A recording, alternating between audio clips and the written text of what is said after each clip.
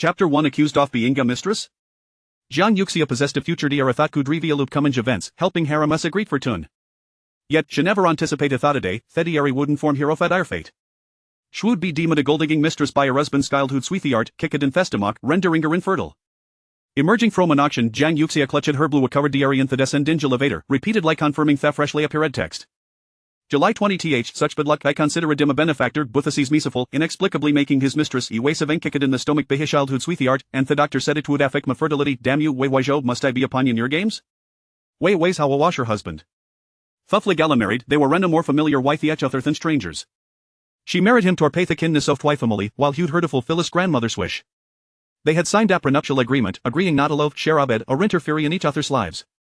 For twice of marriage Wei Wei's who was mostly abroad on business, and Jiang Yuxia returned to the house bought with twy family, Thurinjike would be inconvenient if he suddenly returned. Their relationship had been an odd mutual respect until today, when the diary central left Jiang Yuxia utterly bewildered. Exiting the elevator, she found many unfamiliar faces gathered outside the auction hall. Seeing them, Jiang Yuxia beckoned to a nearby hostess. Koma here and help, she said. Stepping out into the blinding Julie sunlight, Jiang Yuxia had just put on her sunglasses when a group blocked her path. Someone pointed at her nose and screamed, "You bicho famistress, wefanelli caught you."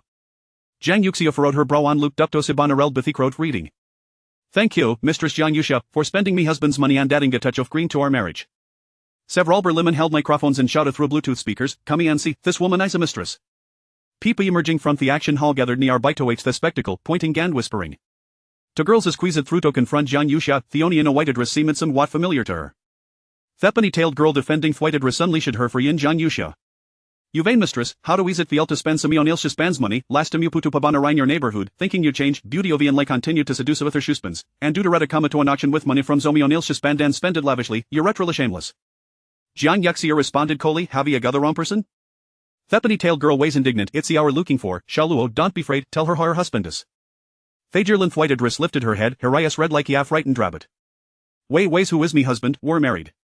Jiang Yuxia's dark eyes wouldn't in shock. Presumably, Thegro before I heard Yi Xiaolua was the childhood sweet the art mentioned in the diary. Botho called Wei Weizo Azura Mary Yizayalu if Weizo ready married to her? Jiang Yuxia forced herself to calmly recall events. Yes, she had personally ganatajid married to Wei Weizo years ago, Ike was neither a dream nor a fantasy. Thep Hodotikin of the Civil Affairs Bureau was still in her phone, sent to Wei's grandmother for her peace of mind. Jiang Yuxia's first reaction Wei stormain rational and say, calm down. Inito confirmed this with Wei Weizo, I furially remarried, ill find the best lawyer to sway him for bigamy. Thieber Lemon behind the pawn-and-tailed girl couldn't listen anymore. They spat, wow, you're a realishamless. Could Wei Wei's who possibly commit bigamy, hand my cousin Shaluo oracle to sweet the arts. Shaluo Jiang Yuxia remembered. On the day she married Wei Weizo, someone in Shaluo had called home repeatedly.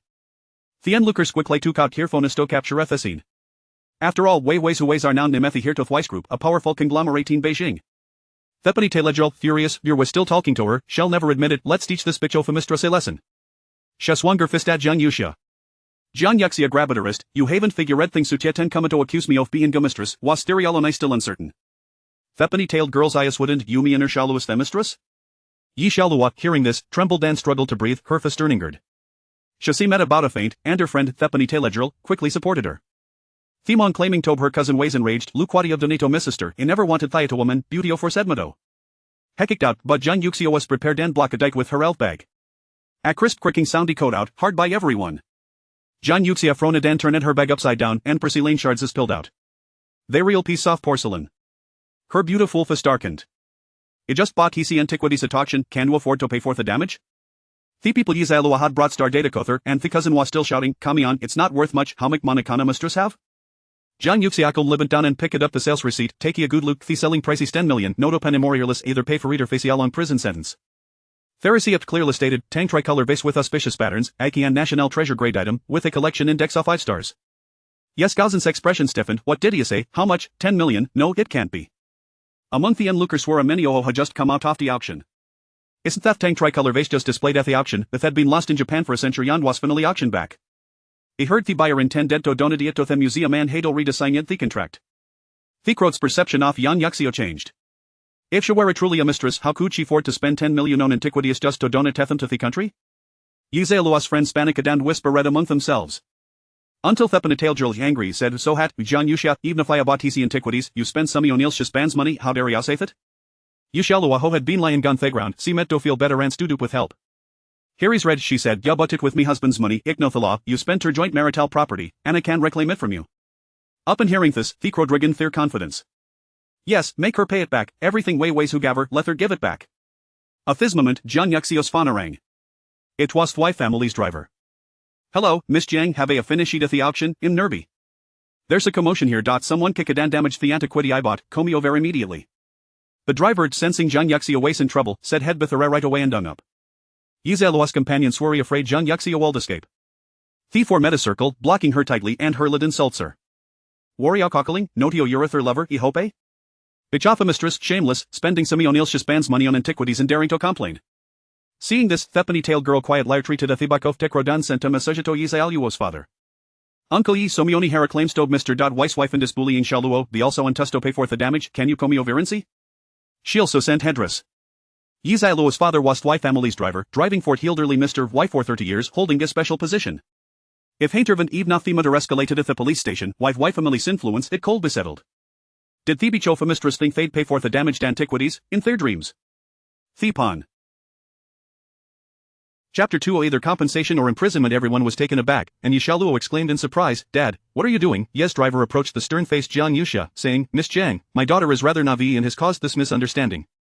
"I sincerely apologize." He bowed his head and pulled Yishaluo alongside him to admit fault. However, Yishaluo refused, her complexion pale as she retorted, "Dad, you must be mistaken, she has intruded upon my relationship with brother Huai Zhou. She is the other woman." At silence, Yes driver barked angrily, "Do not speak nonsense, Miss Jiang is not the other woman." Jiang Yusha's eyes flickered as she surveyed both the driver and Yishaluo. This was the second time she encountered the Wei family's driver. Had it not been for old Madame Wei's insistence on sending a driver due to her concerns about Jiang Yusha donating antiques to the museum, she would have remained oblivious to the fact that Yishaluo was the driver's daughter. Onlookers, capturing the scene on their phones, directed their cameras at Yes driver. The driver who served Old Wei had arrived to personally attest that Jiang Yusha was not the other woman. What a dramatic twist. Yes driver's face turned grim. "Stop filming, this is all a misunderstanding." Jiang Yusha raised an eyebrow. "What exactly is going on?" Yes driver first glanced at his daughter, whose face was ashen and eyes filled with confusion. He lowered his head, his tone exceedingly humbled. "Miss Jiang, my daughter has grown up with young Master Wei, she has just returned from abroad and is not fully aware of certain matters.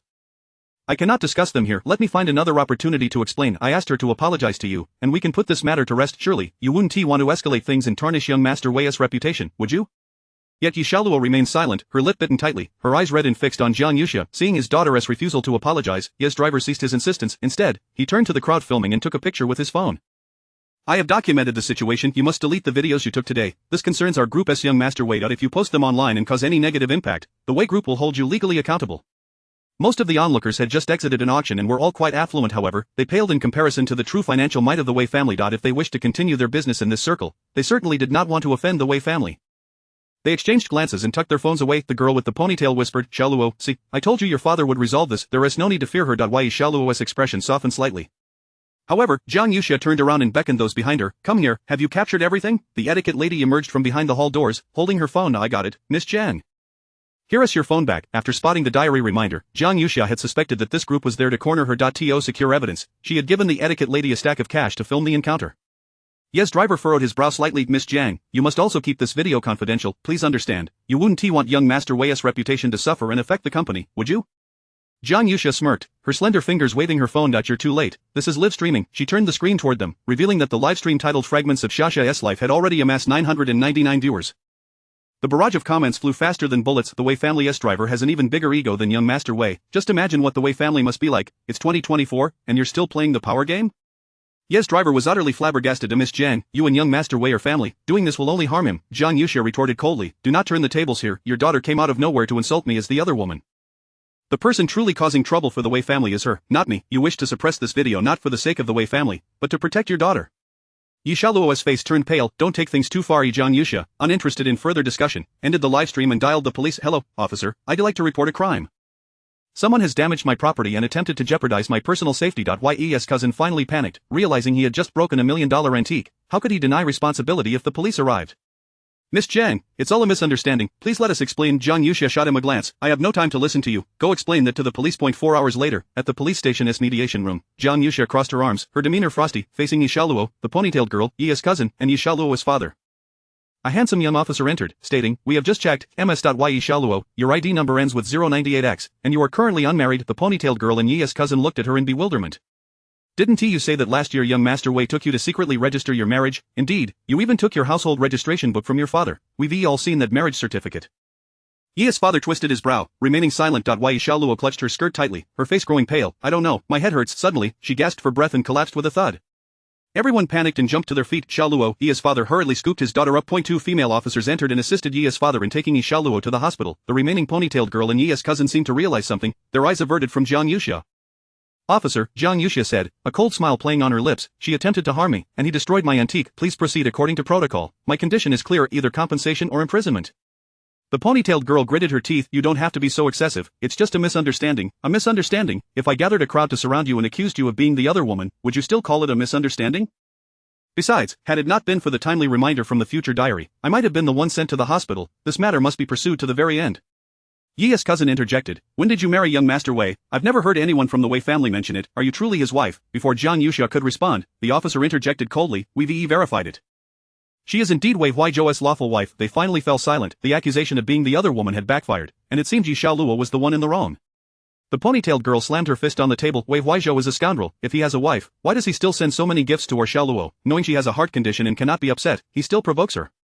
Pointing at Jiang Yuxia, she continued, why don't you keep an eye on your husband? Jiang Yuxia crossed her arms, her demeanor indifferent. I'm not his mother. It's not my concern how many women he engages with. Why don't you keep an eye on your friend and stop her from pretending to be the primary wife and stealing someone else's husband? Yi's cousin retorted, watch your tone. The young officer suddenly stood up. Enough, if you continue to argue, I will take you all into custody. You too should know better than to jump to conclusions without proper investigation. To this day, not even an apology has been offered to Ms. Jiang. Upon hearing the officer, they finally stood up, their faces ashen, and apologized. We're sorry. Jiang Yuxia adjusted her sunglasses, her red lips chillingly stating, I do not accept your apology. Yi's cousin, flustered, exclaimed, you're doing this on purpose. Officer, please assess the situation. She bought $1 million antique and merely wrapped it in a bag. Who could have known it was valuable? The officer slammed the table, his tone severe. What someone buys is their business, even if it's in a plastic bag. It does not justify your destruction of their property. Jiang Yuxia laughed coldly. I'll give you 3 days. If the money is not forthcoming, you'll find yourself behind bars. Her stance was unwavering, leaving no room for negotiation. Thus, the ponytailed girl immediately compensated for emotional distress with 100,000. Yi's cousin, having destroyed the antique, could not raise the million immediately and had to contact his family for funds, but this was not a matter of a mere thousand. It was $1 million. As he contemplated pleading for mercy, Jiang Yuxia turned and walked away without looking back. The young officer hurried after her. Ms. Jiang Yuxia quickened her pace. Jiang Yuxia, stop right there.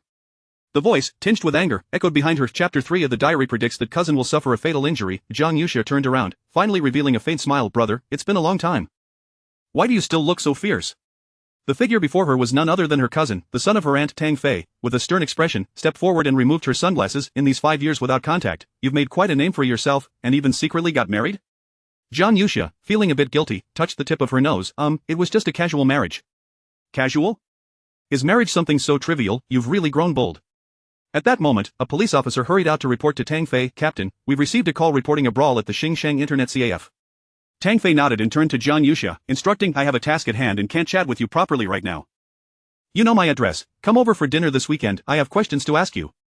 With that, he hastily left with his team. Jiang Yuxia heard the familiar sound of pages turning and writing.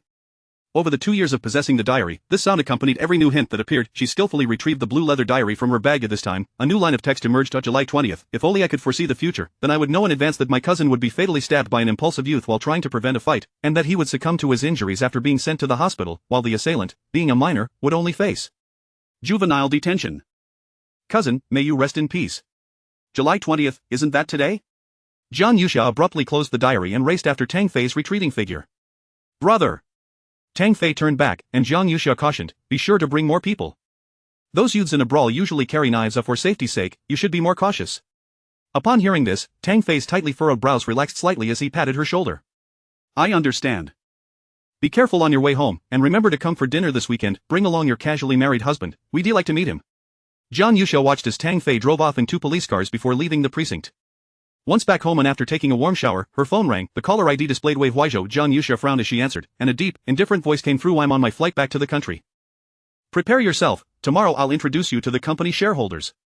When they had just received their marriage certificate, Grandma Wei had sent a driver to take Jiang Yuxia to Wei's group to deliver some documents to Wei Huizhou.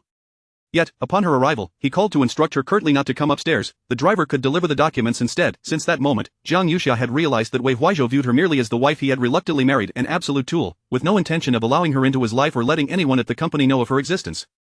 Thus, Jiang Yuxia had learned to behave herself, adhering to the boundaries Wei Huizhou had set, remaining low-key as always. To her surprise, this time Wei Huizhou had taken the initiative to propose introducing her to the shareholders. Jiang Yuxia paused for a moment. Mr. Wei, are you doing this to apologize on behalf of Yi Xiaoluo? On the other end, Wei Huizhou replied calmly, I have no need to apologize for her. Introducing you to the shareholders is not solely for her sake. Oh, not solely for her. Jiang Yuxia's curiosity was piqued. Then what about the marriage certificate she possesses? Fake. Wei Huizhou was succinct. But Yi Xiaoluo doesn't know it's fake. Otherwise, she wouldn't dare confront me as the original partner. This statement was met with a heavy silence from Wei Huizhou, which only implied that he indeed shared a significant relationship with Yi Xiaoluo. Jiang Yuxia lowered her head, droplets of water cascading from her not quite dry hair. Her eyes glistened as she recalled the assistance Wei Huizhou had provided her in the past. She bit her lip and spoke up, I'll be straightforward with my demands. I want Yi Xiaoluo to issue a public apology, and the company to provide documentation for clarification. If that can be arranged, the compensation amount from her cousin can be reduced by half. However, I must clarify in advance, Mr. Wei, I refuse to be a mistress, nor do I subscribe to the notion that being unloved in a relationship makes one a third party. At that moment, the voice of a flight attendant announcing the activation of airplane mode echoed from Wei Huizhou's end. Let us discuss this matter in person. Very well. She tightened her grip on the phone, her gaze shifting to the document she had already printed out, resting on the table beside her.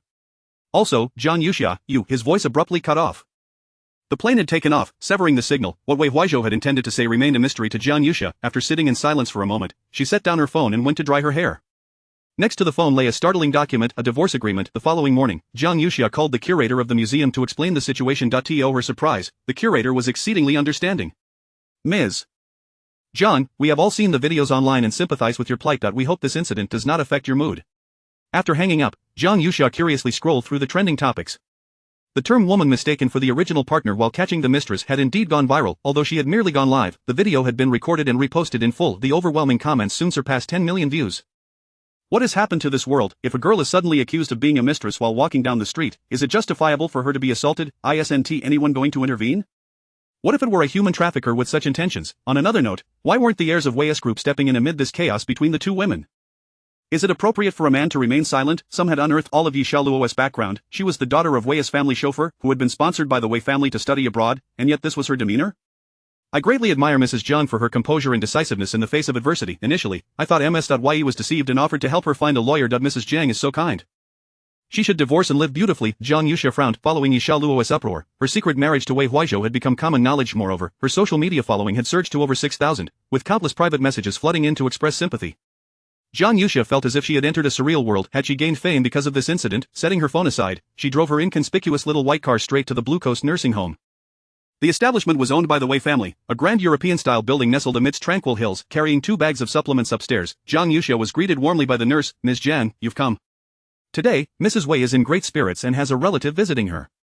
Relative? After a brief exchange with the nurse, Jiang Yuxia headed to the 5th floor, to Grandma Wei's private VIP room. Upon entering, she was taken aback to find Yi Xiaoluo, dressed in a white dress, sitting by the hospital bed, wiping her tears. Brother Huizhou didn't tell me you were so ill. I prefer to recuperate in peace, so only a few family members are aware of my condition. It's understandable that you weren't informed. The elderly Mrs. Wei, her silver hair adorned in a comfortable silk home outfit, wore a detached smile until she spotted Jiang Yuxia. Then she sat up, beaming warmly. Yuxia, you're here. Why do you keep bringing me gifts? Come, sit down. She waved her hand, subtly pulling Yi Xiaoluo from the chair to make space for Jiang Yuxia. The caretaker stepped forward to accept the supplements Jiang Yuxia had brought, leaving Yi Xiaoluo to stand to the side.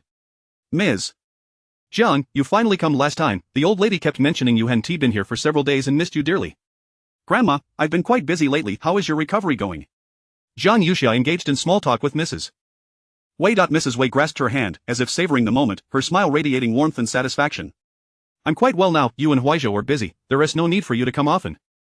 It is tiring for you. I'm fine. By the way, Huizhou is returning soon, isn't? Before Jiang Yuxia could respond, Yi Xiaoluo interjected, Brother Huizhou will arrive tonight. Jiang Yuxia glanced at her, and Yi Xiaoluo lowered her head, guilt etched on her face. Ms. Jiang, I sincerely apologize for damaging your belongings. Mrs. Wei, puzzled, inquired what happened. Chapter 4 is a major gas explosion imminent. Perhaps Grandma Wei has yet to see the trending news, but it is only a matter of time before she becomes aware. Yi Xiaoluo decided to take the initiative. The situation has escalated. In a video, driver Yi shamelessly leveraged the reputation of the Wei group to threaten individuals into removing the footage, which has since been turned into a meme. Yi Xiaoluo understands all too well that if Grandma Wei were to learn of this, she would not tolerate their father-daughter duo. With a gentle voice, she explains, Miss Jiang attended the auction, but my cousin accidentally damaged a priceless antique and demanded compensation. However, Brother Huaizhou insisted that I need not concern myself with this matter. Still, I believe it is necessary to extend an apology to Miss Jiang. She slightly bows, I am truly sorry, Miss Jiang. Yi Xiaoluo has said everything except for the fact that she was the one who first vilified Jiang Yuxia as a mistress. Grandma Wei is in poor health, and Jiang Yuxia has no intention of engaging in a confrontation with her. With an indifferent expression, she replies, Miss Yi, you should exercise caution in the future. Do not let others deceive you into becoming a genuine mistress. Yi Xiaoluo's face pales, and she nervously glances at Grandma Wei. With a stern gaze, Grandma Wei looks at Yi Xiaoluo. Have you become a mistress for someone else? Yi Xiaoluo hastily shakes her head. I have not. Her face flushes as she quickly regains her composure under Grandma Wei's piercing gaze. I mistakenly believed Miss Jiang was a mistress, but Brother Huaizhou has clarified that they are married. Therefore, Miss Jiang, I sincerely apologize. Grandma Wei's expression darkens considerably. Yuxia is our legitimate granddaughter-in-law. Xiaoluo, Yuxia will be the mistress of the Wei family from now on, and you must show her the same respect you afford me. Yi Xiaoluo bows her head. Yes, madam, I understand. Grandma Wei then turns to ask, Yuxia, is the money Huaizhou provided sufficient for your needs? Jiang Yuxia maintains a soft smile. It is enough, but I came today with the intention of giving this to Grandma. She retrieves a bank card from her bag. This is from my 2 years of marriage with Mr. Wei. He has transferred a total of 23 million to me, of which I invested 10 million. Now, with the accrued returns, there is a total of 33 million in the account. Along with the bank card, she presents 2 keys, one for the house Mr. Wei purchased for her upon their marriage, and another for a Bentley. Yi Xiaoluo gazes at the bank card, her almond-shaped eyes widening in disbelief. So much money, and Jiang Yuxia has not spent a single cent? Where did she get the money for the auction? Grandma Wei casts a glance at the card, her brow furrowing. Have you two quarreled? Jiang Yuxia remains calm, smiling. No, it is just that I do not feel at ease holding onto this money. I would like Grandma to keep it safe. Grandma Wei says nothing more, instructing the maid to take the items, and then tells Jiang Yuxia, the sun is shining outside, please push my wheelchair and take me for a stroll. Yi Xiaoluo attempts to follow but is stopped by Grandma Wei. You stay here and help the maid tidy up. In the garden, the lush greenery is vibrant under the scorching summer sun, accompanied by the sound of cicadas, creating a sweltering atmosphere. Jiang Yuxia pushes Grandma Wei's wheelchair through the shaded path. Xiaoxia, regarding your relationship with Huaizhou, I will not pry. However, I can assure you that Yi Xiaoluo will never have the opportunity to disrupt your marriage. With a sigh, Grandma Wei continues, Yi Xiaoluo's father has driven for our family for 30 years, which is why Huaizhou has treated her like a sister since childhood. But that does not equate to affection. When Huaizhou returns this time, I will have a good talk with him to ensure he does not do anything to upset you. Jiang Yuxia hesitates, ultimately managing a smile, regardless of Mr. Wei's presence. I have already considered you family, Grandma, and I will continue to honor you. Grandma Wei smiles, patting her hand. You dear child, here, this is for you. She retrieves a box from under the blanket on her lap, opening it to reveal an imperial green bracelet. What is this? This was passed down to me by my mother. Xiaoxia, today is your birthday. I have no other intention but to wish you a happy birthday. Upon hearing this, Jiang Yuxia tightly grips the box, her expression touched. Thank you, Grandma. She nearly forgot. Today is indeed her birthday. Ever since the family incident, she has not celebrated this day in a long while. Suddenly, she recalls the abrupt words from yesterday when Wei Huaizhou seemed to want to wish her a happy birthday. Just as she momentarily drifts away in thought, she hears the familiar sound of pages turning and writing. Her future diary has been updated. Jiang Yuxia quickly pulls out the blue leather notebook. July 21st, a significant gas explosion occurred at the Blue Coast nursing home due to a gas leak. Although Grandma Wei narrowly escaped, she suffered serious injuries, and the other elderly residents sustained severe casualties. A tragic event. Without hesitation, Jiang Yuxia promptly puts away the diary. She pushes Grandma Wei's wheelchair to a spot near the security booth, away from the nursing home. Grandma Wei, confused, asks, Xiaoxia, why have you brought me here? Grandma, please wait here and do not wander off. I noticed a suspicious smell in the nursing home, possibly a gas leak, and I will go notify others. A security guard approaches with a walkie-talkie, and Jiang Yuxia requests that he immediately inform the security department to evacuate the residents from the nursing home. Simultaneously, Jiang Yuxia takes out her phone to call the police, then hurriedly runs back inside the nursing home. Grandma Wei calls out from behind, Xiaoxia, be careful. The nursing home spans 5 floors, with 12 VIP rooms on each level to ensure a comfortable living environment, housing elderly residents who are mostly immobile. Although there are reports of a gas leak, there is no pungent odor permeating the nursing home. Jiang Yuxia finds the head nurse and instructs her to arrange for the nurses to help evacuate the elderly residents. The head nurse initially thinks she is joking. Miss Jiang, there's no odor, perhaps you misinterpreted? Jiang Yuxia's tone turns serious. It is fortunate that an incident has not occurred yet, but if it does, the consequences will be dire. Can you bear that responsibility? The head nurse's expression shifts to one of alarm. She certainly cannot bear that. The residents here all come from affluent backgrounds. Quickly, we must evacuate all patients. The head nurse gathers all the nurses. Jiang Yuxia races from the first floor to the fifth, ensuring that no one remains in their rooms before heading outside. By this time, the garden is overflowing with elderly residents.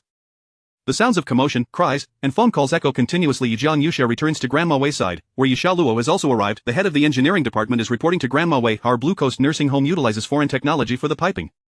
If there were a gas leak, an alarm would sound immediately. Yi Xiaoluo speaks softly. Could it be that Miss Jiang is mistaken? I did not smell anything either. The engineering department head glances at Jiang Yuxia before continuing to Grandma Wei. I have arranged for personnel to inspect all the pipes. No leaks have been found, madam. We should focus on calming these frightened clients. If they discover that we falsely reported a crisis, it could lead to chaos. Yi Xiaoluo agrees. Yes, and there are so many elderly residents in need of oxygen. This is a matter of life and death. However, Grandma Wei firmly states, I trust Xiaxia's judgment. The engineering department head turns to Jiang Yuxia. Miss Jiang, such matters are not to be taken lightly. Jiang Yuxia glances at the time. I just called the police. The relevant departments should be arriving shortly. We can wait. Soon, the sound of police sirens approaches, and 2 officers arrive with 3 gas company maintenance workers. Who called the police? I did. Jiang Yuxia succinctly recounts what she has discovered, firmly asserting that she detected a pungent odor. The police officers, along with the gas pipeline maintenance workers, enter the nursing home, while the engineering department head follows them, leaving the others behind to wait. Moments later, 2 police officers emerge with serious expressions. They notify over the phone, hurry and increase personnel. There are 4 gas leak points at the Blue Coast nursing home. We will arrange to evacuate from our side first. Yi Xiaoluo is left dumbfounded. How could Jiang Yuxia have been correct after all? Chapter 5. Submitting the future diary to the authorities. Upon hearing the police officer's words, the crowd's expression shifted dramatically. Without uttering another word, they urged their caretakers to swiftly wheel them away from the nursing home. Jiang Yuxia hurriedly pushed Grandma Wei, ensuring they distanced themselves from the premises. An hour later, a cordon had been established. Gas pipeline repair workers had already identified all leak points and completed their inspections. The issue stemmed from an initial oversight during the construction of the nursing home, where a section of the pipeline was inadequately sealed, resulting in the leak. The blue uniforms of several officers were drenched in sweat. Grandma Wei instructed the caretaker to fetch them some bottled water, and after the officers expressed their gratitude, they wiped the cold sweat from their brows. Had there been an explosion, the consequences would have been dire. The residents here were renowned wealthy individuals and retired officials from the capital. Should a gas explosion occur, it would send shockwaves throughout the city and draw the attention of the national authorities. Reflecting on this, the officers approached Jiang Yuxia and saluted her. They expressed their gratitude, noting that thanks to Ms. Jiang's timely discovery, a major disaster had been averted. The elderly residents, seated in their wheelchairs, gathered around, eager to inquire about Jiang Yuxia's background. Grandma Wei beamed with pride, grasping Jiang Yuxia's hand as she introduced her to those nearby, saying, "This is my granddaughter-in-law." Instantly, a chorus of praises erupted, engulfing Jiang Yuxia in admiration. The residents of the nursing home clamored to take photos with her, while Grandma Wei watched with a smile. Yi Xiaoluo stepped forward, intending to offer some words of comfort to Grandma Wei. Just as she opened her mouth, Grandma Wei spoke in a calm tone, regarding the incident with Xiaxia. It's likely Huai Zhou is leaning in your favor, but don't assume Xiaxia lacks support behind her. I saw your father's resignation letter. Think about it. Should he bear the burden of your mistakes alone? If I could see you publicly apologize online and Xiaxia could accept it, then your father wouldn't need to resign. After all, he is getting on in years and has some connection to our family. You should let him have peace of mind. Yi Xiaoluo's expression faltered, her face draining of color. I understand, old madam. I will apologize. When Jiang Yuxia returned to Grandma Wei's side, Yi Xiaoluo had already vanished. Grandma Wei patted the back of Jiang Yuxia's hand and said, Xiaxia, I am getting old. I entrust the follow-up matters regarding the nursing home entirely to you. Jiang Yuxia felt utterly helpless. She had intended to discuss her thoughts on divorce with Grandma Wei, but now that conversation was out of reach. It was more important to ensure the elderly were settled. Thus, Jiang Yuxia made the decision to temporarily relocate all the residents to a central hospital funded by the Wei family. To express her apologies, the hospitalization and care fees for all the residents would be waived for the time being. She then arranged for a thorough safety inspection of the nursing home to identify any remaining hazards. In passing, she dismissed the head of the engineering department for such a significant incident. Relying solely on foreign technology without any professional judgment was a disaster waiting to happen. Once everything was resolved, Jiang Yuxia returned home from the hospital. It was already 1 o'clock in the morning. Exhausted, she took a quick shower and collapsed into bed. The bright morning light pierced through her slumber, waking her with the jarring sound of her phone ringing. Hello, she mumbled, eyes still closed, her voice laced with sleepiness. Jiang Yuxia, come to the police station, came the voice of her brother, Tang Fei. Still groggy from sleep, Jiang Yuxia asked, what's wrong? Tang Fei's tone was unusual. We'll talk in person. After hanging up, Jiang Yuxia hurriedly washed up and rushed to the police station, taking her blue diary with her, her lifeline that she would never part with. Upon arriving, she was led directly to the interrogation room by Tang Fei, where 2 recording officers were present. Seeing this setup, Jiang Yuxia felt confused. I haven't done anything wrong, have I? Tang Fei, clad in his police uniform, spoke sternly. Regarding the gas leak at the nursing home, there are several points of suspicion that require your cooperation in the investigation. From now on, answer our questions truthfully. Jiang Yusha nodded silently, taken aback. Tang Fei continued, the gas leak at the nursing home went unnoticed even by the engineering department's professionals. How did you detect it? Without missing a beat, Jiang Yusha replied, I have a keen sense of smell. Tang Fei scrutinized her for a moment before asking a few more questions. Gradually, Jiang Yusha began to piece together the truth. The gas leak was no accident, it was intentional. Are you certain you didn't see any suspicious individuals at the nursing home yesterday? No, Jiang Yusha shook her head as she recalled the events. I only visited Grandma Wei and didn't pay much attention to anything else. Tang Fei frowned. According to our technical analysis, the person who tampered with the gas pipeline must have been present when you detected the leak. You evacuated the crowd just in time, meaning they were likely still inside the nursing home and hadn't found an opportunity to escape. At this point, Tang Fei instructed the two recording officers, go check the surveillance footage. Inform me immediately if you spot anyone suspicious. Understood, they replied before leaving. Jiang Yusha had thought she could leave, but to her surprise, Tang Fei closed the door and switched off the law enforcement monitoring device. Brother, you're not going to interrogate me, are you? I truly didn't see anything, she blinked innocently. Tang Fei scolded, have you been watching too many dramas? I have a few questions I need to ask you myself. How exactly did you discover the gas leak? Don't say it was just your keen sense of smell. As a child, you couldn't even distinguish between the scent of durian and dog feces. When Uncle roasted durian, you insisted he was eating excrement. Jiang Yusha, you better come clean. Tang Fei's brows knitted together, attempting to intimidate her with his commanding presence. Jiang Yusha nearly burst into laughter. Why was he bringing up childhood stories? I've grown up now, of course, I'm different. She had no intention of admitting to possessing a future diary. Let me tell you, whatever happens, you mustn't hide anything from me. This gas explosion could be an intentional attack targeting a significant figure at the nursing home, and the aftermath is something you cannot bear. Just then, Tang Fei's phone rang. After listening for a moment, he nodded, all right, I'll be right there. Hanging up, he said, the leaders from the department are here today. I have a meeting to attend. You can head home, and come over for dinner this weekend. Understood, Jiang Yusha replied as she left the police station. Calculating the time, she realized Wei Huizhou should have arrived in the country by now. Jiang Yusha planned to return home, change her clothes, and then wait for him at the old residence. However, as she opened her front door, she sensed something was amiss. Someone had been in her home. Ever since she became wealthy through her future diary, Jiang Yusha had been exceedingly cautious, especially since she lived alone. Although she had chosen a high-end community with excellent security, it was not infallibly safe. The small red box she kept on the shoe cabinet near the door had been tampered with. Inside the box were merely storage items, nothing of great value, yet the box was peculiar. Though it was the same color on all sides, its front was opaque red while the back was translucent. At that moment, light from the balcony illuminated the back of the box, causing it to emit a faint red glow, which was why she noticed it immediately upon entering. Someone had moved the box and flipped it over, indicating her home had been ransacked. Realizing this, Jiang Yusha quickly withdrew her foot and turned to leave, hastily entering the elevator and pressing the button for the first floor. Attempting to remain calm, she fished out her phone, intending to call the property security under the pretense of checking for water leaks. To her shock, just as she unlocked her phone, a text message popped up on the screen. I know you possess a future diary. You have 3 days to deliver it to the Shanshui Garden Express cabinet, as 03. Otherwise, you will face the consequences. Jiang Yusha felt as though she had plunged into an icy abyss. Had her future diary been discovered? With a ding, the elevator reached the first floor, but Jiang Yusha stood frozen, unable to gather her thoughts. Miss Jiang, are you alright? Why aren't you coming out? Outside the elevator stood Aunt Lu, her neighbor from across the hall, just returning from walking her dog. Jiang Yusha snapped back to reality, forcing a smile. I'm fine, just didn't sleep well last night and was a bit lost in thought. Oh dear, you young ladies shouldn't work too hard. You should marry early instead, Aunt Lu replied, as Jiang Yusha bent down to pet the large dog, bidding her neighbor farewell with a smile as she stepped out of the elevator.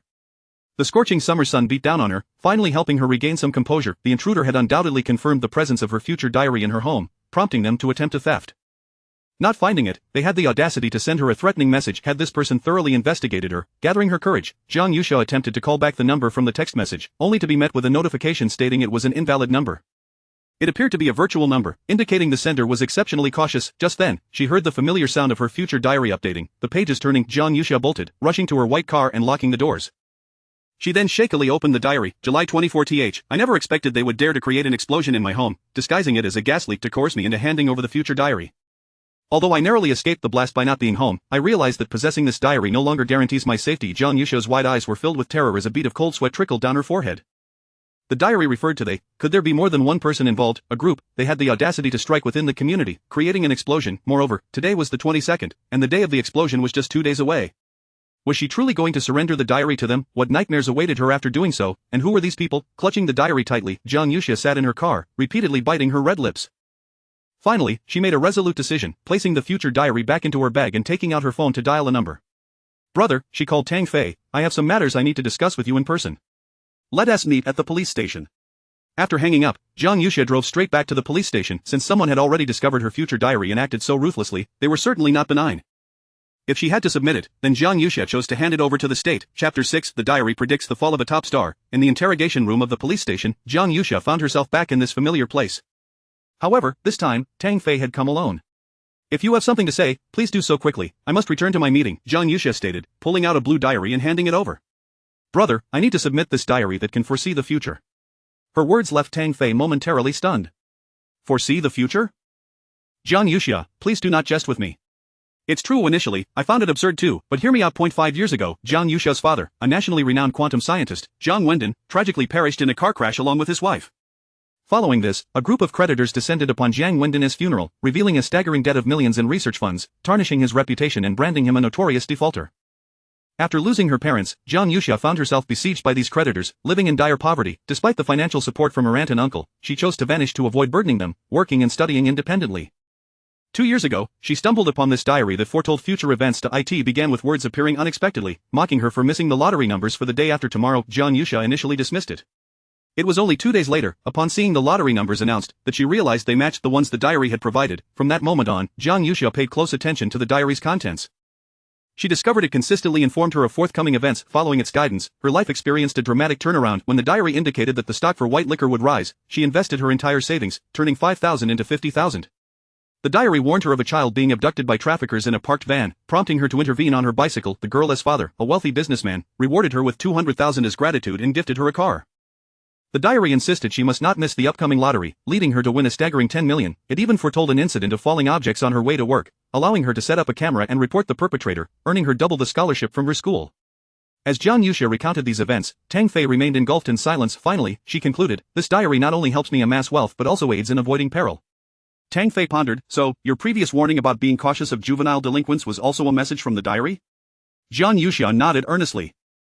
Tang Fei recalled that night on duty when he encountered the aggressive youths. He had apprehended one, only to be threatened with a knife. Thankfully, he had heeded Jiang Yuxia's warning, and his colleagues managed to restrain the assailant before any harm could befall him.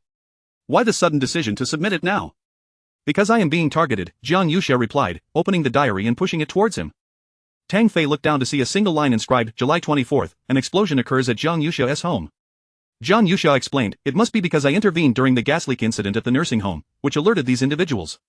Tang Fei's expression turned grave, recognizing the severity of the situation. Please wait here. This matter exceeds my capacity to handle. I need to report this up the chain.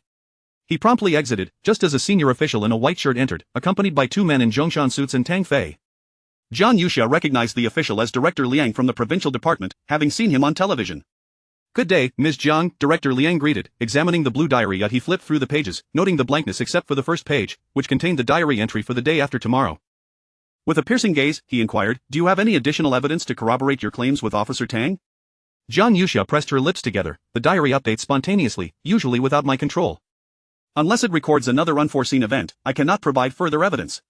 Director Liang's stern face reflected deep contemplation. Just then, a familiar rustling sound echoed once more. This time, not only Jiang Yuxia but also Director Liang and Tang Fei witnessed new text materializing in the diary. July 22nd.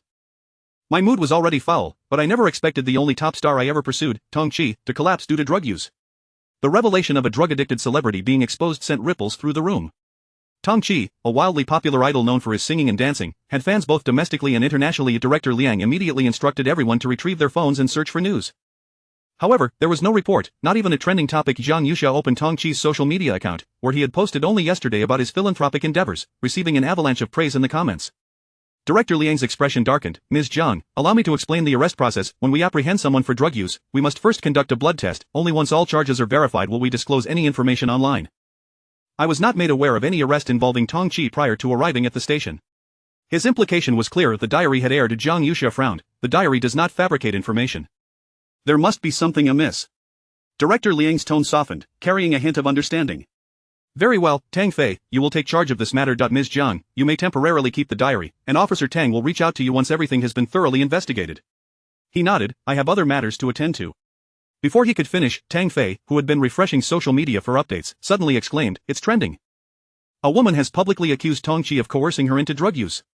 Director Liang's expression shifted dramatically as he took the phone to verify the news. The accuser claimed to be a victim, detailing Tong Qi's misdeeds and even providing a video shot with a hidden camera, clearly showing Tong Qi's face amidst a room filled with individuals engaged in illicit activities. The trending topic skyrocketed to the top, prompting Director Liang to look at Jiang Yuxia with a newfound intensity. Ms. Jiang, please elaborate on how you came to possess this diary. Jiang Yuxia simply replied, I found it. Director Liang inhaled deeply, I need to make a call. He exited the room and returned after several minutes, extending his hand to Jiang Yuxia. Thank you for donating the diary. I will ensure it reaches the relevant departments. Feel free to express any requests, and we will accommodate them. Jiang Yuxia made only 2 requests, to guarantee her safety and to apprehend the group that intended to orchestrate an explosion at her home. Director Liang saluted solemnly, rest assured, your safety is our utmost priority, this matter has been classified as confidential, and we will not disclose your information to the public. Jiang Yuxia nodded, shouldering her bag as Tang Fei escorted her out of the police station. He opened the car door for her, do you not regret handing over such a powerful diary to the state? As dusk approached, Jiang Yuxia lifted her gaze, her porcelain skin glowing in the twilight. I do not regret it. Although I remain unaware of the organization behind it, if they desire the future diary, they should negotiate with the state. Tang Fei offered her his house key. Your home is not safe. Come stay at my place. My mother has been asking about you. Thank you, but I have somewhere to go tonight, brother, you need not worry about me. Uncertain whether those individuals would pursue her to Tang Fei's home, she resolved to seek out Wei Huizhou, willing to push him forward should calamity strike. Just then, a man in a Zhongshan suit, who had been following Director Liang, hastily approached. His voice was low and urgent, Ms. Jiang, I'm afraid you cannot leave just yet. Tang Fei frowned, what is going on? The man replied seriously, the moment Ms. Jiang stepped out, all the words in the diary vanished. Chapter 70 Jiang Yuxia is taken to the police station. Jiang Yuxia was compelled to return to the police station. Director Liang and his colleagues were gathered around a diary, observing it intently. Indeed, as Jiang Yuxia approached within 5 meters of the diary, the entry dated July 24, which contained a warning about an explosion, gradually became visible. The group collectively gasped in astonishment. Jiang Yuxia, taken aback, remarked, I had no idea this was happening since it had never left my side before. Director Liang, deep in thought, mused, if this diary requires Ms. Jiang's proximity to possess its prescient abilities, an adjacent senior police officer interjected with a jest, I fear we may have to submit Ms. Jiang to the relevant authorities as well. Jiang Yuxia paused momentarily, saying, however, the diary does not update constantly, and if you keep watching me, it will disrupt my life. Understanding this, Director Liang contemplated briefly before stating, I shall make a call to discuss this with higher-ups. Please wait a moment, Ms. Jiang. Alright, she replied. As Director Liang stepped out, several senior police officers surrounded Jiang Yuxia, inquiring about her well-being, praising her youthful zeal to serve the nation, and commending her resilience. The chief of police even poured her a cup of tea, remarking that she was of similar age to his own daughter. Jiang Yuxia maintained a polite, albeit strained smile on the face of this assembly of elder officers. Eventually, Director Liang returned. Ms. Jiang, the higher-ups have convened an emergency meeting and have decided that you will retain custody of the diary. Additionally, they will arrange for personnel to ensure your protection. However, we have a request. Should the diary provide updates pertaining to societal issues, please inform us promptly. Jiang Yuxia nodded, that is certainly manageable, but there are security concerns regarding my home. Before she could elaborate, Director Liang assured, we will investigate and address that as well. From now on, I shall be your point of contact, feel free to reach out to me directly if you encounter any difficulties. Jiang Yuxia pondered for a moment, may I contact Officer Tang? He is usually closest to me and is my cousin, so I hesitate to disturb you with every matter. Director Liang understood and turned to Tang Fei, Officer Tang, you will now be responsible for liaising with Ms. Jiang. Any urgent matters must be reported directly to me. Suddenly called upon, Tang Fei stood at attention, yes. Director Liang promptly added Tang Fei on WeChat. Tang Fei had never envisioned that, as a mere captain in the police station, he would one day report directly to the director. Director Liang then addressed Jiang Yuxia, to avoid drawing attention, Ms. Jiang, let us move to the adjacent interrogation room to discuss plans for inspecting your home for potential explosive hazards. Very well, she agreed. To prevent any semblance of impropriety, Director Liang and several senior police officers exited first, with Jiang Yuxia following Tang Fei. A few minutes later, unbeknownst to her, a passing officer had surreptitiously captured her silhouette as she entered the interrogation room and sent it to her mother-in-law, Zhu Lixia. The Wei family residence, designed in the style of a Suzhou garden, featured buildings nestled amongst lush greenery. In one of the 2-story living rooms, a grand crystal chandelier glittered. Wei Huizhou's parents sat with crossed arms, their expressions grim. Zhu Lixia, chin held high, surveyed Yi Xiaoluo, who sat opposite her.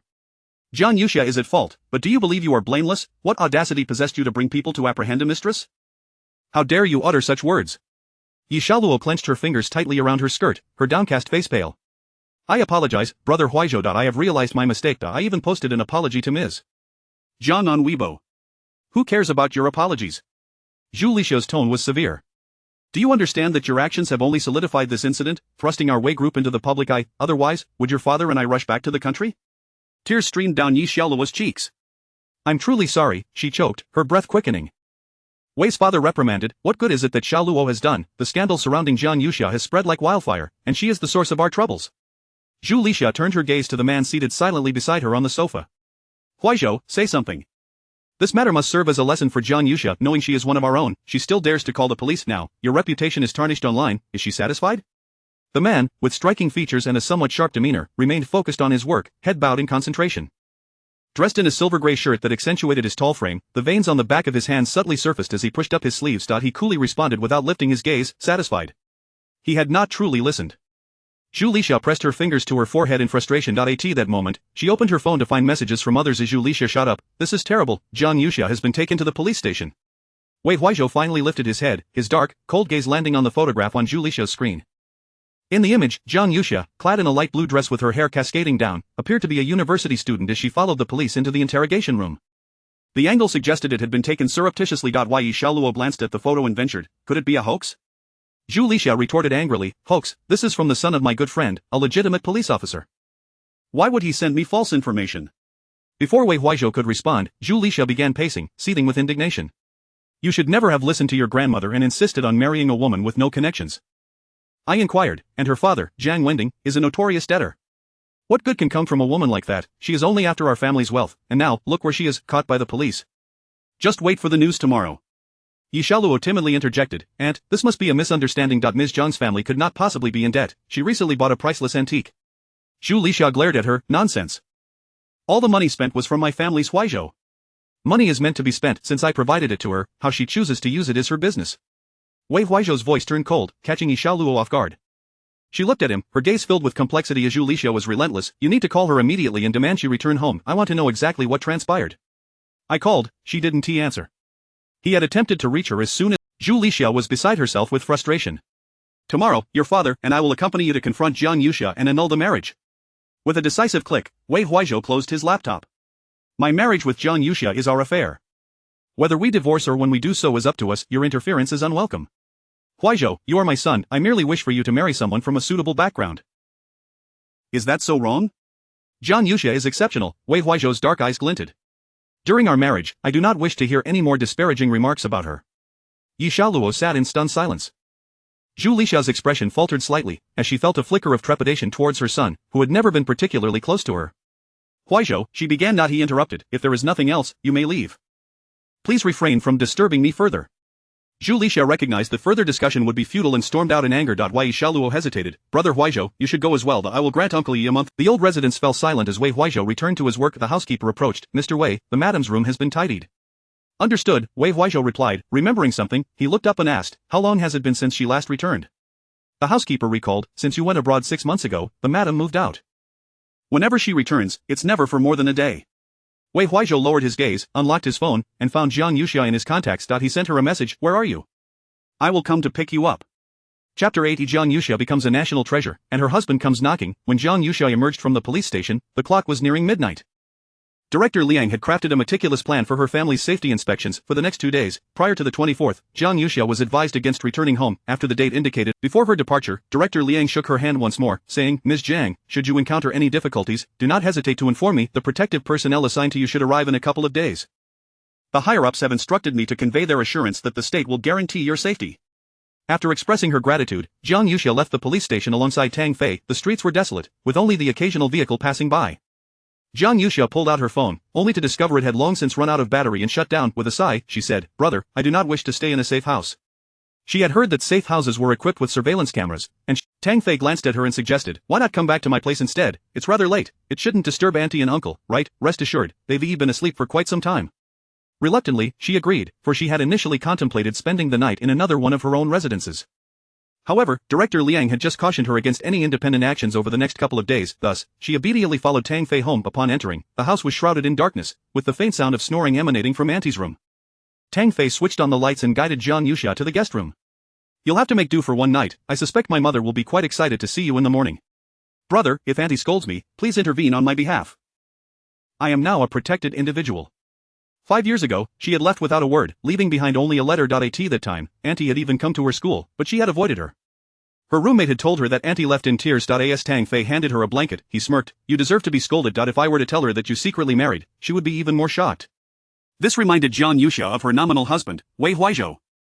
They had agreed to meet at the ancestral home today, but she had completely forgotten about it. She picked up her phone to contact him, only to remember it was dead.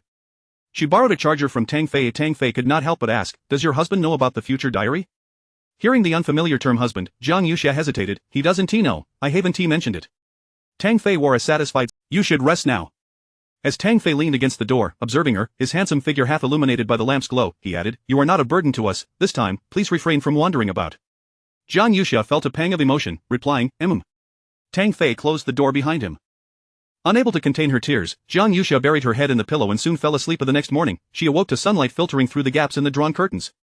She picked up her phone, discovering it was already past 8 as she unlocked the screen. 2 WeChat messages and a missed call appeared, all from Wei Huizhou. The last message, sent at 4 in the morning, read, "Miss Jiang, I do not appreciate individual." After the tumultuous day she had experienced, she had not had the opportunity to visit the ancestral home. She quickly dialed his number. Suddenly, it dawned on her that Wei Huizhou had just returned to the country and might still be adjusting to the time difference.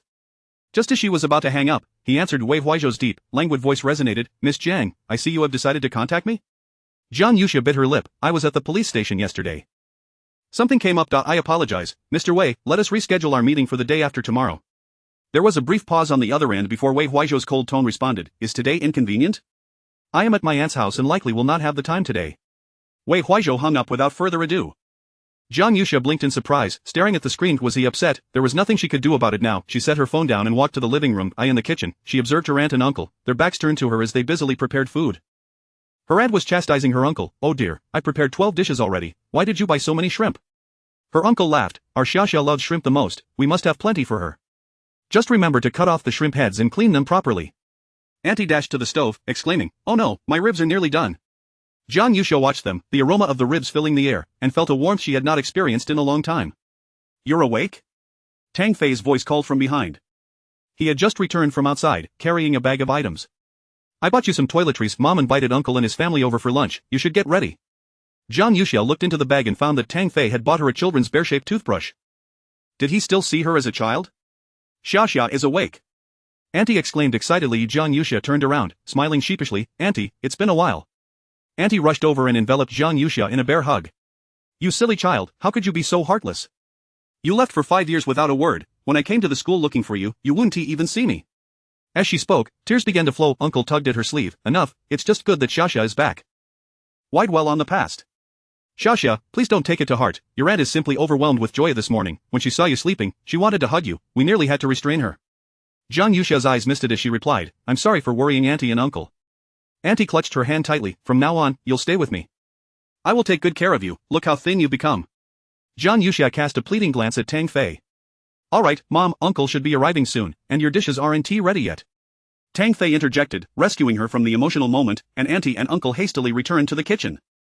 Jiang Yuxia went to the bathroom to wash up, and by the time she emerged, her uncle's family had indeed arrived. Her uncle, Xiao Xinghua, along with his wife and cousin Xiao Lei, entered.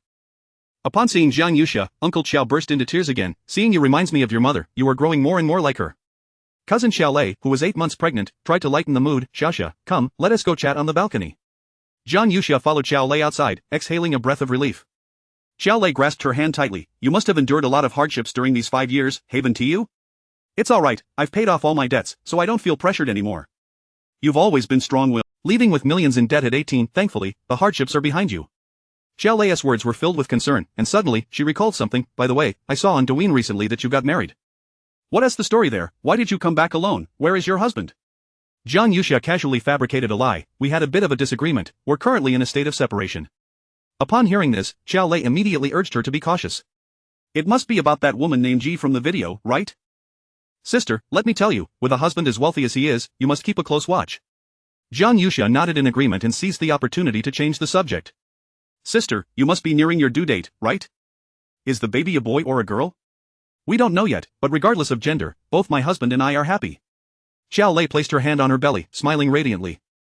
Just as they were conversing, a knock sounded at the door. Uncle Xiao Xinghua went to answer it, and upon seeing the tall man standing outside, he froze.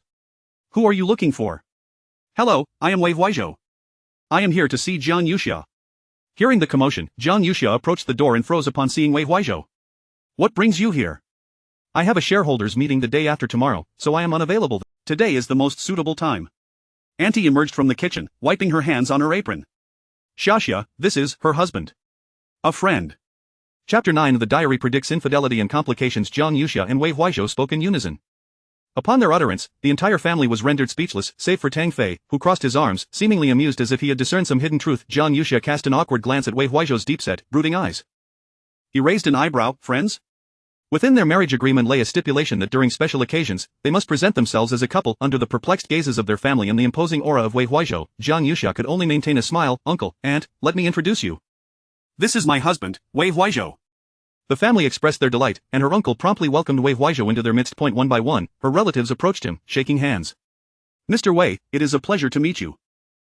My son-in-law works as a department head at a subsidiary of Huanghai Group, her uncle remarked, ushering her cousin's husband forward for introductions. Hello, Mr. Wei, I am Sui Hao. Wei Huaizhou nodded, greeting each with poise and courtesy. He was treated like royalty, seated on the sofa, flanked by her uncle on the left and her aunt's husband on the right, who bombarded him with questions. How long have you been married to our Xia? How did you two meet?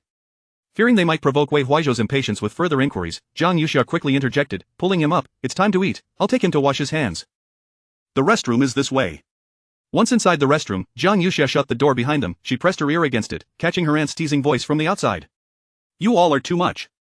It's Mr. Wei's first visit, and you bombard him with questions as if he's a criminal on trial. Mom, you can't call him Little Wei, he is the president of our group, her cousin's husband reminded. From behind, Wei Huaizhou's deep voice resonated. Is it necessary to close the door to wash hands?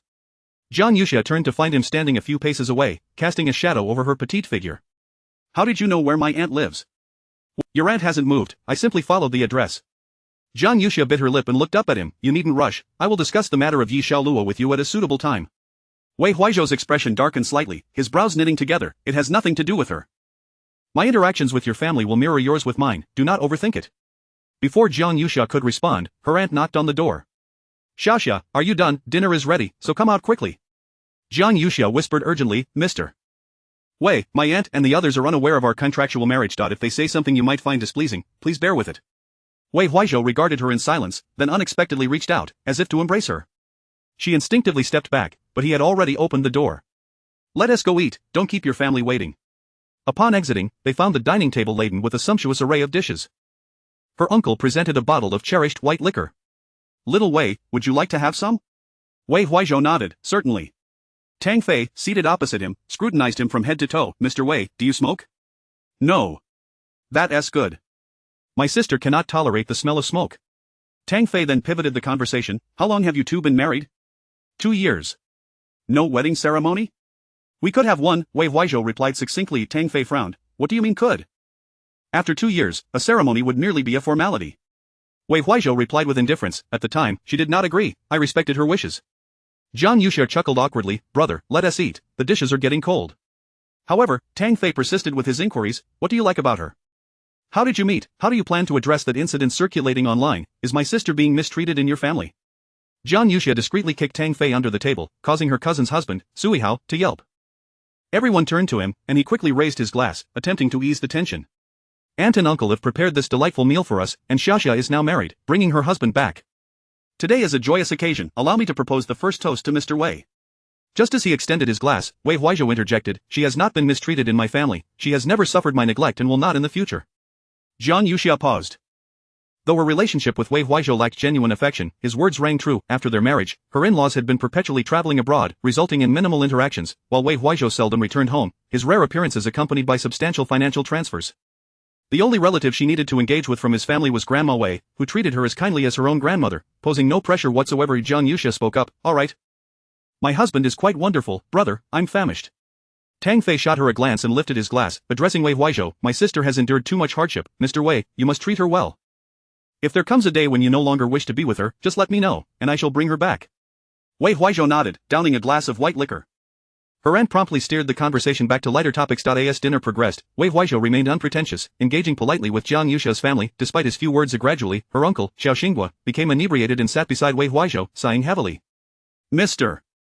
Wei, you are practically one of us now. There is something I must express. My son-in-law is quite capable, he has worked at a subsidiary of your group for a decade. Wei Huaizhou listened quietly, his hand resting on the table, tapping rhythmically. Jiang Yuxia's gaze fell upon his right hand, with its well-defined knuckles, long fingers, and prominent veins. On his ring finger, he wore the wedding band they had purchased together. She instinctively touched her own bare finger, discreetly hiding her hand beneath the table. Xiao Xinghua lamented, just last month, he lost a significant contract, and now he has been transferred departments and faced a 30% pay cut. My daughter, Lei Lei, is about to give birth. Their family's livelihood is now in jeopardy. Dad, why are you saying this? It's Ihao's own doing. Xiao Lei interjected, frowning. Sui Hao sat nearby, silently drinking, overwhelmed with guilt. After listening, Wei Huaizhou remarked, I understand, before pulling out his phone to send a message. 5 minutes later, Sui Hao's phone rang. Hello, manager, yes. His eyes lit up as he glanced at Wei Huaizhou, nearly bowing in gratitude. Alright, thank you so much. I've been reinstated to my original department, and I've even received a promotion. Mr. Wei, I cannot thank you enough. I will down this drink in your honor.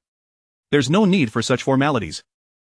You are my wife's relative, which makes you my relative as well. He said the words my wife with remarkable ease, yet Zhang Yuxia felt a twinge of anxiety. She disliked feeling indebted to Wei Huaizhou.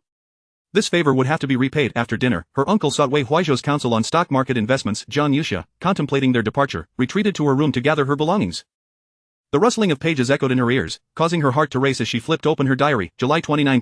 My cousin discovered that her husband is unfaithful, which triggered a premature labor, leading to severe complications. She is now in the ICU. Dear cousin, you must pull through. Chapter 10. A tall, warm body leaned in closely. Before she could gather her thoughts, she heard Xiao Lei's voice behind her. Xia, what are you daydreaming about? Zhang Yuxia closed her diary, replying, I was just checking if I had overlooked anything. Xiao Lei took her hand and said, if it weren't for my impending delivery, I would truly love to invite you to stay at my home for a while. In their childhood, the three of them had the closest bond. Zhang Yuxia tucked her diary into her bag and smiled, I wouldn't dare intrude on you in your husband's sweet moments. Sweet moments, we're practically an old married couple now. Although Xiao Lei said this, the sweetness on her face was unmistakable. She and Sui Hao had transitioned from campus sweethearts to a model couple in the eyes of those around them. Xia, I must sincerely thank you and your husband for this matter regarding your brother-in-law. I can't conveniently approach Mr. Wei about it, so please convey my gratitude. She continued, though he may seem somewhat aloof, his care for you and his tolerance towards our family are commendable. It's rare for wealthy individuals to possess such patience. Seeing you happy puts my mind at ease. Zhang Yuxia glanced outside. Her aunt and uncle were engaged in conversation, while Tang Fei had just taken a call and left for the bureau. Her uncle was speaking with Wei Huaizhou. Seizing the moment, she lowered her voice and asked, Sister, what trouble has my brother-in-law gotten into at the company? Xiao Lei sighed.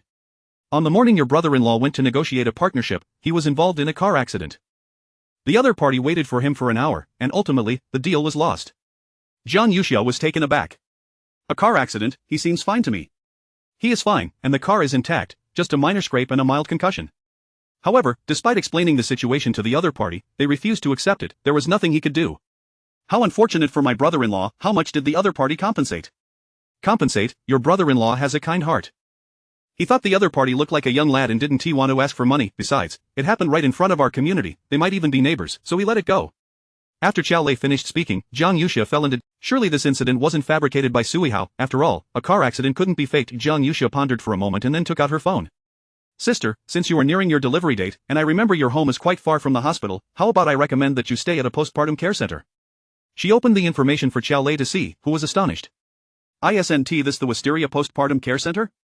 I visited it with my husband before. It's prohibitively expensive, over 128,000 for a month's package.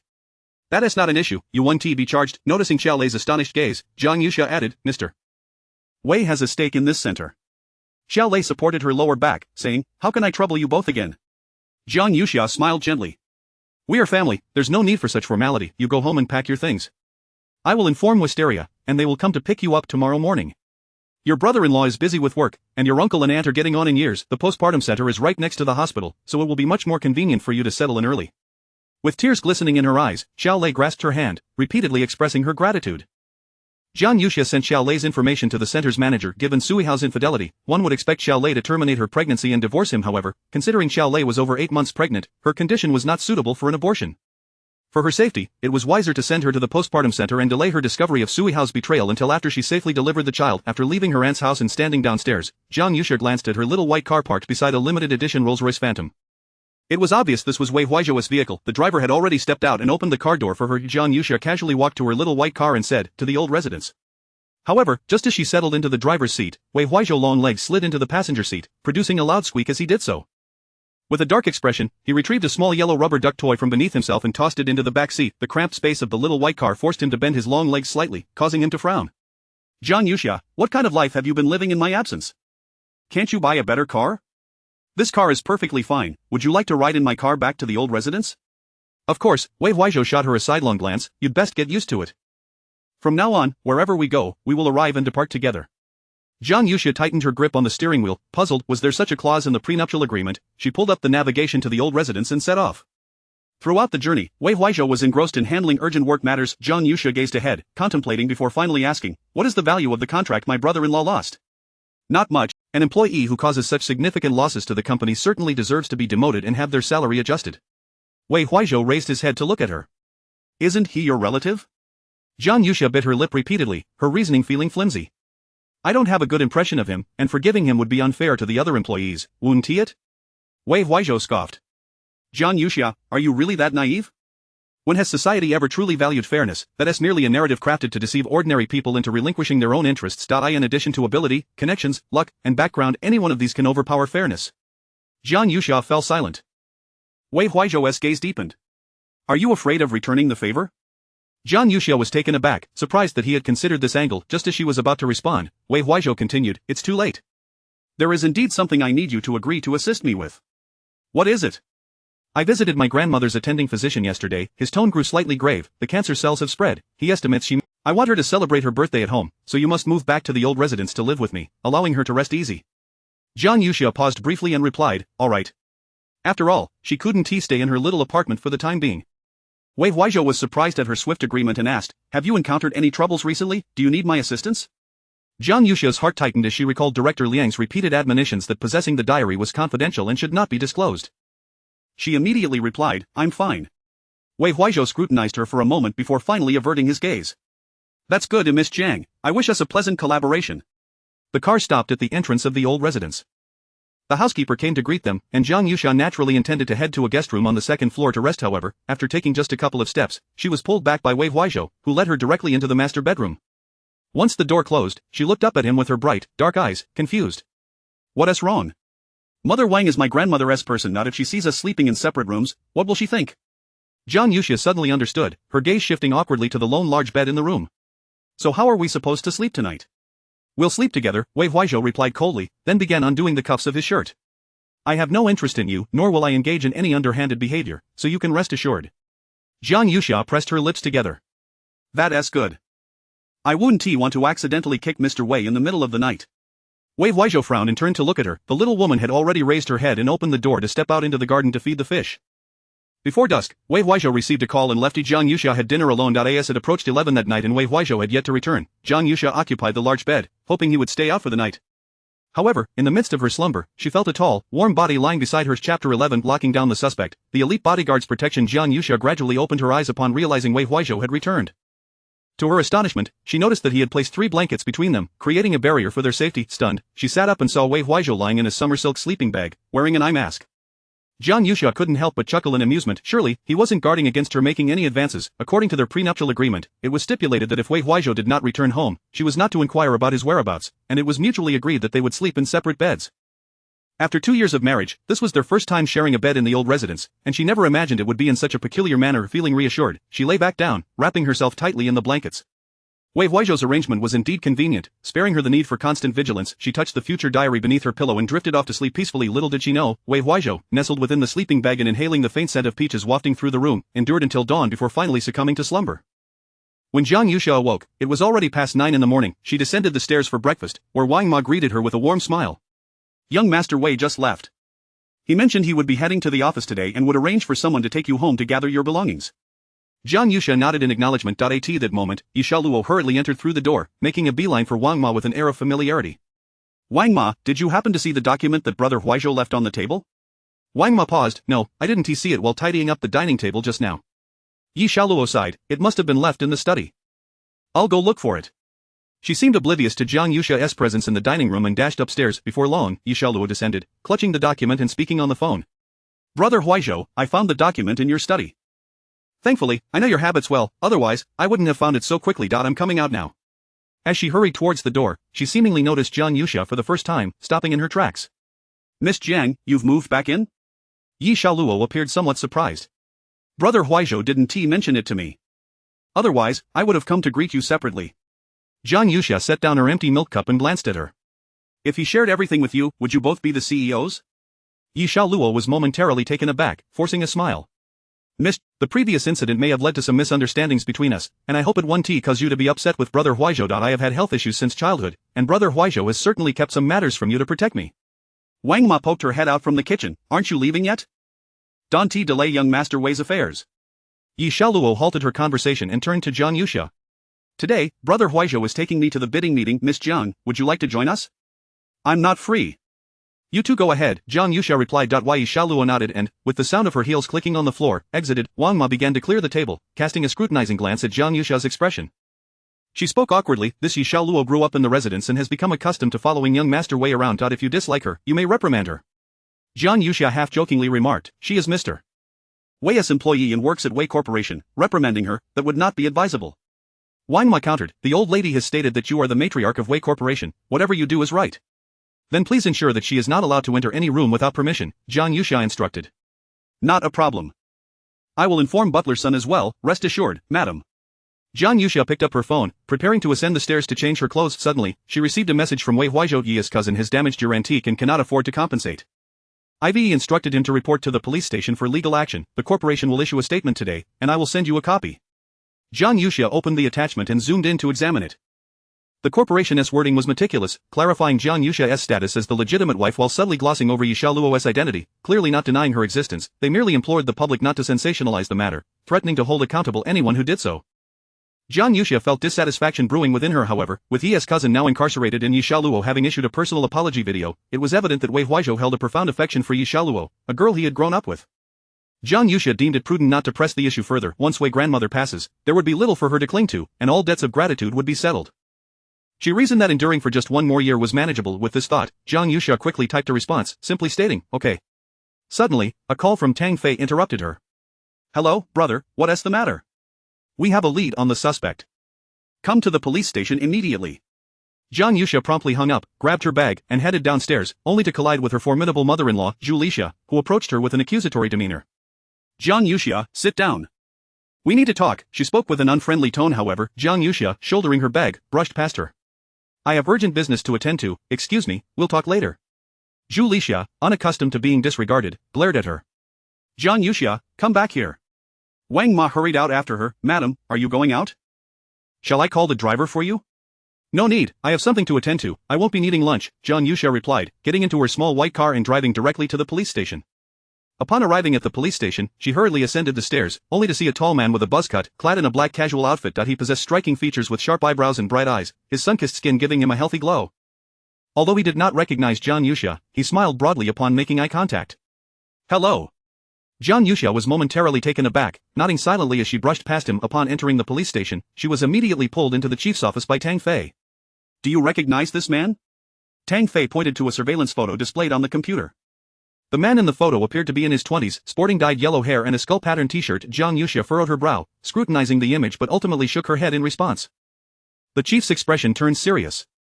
Through our information verification, we found that he was present at the nursing home on that date. Moreover, on the morning of the 22nd, when you submitted your diary at the police station, the elevator footage shows he visited your floor, merely peering around for a moment before leaving. Jiang Yuxia's heart raced. Who is this person? Can we apprehend him immediately for questioning? We have identified him through our surveillance as Yang Dashan, who has a prior record of burglary and was recently released from prison. We are currently tracking his whereabouts, and once located, we will initiate an immediate capture operation. We have also conducted a thorough search of your residence and have cut off the gas supply for your safety. Jiang madam, we advise you not to return home for the time being. Tang Fei urged Jiang Yuxia, would you like to stay at my house for a few days? No, thank you, Jiang Yuxia declined, shaking her head. I will be staying with my husband. His home has excellent security measures, so you need not worry. The chief exchanged glances with Tang Fei, then turned to Jiang Yuxia with a smile. Allow me to introduce you to the bodyguard assigned to protect you by the higher-ups. Tang Fei, please bring him in. Chapter 12 A Diary Prediction. An imminent severe traffic accident. When Tang Fei brought someone in, Jiang Yuxia was taken aback. Wasn't he this the dapper, crew-cut gentleman she had just encountered at the police station? Allow me to introduce, Ms. Zhang, the director beamed. This is Zhou Ting, an active duty soldier from the Special Operations Team. That he has won the Soldier King Challenge selection twice and has also executed national missions with exceptional skill. Zhou Ting, dressed casually yet standing with impeccable posture, saluted Jiang Yuxia. Ms. Zhang, during the execution of this mission, I will spare no effort to ensure your safety. Jiang Yuxia cleared her throat, unable to suppress a smile. Alright, thank you. After confirming that there were no new entries in the diary, Zhou Ting accompanied Jiang Yuxia out of the police station. Tang Fei saw them to the door, reminding Jiang Yuxia, if anything comes up, feel free to contact me. With a lowered voice, he added, Zhou Ting is a soldier, so he shouldn't pose any threat. However, since you will be living closely together, it's prudent to remain vigilant. Jiang Yuxia chuckled helplessly. I understand, brother. Tang Fei then shook Zhou Ting's hand, displaying courteousness. I'm entrusting my sister's safety to you for now. Zhou Ting nodded. Rest assured. Once Tang Fei returned to the police station and only the two of them remained, Jiang Yuxia paused and asked, are you going to live with me? Zhou Ting nodded. Yes, there is no need for extra rooms. I can sleep on the floor. Jiang Yuxia regarded him, noting his outstanding features and a demeanor that radiated strength and righteousness. After a moment's thought, she replied, I have some matters to attend to these days and will be staying at my in-laws with my husband, so it would be inconvenient to bring you alone. Without a moment's hesitation, Zhou Ting responded, it's fine, I can sleep outdoors, even hang from a tree. Jiang Yuxia couldn't help but laugh. Zhou Ting smiled at her amusement, his lips curving slightly. Before arriving, his superiors had mentioned that Jiang Yuxia was a capable young lady, and that one must not appear stern in her presence, hence the need to smile more. What as amusing? He asked with a grin. Jiang Yuxia shook her head. Camping outdoors may not be very convenient. How about this? I'll find you a place to stay, and when I need to go out, I'll call you, and you can accompany me then. Zhou Ting contemplated for a moment before replying, there is no need to go through the trouble of finding a place. I can stay in your current residence. Isn't that inappropriate? What if those people break in and you encounter danger? Before Jiang Yuxia could finish her sentence, she met Zhou Ting's clear, expressive gaze. She fell silent. This Zhou Ting, when he smiled, exuded an aura of righteousness, with impressive muscle definition subtly visible beneath his t-shirt. He certainly appeared to be quite formidable. Zhou Ting continued, if I encounter them, you need not worry. The implication was clear, it was others who should fear him. With such assurance from him, Jiang Yuxia consented.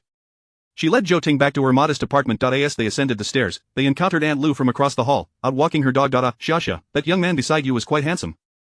Is he your boyfriend? Aunt Lu beamed. Zhou Ting's gaze scrutinized Aunt Lu discreetly. Jiang Yuxia quickly waved her hands. No, he is my distant cousin, just staying with me for a few days.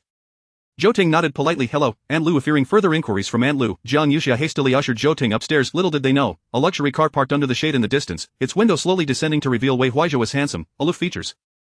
He squinted, his phone still lingering on Jiang Yuxia's call that had yet to be dialed. Watching Jiang Yuxia ascend the stairs with Zhou Ting, he gently tapped his wristwatch. The driver inquired, Mr. Wei, shall we assist madam with her move? There's no need, I believe she prefers not to be disturbed at the moment, Wei Huizhou replied coldly, retracting his gaze. Let us go. As the window ascended, the sleek, black vehicle turned a corner and drove away without a backward glance. Jiang Yuxia's apartment had 2 bedrooms, and the seldom used guest room proved quite useful. The room had already been thoroughly searched by Tang Fei and his team, leaving it impeccably clean and tidy. Zhou Ting stood at various windows for a while before inspecting the kitchen. He entered the guest room and remarked to Jiang Yuxia, your neighbor, Aunt Lu, should be practicing Tai Chi in the community square by 6 every morning. Perhaps she might recognize Yang Dashan if I show her a photo. Jiang Yuxia was taken aback. How do you know Aunt Lu practices Tai Chi? I've lived here for over 3 years and didn't even know. When I saw her walking her dog earlier, she was carrying a bag labeled Tai Chi hobby class. Upon entering your community, I noticed a bulletin board announcing the morning Tai Chi classes for seniors. Zhou Ting explained. Jiang Yuxia couldn't help but admire. Your observations are remarkably keen. Flattered by her compliment, Zhou Ting chuckled, revealing a dazzling smile. Thank you. Seeing him smile struck Jiang Yuxia as incongruous. In her mind, soldiers were typically stern and meticulous. She hadn't expected this special forces soldier to be quite so amiable. Mrs. Jiang, could I trouble you to take me to a nearby supermarket as well? Of course. Close to Jiang Yuxia's home was a large shopping complex, conveniently located amidst bustling urbanity. As they walked toward the supermarket, Jiang Yuxia explained, there's south an amusement park just 2 streets over, and a bit further east is the government building. Living here makes everything very convenient. Zhou Ting nodded slightly but remarked, the high foot traffic makes it easier for criminals to blend in and escape. Suddenly realizing he needed to soften his demeanor, Zhou Ting smiled and took out his phone, looking at Jiang Yuxia.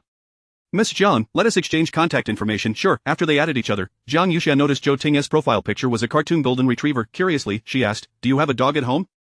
Zhou Ting laughed. My younger brother has one. As they chatted, they arrived at the supermarket. Zhou Ting purchased a simple array of food items that required no cooking, predominantly protein-rich items, followed by fresh fruits and vegetables. He also picked up a box of strawberry cake. Jiang Yuxia observed this and felt an added fondness for Zhou Ting, surprised that a 1.85-meter-tall soldier king had a penchant for strawberry pastries. At the checkout, Jiang Yuxia reached for her wallet, only to discover that Zhou Ting had already completed the payment via his phone. He carried 2 bags, refusing to let Jiang Yuxia handle any of it. Aren't you a soldier? I should be the one paying next time, she protested. Does being a soldier preclude me from paying, or do you believe we lack funds? Zhou Ting countered, then realized his tone was too abrupt and smiled again. Jiang Yuxia felt awkward. That's not what I meant, it's just that you were assigned to protect me, so I should take care of your meals and living expenses. Ms. Jiang, there is no need to feel embarrassed, Zhou Ting replied with utmost seriousness, his smile fading. Your donation of the diary is a commendable contribution to the nation. Protecting the people is my duty and obligation. With that, he produced the strawberry cake from the bag and offered it to Jiang Yuxia. Shall we eat this now? Did you buy this for me? Jiang Yuxia asked, surprised. Yes, while chatting with your brother at the police station earlier, he inadvertently mentioned that you like it. Jiang Yuxia waved her hand to it's almost noon. How about I treat you to a meal outside? This time, Zhou Ting did not decline, smiling. Sounds good. Jiang Yuxia intended to take him directly to the nearby mall for Hunan cuisine. Standing at the bustling intersection, she suddenly heard the familiar sound of pages turning. Jiang Yuxia abruptly halted. It's happening again. Before she could finish, Zhou Ting's brow furrowed in concern. Shielding her bag, she opened the diary, and upon reading its contents, her expression grew grave as she quickly looked up. Zhang Yuxia scanned the surrounding vehicles. It was a red light, and numerous cars were waiting. Finally, she pinpointed a license plate number. Zhou Ting inquired. What's wrong? Zhang Yuxia pointed to a silver car. The driver is about to have a heart attack. In 2 minutes, there will be a chain collision resulting in a serious accident.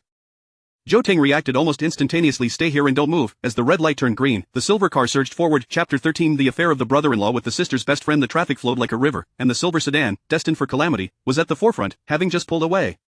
It appeared that the driver's heart was beginning to falter. As the vehicle swerved erratically, at the distance between Zhou Ting and the car gradually widened. The vehicles behind them noticed the erratic driving ahead, and the silver car's zigzagging path, reminiscent of someone inebriated, prompted them to slow down and steer clear.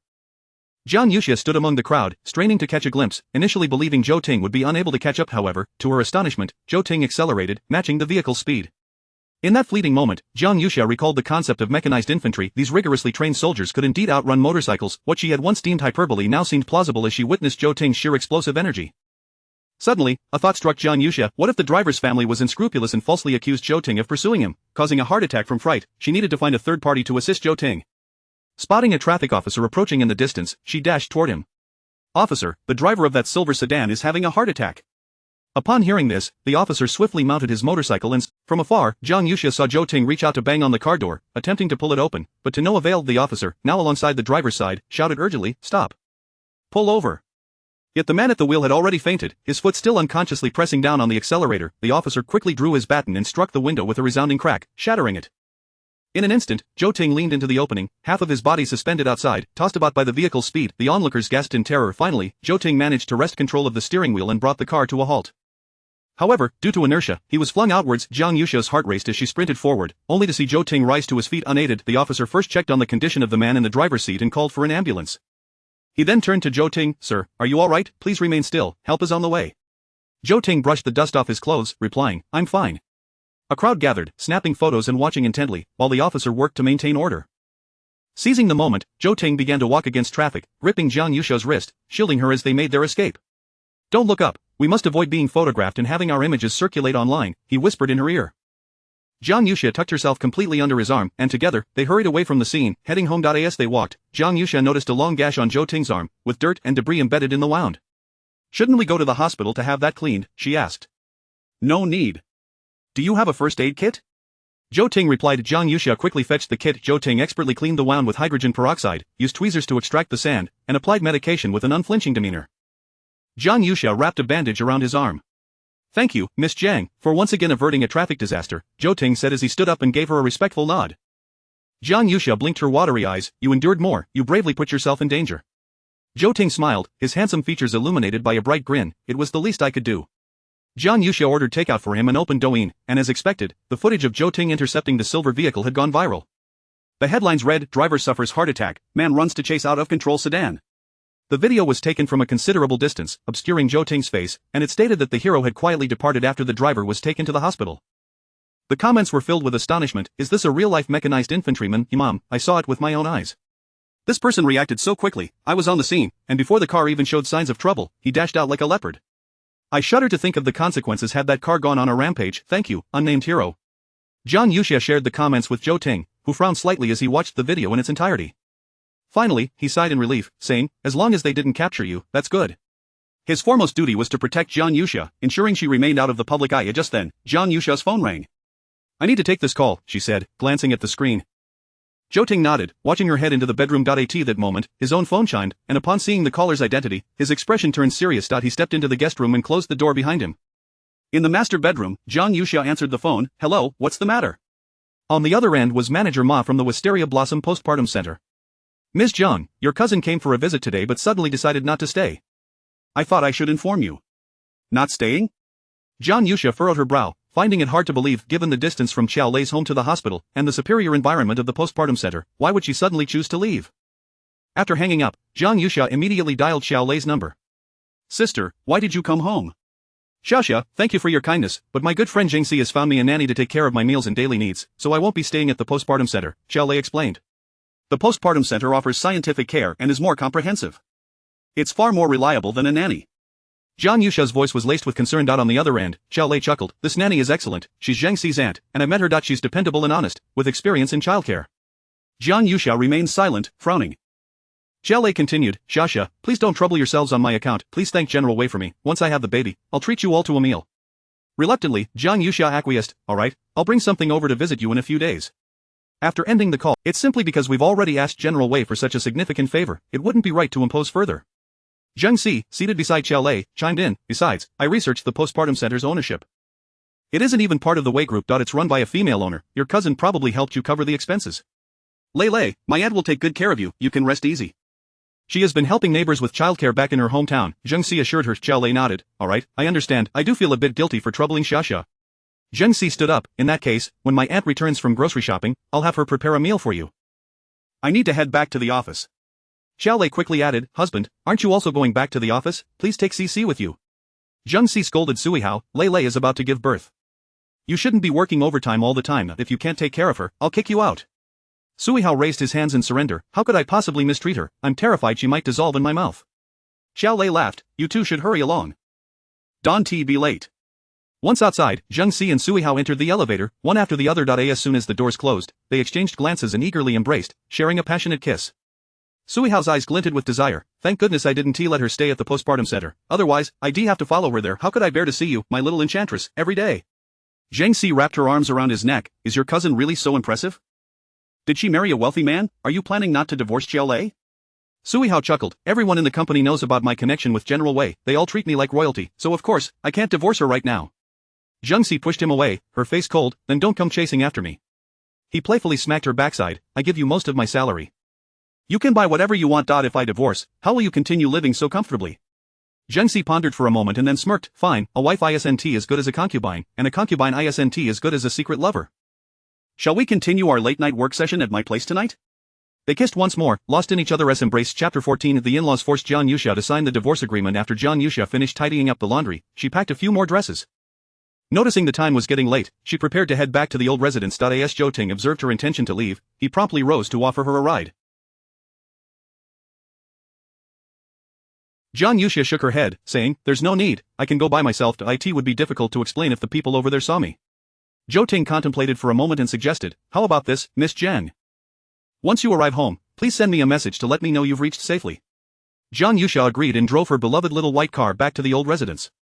However, upon entering, Wang Ma rushed over with a troubled expression. Madam, what happened?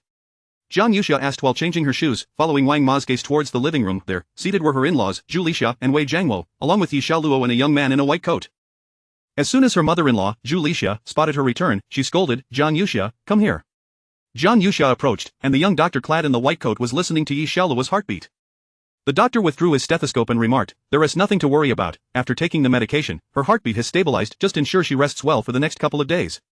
After saying this, he cast a glance at Jiang Yuxia from beneath his gold-rimmed glasses. With a pale countenance and tear-streaked cheeks, Yi Xiaoluo confronted Jiang Yuxia, Miss Jiang, why did you harm me? The accusation left Jiang Yuxia bewildered. Harm you? Her father-in-law, Wei Jiangwo, crossed his arms and leaned back against the sofa, pressing, what are you pretending for? You instructed Wang Ma to lock the door, preventing Xiaoluo from entering, didn't you? Wang Ma hurried to clarify, this is not madam's fault, she was unaware that Yi Xiaoluo was cardiac stabilizing. Wei's study. Zhu Lixia, with her meticulously applied makeup, spoke with a somewhat sharp tone, I truly did not expect this, Jiang Yuxia, not only are you from a poor family, but you also possess a heart as cruel. If Yi Xiaoluo were to die in our home, would that bring you joy? Yi Xiaoluo cast a tearful glance at Zhu Lixia. Zhu Lixia then pointed at the young doctor who was gathering his belongings. Fortunately, we called Ximing in time. Otherwise, you would be waiting for Huaizhou to settle the score with you. Jiang Yuxia raised her eyes, filled with confusion, and exchanged a glance with the handsome young doctor. He extended his hand, introducing himself, hello, madam, I am Jin Ximing, a friend of Mr. Wei and his personal physician. Should you feel unwell in the future, you may also reach out to me. Jin Ximing's assistant nurse concurrently presented his business card. Jiang Yuxia glanced at it, realizing he was the young scion of the esteemed Jin medical family. She set the card aside and turned her attention back to Yi Xiaoluo. Why did you leave your life-saving medication in our home? Miss Jiang, I have been in frail health since childhood, suffering from a heart condition. Everyone, including Brother Huaizhou, is aware of this. Due to my work requirements, I occasionally need to return to the old residence, so Brother Huaizhou permitted me to keep a supply of my medication here for emergencies, Yi Xiaoluo explained, her voice quivering as she wiped away tears. I never imagined you would perceive me as a thief and instruct the servants to lock the door. Understand that I am aware of my identity. I also comprehend that I offended you when I broke the antique previously, and I understand your anger, wishing to teach me a lesson, but I am a person too, I need to live. As women, why must you make things difficult for me? I have lived in the Wei household for over a decade, and under old Wei's care, I was never subjected to such humiliation. As she spoke, her cries grew more sorrowful, as if she were struggling to breathe. Jiang Yuxia fully grasped that Yi Xiaoluo's heart condition was akin to the dramatic portrayals in soap operas, where one could easily succumb to a crisis while following Wei Huaizhou around without issue. It seemed that merely being in Jiang Yuxia's presence could provoke Yi Xiaoluo into a health scare. With her long hair cascading over her shoulders, Jiang Yuxia's delicate face bore no hint of emotion, her dark, glistening eyes unwavering. She regarded Yi Xiaoluo and said, "You are overthinking it. I had no idea you would leave life-saving medication in someone else's home." Yi Xiaoluo continued to sob uncontrollably. Wei Jiangwo slammed his palm on the table, his tone stern. "To our family, you, a woman who suddenly married in, are the stranger here and should have surveillance installed in your room to prevent theft." Zhu Lixia chimed in, "Indeed, the one we should be wary of is you. Regardless, today, you must provide us with an explanation." Jiang Yuxia's dark, lustrous gaze swept across the three of them. She scoffed, "What explanation do you seek?" Zhu Lixia pulled out a contract and placed it on the table. "You must sign this agreement, ensuring that you and any children you bear will never inherit any of the Wei family's assets. Only then will we feel at ease." Wei Jiangwo added, "After signing, you must also apologize to Xiaoluo." Jin Shiming observed Jiang Yuxia's expression, noting how the beautiful and composed woman remained steadfast in the face of the trio's pressure, unruffled. Jiang Yuxia leaned back slowly into the sofa. "Is this your true intention, but can you truly represent the Wei family?" Wei Jiangwo rose in fury. "Nonsense, the Wei group was established by my father, old Mr. Wei. You believe I am unworthy to represent the Wei family?" Jiang Yuxia smiled lightly, her eyes slightly upturned, the smile cold and disdainful. "With all due respect, the group now belongs to my husband, Wei Huaizhou. Only he can compel me to sign this agreement, and as for the two of you," she rolled her eyes, "do take a rest." Zhu Lixia was incensed. "Do you dare to insult us? How outrageous, do you have no semblance of what it means to be a daughter-in-law?" Wang Ma had already brought a cup of red tea for Jiang Yuxia to soothe her throat. The old lady had stated that serving the madam well was beneficial for Mr. Wei and the Wei group. Jiang Yuxia took a sip of the tea, her already fair complexion appearing even more radiant. She spoke slowly, "There is no need to rush, I certainly understand the rules. So, I have given it some thought. The surveillance you mentioned can indeed be installed." Zhu Lixia and Wei Jiangwo exchanged glances. Did Jiang Yuxia actually yield? However, the next moment, they heard her say, "However, it shall not be in my room, but in every room except ours, including your own, dear in-laws." Zhu Lixia panicked. On what grounds? Jiang Yuxia's long eyelashes fluttered, her dark eyes glistening with coldness. "You suspect that I would steal. If later you were to casually accuse me of something missing from your room, how could I clarify? Thus, installing surveillance will ensure you are at ease, and I will have less to worry about, correct?" Wei Jiangwo, seething with anger, retorted, "You are utterly disrespectful. I refuse to allow surveillance in my room." Jiang Yuxia then turned her gaze to Yi Xiaoluo. "As for you, if you wish to come to the Wei family's old residence for your medication, I shall have Wang Ma prepare a room for you next to mine and my husband's, where you can keep your medication. You may take it whenever you wish." Yi Xiaoluo, with reddened eyes, protested, "The old lady will soon be returning home. If you do this, are you not deliberately setting me up for a reprimand?" Jiang Yuxia chuckled and stood up. "You are aware that your actions will lead to scolding? Miss Yi, it appears you do possess some modesty." Yi Xiaoluo clenched her dress tightly, biting her lip in distress. Jin Shiming stifled an impending laugh. Jiang Yuxia observed the furious expressions on the faces of the three and calmly declared, "Since you all disagree with what I just proposed, then there is nothing more to be done. I am Wei Huaizhou's legitimate wife. How I utilize the locks in my own home is my prerogative, but if you are unsatisfied, feel free to sue me." With that, she turned and ascended the stairs. With a loud slam, she shut the door. Zhu Lixia trembled slightly, finally regaining her composure. She has gone too far. Call Huaizhou immediately, tell him to come back and throw this woman out." Wei Jiangwo's fingers trembled in anger. At this moment, Jin Shiming reminded them, "Uncle, Aunt, Mr. Wei should be in a meeting today. Didn't he mention that he dislikes being disturbed by family matters during work? It might not be wise to provoke him." Recalling her son's temperament, Zhu Lixia abruptly hung up the phone with a snap. Wei Jiangwo cleared his throat and sat back down. "Then we shall wait for him to return and take charge." It was not until nearly 9 o'clock in the evening that Wei Huaizhou finally returned home. As soon as he entered, Zhu Lixia helped Wei Jiangwo to his feet, putting on a theatrical display. "Huaizhou, you've returned. Jiang Yuxia has made your father's high blood pressure spike." Chapter 15. Does she have a boyfriend? Has her husband become the mistress? Wei Huaizhou cast a fleeting glance at them, his peripheral vision catching the sight of Yi Xiaoluo, whose eyes were reddened as she looked at him. What was the matter? Zhu Lixia recounted the entire incident with embellishments. Why Yi Xiaoluo spoke weakly. "Brother Huaizhou, it's not a big deal that Ms. Jiang treated me this way, but she has offended uncle and aunt, which I witnessed firsthand. Could it be that she was in a bad mood today? Otherwise, I truly cannot fathom why she would show such a lack of respect." Wei Huaizhou pressed his lips into a thin line. Understood. Inside the room, Jiang Yuxia was seated with her headphones on, engaging in a chat on WeChat with her two close friends. In truth, she had very few friends. After her family encountered difficulties when she turned 18, relatives and acquaintances shunned her, fearing her requests for financial assistance. The only steadfast companions who remained by her side were Fu Ainan and Qin Bingjie. Fu Ainan was now married, following her husband, who was a decade her senior, abroad to play the role of a stepmother. Qin Bingjie was a geological explorer, spending every single day of the year either in the mountains or en route to them. Despite their infrequent meetings, the three often shared snippets of their lives in their group chat. At that moment, Fu Ainan was sharing that her husband had decided that the family would return to the country for development in the near future. The trio agreed to meet up then. Suddenly, Zhou Ting's call came through. Jiang Yuxia answered, and Zhou Ting's voice resonated from the other end. Ms. Jiang, may I ask where the medicine cabinet is located? In the left drawer of the TV cabinet in the living room, Jiang Yuxia replied, seated in a rattan chair by the floor-to-ceiling window, gazing at the night scene of the old garden. You can apply it tomorrow. I just finished medication today. Zhou Ting responded, I just exercised and accidentally dropped the bandage, I need to rewrap it. Jiang Yuxia silently mused, are you made of iron, exercising right after an injury? Zhou Ting chuckled, I'm used to it. Hearing his laughter, Jiang Yuxia envisioned Zhou Ting's bright smile. By the way, Miss Jiang, about that strawberry cake. Before he could finish his sentence, Jiang Yuxia interjected, why don't you just eat it? It'll go bad if left there. After a brief exchange of pleasantries, Jiang Yuxia hung up. Upon lifting her gaze, she caught the reflection of Wei Huaizhou in the floor-to-ceiling window. Turning around, she asked, why didn't you say anything? Wei Huaizhou leaned against the doorframe, his long legs crossed, hands shoved into his suit pockets. His posture appeared relaxed, his figure tall and handsome, yet his gaze was as cold as the night sky, dark and frigid. The expression he wore seemed to carry a profound scrutiny. Wei Huaizhou's voice was cool and detached. I saw you were on the phone and did not wish to interrupt. Ah, Jiang Yuxia set her phone down. Did you just return? Your parents must have reported to you by now. Wei Huaizhou stepped inside and closed the door behind him. He loosened his suit jacket, his cold eyes cast downward. They already did. Jiang Yuxia handed him his sleepwear. Did they embellish the story? I asked Wang Ma separately and learned what transpired. Wei Huaizhou continued, looking at her, you did nothing wrong today. I also advised Xia Luo to take her medication. However, try to avoid conflicts with her in the future. Her health is fragile, and her emotions are delicate. Jiang Yuxia furrowed her brows. Understood, she replied, her tone turning frosty. Once grandma returns to the nursing home, I will also move out. At that time, absence will naturally prevent any conflict. Wei Huaizhou chuckled softly, his tone inexplicably ambiguous. Having you stay here has truly been a trial.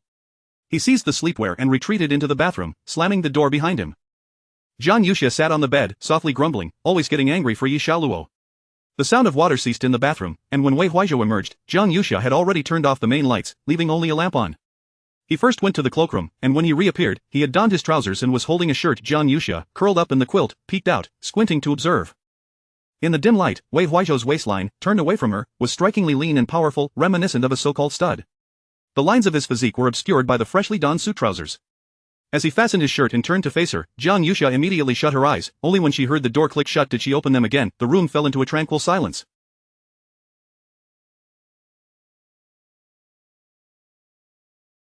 Wei Huaizhou had left. After a while, the sound of revving engines wafted from outside the house. Jiang Yuxia sat up and glanced at the time. It was nearly 11 o'clock. Is this what it feels like to marry into a wealthy family? Her husband didn't he come home, didn't he love her, and was incredibly cold. Jiang Yuxia chuckled. At last, the night was hers alone to luxuriate in the silky expanse of the bed. She emerged from her room, tiptoeing downstairs to gather the snacks prepared for her by Wang Ma, bringing them back to her room. Snuggling under the covers, she began to munch while watching a soap opera. Maile Bar was the most extravagant entertainment venue in the entire capital, a fusion of nightclub and bar, with the ceiling adorned with the most expensive starry sky design, enticing countless wealthy patrons to indulge in revelry. The flickering lights, thundering music, and the air thick with the scent of alcohol and nicotine created an intoxicating atmosphere. In the VIP room, a group of affluent men and women were draped over one another, jesting playfully. Wei Huaizhou sat in the center of the sofa, swirling a glass of amber-hued liquor, the ice clinking rhythmically. Jin Ximing settled beside him. You seem disinterested. What is wrong? Did Ji Xiaoluo cause a ruckus for you, or was it Jiang Yuxia? Wei Huaizhou shot him a glance, and Jin Ximing burst into laughter. Don't look at me like that. Given your character, you shouldn't be the one caught in the middle of two women-esque drama. Wei Huaizhou set down his glass. It has nothing to do with Xiaoluo. Oh, then it must relate to Jiang Yuxia. Jin Ximing wasn't surprised. She is sweet in appearance but sharp in speech. I find her quite memorable. Are you two in a contractual marriage? Wei Huaizhou replied coldly. What do you think? Jin Ximing scrutinized him, slowly nodding. Definitely, but she is interesting and beautiful, spending day and night together. Who knows, you might just fall for her. Impossible, Wei Huaizhou stated with icy sharpness. She has a boyfriend. Jin Ximing nearly spat out his drink in shock. His eyes widened as he looked at Wei Huaizhou. You're the third party. The singing voices of the men and women around them abruptly ceased. The atmosphere around Wei Huaizhou dropped to an icy chill. Jin Ximing quickly waved his hands. What are you staring at? Continue singing. As the music resumed, Jin Ximing set down his glass, chuckling as he adjusted his gold-rimmed glasses. I never expected you, Wei Huaizhou, to find yourself in such a predicament. I have no feelings for her. Wei Huaizhou lifted his glass and downed it in one gulp. Once my grandmother's matters are resolved, I will divorce her. Jean Shiming raised an eyebrow. Really? If you're determined, then I'll be waiting. She is quite intriguing and her appearance suits my taste. Wei Huizhou forcefully pushed his head into the couch. If you usually strut around like a peacock, don't flaunt it in front of me. After saying that, Wei Huizhou stood up and headed to the restroom. Jean Shiming staggered to his feet, spitting out the popcorn in his mouth. Wei Huizhou, aren't we childhood friends? Who do you think is strutting? You like it, yet you act tough. At 1 o'clock in the morning, Jiang Yuxia had finished the last episode of her show and felt drowsy. Just as she was about to sleep, a notification popped up on WeChat indicating a new friend request. Glancing at the profile, she noted the names Jean Shiming. Jiang Yuxia paused, recalling the refined and handsome doctor she had encountered earlier that day, and thus accepted the request. The other party promptly sent a photo. Jiang Yuxia enlarged the image. In the dimly lit bar booth, Wei Huizhou was surrounded by beautiful women. The atmosphere was chaotic with both men and women. Jean Shiming messaged, I'm picking up your Mr. Wei. What's the address to take him home? Jiang Yuxia looked at the location and realized it was the capital's largest den of vice, Miley Bar. She set her phone down, turned off the lights, and lay back down. Wei Huizhou, whoever wants to pick him up can do so. It has nothing to do with her. In the quiet room, the familiar sound of pages turning and writing began to rustle. Jiang Yuxia jolted upright, exasperated. Dear diary, must you give me a warning at this moment? Despite her complaints, she retrieved it from beneath her pillow. Opening the diary, the latest entry caught her eye. July 27th, Wei Huizhou, oh Wei Huizhou, why must you choose to revel in places like Miley? Now look, the police have discovered drug trafficking inside, and everyone must be taken in for questioning. Someone maliciously captured your photo and posted it online, clearly unrelated to the Wei family, yet speculation arises about your involvement with drugs, causing the Hanghai Group stocks to plummet. Chapter 16. Wei's involvement in the turmoil. Jiang Yuxia clenched her fists tightly after reading. Why couldn't Wei Huizhou just behave? What kind of decent man frequents such places? Look at the trouble he's stirred up now. She genuinely wanted to stay out of it. She merely wished to teach Wei Huizhou a lesson. However, the thought of that gentle soul crossed her mind. In her most desperate moments, it was he who extended a helping hand. Moreover, this involved human trafficking. Wei Huizhou, I owe you. Jiang Yuxia threw off the covers, changed her clothes, and dialed Zhou Ting's number. Zhou Ting answered promptly. What's wrong? Jiang Yuxia replied, there's human trafficking at Miley nightclub. Let's meet at the entrance. Zhou Ting's voice turned serious immediately. I'll be there right away. Jiang Yuxia then called her brother, Tang Fei, instructing him to bring people over immediately. After hanging up, she grabbed her bag and stealthily exited her home. At that moment, Zhu Lixia happened to wake up for a glass of water. Seeing Jiang Yuxia sneaking around, she scoffed, such a lack of decorum, sneaking out in the middle of the night. Is this proper behavior? She resolved to inform Wei Huizhou in the morning that this woman was reckless and should not be kept. Jiang Yuxia's modest white car parked in front of Miley nightclub. Surrounded by luxurious cars, her little white vehicle appeared quite shabby. Just as she was about to get out, her phone rang. It was Tang Fei. I'm on my way. Where are you? I've arrived. Stay at the entrance, don't go in and wait for me to arrive. I called Zhou Ting, he's on his way. As Jiang Yuxia finished speaking, Zhou Ting opened the car door and got in. Jiang Yuxia picked up her backpack. Let's go in first and gather some useful evidence before my brother arrives. Otherwise, the sirens will alert them. Zhou Ting quickly restrained her. This place is a den of iniquity. You shouldn't go in. I can handle it alone. Jiang Yuxia conceded, removing her ear studs and pinning them to Zhou Ting's collar. Wear this. It's a miniature camera made with nanotechnology that can capture everything you see. Zhou Ting nodded, instructing her to stay in the car while he opened the door. As Jiang Yuxia watched him enter Miley nightclub, his imposing presence caught the attention of the security guard at the entrance. After waiting a few minutes, with Tang Fei still absent, Jiang Yuxia noticed a young man, not much older than herself, walking by with a backpack, rubbing his nose. The security guard glanced around and pointed. The young man turned and headed towards a narrow alley. Jiang Yuxia felt puzzled. The alley must lead to a back entrance. Why would someone enter through there? Suddenly, she considered a possibility and called Tang Fei, advising him to send someone to block both ends of the alley when he arrived. Next, Jiang Yuxia retrieved her self-defense spray from the car, placed it in her bag, then opened the door and walked towards the alley. The streetlights in the alley cast a dim glow, and there were few people around. The sounds of the nightclub's dance floor echoed in the distance. As she walked further, just when she thought she had reached a dead end, she suddenly spotted a group of young men standing ahead, enveloped in smoke. They leaned against the back door of Miley nightclub, their gazes fixed on Jiang Yuxia. Two of them stashed their belongings back into their bags, exchanging glances. The remaining individuals lit their cigarettes and approached her. Jiang Yuxia turned to leave, intending to call Tang Fei, but in her haste, she accidentally dialed Wei Huizhou's number. Not caring about the mix-up, she blurted out as soon as the call connected, "Hello? I don't know how to get in. I accidentally found the back entrance. Can you come out and get me?" The man behind her grabbed Jiang Yuxia's shoulder, startling her and disconnecting the call. Inside the private room, Wei Huizhou furrowed his brows as he stared at the terminated call. Jean Shiming leaned closer, noticing it was Jiang Yuxia who had called, and teased, "Oh, is the lady calling you home?" Wei Huizhou stood up. "I need to use the restroom." "Going again?" On Jiang Yuxia's end, the bald man who had seized her pushed her back to her original position. She found herself surrounded by a group of hostile young men. Jiang Yuxia clutched her bag tightly. "I was just lost." "What do you want from me?" The bald man, smoking a cigarette, beckoned with his finger. "Hand over your phone." Jiang Yusha frowned. I'm looking for my brother and don't know you, why should I let you search my phone? They exchanged looks and burst into laughter. The bald man sneered, did you hear that? Which of you is her brother, come out and claim her. The 7 or 8 of them were crude and lewd, making inappropriate comments. What kind of brother? In bed or out, with a beauty like you, how can your family let you out so late? They leered at her, their hands reaching out to touch her face, but she slapped them away. Don't touch me. My husband is here, when he arrives, you'll regret it. They laughed uproariously. Just a moment ago they were talking about a brother, and now she claimed to have a husband. Do you think we're fools? The bald man's expression darkened as he suddenly drew a knife, pressing it against Jiang Yusha's neck. She gasped, frozen in place. His eyes glinted with malice. If you don't want to get hurt, hand over your phone. Not if you've recorded anything you shouldn't have. Don't blame us for being rude. Just give it to us. Jiang Yusha, seemingly startled, replied, okay, I'll give it to you. As they focused intently on her retrieving her belongings, she unexpectedly pulled out the self-defense spray. Swiftly, Jiang Yusha sprayed it directly into the bald man's face. Ah! My eyes, he screamed. Damn it! Taking advantage of the moment, Jiang Yusha turned and ran. However, before she could get far, someone grabbed her hair from behind. She cried out, being yanked back. You little bitch, you're asking for it, the bald man snarled, gripping her hair tightly, his eyes red and swollen, squinting slightly. Just as they were about to teach Jiang Yusha a lesson, the back door swung open, the night breeze swept in, and Wei Huaizhou's tall figure cast a shadow on the ground, exuding an overwhelming presence. Dressed in a silver-black shirt with rolled sleeves and one hand in his black trousers, he surveyed the scene with a cold furrowed brow. His gaze fell on Jiang Yusha's tear-streaked face before fixing on the group of ruffians. Let her go. The thugs turned around, sizing up Wei Huaizhou's extraordinary demeanor. Most patrons at Melee were affluent, ordinary thugs wouldn't dare cross them, but the bald man was undeterred, pointing at him and cursing, we're under Yuwei's protection, if you don't want trouble, get lost. Wei Huaizhou approached, a cold smirk escaping his thin lips. Liao Xinyu? If he were here, I'd make him kneel to speak. As soon as the words left his mouth, Wei Huaizhou shoved one of the thugs' heads against the wall with tremendous force. The thug screamed, and only then did the others react. Damn it, get him, they shouted, realizing the gravity of the situation. Chapter 17, whose people dare to touch, they surged forward in a united front, yet as they witnessed Wei Huaizhou's formidable boxing prowess, he managed to confront the odds of being outnumbered without a trace of disadvantage.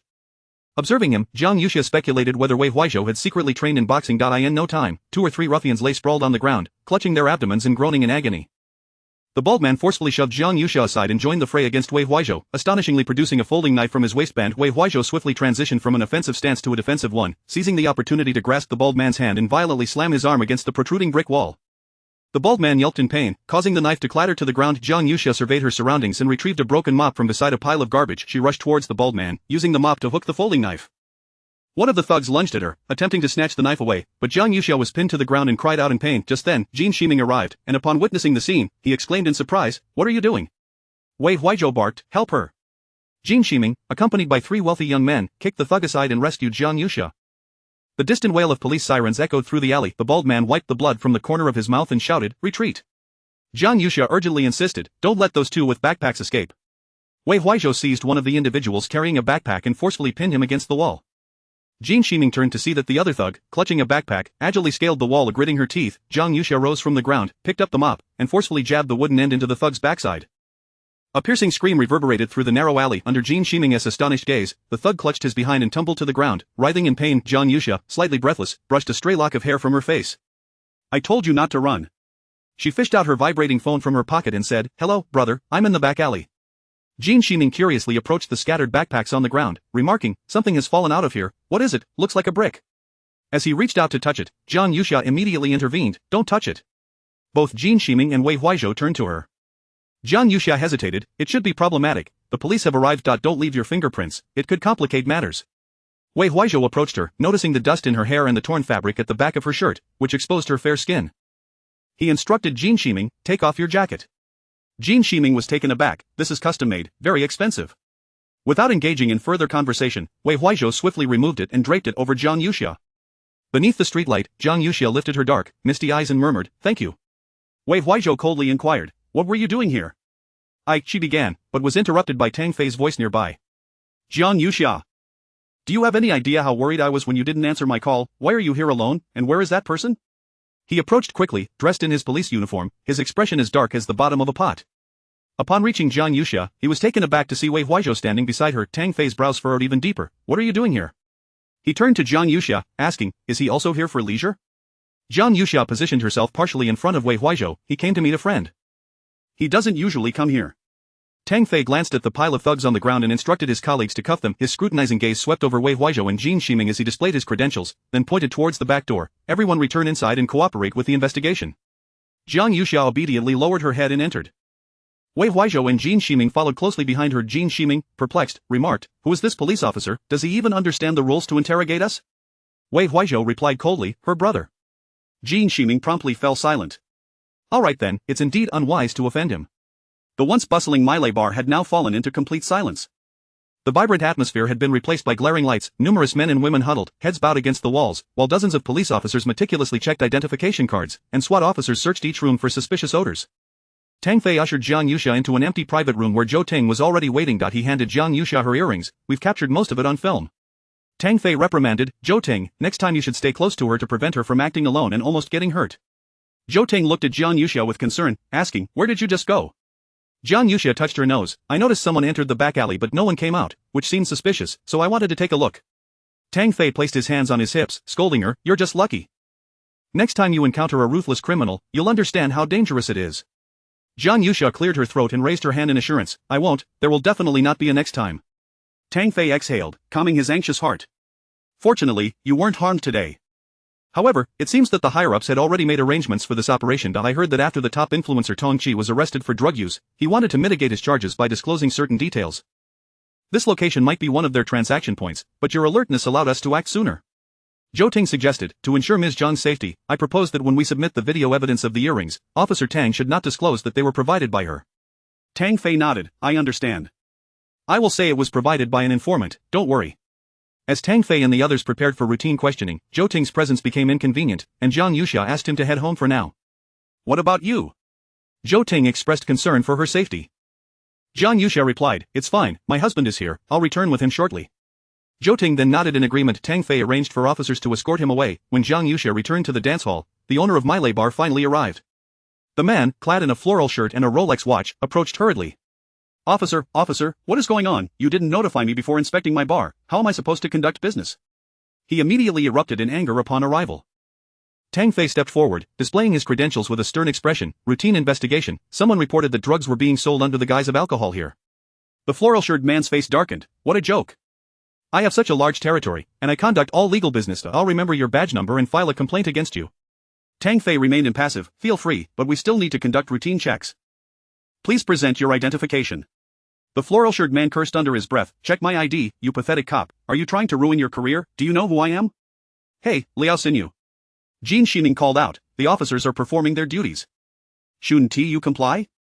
Jiang Yuxia then realized that the floral-shirted man was the elder you mentioned by the thugs earlier. Liao Xinyu turned back, intending to reprimand the loudmouth, but upon seeing Wei Huaizhou, his expression shifted in shock.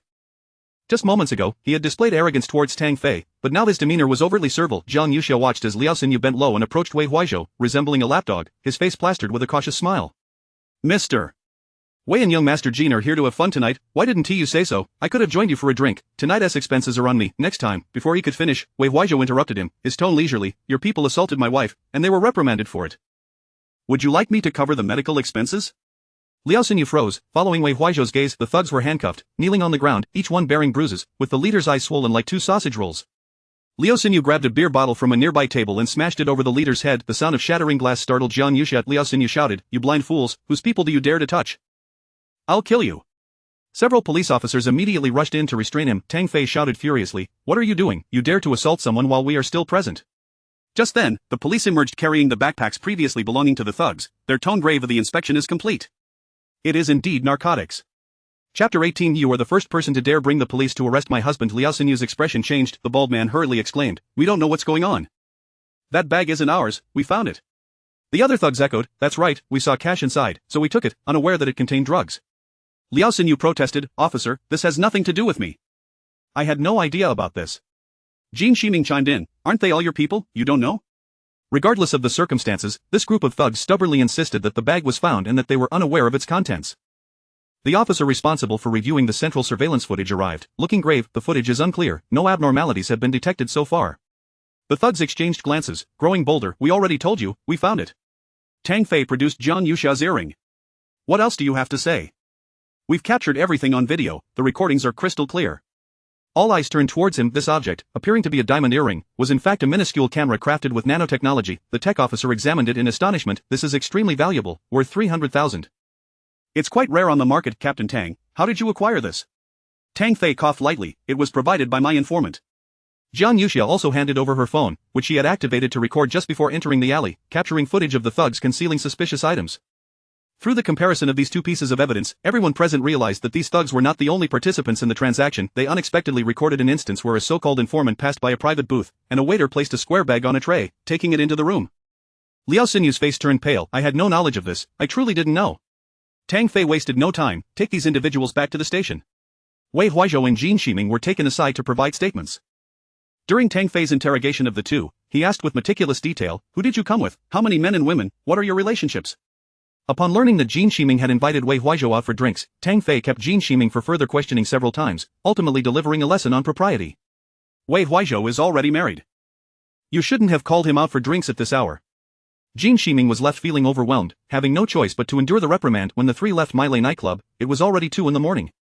Jin Shiming, with his hands in his pockets and a smirk hidden behind his gold-rimmed glasses, remarked, Mrs. Wei, you are quite bold. You are the first one in the entire Beijing circle to dare call the police to catch Mr. Wei at a nightclub. Jiang Yuxia laughed awkwardly, avoiding Wei Huaizhou's cold, piercing gaze, and shifted her eyes away. I'm sorry about this. I will return Mr. Jin's coat to you after I clean it.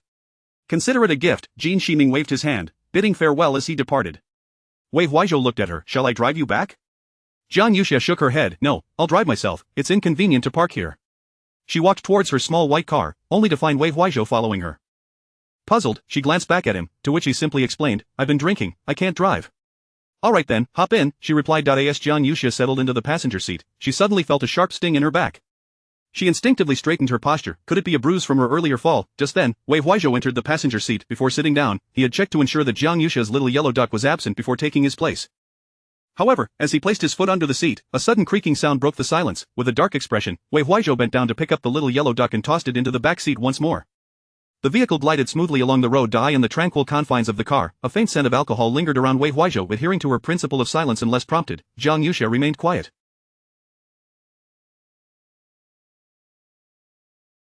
Unexpectedly, Wei Huaizhou broke the silence. Be honest, what were you doing at Miley? Jiang Yuxia gripped the steering wheel tightly, her expression unchanging. Jin Shiming texted me, saying you had overindulged, so I came to take you home. What feelings exist between us that would compel you to be out so late? Earlier, Tang Fei mentioned someone. Did you come with another person? Jiang Yuxia promptly denied. No, I told him I was with friends to avoid his worries. As they crossed the Jianyang Bridge, the colors of the lights flickered across their faces. Wei Huaizhou's cold laughter indicated disbelief. Jiang Yuxia continued to gaze ahead, remaining silent for a couple of seconds before saying, after receiving Jin Shiming's message, I recalled my brother mentioning that they were launching a crackdown at Miley. I was worried you might be misinterpreted, so I wanted to warn you. Besides, I plan to take you home. After all, Grandma is about to return home, and I don't want her to hear any gossip about our relationship. Although the drug transactions at Miley involved other parties, if your image were to be inadvertently captured and circulated online, it could lead to unnecessary consequences. Jiang Yuxia left her statement at that. Wei Huaizhou leaned back in his seat, his eyes as dark as the night, filled with deep ink. He fell silent, but Jiang Yuxia sensed that he had accepted her explanation. After a long pause, he said, don't come to places like this again, I'll speak to Jin Shiming about it. Jiang Yuxia cleared her throat. You should also avoid such places. Any scandal captured could lead to unpleasant rumors. Wei Huaizhou shot her a sidelong glance. The small white car pulled into the parking space of the old residence. They entered the house together, and it was nearly 3 o'clock. The home was enveloped in a tranquil stillness. In the dim light, as Wei Huaizhou and Jiang Yuxia bent down to change their shoes, her head bumped against the phone he was holding and the phone clattered to the ground, and Jiang Yuxia winced, clutching her forehead in pain. Wei Huaizhou said, use your phone to help me light up. Jiang Yuxia reached into her pocket for her phone, but instead felt a few smooth objects. She pulled them out, squeezing them in her hand, and noticed the sound of plastic bags crinkling. What could this be? It then dawned on her that this coat belonged to Jin Shiming. Jiang Yuxia gasped in surprise. Just then, a door swung open, and Zhu Lixia's accusatory voice echoed, Jiang Yuxia, you went out to have fun behind my son's back and still have the audacity to come back. With a loud click, she turned on the light. Upon seeing Wei Huaizhou standing alongside Jiang Yuxia, Zhu Lixia was momentarily stunned. Jiang Yuxia, noticing the child's toy in her hand, was equally taken aback. Chapter 19. A lack of interest deliberately tormenting you. Jiang Yuxia quickly regained her composure, stuffing items into Wei Huaizhou's pocket. The man's dark, penetrating gaze flickered towards her. Zhu Lixia furrowed her brow. How did the two of you end up together? Before Jiang Yuxia could provide an explanation, Wei Huaizhou reached out, draping an arm around her shoulder.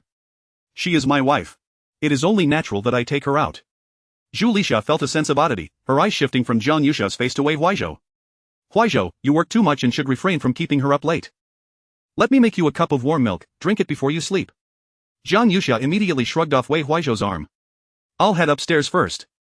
With her head down, she hurriedly ascended the staircase and slipped into her room, shutting the door behind her.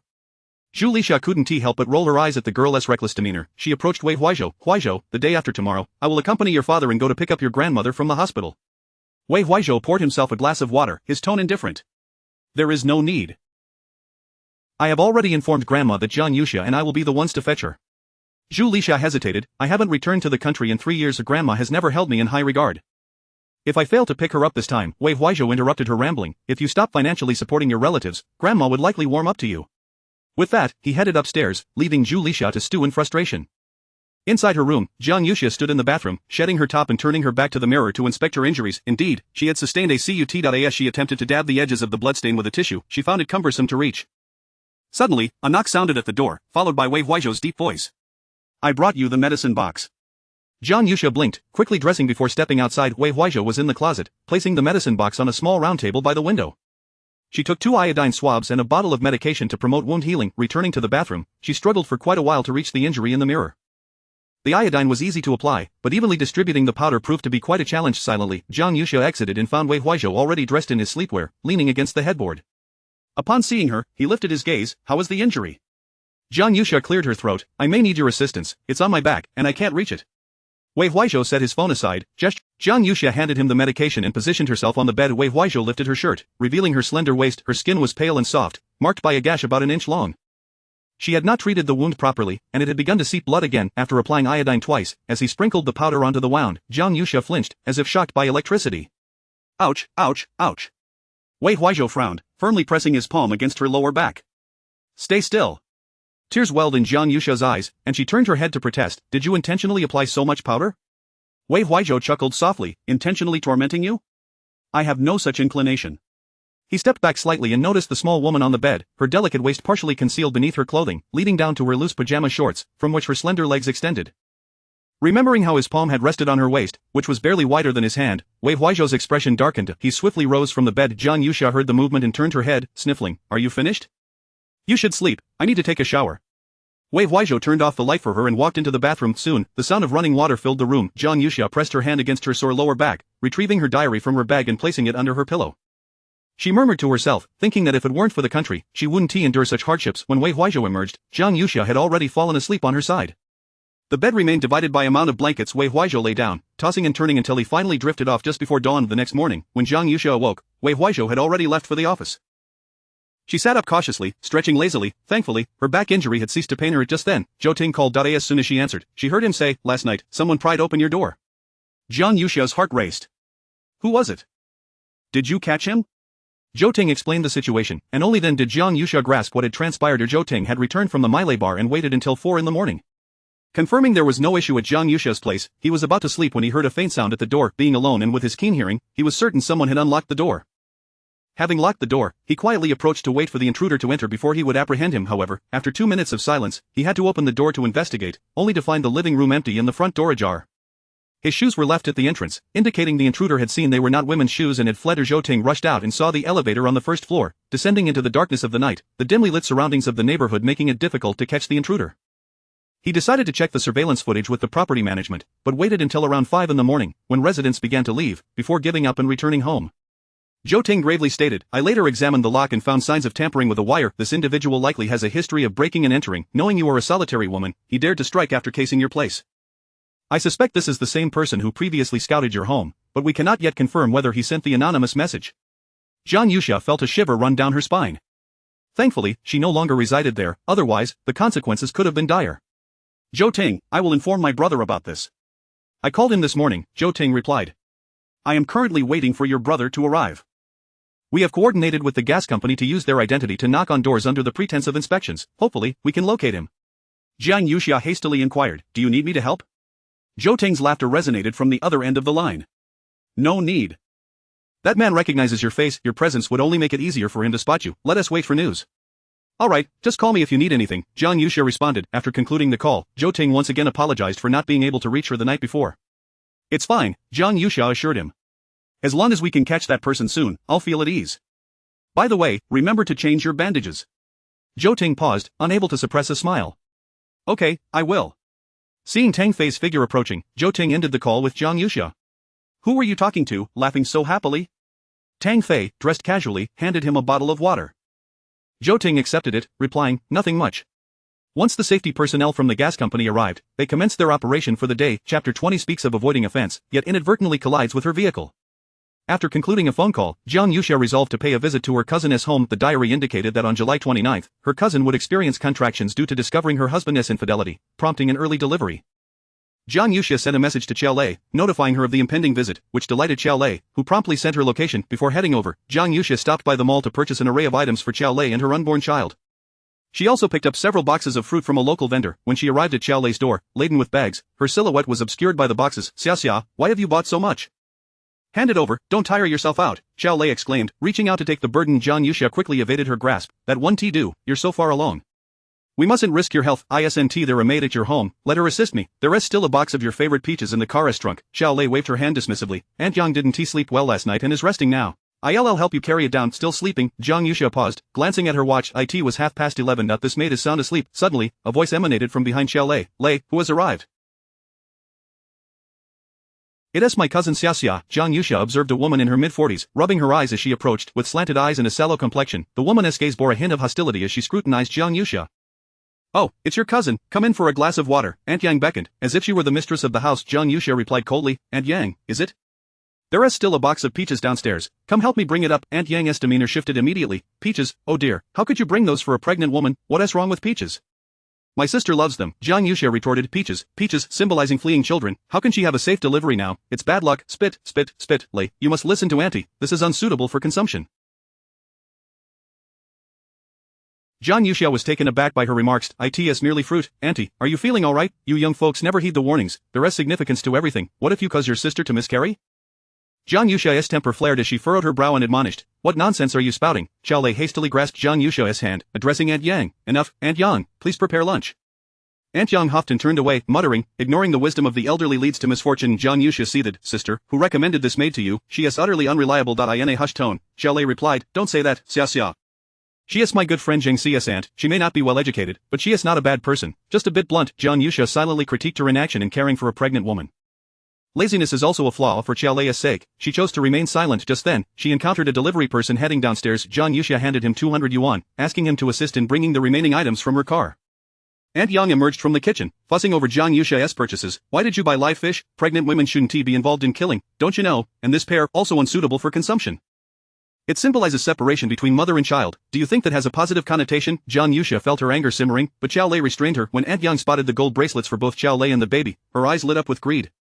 Without waiting for an inquiry, she began to measure them against her own wrist, eager to try them on. Jiang Yuxia snatched them back, smiling faintly. I consulted a master. Gold wards off evil. They are perfect for my sister and the baby. She placed them back in the box and handed it to Qiao Lei. Sister, keep this safe. Aunt Yang, it's nearly noon. Can we eat now? Aunt Yang's slanted eyes revealed her displeasure. Lei, your sister has quite the temper. She turned and re-entered the kitchen. Jiang Yuxia pulled Qiao Lei aside onto the balcony. Sister, I just saw her wearing the jade pendant. Isn't that the one Aunt bought for you on your 18th birthday? Qiao Lei forced a smile and nodded. Aunt Yang found it while tidying up my room. I hadn't worn it in ages. She said she liked it, so I lent it to her for a few days. Lent. I fear it may never return. You should dismiss her. I'll arrange for you to stay at the confinement center. Qiao Lei waved her hands. No, it's quite convenient at home. Besides, Aunt Yang cares for me and charges nothing. Although my husband has resumed his position, our savings are limited.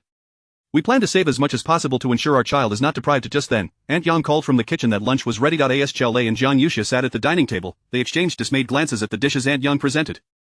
Each person received a bowl of plain noodles, with Qiao Lei's containing a single egg and Jiang Yuxia's primarily filled with cabbage. Aunt Yang munched on the peaches Jiang Yuxia had brought for Qiao Lei. This is what you've prepared for a pregnant woman. Jiang Yuxia struggled to contain her fury. Her condition has progressed, and the doctor advised her to eat less. Consuming too much could be detrimental to her health.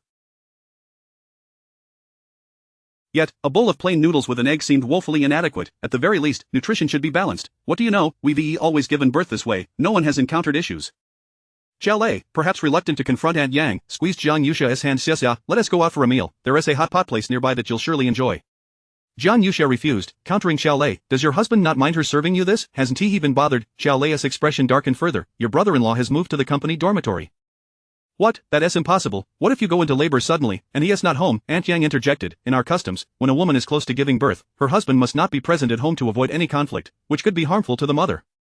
Jiang Yuxia could no longer contain her frustration. She slammed her hand on the table. Aunt Yang, my sister doesn't require your assistance any longer. Gather your belongings and leave this instant. Xiao Lei tugged at her. Xia, Aunt Yang, in a fit of rage, retorted, by what right do you expel me? You are not the mistress of this household. I was invited by your sister, and I haven't even asked her for payment. Jiang Yuxia glared at her. You demand payment? Consuming her food and using her resources? You're not a maid but a distant relative. We would have done well to call the authorities. Without further ado, Jiang Yuxia seized Aunt Yang, dragging her out along with her phone. Before shutting the door, she yanked the necklace from Aunt Yang's neck, which belonged to Xiao Lei. Aunt Yang, now outside, began to wail and pound on the door in a fit of hysteria. Xiao Lei turned pale from the commotion. Xia, will this have repercussions? What if she were your friend, she wouldn't have sent such a person. Sister, do not concern yourself, I shall handle this. Jiang Yuxia obtained the property management's phone number from Xiao Lei. Shortly thereafter, she peered through the peephole, witnessing the security personnel coaxing Aunt Yang away. Sister, let us gather your things, I will take you to the confinement center. Determined to prevent any potential miscarriage for her cousin, Jiang Yuxia decided to cut through the chaos decisively.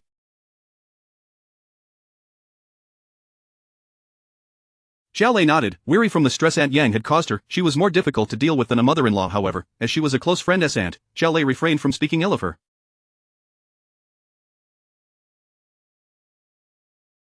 Reflecting on it now, staying at the confinement center would indeed be more convenient. With the abundance of items Xiao Lei needed, along with the postpartum supplies, Jiang Yuxia's small car could not accommodate them all.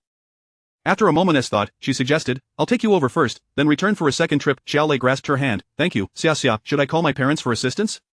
There is no need to trouble uncle and aunt, this is a minor matter. She intended to settle Xiao Lei before informing her family. However, on her second trip back to the community entrance, while dutifully waiting for the green light, Jiang Yuxia was unexpectedly rear-ended by a vehicle. Glancing through the rearview mirror, she noticed a pink Mercedes. She patted her bag. Little diary, why didn't you warn me? Resigned, Jiang Yuxia exited the car to inspect the damage. Inside the pink Mercedes, Zheng Si, upon realizing the collision, exclaimed, oh no. On the other end of the line, Sui Hai's voice inquired, what happened, darling? Zheng Si thumped the steering wheel in frustration. Everything is going wrong. My aunt was bullied by your wife's cousin, now I'm here to sort it out, and I get into a fender bender. Sui Hai hurriedly asked, are you alright? I'm fine. That car looks pretty banged up, so it should be easy to handle. I'll hang up now. Don't be upset. I've transferred you 5200. When you meet my wife's cousin, be sure to speak kindly.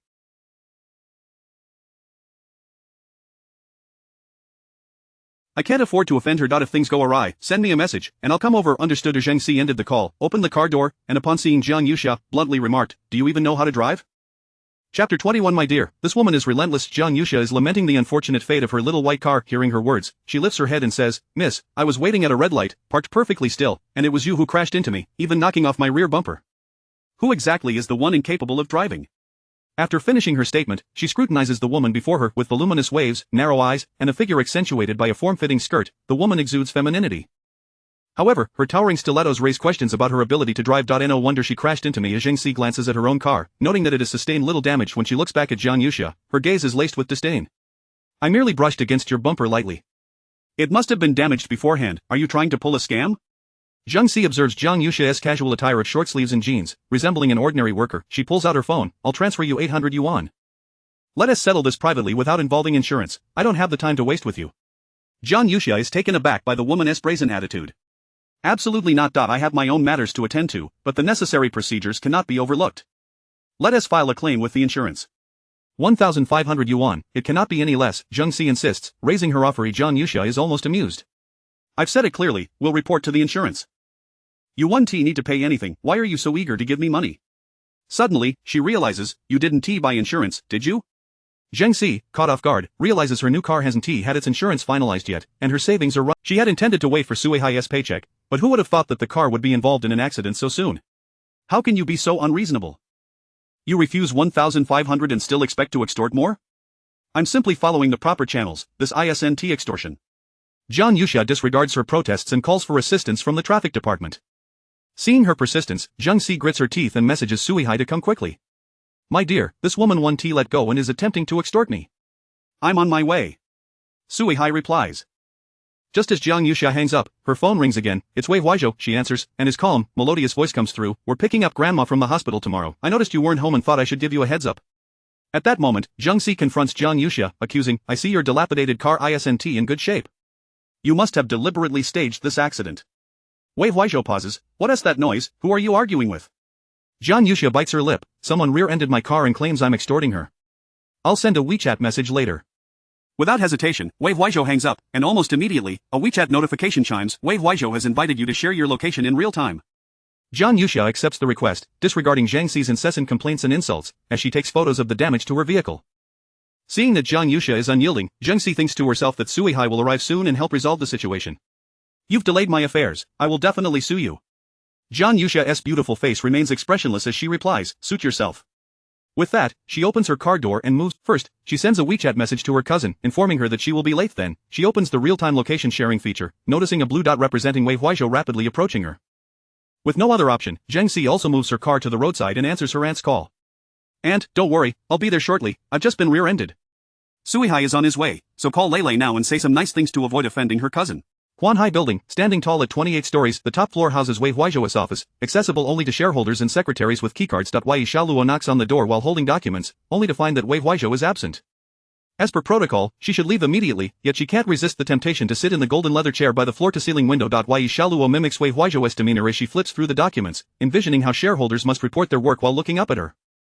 If she could keep Wei Huaizhou by her side, she believes that one day she too could become the matriarch of Huanhai Group, seated here and wielding financial power over the capital. At that moment, Yi Xiaoluo notices a notification letter and reads it, frowning as she dials the manager in charge of the subsidiary. Manager Liu, why was Sui Hai's internal penalty waived? Miss Yi, you didn't know? Sui Hai's wife is the cousin of President Wei's wife. President Wei has waived this penalty and will not pursue any fault. After hanging up, Yi Xiaoluo leans back in the chair, deep in thought. After a moment, she orders the driver to take her to the central hospital. Ever since the gas leak at the Blue Coast nursing home, it has been under repair. Grandma Wei is currently residing in the central hospital, which was built with Wei's family's investment. When Yi Xiaoluo enters the ward, she finds Grandma Wei learning to use an iPad. Dear old lady, I brought you some duck soup from Chenji, it's your favorite. Yi Xiaoluo has grown accustomed to her aloof demeanor. With a smile, she sits beside her and teaches her how to download WeChat. After a while, Yi Xiaoluo can't help but say, Dear old lady, I have an idea I'd like your opinion on. I want to invite Miss Jiang's relatives to your birthday celebration. Mentioning Jiang Yuxia finally captures Grandma Wei's attention as she lifts her head to look at her. What made you think of this all of a sudden? Yi Xiaoluo chuckles awkwardly, I was wrong in the past, and I've been wanting to find a chance to make. My father also feels regret. I heard that Miss Jiang's parents passed away young, and her closest relatives are her uncle and aunt, so I thought to invite them to help mend relations with Miss Jiang. Grandma Wei nods in agreement, I was thinking along the same lines.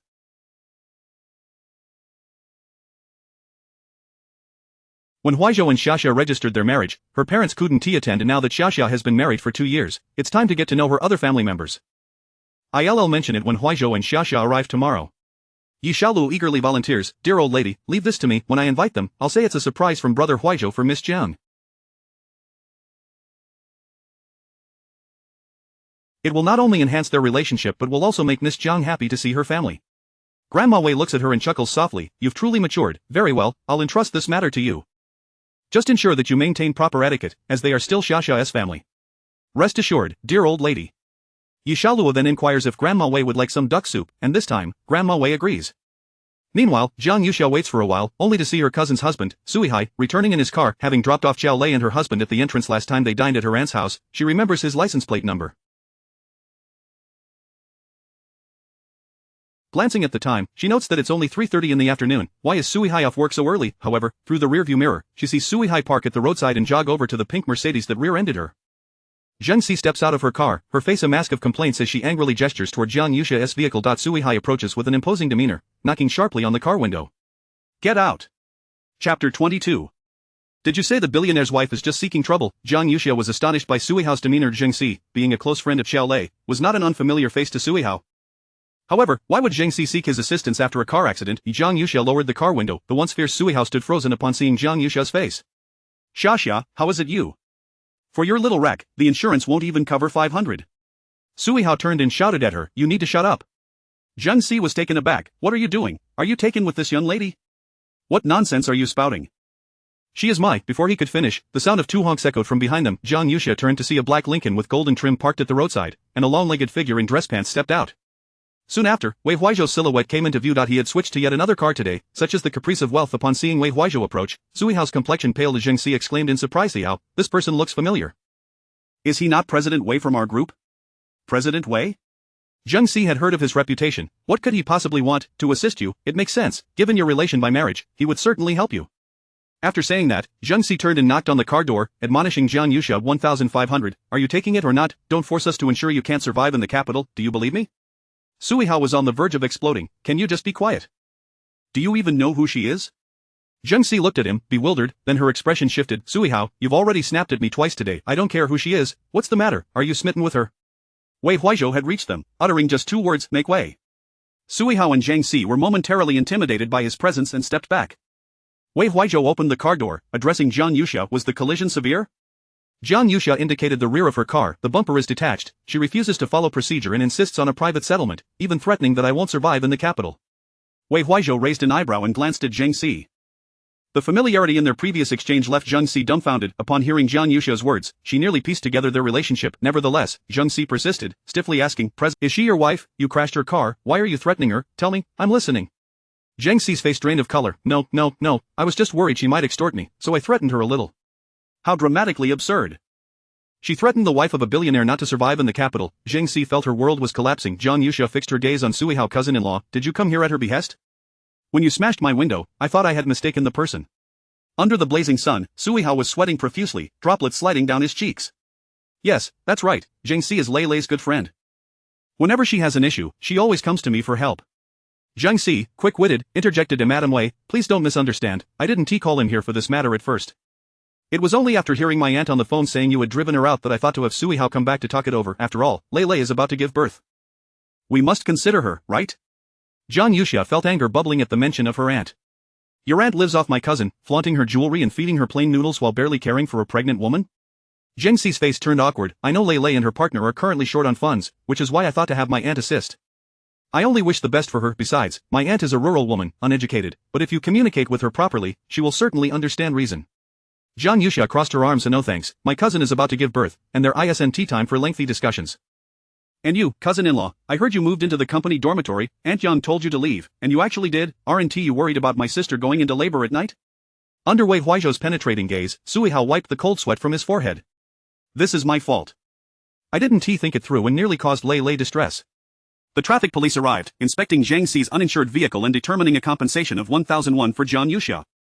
Zhang Si transferred the money, repeatedly bowing an apology to Jiang Yusha, a stark contrast to her earlier bravado about ensuring she couldn't survive in the capital. Jiang Yusha had no wish to discuss her aunt further and simply instructed Sui Hao to take Xiao Lei's remaining belongings to the confinement center.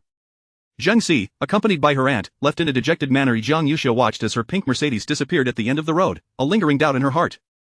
The relationship between Zhang Si and cousin-in-law Sui Hao seemed excessively close. Was it merely her imagination? Wei Huizhou arranged for a tow truck to take her little white car for repairs. Just dispose of it, he said. I'll buy you a new one. Jiang Yusha shook her head vehemently. This is my first car. Ever since I got it, my life has improved remarkably. IT is my companion, and I cannot just discard it. That year, upon receiving the future diary, she had followed its guidance to rescue a little girl nearly abducted from a van. The girl's father was a wealthy businessman, and upon seeing her bicycle had been damaged while thwarting the kidnapper, he gifted her a new car, which was this very little white one. Jiang Yusha refused. Wei Huizhou would not force her. As she prepared to follow him to the car to return home, the familiar sound of pages turning in the diary echoed in her ears. July 28. Zhang Si has taken a grudge against me. She vented her anger on my cousin, deliberately informing her that she has been in bed with Sui Hao for some time. My cousin is now suffering from postpartum depression, and Sui Hao wants to use her lack of employment as an excuse to persuade her to let Zhang Si raise the child. What a pair of scoundrels, they have shattered my worldview. Jiang Yusha quickly stowed the diary back in her bag, standing under the blazing summer sun. Her fury surged. No wonder she felt it was odd. Zhang Si was indeed the one with whom Sui Hao had betrayed her. Wei Huizhou, noticing her hesitation to get into the car, inquired, what's the matter? Jiang Yusha looked up and noticed the surveillance camera at the entrance of the community. Mr. Wei, you may head back. There are some matters I find suspicious and wish to check the surveillance for verification. With that, she turned and entered Xiao Lei's residential complex. As she walked, Jiang Yusha glanced back to find Wei Huizhou had followed her. Why haven't you gone back? If there's nothing pressing, I'll accompany you to take a look. Jiang Yusha silently responded with an agreeable nod, her residual resentment towards Wei Huizhou diminishing somewhat. Although their marriage was contractual, Wei Huizhou, as a husband, consistently extended a helping hand whenever he saw her in trouble. If it weren't for his recent reconnection with Yi Xiaoluo, akin to a thorn in her side, Jiang Yusha felt she might have developed feelings for him. Chapter 23, Are the wild men you sought outside not coming to lend a hand? Upon arriving at the property management office, as Jiang Yusha was about to request a review of the surveillance footage, we not only need to file a police report but also intend to pursue legal action. We are currently gathering evidence, and if you do not cooperate, we will have no choice but to file a lawsuit against you as well. He produced his wallet, nonchalantly placing 2 red bills on the table. Jiang Yusha's eyes widened. What was Wei Huizhou doing? Would they even agree to this? To her surprise, the property manager silently regarded them before glancing down at the roughly 1,000 yuan in cash. Fine. Was that it? She lowered her voice, you didn't need to give so much. Wei Huizhou replied casually, if money can resolve the issue, there is no need to waste precious time. Zhang Yuxiao was at a loss for words. They proceeded to the control room, adjusting the date to find the day of Sui Hao's accident. When Xiao Lei had mentioned it to Zhang Yuxiao previously, she had harbored doubts. Sui Hao's work hours were approximately from 7 to 9 in the morning, so they focused on that time frame. Wei Huizhou pointed at the screen, and Zhang Yuxiao adjusted the time. After a moment of concentration, she exclaimed, here it comes, that's his car. She swiftly took out her phone to record the footage. In the surveillance, Sui Hao's car exited the community parking garage, suddenly swerving left and right. The next moment, it crashed into a nearby stone pillar. The first to exit the passenger seat was surprisingly Zhang Si. Zhang Si slammed the door and stormed off, while Sui Hao hurried after her. The two grappled, and ultimately, Sui Hao forcefully embraced her before shoving her back into the car. Wei Huizhou scoffed, it seems your cousin-in-law's accident was caused by a distraction from arguing with his lover. They truly have no shame. Fuming, Zhang Yuxiao adjusted the date back to today, capturing the footage of Sui Hao arriving to handle the accident with Zhang Si. After leaving the property management office, Wei Huizhou asked, what do you plan to do about this matter? Zhang Yuxiao gripped her phone, biting her lip in frustration. My cousin is heavily pregnant. If I tell her about this, she will surely be devastated. I plan to wait until after she gives birth to discuss it. Wei Huizhou raised an eyebrow. If I were you, I would confront Sui Hao, presenting him with the evidence and demanding he sever his outside relationship. Zhang Yuxiao halted, frowning at him. Isn't that? Absolutely not. My cousin's husband cheated on her during her pregnancy and even seduced her best friend. Such a man is not worth keeping. Wei Huizhou stood tall, his figure casting a shadow in the bright sun. Zhang Yuxiao found herself completely enveloped by his presence. He lowered his gaze, observing her delicate features, sensing her indignation. What you say stems from your own perspective. Your cousin might not see it that way. Once a woman falls in love with a man, she may become unconditionally soft-hearted. Upon hearing this, Zhang Yuxiao shot him a frosty glare. So this was how Wei Huizhou thought. A top-tier CEO like him clearly held no loyalty to marriage. Discussing Sui Hao with Wei Huizhou was futile, especially since he had his own mistress, Yi Xiaoluo. Never mind, why should she argue with him? Their marriage was merely a contractual arrangement, and she had no right to meddle in his affairs. Zhang Yuxiao took a moment to calm herself. Thank you, Mr. Wei, for your assistance today. I can handle the rest on my own. Wei Huizhou noticed her swift change in attitude, his gaze darkening slightly. Does that mean you no longer require my help? Miss Zhang, you truly do discard me once I've served my purpose. If that's the case, why not seek assistance from the man you live with? Zhang Yuxiao was taken aback. Was he referring to Zhou Ting? How did he know Zhou Ting was staying at her place? Are you investigating me? She asked. Wei Huizhou's eyes were dark, his expression inscrutable, the sunlight casting a cold hue across his features. I merely wish to remind you that according to our prenup, even if you were to find a boyfriend, it should not be flaunted. Zhang Yuxiao was amused by his audacity. Did he even realize what he was saying? Regarding Zhou Ting's identity, Zhang Yuxiao could not disclude any details. However, had Wei Huizhou approached her amicably, she might have concocted a story about him being her cousin. Yet now, in her stubbornness, she only wanted to retort. Yi Xiaoluo was just as brazen. Yet Mr.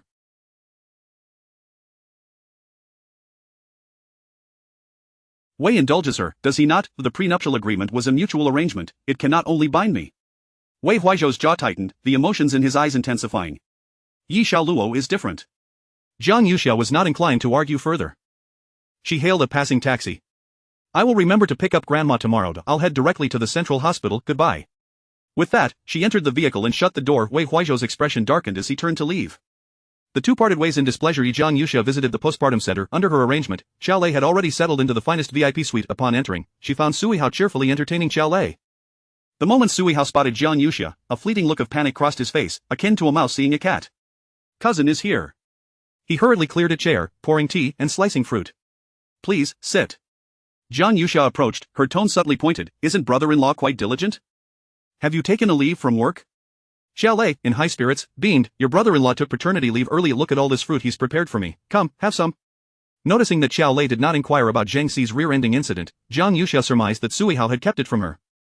After exchanging pleasantries, Zhang Yuxiao inquired, does brother-in-law know that I sent Aunt Zhang away? Before Xiao Lei could respond, Sui Hao nodded vigorously. Yes, thanks to my cousin, I, as a man, was oblivious to these matters. Had I known this aunt was so lazy, I would have never allowed her to come. Zhang Si was a close friend of Zhang Yuxiao's sister. She should have been aware of her aunt's character. Why would she still arrange for her to help? The mention of Zhang Si's name made Sui Hao visibly tense. Xiao Lei continued to defend Zhang Si. Xiaxia, please don't misunderstand. Cici truly meant well. Recently, your brother-in-law was demoted and had his salary cut, and I am out of work, leading to financial strain. She only wanted to help to save me some money. I don't blame her. Hearing this, Zhang Yuxiao chose not to press further. Her cousin was far too kind-hearted and naive. If she were to tell her that her best friend was cheating with her husband, she would undoubtedly struggle to accept it. After a brief exchange, Zhang Yuxiao prepared to leave, and Xiao Lei insisted Sui Hao accompany her. At the entrance, Zhang Yuxia cautioned Sui Hao, brother-in-law, I understand you didn't mention Zhang Xi's incident. Since you have taken leave these days, please focus on accompanying my sister. Her well-being is paramount, wouldn't you agree? Sui Hao readily acquiesced. You are absolutely right. I have not given Lei Lei enough attention in the past. By the way, has Mr. Wei calmed down? Thinking of Wei Huaizhou, Zhang Yuxia's expression cooled. He should be. She waved for a taxi, leaving Sui Hao in a cold sweat. Should be, was he angry or not? Sui Hao took out his phone, messaging Zhang Xi, please refrain from contacting me for the next few days. I fear Lei Lei might find out. Returning to her old home, Zhang Yuxia found Zhu Lixia and the others absent. She retreated to her room and called Zhou Ting. Hello, Zhou Ting, could you accompany me out tomorrow morning? Chapter 24 Wei Huaizhou encounters Zhang Yuxia in a stranger's sports car. Zhang Yuxia had made arrangements with Wei Huaizhou to pick up Grandma Wei from the hospital the following afternoon. She intended to utilize the morning hours effectively. Previously, she had planned to acquire a priceless antique as a birthday gift for Grandma Wei, but now that the antique was damaged, there was no time to procure another. On the other end of the line, Zhou Ting swiftly agreed. Recalling their plans for the day, Zhang Yuxia inquired, have there been any developments? However, Zhou Ting replied, there have been no discoveries as of yet, but we cannot discount the possibility that the other party possesses strong counter-surveillance skills, potentially hiding away and refusing to answer the door. Although it is a gas inspection, it is rather sudden and without prior notice. Many residents are not at home. Zhang Yuxia expressed concern, should you not consider moving out temporarily? Zhou Ting chuckled, no need.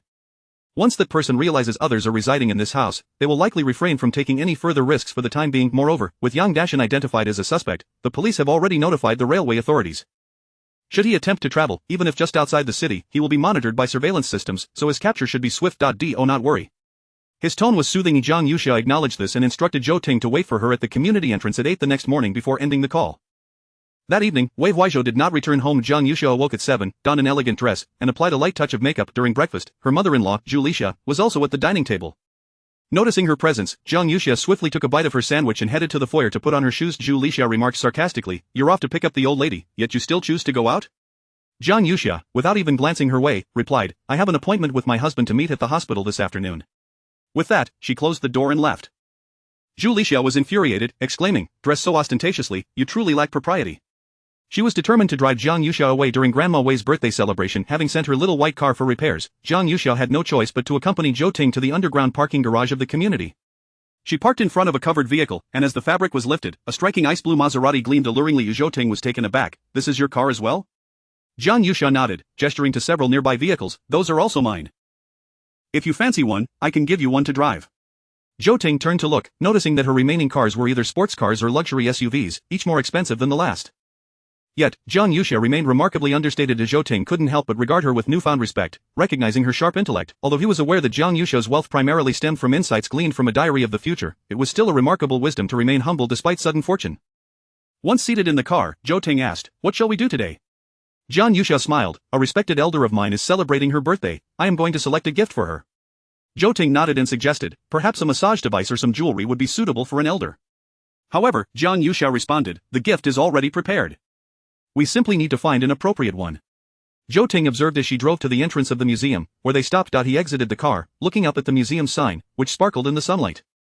Is this where you intend to select your gift? Indeed, let us go inside, Zhang Yuxia replied with a smile, leading Zhou Ting up the steps. Having previously informed the curator of their visit, they were warmly greeted upon arrival. Miss Zhang, this way please. Zhou Ting followed Zhang Yuxia, frowning as he surveyed the array of displayed antiques. The air was thick with history, and many visitors were present, transforming the venue into a legitimate museum. Yet, Zhou Ting was puzzled. What could Zhang Yuxia possibly intend to take home for the elders' celebration from such a place?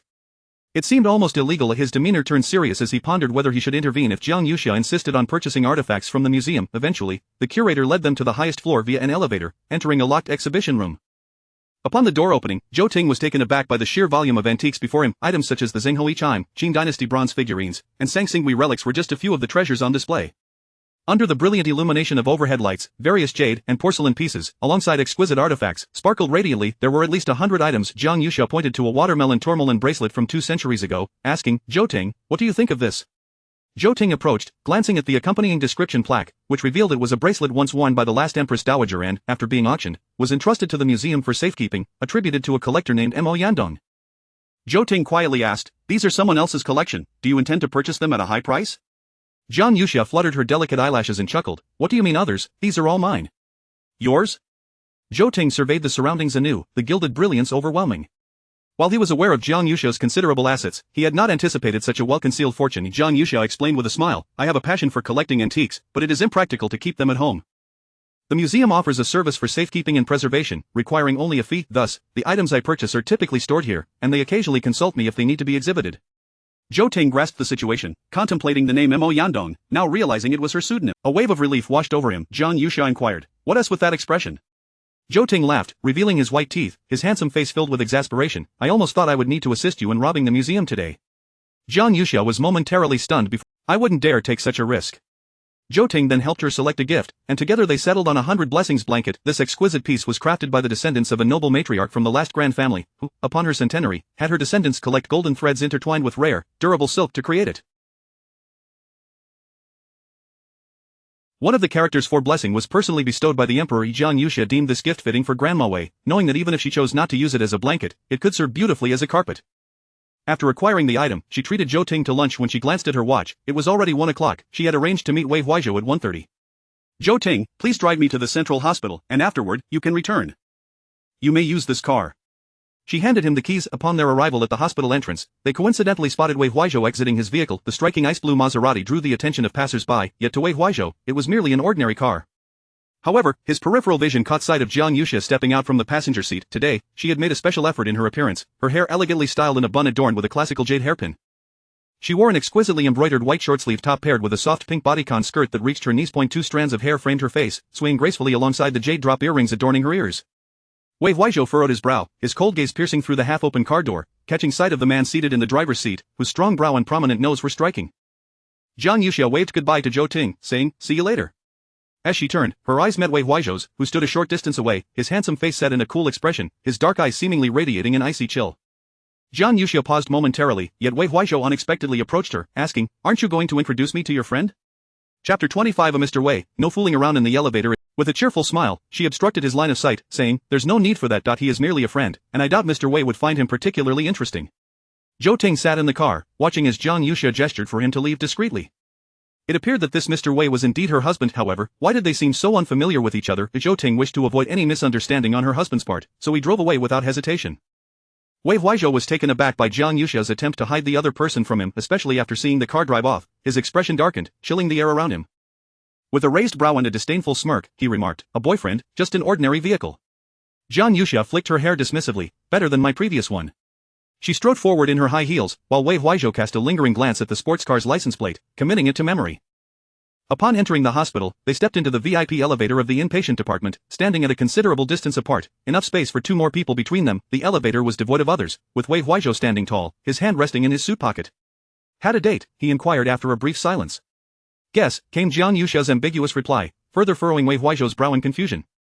Ding, the elevator doors opened, and just as Jiang Yusha was about to step out, Wei Huaizhou seized her wrist, pulling her into his embrace. She unexpectedly collided with him, feeling the hard muscles beneath his thin shirt. Jiang Yusha furrowed her delicate brows, attempting to break free. Mr. Wei, are you being inappropriate? Wei Huaizhou's large hand secured her waist, leaving her with no avenue for escape. Jiang Yusha, I trust one need not reiterate the terms of our prenuptial agreement. Today, as we discharge Grandma from the hospital, do you dare bring your boyfriend along? Do you think I am powerless? As he concluded, his arm tightened, forcing her body against his. Her face, mere inches away, was strikingly beautiful, and the faint scent of her perfume wafted into his nostrils, reminiscent of the sweet peach aroma that enveloped him each night before sleep. Jiang Yusha frowned. Even if he is my boyfriend, he merely drove me here. What is wrong with that? Wei Huaizhou's eyes darkened, his lips curling into a cold warning. Do not let him appear within my line of sight again. Otherwise, do not blame me for being ungracious next time. Irritated, Jiang Yusha pushed against his chest. Double standards, let go. Unbeknownst to her, this unintentional action ignited a flame within Wei Huaizhou. He grasped her rebellious hand tightly, pressing her against the elevator's glass wall, tilting his head, exuding an aura as if he were about to kiss her.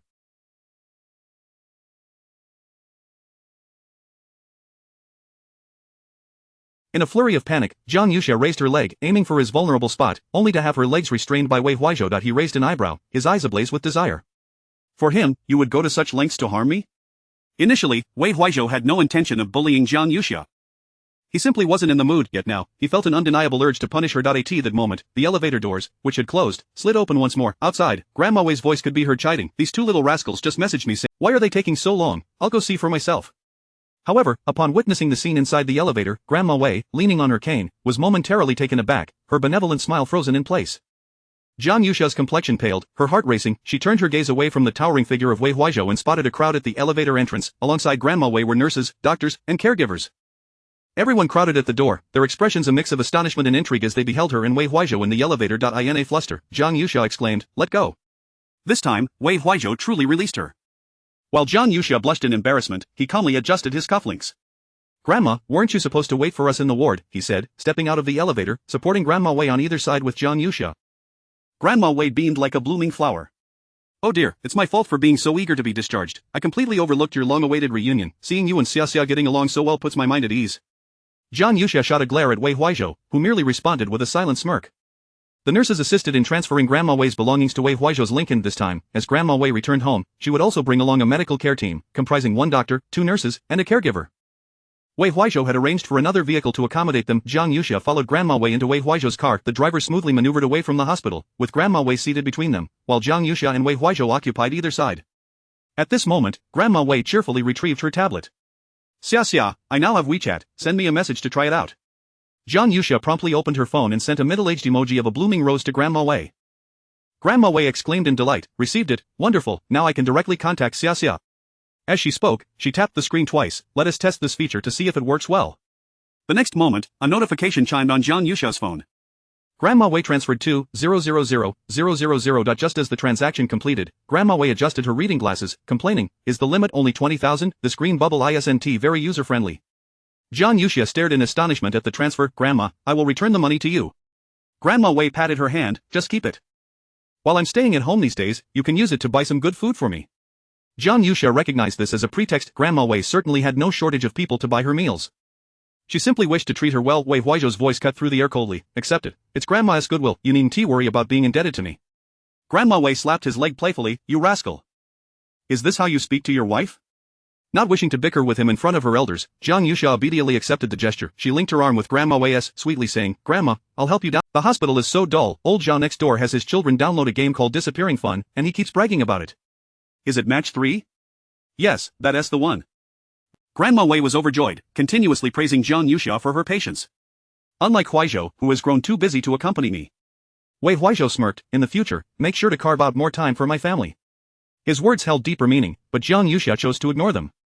Once they had mastered the basic functionalities, Grandma Wei eagerly sent messages to each of her old friends, chatting animatedly. When the car arrived at the ancestral home, her in-laws, Wei Jiangwo and Zhu Lisha, stood at the entrance to greet them.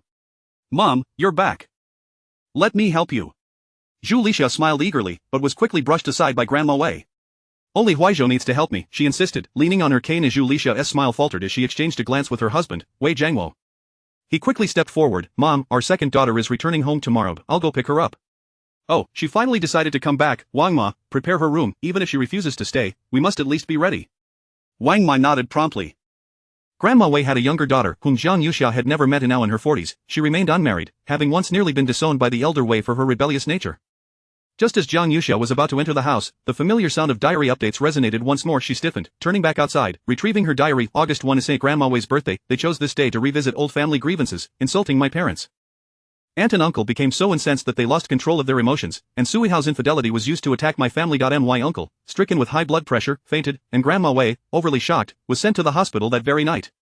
In the end, they blamed me for ruining Grandma's birthday celebration, and overnight, I became the infamous deadbeat daughter ridiculed online. Chapter 26. The humiliation of Uncle and Aunt. Jiang Yusha's hand trembled slightly as she clutched her diary. Over the years, she had relied on her diary to remind herself not to panic in the face of any situation, yet, her deceased parents remained her Achilles heel. The mere thought of them having passed away only to be dragged out for humiliation made her bite her lip, her expression turning icy. Jiang Yusha was well aware that the individuals referred to in her diary were those from the Wei family who harbored disdain for her, for only they would benefit from tarnishing her reputation. An idea formed in her mind. After placing the diary back into her bag, Jiang Yusha regained her composure and stepped into the old residence. "Grandma, my cousin just called and asked me to come over. She's about to give birth, and I want to see if she needs anything." Upon hearing this, Grandma Wei immediately expressed concern. "Do you need us to help contact the best hospital?" Jiang Yusha smiled gently. "No need, it's not her due date yet. I'm just going to check on her." Grandma Wei promptly summoned Wei Huizhou. "Huizhou, take Xia there." However, Jiang Yusha waved her hand dismissively. "There's no need, the driver can take me." Wei Huizhou. Zhu Lisha scoffed. "She even cares about her cousin giving birth. How bored can she be?" Grandma Wei shot her a cold glance. "Wasn't it us who helped pay off your uncle's millions in gambling debts? Xia is merely showing concern for her cousin. Why do you have to be so critical?" Zhu Lixia, her made-up face unable to conceal her pallor, stammered, "Mom, that's not what I meant." With a heavy huff, Grandma Wei allowed the nurse to assist her back to her room. After they had all departed, Wei Huizhou made a phone call. "Help me check the owner of the vehicle with the license plate Jing as 67888 and synchronize the information to me." Meanwhile, Jiang Yuxia was delivered by the Wei family's car to the Wisteria Flower Postpartum Center. She instructed the driver, "Uncle, just wait here for me, it might take a while, perhaps 1 or 2 hours." The driver nodded respectfully, "No problem, madam, please focus on your business." Upon entering the postpartum center, Jiang Yuxia headed straight to Manager Ma's office. Noticing her arrival, Manager Ma immediately stood up from behind his desk. "General Manager Jiang, you are here to visit Miss Qiao, correct?" Jiang Yuxia closed the door behind her and gestured through the floor-to-ceiling window towards the Wei family driver parked below. "Please inform him that all parking spaces here are reserved for VIPs and ask him to find another place to park." "Understood," Manager Ma replied as he exited.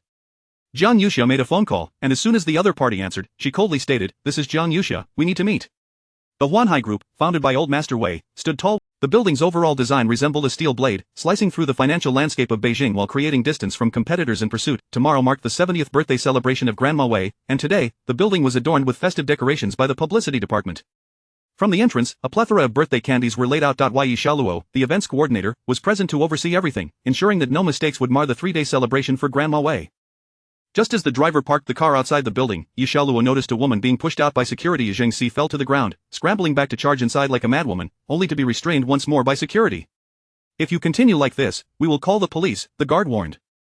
Zheng Si screamed, "Go ahead, I want everyone to see that your employee, Sui Hao, has cheated on me and then blocked me. How can such a large company as Huanhai Group employ a man of such questionable character?" Upon hearing Sui, she approached, signaling the security to cease their actions. "Miss, if you have something to discuss, we can talk in my office, please refrain from causing a scene here." Zhang Si eyed her suspiciously, "Who are you?" Yi Shaoluo smiled, "My surname is Yi.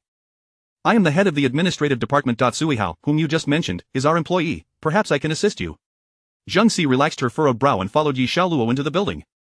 Grandma Wei's birthday banquet was scheduled for 7 o'clock in the evening, held in the banquet hall of the backyard garden of the old residence. Afternoon, Grandma Wei took Jiang Yuxia and Wei Huizhou to a nearby high-end dress shop.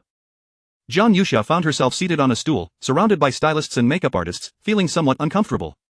Grandma Wei beamed, "Xiaxia dear, I've invited the shareholders today. After tonight, let's see who dares to speak ill of you again. Just focus on dressing up beautifully, and show them what the future mistress of the Wei family looks like." Wei Huizhou, handling work beside her, lifted his cold gaze. "Why did I have to come along?" Grandma Wei shot him a glare. "You are to help your wife choose a dress. I have my own business to attend to." Jiang Yuxia exchanged glances with Wei Huizhou through the mirror for a brief moment. In front of Grandma Wei, he did not rebel but walked over to examine the dresses offered by the stylist. Jiang Yuxia rarely wore long dresses that reached the ankles, and now she could only brace herself to try it on. Moments later, she emerged, her hair simply tied up, revealing her long, fair swan neck. Although the dress was long, it accentuated her neckline captivatingly. The flawless skin on her neck seemed to lack a necklace for embellishment. After all, a beauty's neck is meant to be adorned with jewels. The stylists present, including Grandma Wei, were taken aback, praising, "This dress truly suits Mrs. Wei." However, Jiang Yuxia felt unsatisfied, and Wei Huizhou frowned as well. She felt exposed in the chest area. For a garment that outlined her figure so clearly, it appeared overly revealing in her eyes. Without hesitation, Wei Huizhou picked out another dress and tossed it to Jiang Yuxia. "Change it." Jiang Yuxia. At that moment, dusk was approaching, and it was nearly 6 o'clock. The Wei family's car arrived to pick up Jiang Yuxia's aunt and uncle. This time, Tang Fei was unable to attend due to work commitments, and Xiao Lei could not come as she was in labor. Aunt Xiao Xiaoling, linking arms with her husband, entered the garden of the old residence, dazzled by the understated opulence before her. "Goodness," Xiao Xiaoling exclaimed in astonishment, "this place is all—" "Oh, and there's the film emperor, Tang Fei. The Wei family is truly impressive. All the prominent figures are here to celebrate the birthday." Uncle Qiao Xinggua's eyes landed on a towering Taishan stone in the garden. "We mustn't appear uncultured and embarrass her." Xiao Xinghua immediately concurred, "Right, what my brother-in-law said is correct. Let's go inside and register our gifts first." Before Xiao Xiaoling suddenly felt the urge to use the restroom and pulled Wen Mei along with her. As soon as Tang Yong saw his wife leave, he could no longer contain himself and said to Xiao Xinghua, "Elder brother, I'm going outside for a smoke." Xiao Xinghua sighed, "Hurry up." He remained behind to queue for the birthday gift registration. Suddenly, he overheard hushed discussions behind him. "Have you heard, the young mistress of the Wei family? With a father like that, what good can she be?" Xiao Xinghua whipped around, scolding, "You are spreading rumors. When has my niece ever been arrested? Nonsense." The two men exchanged glances, their expressions unfriendly as they regarded him. "Niece? So you are indeed related to Mrs. Wei. I heard that Mrs. Wei's cousin-in-law, Sui Hao, lost 5 million to the Wei family and then dragged his father-in-law and pregnant wife to plead with Wei Zong, who had no choice but to agree not to pursue the matter. How shameless, how could he have the nerve to ask for help after causing such trouble? Everyone says Jiang Yuxia married into the Wei family solely to exploit their wealth and support her maternal family. Enraged, Xiao Xingwa, in a fit of rage, the uncle lashed out, leaving the aunt's husband with a fractured skull. Numerous distinguished figures and politicians attending the banquet were drawn to the commotion, pausing to observe the unfolding drama. The man seized by Xiao Xingwa erupted in a torrent of curses. What, do you still wish to strike me? Am I mistaken, that Su Yihao may very well have accepted bribes from other companies, deliberately misplacing the 500,000 contract to pocket a kickback? Xiao Xingwa's expression darkened. My son-in-law would never stoop to such treachery. The man swiftly pointed at him. Oh, so he is your son-in-law, no wonder you're shielding him. Seeing you only reinforces my conviction of what kind of person Jiang Yusha is. Release me at once, my bespoke suit is ruined. People like you, wretched and impoverished, could never compensate me. Are you waiting for President Wei to cover for you? The fury within Xiao Xingwa could no longer be contained. To hell with you, he exclaimed, engaging in a brawl with the man. Most of the affluent guests present at the banquet were acquainted with one another. Upon witnessing the man being struck, they rushed forward to intervene, managing to restrain only Xiao Xingwa. Tang Yong, who had stepped outside for a smoke, returned to find Xiao Xingwa pinned to the ground, with others berating him. Alarmed, Tang Yong dashed over to intercede. What are you doing? How can you resort to violence? However, the opposing party inadvertently delivered a kick that sent Tang Yong tumbling, his head colliding with a nearby decorative piece. He slumped to the ground, clutching his forehead. Brother-in-law, Xiao Xingwa's eyes blazed with fury as he turned to confront the man. I'll take you on. Tang Yong, summoning all his strength, grasped his arm. Elder brother. At that moment, Steward Sun arrived with bodyguards and servants, hastily separating the two parties. Xiao Shaoling and Wen Mei returned, and upon pushing through the crowd, Xiao Shaoling spotted her husband, Tang Yong, bleeding from the forehead, his glasses in tatters. She gasped, trembling. What happened?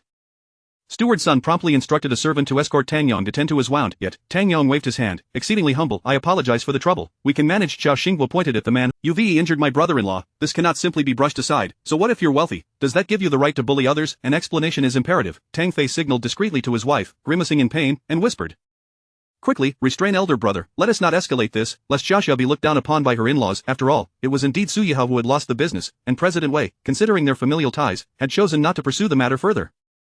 Such a revelation would not reflect well. When Mei intended to intervene and pull her husband back, but unexpectedly, the man who had just been engaged in violence pulled out his phone and played a surveillance video.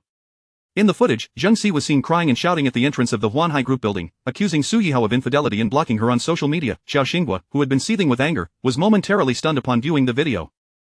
The man sneered. Did you see that? On the day of the old lady's birthday banquet, this woman caused a scene at the company yesterday. Had it not been swiftly contained, what repercussions would your son-in-law have brought upon the group? Jiang Yusha and Wen Mei trembled. Yihao cheated on Si. How is that possible? Si is the best friend of our Lei Lei. Xiao Xingwa took a couple of steps forward, yet words eluded him. He clutched his head, dizzy, and collapsed. Old Xiao, don't frighten me. Wen Mei hurriedly knelt beside him, checking his condition. Note my husband's hypertension is acting up. Does anyone have medication? Please, I beg you, help. The surrounding elegantly dressed guests exchanged glances, stepping back a pace. A voice cut through the tension. I do. The crowd parted, allowing Jin Shiming, accompanied by several friends, to stride forward. He knelt on one knee, retrieving emergency medication from his pocket and administering it to Xiao Xingwa. Noticing Wen Mei's distress, Jin Shiming reassured her. Please, madam, take a deep breath and remain calm. I am President Wei's physician. Your husband will be fine after taking the medication, rest assured. Wen Mei managed to regain her composure, breathing heavily, cold sweat soaking her back. Doctor, please examine my brother-in-law. Jin Shiming then proceeded to inspect Tang Yang. He gestured, and an assistant promptly presented a medical kit. After a brief treatment, Tang Yang expressed his gratitude repeatedly. Jin Shiming rose, his pale pink suit accentuating his refined demeanor. He turned his gaze toward the man, his eyes icy. The man's bravado shrank instantly, lowering his head. Young Master Jin Shiming admonished the relatives of the young Madam Wei are esteemed guests today. How dare you resort to violence here? The man retorted defensively. They initiated the altercation first. Young Master Jin, look at what they've done to my clothes. At that moment, Jiang Yusha's in-laws arrived as Zhu Lisha stormed in, fuming. You have no sense of decorum. Today is the old lady's birthday banquet, and you dare to cause a ruckus here. Jin Shiming intervened. This is merely a conflict arising from a misunderstanding. The young Madam Wei is now a member of the Wei family. Allowing others to insult her relatives is, in fact, inappropriate. As Zhu Lisha cast a glance at him. Shiming, this is our family matter. You are unaware of the full picture. It would be best not to speak on their behalf. Jin Shiming pursed his lips. Given that Zhu Lisha had invoked the term family matter, it was indeed inappropriate for him, as an outsider, to comment further. Jiang Yusha's aunt Xiao Shaoling stepped forward with reddened eyes. Our Xiaoxia is a good girl. Her marriage here is not for the wealth of the Wei family. If you look down on us, we can sever ties with her, but you must afford Xiaoxia the respect she deserves. She grew up safely, never having taken a single grain of rice from your Wei family. Zhu Lisha scoffed. What use is it for you poor relatives to sever ties? That Jiang Yusha, I have no desire to speak of her. A girl frequently in and out of the police station cannot be anything good. Xiao Shaoling was taken aback. Impossible. My son is a police officer. If Xiaoxia had made mistakes and ended up in the station, how could we possibly be unaware? Zhu Lisha shot her a sidelong glance. Impossible. Just take a look for yourself. She produced her phone, displaying photos of Jiang Yusha's 2 visits to the police station, captured surreptitiously. One shot clearly showed Jiang Yusha entering an interrogation room with a police officer. Xiao Xinghua and the others leaned in to see, their faces paling, yet Xiao Xiaoling couldn't help but notice that one of the police officers in the photos bore a striking resemblance to her son, Tang Fei.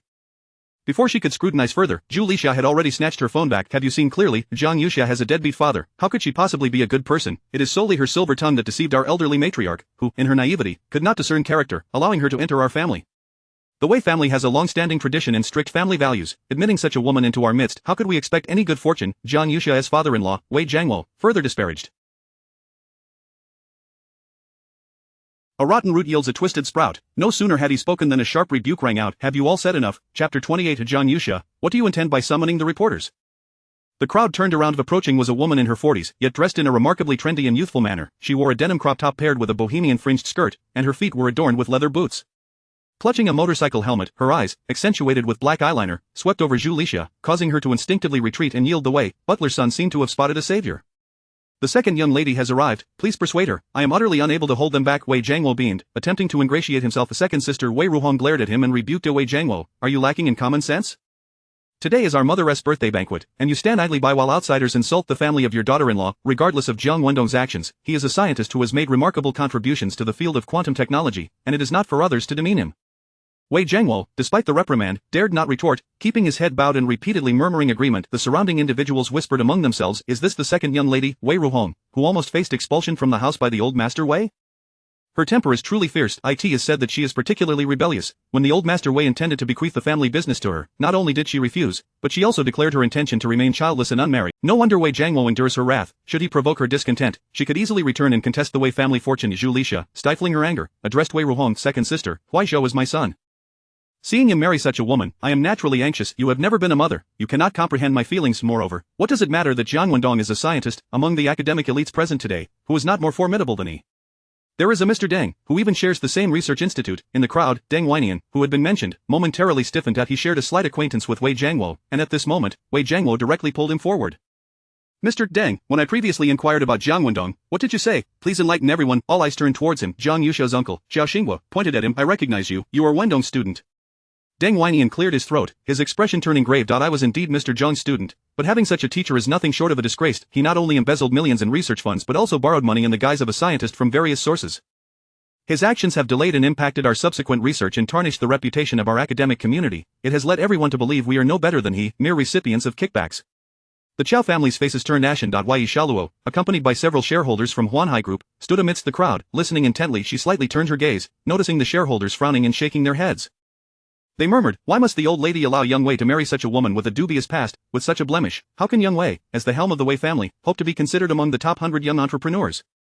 Our Huanhai Group cannot thrive under such circumstances. Once the banquet concludes, we must approach the old lady and urge young Wei to consider divorce. Hearing their words, Yi Shaluo discreetly pressed her lips together, stifling a smile. Just then, a commotion arose at the entrance. The old lady returned with Wei Zong and Wei Xiaofu Run. Zhang Yuxia had lingered too long at the haute couture shop. Regardless of her attire, Wei Huaizhou either criticized the skirt for being too short or the neckline for being inadequate. Ultimately, he coldly scolded the designers for being incompetent, unable to produce a proper dress, leaving the staff too frightened to speak. Zhang Yuxia was left with no choice but to select a conservative sea blue gown. Her hair was elegantly styled up, revealing her fair, swan-like neck, with striking red lips and black eyes, adorned with a dazzling diamond crown and earrings, the necklace shimmering splendidly. She and Wei Huaizhou, supporting Wei grandmother on either side, made their entrance, their slender ankles peeking as they stepped in on delicate white heels. A wave of astonishment swept across the attendees, for this Wei Xiaofuren possessed an unparalleled grace and beauty. Observing the gathering, Wei grandmother noted their varied expressions and inquired, why is everyone standing here? Go in and take your seats. Wei Ruhong stepped forward. Mother, look at how these people have bullied your granddaughter as family. As she spoke, the crowd parted, allowing Zhang Yuxia to see her distressed uncle and aunt's family. Her uncle's forehead bore a bandaged uncle, and Zhang Yuxia's expression shifted dramatically as she rushed forward, lifting her skirt in concern. Who dared to harm you? Xiao Xinghua, unwilling to continue the complaints, realizing the turmoil would only implicate Zhang Yuxia, waved his hand. It's nothing, it's all a misunderstanding, and it has been clarified. However, Aunt Xiao Shaoling could not swallow her indignation. Zhu Lixia and Wei Jiangwo's parents openly disdained Zhang Yuxia in front of them. One could only imagine the grievances she endured behind closed doors. Xiao Shaoling grasped Zhang Yuxia's wrist firmly. Yuxia, you come home with me today. The Wei family is far too elevated, and we cannot aspire to such heights. Jin Ximing approached Wei Huaizhou, whispering a few words. Wei grandmother hurriedly interjected. Yuxia's aunt, we are all family now. Whatever the issue, I shall take responsibility for resolving it. Wei Huaizhou stepped forward to grasp Zhang Yuxia's hand. He spoke in a low voice. Your uncle and aunt's family appears shaken. Let us first escort them to the adjacent room to rest and have a doctor examine them. Jiang Yuxia withdrew her hand from his grasp, her expression composed as she opted to escort her relatives to the small parlor next door for rest. Just as she departed, Wei grandmother struck the floor with her cane, the sound echoing. The elderly woman, her silver hair cascading, roared in fury. What on earth transpired? Who was it that struck? Jiang Yuxia, now in the adjoining room, had already heard the full account from her aunt. Her exquisite and beautiful visage turned cold and stern. Aunt, you all sit here and rest. I shall handle this. Yet, Aunt Xiao Shaoling grasped her wrist, worry etched on her face. Yuxia, do you think your in-laws will make things difficult for you? Let me accompany you. Jiang Yuxia turned to reassure Xiao Shaoling. Aunt, after tonight, no one in this household will dare to wrong me again. You sit tight and rest well. Meanwhile, in the banquet hall, Wei grandmother had learned the entire story. She clutched her heart in anger, compelled to sit on the sofa to catch her breath. The man who had kicked someone now knelt at the old lady's feet, full of regret. He was the vice president of another branch under Huanhai Group, surnamed Wang. Old lady, I acted out of concern for the group's reputation, and it was Chao Xinghua who laid hands on me, forcing me into a corner. Mother, we acknowledge our faults. We should have intervened sooner and will ensure such incidents do not recur. Wei Jiangwo pulled Zhu Lisha to apologize. Wei grandmother trembled with rage, pointing at them. Each of you shall personally apologize to Yuxia's family. Until you earn their forgiveness, you shall never cross the threshold of my Wei family again. Just then, Butler's son rushed in. Old lady, numerous reporters have arrived outside. The crowd exchanged bewildered glances. Reporters, who summoned them? I did, Jiang Yuxia replied, carrying a gift box as she entered. Chapter 29. The director and the minister stepped forward, all here to support. A cluster of 7 or 8 journalists. Vice President Wang, who had just been kneeling on the ground, hurriedly rose, awkwardly brushing the dust off his knees. If captured by the cameras and broadcasted on the news, how could he ever hold his head up again? Grandmother Wei looked at Jiang Yuxia in confusion. Yuxia, are they your friends? Grandmother, I have invited a distinguished guest to celebrate your birthday today. These journalists will prove useful shortly, but I did not anticipate such an unforeseen incident to occur first. Allow me to present the gift I have prepared for your celebration, and afterward, we can discuss how to resolve matters concerning my uncle and aunt. Wei Huaizhou raised his brows. Jiang Yuxia's demeanor was excessively tranquil, resembling the calm surface of the sea, concealing turbulent waves beneath. Under the shimmering crystal chandelier of the banquet hall, Jiang Yuxia's figure was graceful, the jewel swing at her ears refracting delicate and exquisite light. She lowered her head and opened the gift box in her hands. This is the end of Dynasty 100 blessings blanket I prepared for you, wishing grandmother an abundance of longevity and fortune as vast as the eastern sea. Grandmother Wei accepted it, feeling delighted, yet her heart ached even more upon seeing Jiang Yuxia's composed demeanor. Yuxia, grandmother knows you have good intentions. Bullying your family is akin to bullying me. I will certainly stand up for you. Jiang Yuxia smiled faintly, draping the 100 blessings blanket over grandmother Wei. Zhu Lisha could hardly conceal her disdain. Among the guests, some recognized the significance of the gift and gasped in astonishment. The end of Dynasty 100 blessings blanket. This is a relic passed down from a noble lady 200 years ago, made entirely of genuine gold thread, adorned with a character for blessing, bestowed by the emperor of that time. Just its maintenance requires considerable effort, but last time I saw it at the museum, it belonged to another collector, a man named Mo Yandong, a renowned figure in the antique circle. How could it possibly be in the hands of the young Madame Wei? Hearing their discussions, Zhu Lisha's contempt for Jiang Yuxia bubbled over, and she scoffed. Jiang Yuxia, the old lady treats you well, as if you were her own granddaughter, yet you purchase a shabby imitation to deceive her? Do you even have a conscience? Wei Jiangwo, unwilling to stir trouble at this moment, tugged at his wife's sleeve. Say less. Zhu Lisha, however, shrugged off his hand. Today is Mother's birthday, and Jiang Yuxia is my daughter-in-law. Her gifting such a thing brings disgrace upon us. How can you expect me to keep quiet? She grew increasingly aggressive, questioning. Jiang Yuxia, you spend our family's money on auctioning million-dollar antiques yet refuse to put in effort to buy something decent for the old lady? Zhu Lisha's anger flared at the thought of past grievances. Previously, she had taken money from the Wei family to settle her younger brother's gambling debts amounting to millions, and she was still occasionally berated by the old lady. Thus, she intended to make a clear statement today, to see if the old lady treated them differently. Why was Jiang Yuxia allowed to squander the family's wealth, while she could not support her own family? Wei Huaizhou glanced at Jiang Yuxia's expression, furrowing his brows as he addressed Zhu Lisha. She can spend however she wishes. I do not restrict her, nor can you criticize her. Zhu Lisha felt stifled. In front of so many guests, Wei Huaizhou was siding with his wife rather than her, his own mother. Jiang Yuxia regarded Zhu Lisha, mother-in-law. There are 2 points I must clarify. First, this is not an imitation. I acquired it at an auction long ago and have kept it stored at the museum for maintenance. Second, all the money I spend is my own. Zhu Lisha burst out laughing. Your own money? Who are you fooling? Your father is a deadbeat, and you worked part-time throughout university. How could you possibly have money to buy antiques? It is indeed her own money. The card that Huaizhou gave her was handed back to me intact long ago. Not only has the amount remained unchanged, but it has also accrued several investment returns. Huaizhou can verify this.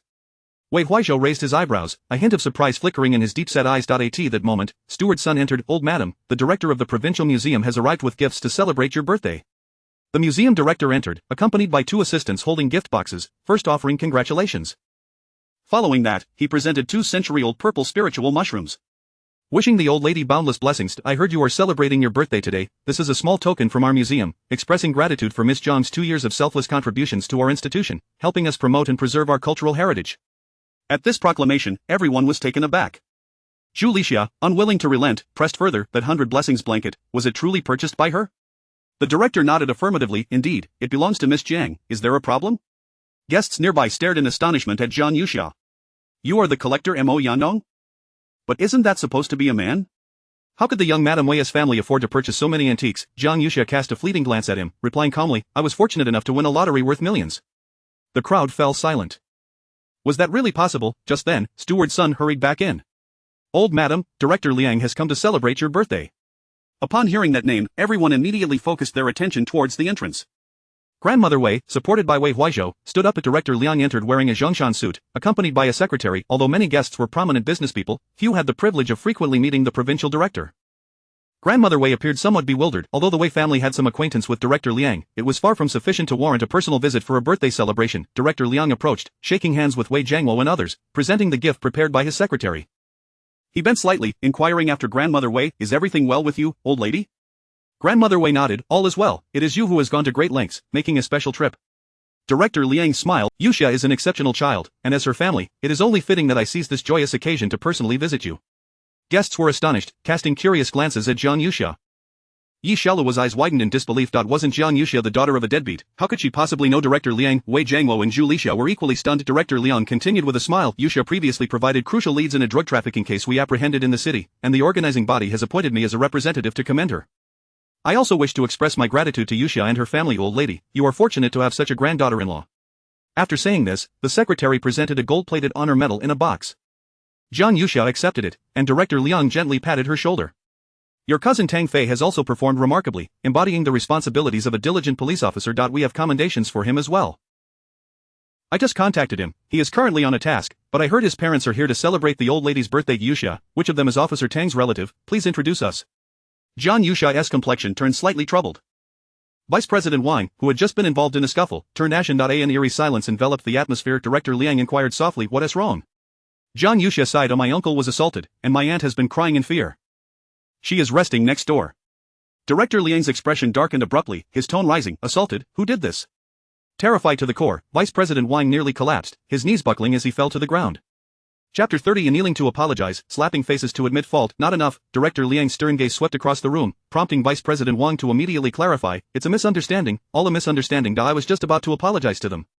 Zhang Yuxia succinctly recounted the origins of the incident. Someone had sent my mother-in-law a photograph of me at the police station, falsely claiming I had been arrested. This led to the exposure of my family's circumstances. My uncle and aunt could not tolerate the humiliation I faced, which resulted in a confrontation. Director Liang then turned to Zhu Lixia, stating, you have misunderstood this child. Yuxia, her visit to the police station was to assist her cousin, Officer Tang, in sorting out a case. Even I am aware of this. As a grandmother, you should not make things difficult for the child. Zhu Lixia, nominated for her actions, wore a smile that was more pained than joyful. Under the weight of Grandmother Wei's serious gaze, Zhu Lixia reluctantly explained, it's all due to others spreading rumors. I was unaware that she had a police officer cousin. Director Liang shifted his attention to Grandmother Wei, saying, old lady, your family matters are certain. Grandmother Wei shook her head, feeling a sense of shame with such occurrences in the family. I will certainly handle this properly and ensure justice for Xiaoxia. Director Liang nodded in agreement, shaking Grandmother Wei's hand once more. Then I shall rest easy.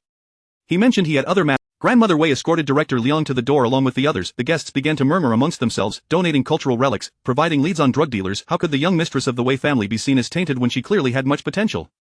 When Vice President Wang had just disparaged her relatives, I sensed something was amiss, yet, seeing her in-laws offer no support made it difficult for me to voice my thoughts. Yi Shaluo stood beside the shareholders, overhearing their hushed conversations.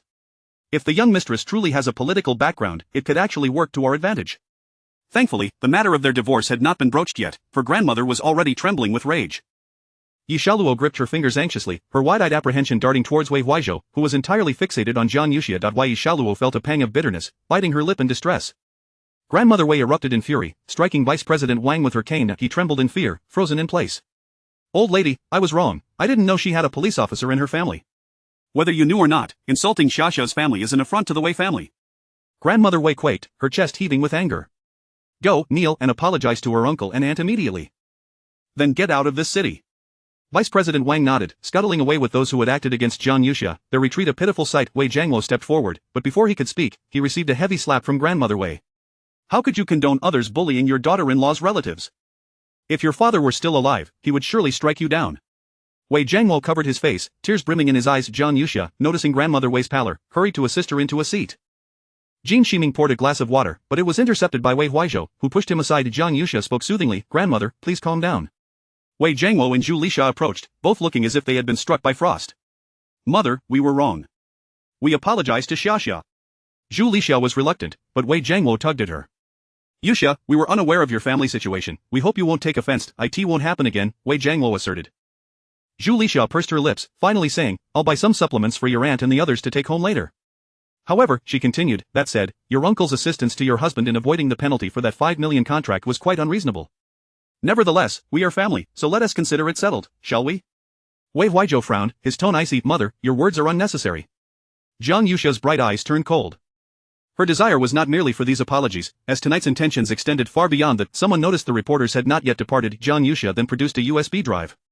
"Before the banquet for grandmother's birthday begins, I would like everyone to listen to an audio recording."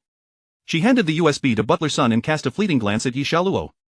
An ominous premonition stirred within Yi Xiaoluo. A curiosity swept through the crowd. What could possibly be on that USB, until a voice rang out, offering 50,000 to make the affair of Sui Hao's infidelity notorious at the old lady's birthday banquet. Wei Ruhong frowned. "Isn't that the voice of Xiaoluo's father?" Yi Xiaoluo's complexion paled as she hastily shook her head. "It's not my father, this is a fabrication." Grandmother Wei barked, "Silence." She strained to listen intently. Zheng Xi's voice emerged. "Do you think I'm a fool? If I cause a scene at the Wei family, how could I ever live in this city again?" Yi father responded, "Even if you choose not to speak, the matter of Sui Hao losing that 5 million contract will inevitably come up at the old lady's birthday banquet. He will surely lose his job, and your affair will be exposed. You and Sui Hao have conspired against Jiang Yuxia's cousin. Do you think she will let you off easily? You two will find it impossible to stay in this city? But should you agree to my terms, at least you could walk away with 50,000 and return home to develop. That would be no small fortune." The subsequent recording was filled with Yi father incessantly persuading Zheng Si. Wei Xiaoluo panicked, for she could sense grandmother Wei's disapproving gaze and the scornful looks of those around. Even Wei Huaizhou's expression turned complex, his thin eyes emotionless as they fixed upon her. "Brother Huaizhou," she said, tears welling in her eyes, "my father has been with the Wei family for so many years. He couldn't possibly do this. This audio is definitely manipulated." The audio ceased, and Jiang Yuxia regarded Yi Xiaoluo with an impassive expression, stating, "This was sent to me by Zhang Si. She also has video footage. Would you like me to play that as well?" Yi Xiaoluo trembled, covering her face as she bowed her head, unable to contain her sobs. Jiang Yuxia addressed grandmother Wei. "Grandmother, Zhang Si took his money and then sent me this recording, attempting to extort me for money under the threat of making this matter public. I initially thought it was a family issue, but I did not expect Miss Ye's father to be involved." Grandmother Wei's face turned ashen. "Is Yi Li here today? Bring him in." Previously, due to the incident of mistakenly apprehending the mistress, Ye's driver had voluntarily submitted his resignation. However, having served the Wei family for many years, Wei Huaizhou had intervened to retain him. Grandmother Wei had believed that even if the younger generations had some misunderstandings, Ye's driver, nearing 50, would not be so foolish. Little did she know he would commit such an act behind their backs. Ye's driver soon arrived, already aware that his actions had been discovered. Upon entering, his face was grave, his eyes bloodshot. Grandmother Wei fixed her authoritative gaze upon him. "I will ask you just once, did you instruct Zheng Si to cause trouble in our home?" The driver glanced at Yi Xiaoluo, who was clutching her chest, her face pale and tear-stained. "I apologize, old lady. I was foolish," the driver confessed, raising his hand to strike his own face twice. Wei madam closed her eyes momentarily. "Why would you do such a thing?" The driver lowered his head, his voice choked. "My nephew damaged Miss Jiang's antique, and she had him sent to the station.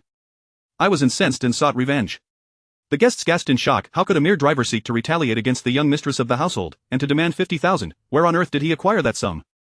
Grandmother Wei, utterly exhausted, waved her hand. "Huaizhou, you handle this matter." Jiang Yuxia exchanged a glance with Wei Huaizhou. He turned to the driver. "You need not return to the company. You are to leave the city by tomorrow morning, and also, apologize to my wife." The driver, his face pale, approached Jiang Yuxia and struck himself across the face twice. "Miss Jiang, I am truly sorry," he bowed deeply. Jiang Yuxia turned to Yi Xiaoluo. "In truth, Zheng Si had not recorded a video, only this audio existed. However, Zheng Si had mentioned that Yi Xiaoluo was present at the door. She was cautious, using her father to communicate on her behalf." Now that the matter had been exposed, Yi Xiaoluo dared not step forward to admit her wrongdoing. Jiang Yuxia turned to Wei Huaizhou. "I have one more request." Wei Huaizhou's brow furrowed to speak. "I no longer wish to see that father-daughter pair." Chapter 31. Forcing Mr. Wei away. Little Qingmei, to his astonishment, did not erupt in anger. Wei Yi Xiaoluo parted her lips, contemplating a shake of her head to refuse, yet she found herself too timid to do so. Instead, she could only gaze at Wei Huaizhou with her tear-filled, crimson eyes. Ye's father knelt before Miss Jiang, exclaiming, "Miss Jiang, I am on my knees before you. My daughter suffers from a heart condition. Should she depart from the Wei family, I lack the financial means to support her ongoing treatments. Every fault lies solely with me. You may strike or scold me as you wish, for it is I who am at fault, and my daughter bears no responsibility. However, Jiang Yuxia turned away, her radiant visage now steeped in coldness. She would not accept such an apology. The surrounding guests murmured among themselves, agreeing that the young Mrs. Wei was justified in her actions. Even if she expelled the father, the daughter still lingered before her. Who could endure such a situation? Regardless of the circumstances, it was utterly outrageous for a mere chauffeur to retaliate against the lady of the house. Such behavior warranted severe retribution. Through her misty tears, Yi Xiaoluo glanced at Wei Huaizhou, only to find no intention of defense within him. A chill gripped her heart, and before he could determine her fate, she steeled herself for compromise. Grandmother, Brother Huaizhou, please send me away. There is a project for development assistance in South Africa, and I am willing to accompany them. Ye's father wept, pleading with Wei grandmother, old madam. You must not allow Xiaoluo to go there. The medical conditions are not only outdated but also arduous. Sending her there is akin to signing her death warrant. Their cries echoed in unison, drawing disapproving shakes of heads from the guests. Wei grandmother remained silent, her eyes closed in repose, her expression markedly displeased. Finally, Wei Huaizhou spoke to Yi Xiaoluo, stating, I will arrange for a medical team to be ready there. You shall depart in the next couple of days. Dazed and disheartened, Yi Xiaoluo nodded, her voice choked as she helped her father to his feet, and the pair left, dejected. Jiang Yuxia observed her retreating figure. Yi Xiaoluo's strategy of retreating to advance was indeed clever. How could she possibly resign herself to remaining in South Africa indefinitely? It was likely that she would soon seek to return under the pretense of health concerns. Nevertheless, Jiang Yuxia had no intention of completely obstructing Yi Xiaoluo's escape route. After all, she was acutely aware that her marriage to Wei Huaizhou was merely contractual. As long as she could avoid encountering Yi Xiaoluo before departing the Wei household, all would be well. With such events transpiring, Wei grandmother had lost her appetite for celebration. She was assisted by a caretaker back to her room to rest, leaving Wei Huaizhou and Jiang Yuxia to bid farewell to the guests.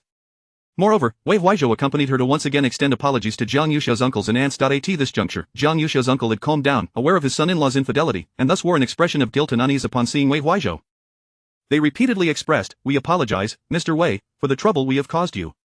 Wei Huaizhou, however, remained impeccably polite, responding, today, I failed to attend to matters properly. I shall come to apologize in person another day.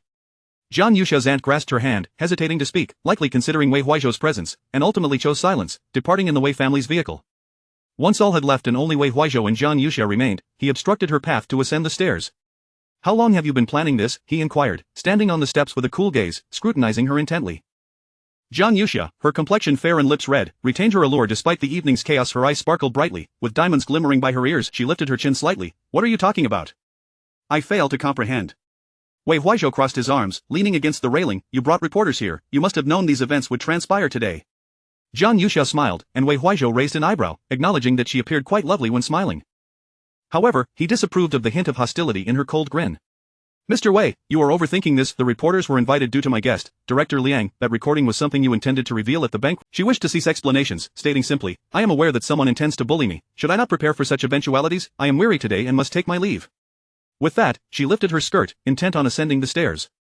As she brushed past him, Wei Huaizhou seized her delicate arm. Jiang Yuxia glared at him, perplexed by his intentions. Was he attempting to avenge Yi Xiaoluo? His thick lashes concealed the emotions within his gaze as it traveled from her slender neck to her eyes. Why didn't you inform me beforehand? Do you fear I would not stand up for you? Indeed, Jiang Yuxia did not deny it. I possess a modicum of self-awareness. With that, she wrenched her arm free and ascended the stairs. This time, Wei Huaizhou did not hinder her. Instead, he maintained a composed and resolute demeanor as he watched her retreat into her room. After changing her attire, Jiang Yuxia, while removing her earrings, heard the distant roar of an engine departing the courtyard. Wei Huaizhou had left, and she felt no surprise. He would undoubtedly go to console Yi Xiaoluo. After removing her makeup, she approached Wei grandmother's door. Although she had vented her frustrations today, she still felt it had affected the elderly lady's mood. Given Wei grandmother's kindness towards her, Jiang Yuxia felt a pang of guilt. Just as she hesitated, contemplating whether to knock, the door swung open from within. It was Wei Huaizhou's aunt, Wei Ruhong. Jiang Yuxia took a moment to consider their familial hierarchy before greeting her. Good evening, aunt.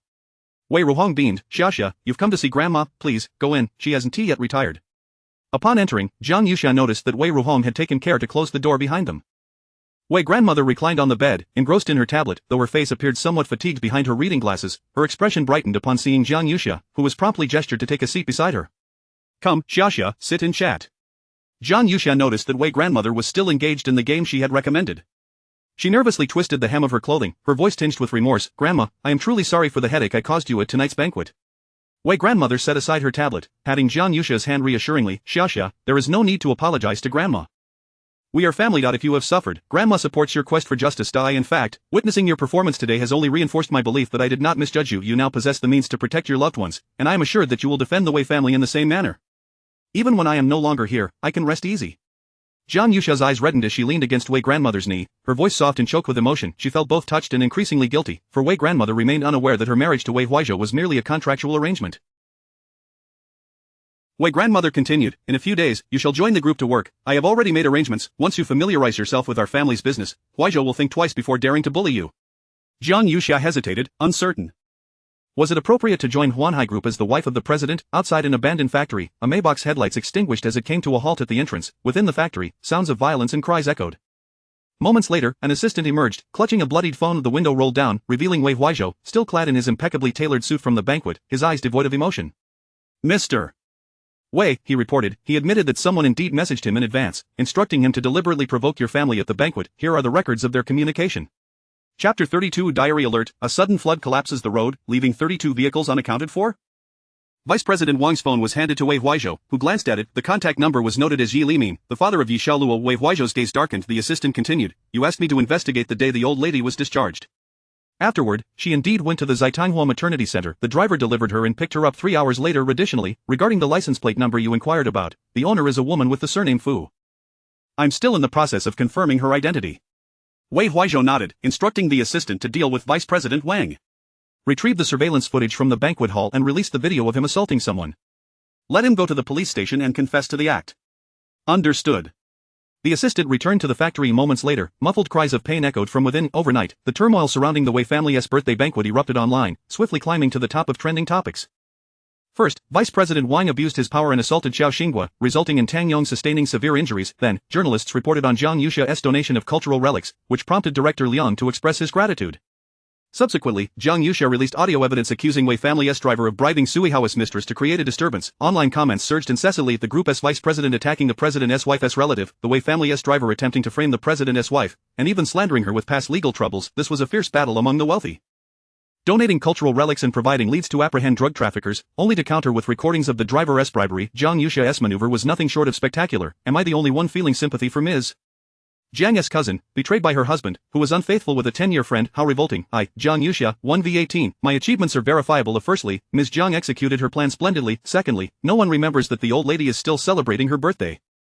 In the lakeside CAF, soft melodies played in the background. The weather was overcast. Following a heavy rain from the previous night, the news reported that Typhoon Madong was approaching, urging citizens to exercise caution while traveling. Though Beijing is not close to the coast, it would experience several days of rain due to the typhoon's influence. The CAF was nearly empty, save for Jiang Yuxia sitting by the window, sipping an orange soda. A woman, clad in sunglasses and a mask, hurriedly entered and sat down directly across from Jiang Yuxia. Jiang Yuxia looked up and smiled. Dressed like this, are you planning to commit a crime? The woman removed her sunglasses and mask, revealing a haggard face.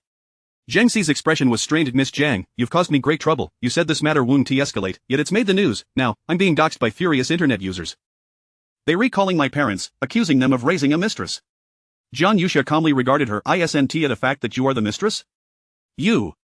Zheng Xi, incensed, stood up but then remembered they were in public. She cautiously glanced at the man making coffee and sat back down. Miss Jiang, I've done everything you asked, pretending to create a scene at Huanhai Group, recording evidence when Yi Xiaoluo sought me out. I took considerable risks initially. We agreed on 800,000, but with my reputation now tarnished, I plan to lay low, and I demand 1.5 million. Otherwise, I will expose your involvement in. Upon glancing at it, her eyes widened in shock. These were all transaction records of Sui Hao transferring money to her. What do you mean by this? Legally speaking, the money Sui Hao gave you is considered marital property, and after consulting a lawyer, you should return 670,000. Zheng Xi clenched the document, her fingers trembling with rage, her eyes blazing with fury. Are you toying with me? You refuse to pay me, yet you want me to compensate you. Dream on. She flung the papers into the air, which fluttered down like snowflakes. Jiang Yuxia remained composed, her exquisite features unruffled. She turned to the man making coffee. Zhou Ting, please close the door. Zheng Xi shivered, glancing at the tall man, who hung a closed sign and shut the door. It was then she realized there were no other patrons present. Is this your CAF, Jiang Yuxia? Panic set in. What are you planning? Are you going to silence me? I warn you, we live in a society governed by law. Jiang Yuxia rested her chin on her hand, her eyes glimmering.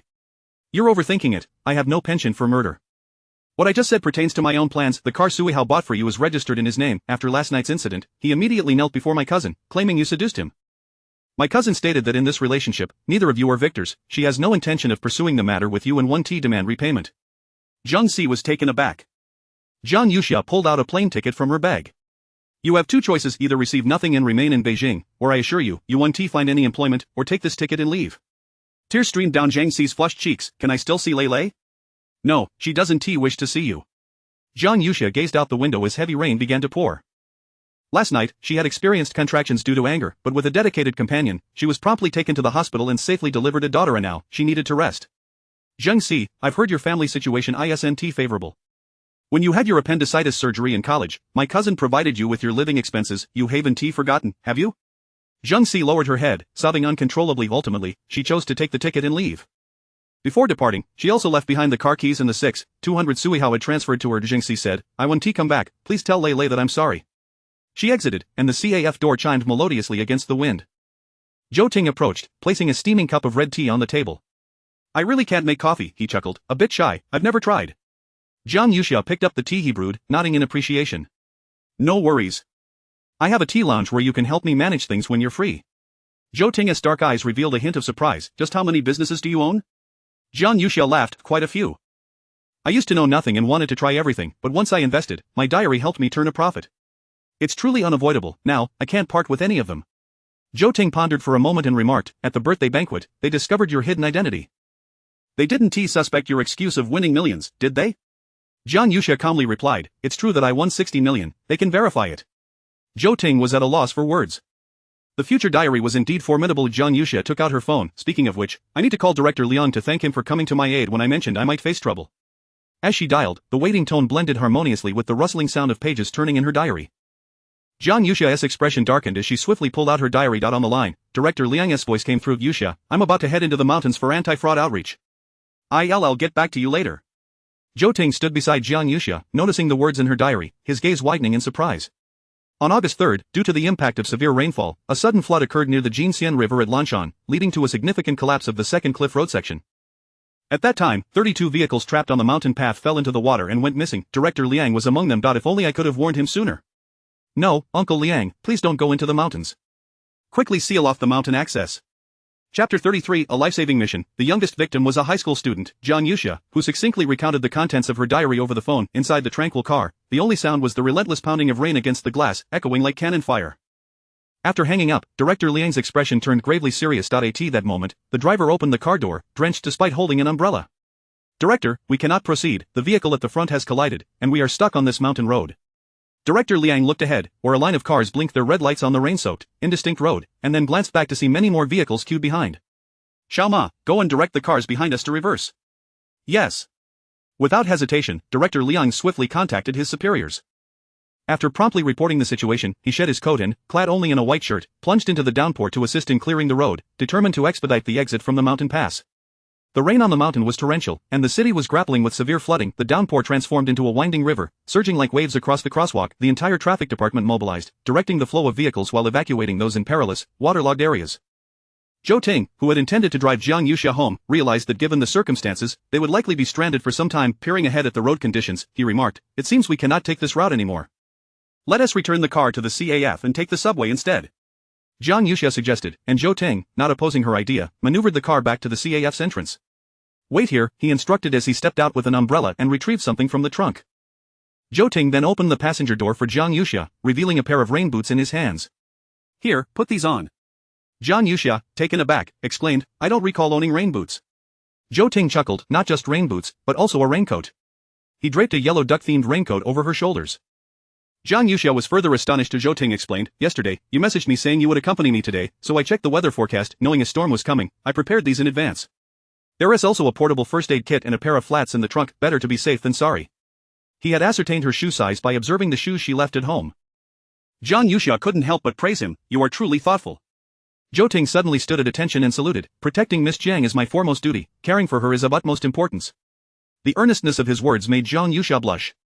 She cleared her throat, thank you. Fortunately, Jiang Yuxia was dressed in long jeans rather than a skirt today. Zhou Ting naturally bent down to help her roll up her pant legs as they walked side by side. He instructed her to grip his clothing, ensuring he could lead the way and prevent them from stepping into a puddle. The rainwater pooled in the streets, carrying with it the refuse of the city, surging past Jiang Yuxia's feet. Thankfully, the subway entrance was not far, conveniently located near the CAF. John Yusha clutched her small bag tightly, reflecting once more on the wisdom of her future diary. When the diary suggested the CAF location, she had initially thought it too distant from her home. Yet now, it seemed a wise choice. As they reached the subway entrance in no time at that moment, John Yusha abruptly halted, gripping Zhou Ting's clothing. She suddenly stopped, prompting him to turn back and inquire, "What's wrong?" She had already wedged the umbrella under her chin and opened her bag to read the diary. Her face pale as raindrops cascaded from the umbrella's edge like a curtain of pearls. Zhou Ting furrowed his brow. "Is something amiss?" John Yusha gazed toward the bustling subway entrance, her expression grave. The rain was so heavy that it could flood the tunnel, endangering the departing train and its passengers, resulting in 18 fatalities and 4 injuries, the youngest victim merely 16 years old, still a high school student. Zhou Ting's eyes widened in alarm as he grasped John Yusha's arm, guiding her to the edge of the subway entrance. "Stay here and don't go in, I will call my superiors immediately." John Yusha held the umbrella and nodded repeatedly. However, the rain was relentless, the sky darkening as if it were the dead of night. Despite it being only 6:30, John Yusha observed the hurried commuters flooding into the subway station, her anxiety mounting. How long would it take for Zhou Ting's reinforcements to arrive? The large screen at the subway entrance displayed that Line 7 was due to arrive in 7 minutes. If the passengers boarded the train, it would be disastrous, as they would be inundated by the surging floodwaters at the moment of departure. As she anxiously pondered her options, 3 children just released from school brushed past her. One girl exclaimed, "Shin Si-won, can you stop reading? There are so many people, be careful not to drop your textbook."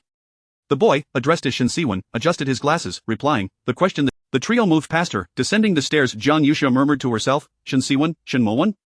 Recalling the diary's update, she realized the youngest victim, Shin Mo-won, was only 16. Jian Yusha suddenly lifted her head, watching their retreating figures, all clad in the uniforms of a nearby experimental high school. "Hey! Classmates," she called out, but only Lu Xingbai turned back. He had a cool demeanor, a tear mole beneath his left eye. Jian Yusha waved urgently, "Could you do me a favor?" The trio returned to her, the girl eyeing her suspiciously. "Sister, what's wrong?" Jian Yusha hesitated, clutching her left leg. "I slipped in the rain and hurt my left leg. Could you lend me your phone? My family is nearby, and I'd like to notify them to come pick me up." Shin Si-won responded with a soft "oh," reaching for his phone, but the girl beside him stopped him. She scrutinized Jian Yusha warily, saying, "I'm sorry, sister, but we're all students and don't have phones. You should ask someone else for help. We need to get home." With that, she tugged at Lu Xingbai and Shin Si-won, hurrying down the stairs. Jian Yusha could still hear the girl whispering, "With so many adults around, why doesn't she ask someone else for help? Why approach us 3 high school students? She must be a scammer." Jian Yusha shouted in desperation, "Wait! Don't go!" She pressed her fingers to her forehead. Children today are astute and cautious, which is commendable, yet it left Jian Yusha in a bind. She could only pull out her phone and message Zhou Ting, informing him that she was heading down to rescue people and urging him to find help swiftly. With that, she grasped the umbrella and followed the flow of people down the stairs. The arrival of Line 7 was imminent, just 1 minute away. Jian Yusha could not afford to hesitate. She seized Shin Si-won's arm. The little girl widened her eyes, scolding, "What are you doing? Even if you want to lend me your phone, can you at least help me cross to the other side of the street?"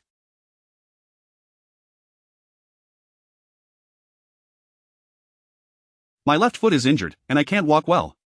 Even if she could not save everyone on the train, she at least wanted to ensure Shin Si-won's safety. However, the girl pushed Jian Yusha's hand away, exclaiming, "You're strange. You can walk down the stairs but can't walk on the flat ground. If you bother us again, we'll call the police." Jian Yusha struggled to convey her urgency, sternly advising, "You cannot go down."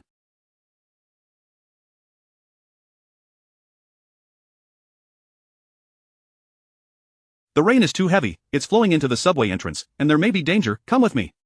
Just then, a chime sounded, and the announcement echoed, "The train on Line 7 is arriving." Chapter 34.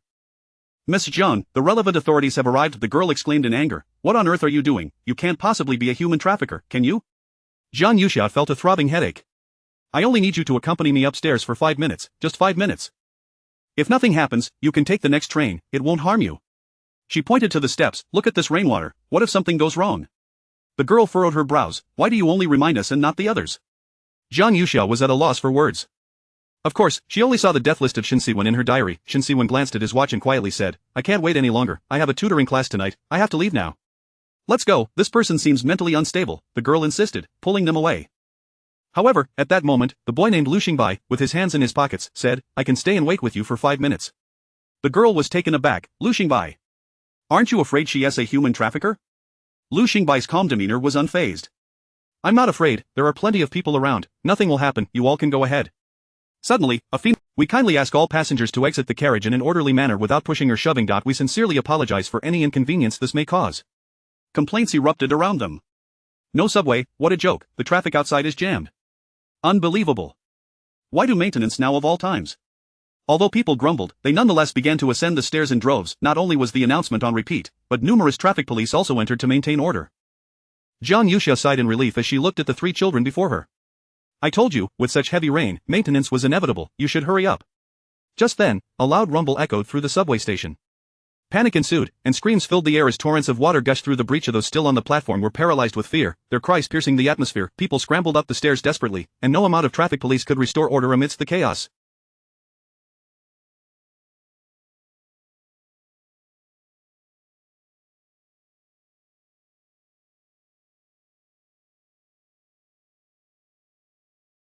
In an instant, there was a stampede, with people falling and cries of distress ringing in their ears. Jiang Yuxia instinctively grabbed Lu Xingbai's arm. Come with me.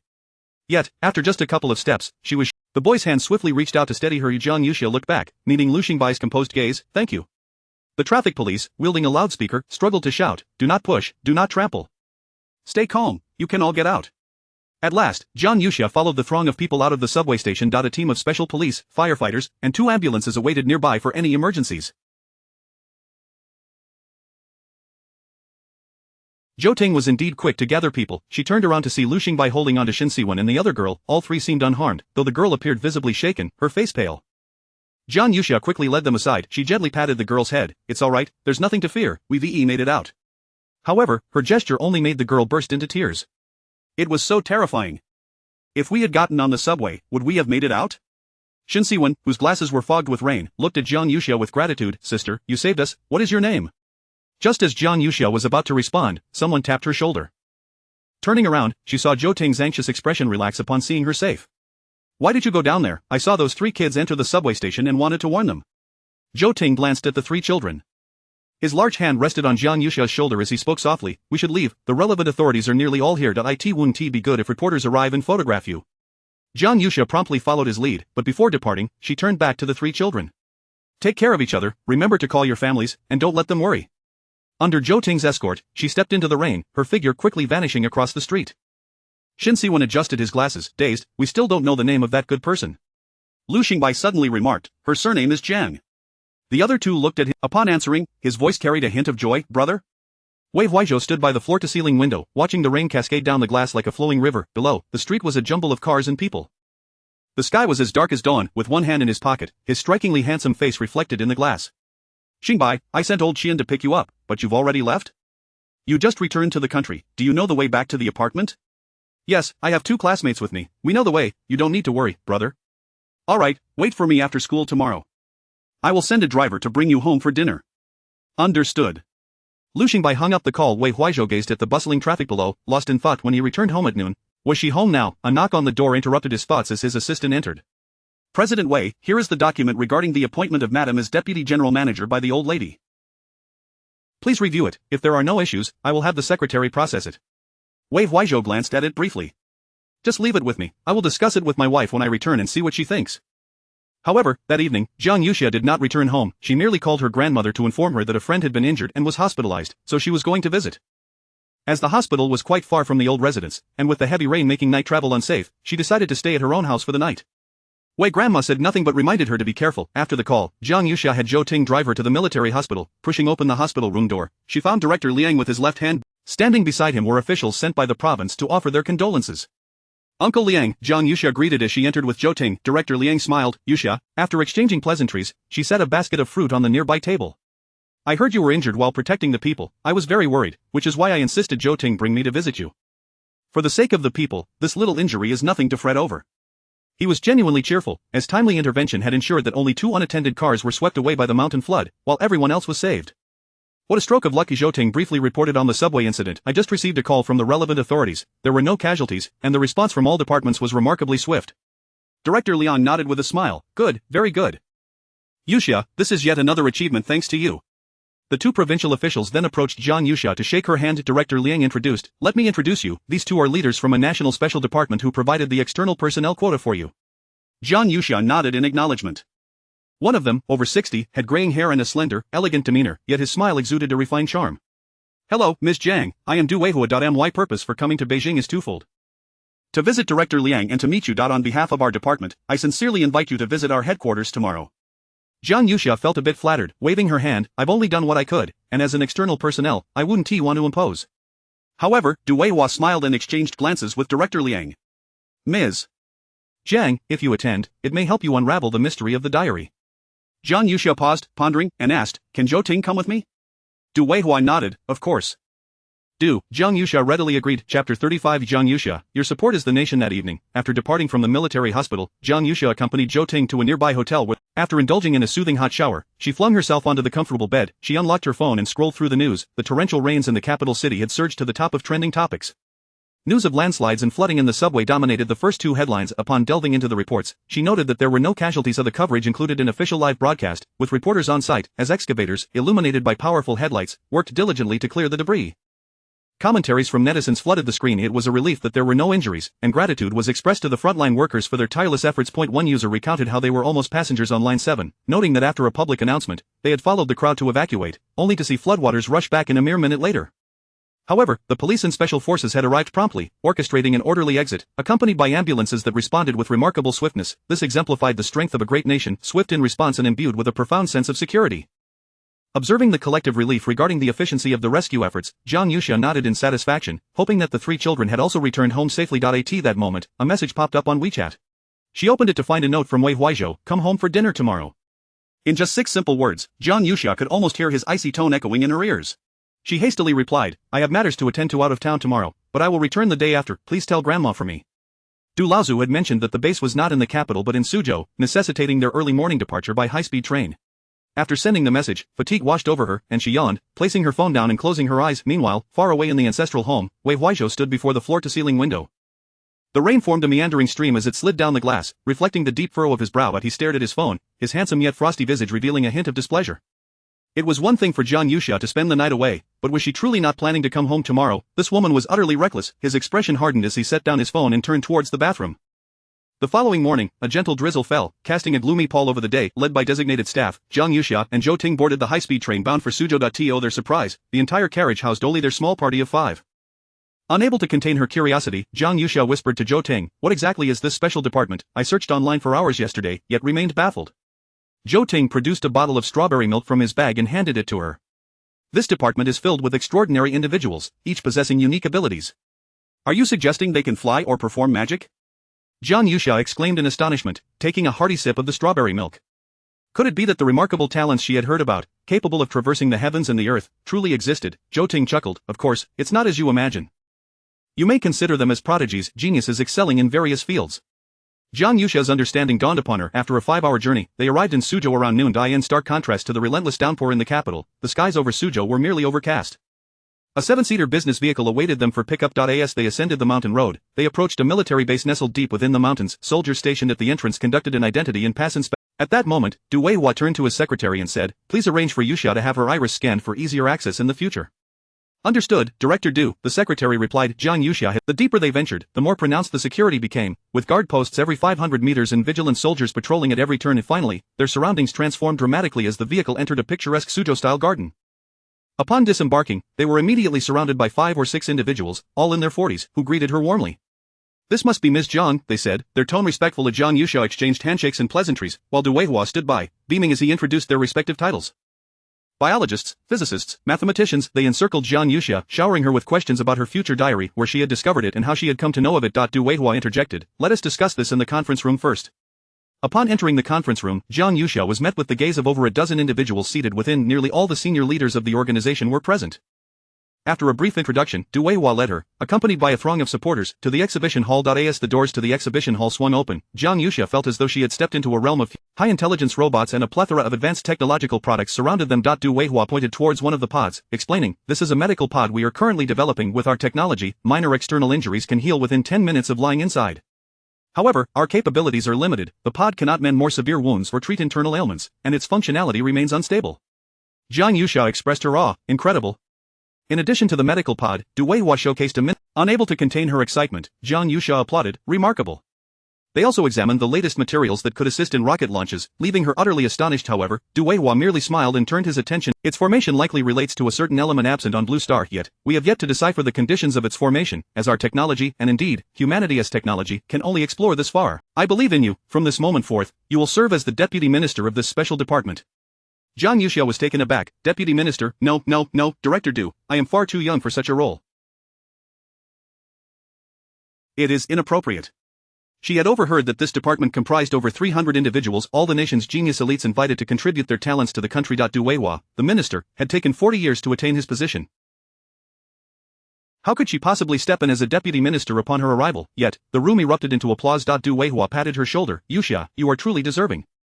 Jiang Yuxia felt the weight of responsibility intensify upon her shoulders. Nevertheless, she reflected that the moment she submitted the future diary, her thoughts had been solely about serving her country. Thus, reaching this juncture, there was little reason to decline. With resolve, she graciously accepted. Du Weihui then took her to sign a confidentiality agreement, emphasizing that while she had become part of this organization, she could never disclose its matters externally. At the back of the room, two researchers exchanged glances as they observed Jiang Yuxia at the center of the crowd. Whosoever can seize the diary for research will undoubtedly attract the attention of every nation. Chapter 36, The Contract Husband's Madness is your boyfriend failing to satisfy you. Jiang Yuxia was once again taken to register her fingerprints and iris. From that moment on, her identity was embedded within the national system. Du Weihui remarked that her life would become markedly more convenient when necessary. According to regulations, she should have been assigned a professional nutritionist, psychological advisor, and a team of secretaries. However, Jiang Yuxia declined all of it. Presently, she resided in the old mansion with Wei Huizhou, and having so many people around would be inconvenient. She only included Zhou Ting's name in her list of secretaries. During dinner, Jiang Yuxia encountered various leaders and dignitaries who had flown in from across the country. They curiously examined her future diary, exclaiming that they had never seen such a remarkable item. While Jiang Yuxia busied herself with the esteemed guests, Wei Huizhou brought someone home for dinners. Grandma Wei greeted the young lad with a warm smile. Xingbai, you should eat more. You've lost weight during your time abroad. Lu Xingbai's expression was placid, his voice respectful. Thank you, madam. Grandma Wei then inquired, Huizhou, what have you decided regarding Xingbai's schooling? Wei Huizhou replied nonchalantly, his enrollment in middle school has already been arranged, so you needn't worry. Grandma Wei nodded. If Xingbai needs anything, he mustn't hesitate to tell his brother directly. I will, madam. After dinner, Wei Huizhou called Lu Xingbai upstairs. Zhu Lixia cast a disapproving glance before retreating to her room to complain to her husband. Wei Jiangmo, is the old lady truly confused? Treating a parentless orphan like he is family to it's already troublesome enough dealing with Jiang Yuxia, now we have to contend with a child. Wei Jiangmo, distracted by the television, replied dismissively, he doesn't live here. What is there to fear? Zhu Lixia, irritated, retorted, of course I'm worried. What if this boy grows up and contends for family assets? Wei Jiangmo replied impatiently, you're overthinking it. He has no blood ties to us, don't forget, he was adopted from an orphanage. Huizhou only funded his education out of pity, and now that Huizhou is returning to develop his career, he naturally has to bring him back. Zhu Lixia rolled her eyes. I still find it strange. Why does he feel the need to support this boy so diligently? In the study upstairs, Wei Huizhou was reviewing Lu Xingbai's test. When silent, his sharp brows lowered slightly, casting a serious and handsome countenance. His tall frame was clad in a black shirt. Not bad. It's best if you can keep up with your studies after returning home. Lu Xingbai nodded, contemplating before asking, brother, why haven't I seen sister-in-law? His casual reference to her as sister-in-law drew a cold glance from Wei Huizhou. She has gone out of town. With whom? I don't know, Wei Huizhou replied coldly. I didn't ask. It's none of my concern. Lu Xingbai furrowed his brow subtly. I saw her yesterday at the subway entrance, with another man. Wei Huizhou raised an eyebrow. In this world, there are either men or women. What are you trying to imply? Though Lu Xingbai was handsome, when he spoke earnestly, his expression appeared somewhat mature. What I mean is, be careful not to let someone steal your home. You should accompany your wife regardless of how busy you are, especially since that man is quite good-looking.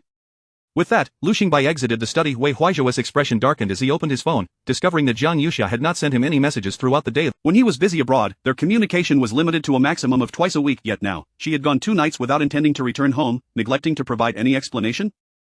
It seemed she had truly forgotten him. With a cold snicker, Wei Huizhou slammed his phone onto the table. After a day filled with meetings, Jiang Yuxia chose not to stay another night but instead hurried back to the capital city with Zhou Ting. As she sat in the car heading home, she let out a sigh of relief. Du Weihui and the others were kind and warm, although she still felt a bit out of place. Zhou Ting drove her to the old mansion. After getting out of the car, Jiang Yuxia waved, drive safely on your way back, let us stay in touch. Zhou Ting nodded, watching her enter the house before departing. It was nearly midnight, and the house was quiet and dark. Jiang Yuxia tiptoed upstairs, finding her bedroom shrouded in darkness. She guessed that Wei Huizhou was not home, thus, she wearily flopped onto the spacious bed. However, she was startled to find herself lying against a solid body. Jiang Yuxia gasped, quickly pushing herself up. In her haste, her hand inadvertently pressed against an inappropriate area. A muffled groan followed, and the man immediately sat up. With a snap, he turned on the light. Their eyes met. Jiang Yuxia was astonished, while Wei Huizhou's expression was dark, as if ink were about to drip from his brows. Jiang Yuxia innocently asked, what are you doing here? Wei Huizhou's tone was frigid. Where else would I go if not home? Yet you just lay down without a glance. Jiang Yuxia silently surveyed the bedding. Typically, when Wei Huizhou shared the bed with her, a line of blankets would be placed between them, and he would ensconce himself in a sleeping bag, as if fearing she would take advantage of him. She had forgotten to inform him of her return tonight, leading to his unguarded state. Jiang Yuxia stood up, explaining, it was too dark when I came in, I didn't see. Wei Huaizhou regarded her with an inscrutable expression. Didn't you say you were returning tomorrow? What, did you have an unpleasant time with your boyfriend? Jiang Yuxia furrowed her brow slightly. You've misunderstood. I merely went out of town for some matters. Not wishing to elaborate further, she turned to change in the dressing room. Just as she donned her nightgown and turned back, she found Wei Huaizhou leaning against the doorframe, arms crossed. Even clad in a silver-gray nightgown, his dark brows exuded an icy aura, casting an imposing presence upon her. Jiang Yuxia gasped, clutching her chest. Why didn't you knock? You left the door open. Wei Huaizhou said coldly. I've told you, I have no interest in your body. This is for you to. He handed her a document. Jiang Yuxia approached to take it, glancing down to discover it was her appointment letter. As she drew near, Wei Huaizhou's gaze unwittingly fell upon her long, dark hair cascading over her fair shoulders. His eyes lingered on her delicate neck, and finding no suspicious marks, his furrowed brows relaxed slightly. The conservative, court-style nightgown enveloped her curvaceous figure, exuding a hint of peach fragrance. Wei Huaizhou couldn't help but raise an eyebrow, his gaze darkening. In truth, if he wished, he could easily pull her into his embrace right now to explore the source of that enticing scent. However, he chose to retreat, creating distance between them. Grandma wants you to work in the company. I have no objections to such arrangements. It's up to you. Wei Huaizhou walked to the window, pouring himself a glass of water. Jiang Yuxia hesitated repeatedly before saying, Grandma, doesn't know that Mr. Wei and I are in a contractual marriage? I shouldn't enter such an important department. Moreover, she should avoid all interests related to Huanhai Group. However, to reassure the elder, Jiang Yuxia resolved, Mr. Wei, please assign me to a grassroots department. This way, it avoids any suspicion, respects our premarital agreement, and allows Grandma to feel at ease. If she inquires, I'll say I wish to gain practical experience. Wei Huaizhou shot her a glance. A grassroots department? Everyone in the company knows your identity now. You won't have any room to make an impact. Jiang Yuxia disagreed with his assertion. Not necessarily, she countered, passing him as she entered the bathroom, her voice trailing behind. If I manage to contribute to the company based on my abilities, don't be surprised, Mr. Wei Huaizhou chuckled lightly, the sound mingling with the water running in the bathroom. By the time Jiang Yuxia emerged, Wei Huaizhou had already reclined, asleep. This time, he hadn't strewn a plethora of items across the bed. Jiang Yuxia quietly climbed onto the bed, only to realize something was amiss. Wei Huaizhou had covered himself with her blanket. What about mine? She asked, bewildered. Wei Huaizhou turned his back to her, replying coolly, a guest is staying over tonight. I gave my blanket to him. Jiang Yuxia was taken aback. You took mine, then what am I to do? Wei Huaizhou, still facing away, said, share with me, or don't cover up at all. Jiang Yuxia fell silent. In such a large mansion, how could there not be an extra blanket? Wei Huaizhou was clearly toying with her. Jiang Yuxia would never yield. She lay down, tugging the blanket over herself and twisting to the side. The sudden chill caused Wei Huaizhou to frown slightly. Jiang Yuxia chuckled inwardly. Would Wei Huaizhou really think such trivial matters could fluster her? She had never lost in a blanket tug-of-war, yet, to her astonishment, an unexpected event transpired. The blanket behind her was suddenly pulled away, and a warm body pressed against her. Jiang Yuxia stiffened, and before she could turn around, she heard Wei Huaizhou's emotionless voice. If you wish to sleep like this, then I won't hold back, Miss Jiang. Chapter 37 conveyed a message to the wild man outside, urging him to endure. The moment Jiang Yuxia and Wei Huaizhou made contact, she felt as if she had been struck by lightning, tumbling directly off the bed. The bedside lamp flickered to life, illuminating her exquisitely beautiful face, which was tinged with a hint of shame and anger. Mr. Wei, I must remind you that this is already crossing the line. Wei Huaizhou propped himself up, gazing at her with eyes as dark as an abyss, resonating with a haunting depth. He sneered, you disregarded our contractual agreement first, flaunting your relationship with your boyfriend. What I consider crossing the line pales in comparison. Jiang Yuxia found herself at a loss for words. She turned toward the door, yet Wei Huaizhou leisurely remarked, Grandmother is a light. It would be inappropriate for you to call for Wang Ma at this hour. He had astutely captured her unspoken thoughts. Jiang Yuxia's fair, rosy complexion flushed with indignation. She stood still for a moment before turning back to him. Wei Huaizhou had already returned to his position, patting the space beside him. Come here, lie down. Jiang Yuxia refused to budge, her gaze drifting toward the American-style lace lounge chair. While she could manage to sleep there if she compromised, it would certainly not be comfortable. Wei Huaizhou seemed to perceive her thoughts, casually stating, surely, you don't wish for me to come down and carry you up? Jiang Yuxia stiffened, her watery eyes fixed on him. Mr. Wei, I am not your true wife in any meaningful sense.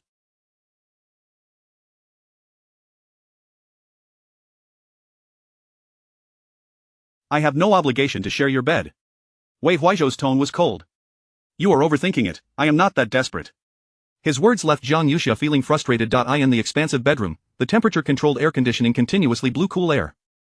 Her nightgown was thin, and although it was summer, she felt a chill creeping up from her soles. With no alternative, Jiang Yuxia reluctantly returned to the bed. This time, she obediently pulled the covers over herself and turned to face Wei Huaizhou. She refused to expose her back to an adversary, as she still harbored a sliver of vigilance. After turning off the lamp, Wei Huaizhou spoke in a low voice. During the contract period, I will play the role of a husband when necessary, but you must not create scandals for me. Inform that wild man outside to hold his horses. Otherwise, he slightly tilted his gaze, fixing it on Jiang Yuxia's fair, striking face. I wouldn't mind taking care of him and finding you a new boyfriend. Although Jiang Yuxia tightly shut her eyes, she could still feel the weight of his assertive gaze and pressure. She turned over and coldly retorted, Mr. Wei, you are overthinking, perhaps you should manage your own affairs first.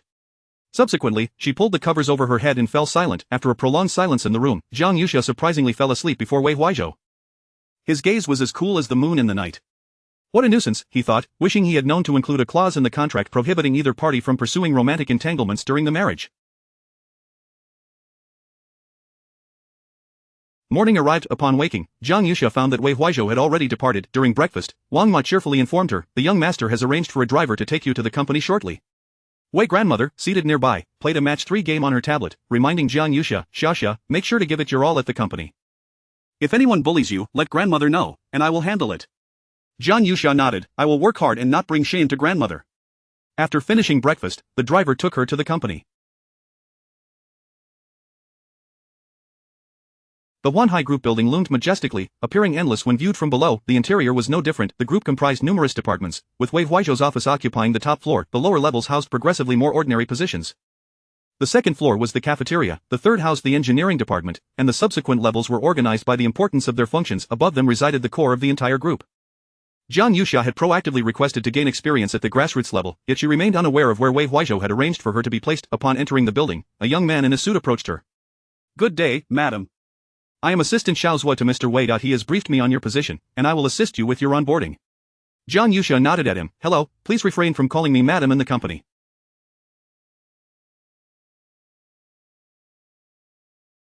Simply use my name. Assistant Xiaozhua flashed a smile typical of a worker. Of course, madam. Jiang Yuxia sighed to herself, let it be. At the peak morning rush around 8:30, despite 6 elevators operating, many still waited. Jiang Yuxia assumed she would need to queue as well. However, Xiaozhua swiped his employee card, leading her directly to the CEO's private elevator.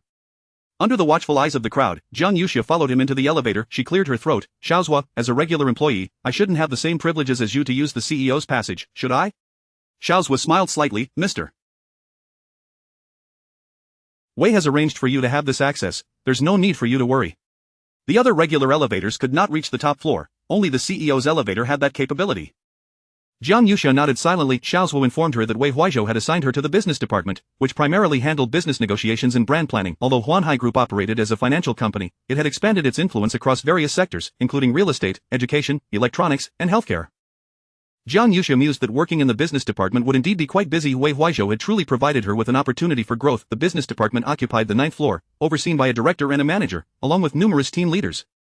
As Xiaozhua led Jiang Yuxia out of the elevator, they were met by a throng of colleagues awaiting her arrival. At the forefront stood a man in a brown suit, his hair slicked back. Sister-in-law has finally arrived. Allow me to introduce myself, I am the director of the business department, Zhu Xinshi. From now on, if you have any issues in this department, feel free to approach me. Prior to this, Jiang Yuxia had already heard from Xiao Zui in the elevator about the director's identity. He was the son of her mother-in-law Zhu Lixiao's younger brother, and Wei Huaizhou's cousin, now 36 years old and thriving in a high-ranking position. Jiang Yuxia maintained a calm smile. Director Zhu, I am here to enhance my skills as a newcomer, so you may simply call me Xiao Jiang within the company. Zhu Xinshi paused momentarily before bursting into hearty laughter. All right. Xiaozhua, you may carry on with your tasks, I will take care of things here. Once Xiaozhua departed, Zhu Xinshi began introducing Jiang Yuxia to the core members of the department.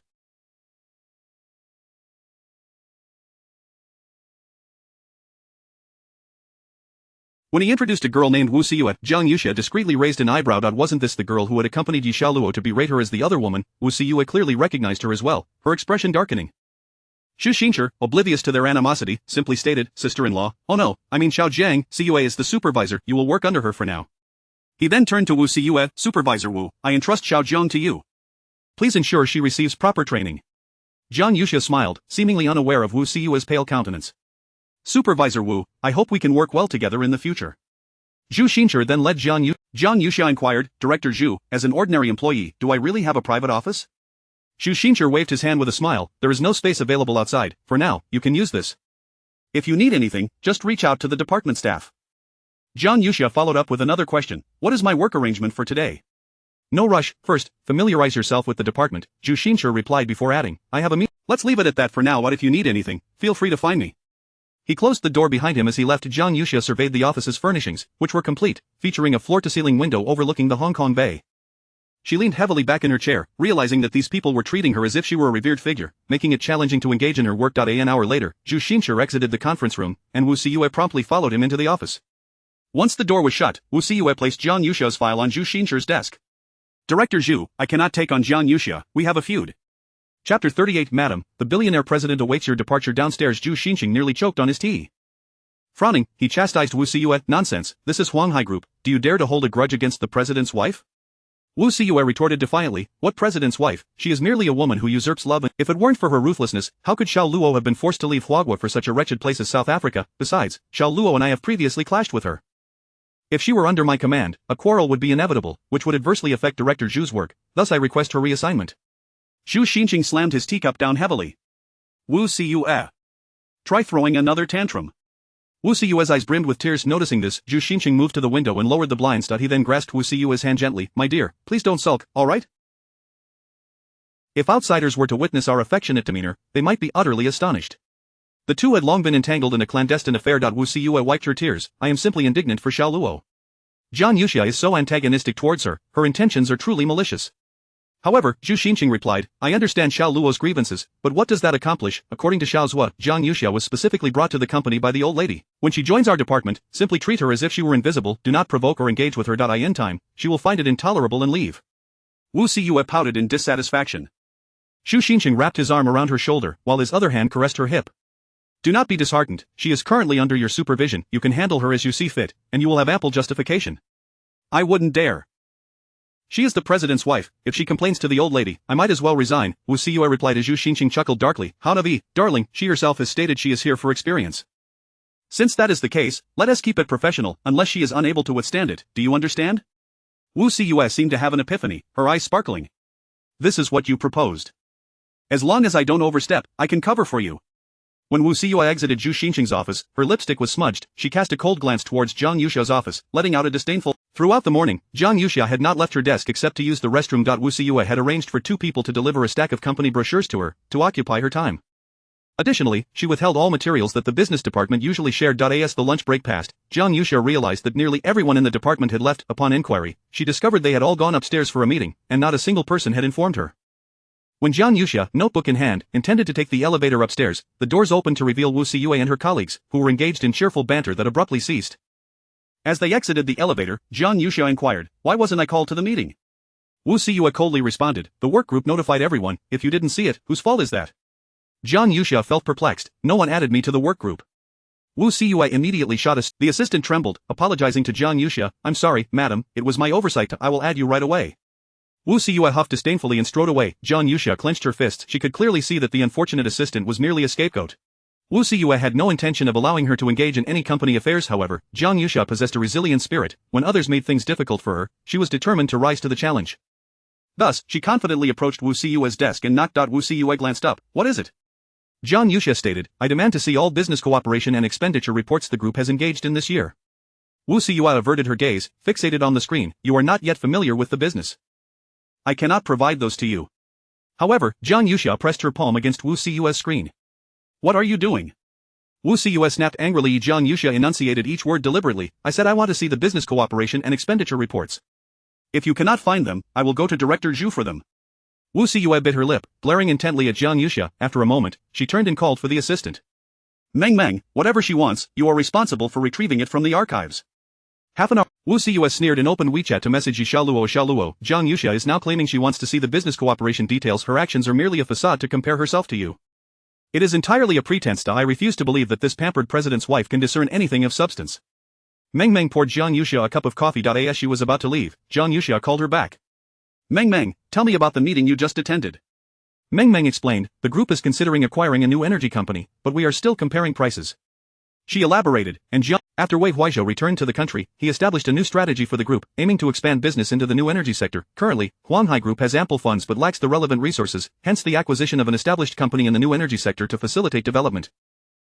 Meng provided Jiang Yuxia with the materials used in the recent meeting. The documents indicated that 2 companies in the new energy sector met Huanghai Group's requirements. Ayano and Mingyuan. The former had a high quote in immature technology, while the latter had a reasonable quote in competent technology but had specific. Jiang Yuxia perused the documents twice, pondering, what is there to hesitate about? We should choose to acquire Mingyuan. Their technology is mature, their quote reasonable, and their proposed equity distribution is also very fair.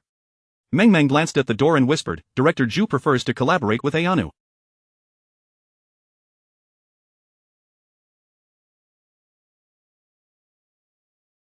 President Yan of Mingyuan has been quite difficult in her communications with Director Zhu during her visits. Tomorrow, President Yan will attend the cooperation meeting, and Director Zhu intends to stand his ground, hoping she will retreat on her own.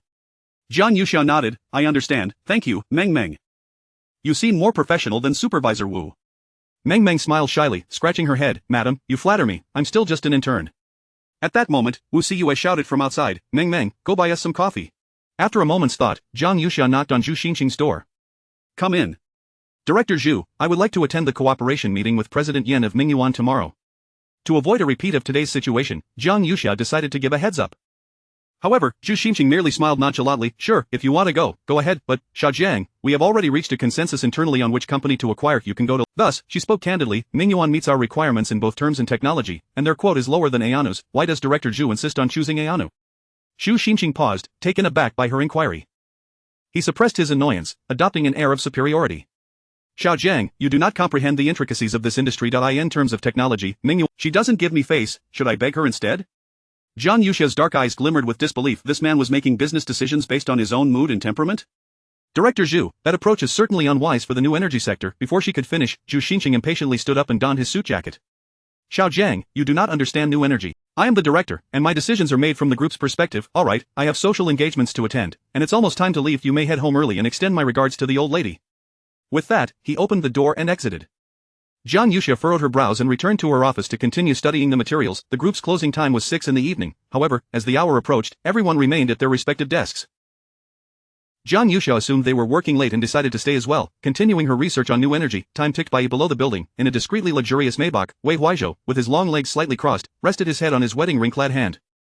He glanced at his watch. It was past 7. Why was Jiang Yuxia still not off work? Lowering the car window, Wei Huaizhou looked up to see the 9th floor of the building still brightly lit. Chapter 39 The Call of Husband. Wei Huaizhou struggles to maintain composure. Around 8 o'clock, Jiang Yuxia made her way to the restroom. As she approached the door, she overheard the voices of 2 individuals engaged in conversation within. I truly don't understand why she chose to come here instead of another department to bother us. Indeed, it's absurd.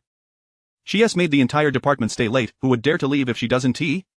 She is supposed to be the perfect CEO's wife, yet insists on pretending to be ambitious, causing nothing but trouble. Alas, I'm even more unfortunate. I had plans to watch a movie with my boyfriend today. As the two emerged, they were immediately confronted by Jiang Yuxia. Their expressions shifted. Jiang Yuxia glanced at the time. It was indeed quite late. After returning to her office, she grabbed her bag, switched off the lights, and departed. Her colleagues, observing her exit, breathed a sigh of relief. One person rushed to inquire of Wu Siyue. Director Wu, now that the madam has left, can we go? Wu Siyue replied firmly, not yet. We cannot leave the moment she does. It would be quite inappropriate. We shall wait for another hour. The others collectively gasped, some collapsing into their chairs. Wu Siyue smirked to herself. Her aim was to ensure Jiang Yuxia became disliked and isolated by her colleagues. The notion of the CEO's wife mingling with the staff was laughable. Did she truly believe they would embrace her? Jiang Yuxia's stomach grumbled with hunger. Thankfully, she had the habit of carrying 2 small bread rolls with her. As she bit into one while exiting the building, a familiar Maybach flashed its lights. The window lowered, revealing Wei Huaizhou's coldly handsome visage. Finished work, get in the car, he commanded. Jiang Yuxia, slightly taken aback, asked, Mr. Wei, have you been waiting for me the entire time? He nodded. It's your first day at work. Grandmother would have preferred to see me escort you home. The driver opened the door for Jiang Yuxia, who climbed in, feeling a bit embarrassed. I'm sorry for making you wait. Wei Huaizhou glanced at his watch, his gaze downcast. 2 hours, 12 minutes, and 36 seconds.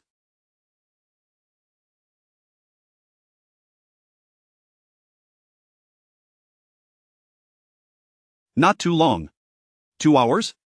Jiang Yuxia was astonished by his unexpected patience. You should have called me directly, then you wouldn't have. Wei, everyone is aware of my position. If I don't leave, neither will they dare to. Wei Huaizhou's cold smile revealed his amusement. That is quite normal. However, Jiang Yuxia, feeling somewhat distressed, Jiang Yuxia was uncertain of whom he was calling, but upon the call connecting, she realized it was Zhu Xingxing. Wei Huaizhou's voice was cool and commanding.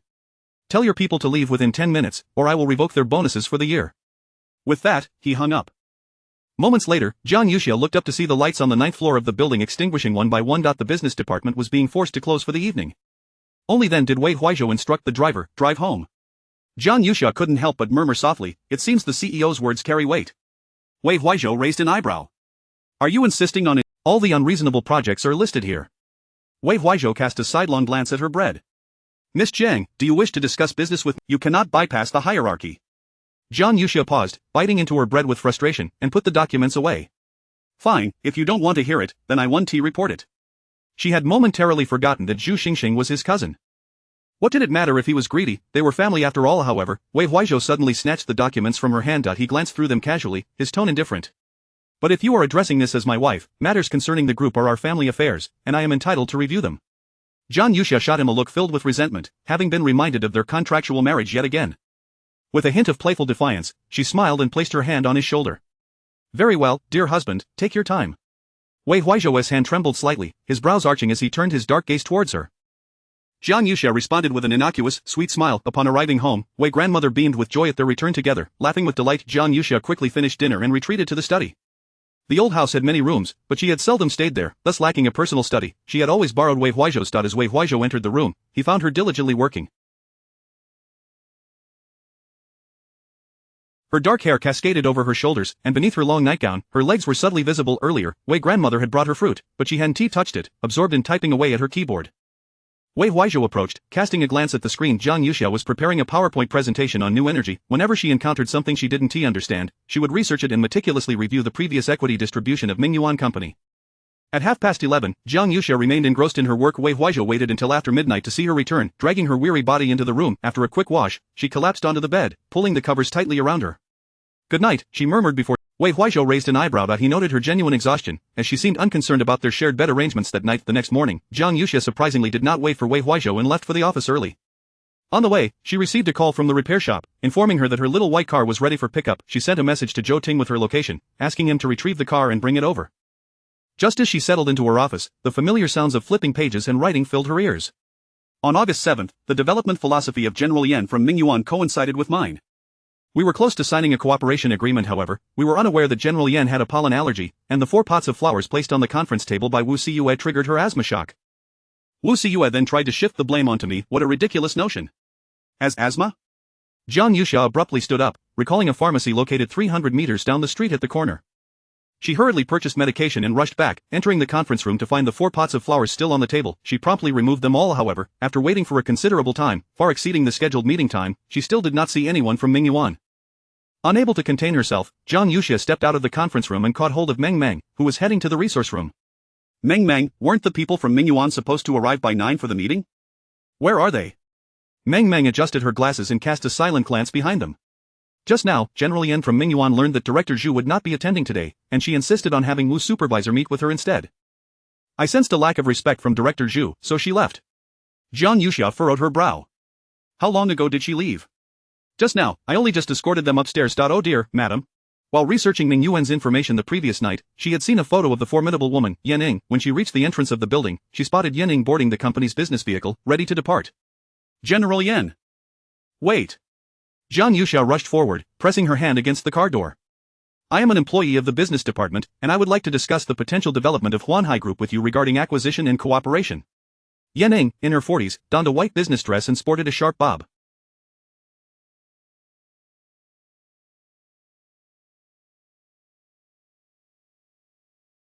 Her stern gaze held an icy demeanor as she glanced at Zhang Yuxia.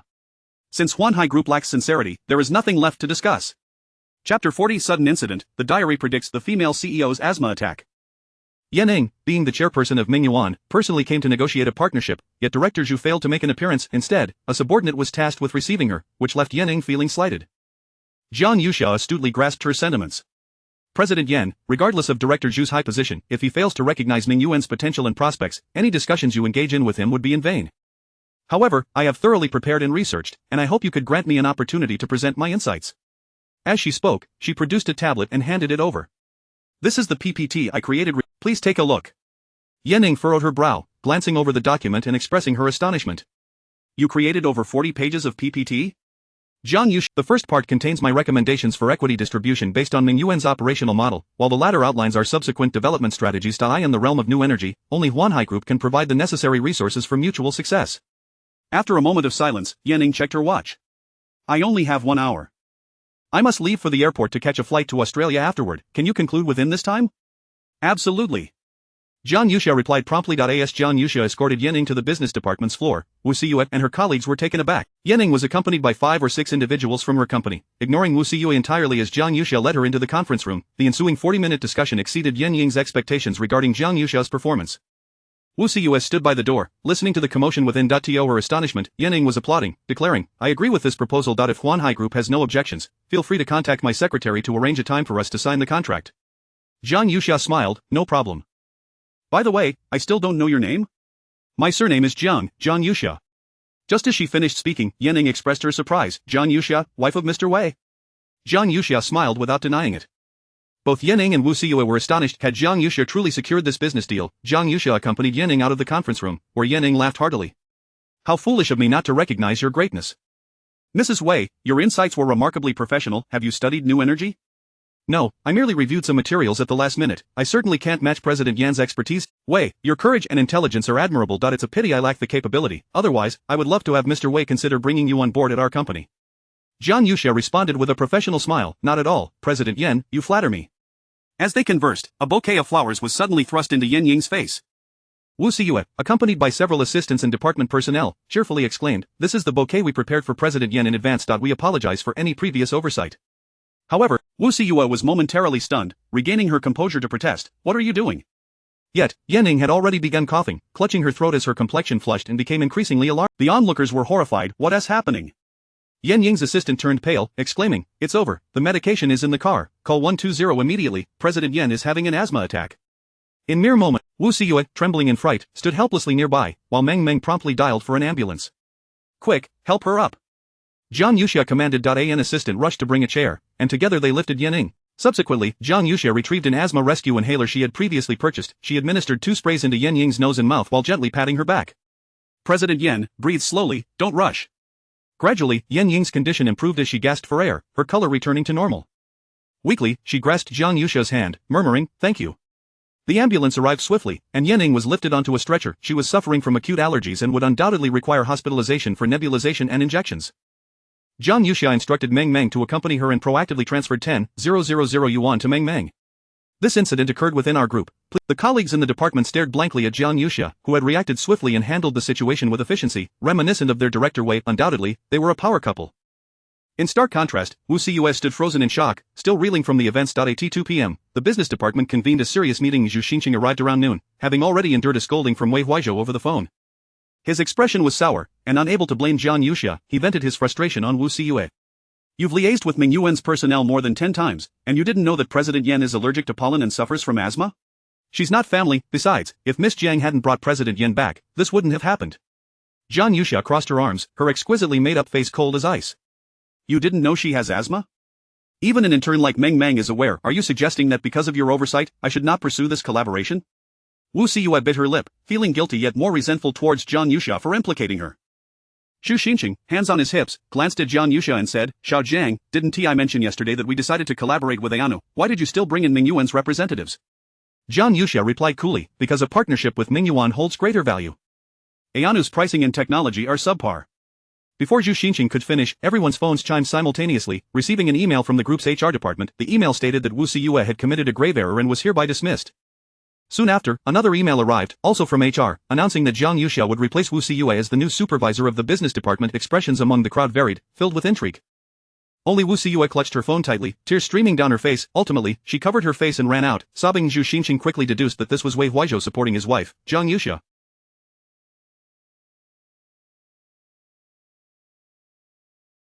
At this moment, he dared not voice any dissent, merely rising to say, "Let this serve as a lesson for everyone." Meeting adjourned. As Wu Siyue left Huanhai Group with her box in hand, not a soul dared to accompany her. She wept as she exited the building, receiving a call from Yi Xiaoluo. "Yeah, I'm so sorry. It's all my fault that you lost your job. Why don't you speak to Director Zhu? The idea of sending flowers was mine. I thought the female CEO would appreciate such a unique gift." Wu Siyue choked. "How can this be blamed on you, Xiaoluo? It was clearly Zhang Yuxia who set me up. She knew President Yan was allergic to pollen yet didn't warn me, watching as I made a mistake." Yi Xiaoluo sighed, "Let it go, she hasn't done anything wrong. As long as she's sincere towards brother Huaizhou, that's what matters." "Xiaoluo." Wu Siyue retorted angrily, "You're always so kind, which is why you get bullied. I can't swallow this injustice." Yi Xiaoluo gently reassured her, "Don't be anxious, I bought you a scarf. Bottom is approaching, and you can wear it. Honestly, leaving now might be for the best, otherwise, when the group audits the business department's debts, you could be implicated." Wu Siyue paused, puzzled. "What debts are being audited?" Yi Xiaoluo gasped, "Oh. I let it slip. Yeah, you must keep this confidential. I saw an internal notice from the higher-ups. Huizhou believes the business department is overspending and has initiated a thorough investigation by the group's disciplinary committee. What? Wu Siyue's expression shifted dramatically. After hanging up, Yi Xiaoluo stood by the floor-to-ceiling window, gazing at the exotic scenery outside, a cold smile playing on her lips that evening. Upon receiving the news, Zhu Xinqing smashed an ashtray in his grand villa. Damn Jiang Yuxia, how dare she scheme against me? She's clearly whispering sweet nothings to Wei Huizhou. He made a call, and upon connection, he roared, "Are you going to do something about this, Jiang Yuxia? Cutting off my finances is akin..." A thrilling encounter. Jiang Yuxia found herself the target of a stalker, who surreptitiously captured her image. As Zhu Lixia listened to Zhu Xinzong's fury, she furrowed her brow and lowered her voice. What good does it do to intimidate me? Do you think I can control Jiang Yuxia? She is under the protection of an elderly matron. Zhu Xinzong gritted his teeth, "And, you must devise a solution for this predicament. If this continues, I will undoubtedly have to pack my belongings and leave." Standing in the garden, Zhu Lixia glanced at the television where Grandma Wei was watching. Covering the mouthpiece, she retorted, "Do not merely take it out on me. If you have the ability, deal with Jiang Yuxia yourself. You said it, so I shall not hold back." A shadow flickered in Zhu Xinzong's eyes. Zhu Lixia cautioned him not to overstep, lest it affect the Wei family. After hanging up, Zhu Xinzong chuckled, finding it exceedingly simple to deal with a Navi girl like Jiang Yuxia. At that moment, Jiang Yuxia was still working late. Today, she had just filled in for Wu Siyue and had much to learn about her new responsibilities. Initially, she had dismissed all employees early to review materials herself, but unexpectedly, Meng Meng offered to stay and assist her. Meng Meng entered with a stack of documents. "Madam, here is the complete cooperation report from the business department for the first half of the year." "Just place it there, thank you," Jiang Yuxia replied. As Meng Meng turned to leave, Jiang Yuxia called her back. "It's almost 8 o'clock, have you eaten?" Meng Meng hesitated, then shyly shook her head. "Not yet." Jiang Yuxia resolutely said, "Go tidy up, we'll leave at 8:10, and I'll treat you to dinner." "That's not appropriate," Meng Meng exclaimed, taken aback. "If anyone is treating, it should be me treating you, madam." Jiang Yuxia smiled, her eyes crinkling. "Don't be so polite with me. It is just a bowl of noodles downstairs. There are still many matters I need clarification on, so we can discuss them while we eat." After pondering briefly, Meng Meng nodded gently, "All right." After she left, Jiang Yuxia's phone chimed. It was a message from Wei Huizhou. "Still working late?" Jiang Yuxia paused and walked to the window to look down. As expected, Wei Huizhou's car was once again parked below. Today, he had switched to a Lincoln, evidently waiting for her to finish work. Jiang Yuxia sent a voice message. "Sorry, Mr. Wei, I have dinner plans with Zhang Meng from the department tonight. Please head back and inform Grandma for me." Upon hearing the message, Wei Huizhou remained impassive, though his brow furrowed slightly. Zhang Meng, he searched the company's personnel database and discovered she was merely an intern in the business department. Just as he was about to instruct the driver to depart, his phone rang. He answered to find someone on the other end saying, "President Wei, we've made progress on the company Shinran that you asked us to investigate. The legal representative is Zhu Xinzong's mother." Simultaneously, Jiang Yuxia's phone rang. It was her brother, Tang Fei. After their uncle and aunt were humiliated at the Wei residence, Tang Fei nearly stormed over to demand an explanation. Stopped by his uncle and aunt, he learned that Jiang Yuxia had resolved the matter, which prevented his visit. He had even sent a message urging her to divorce immediately if she couldn't tolerate it, asserting that such a family would only bring her distress. Jiang Yuxia had brushed it off at the time.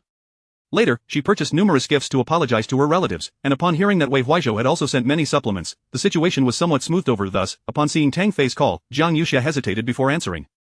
"Jiang Yuxia," Tang Fei's voice was serious, "come to the police station. Yang Dashan has resurfaced." He added, "Have Zhou Ting bring you over." Whenever Tang Fei spoke of serious matters, it was always in this tone, suggesting something was amiss. Without hesitation, Jiang Yuxia promptly called Zhou Ting, requesting him to wait for her downstairs at the office. Zhou Ting replied that he had just returned the car and would be right back. Jiang Yuxia gathered her belongings and apologized to Meng Meng. "Something has come up. I'll take you out for dinner another day." Meng Meng quickly replied that it was fine.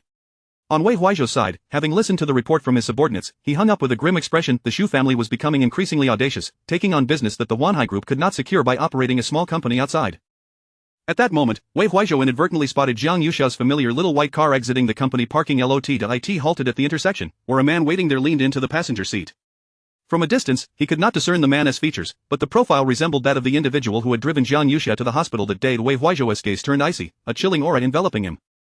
Was this woman entirely disregarding his previous admonitions? Given his temperament, he should have driven over and confronted Jiang Yuxia and that man at the intersection. Yet, upon reflection, Jiang Yuxia's words about having no obligations echoed in his mind. He coldly commanded the driver, return to the old residence. She was neither his true wife nor someone he intended to keep. Sooner or later, they would part ways, and he was disinclined to involve himself in her affairs.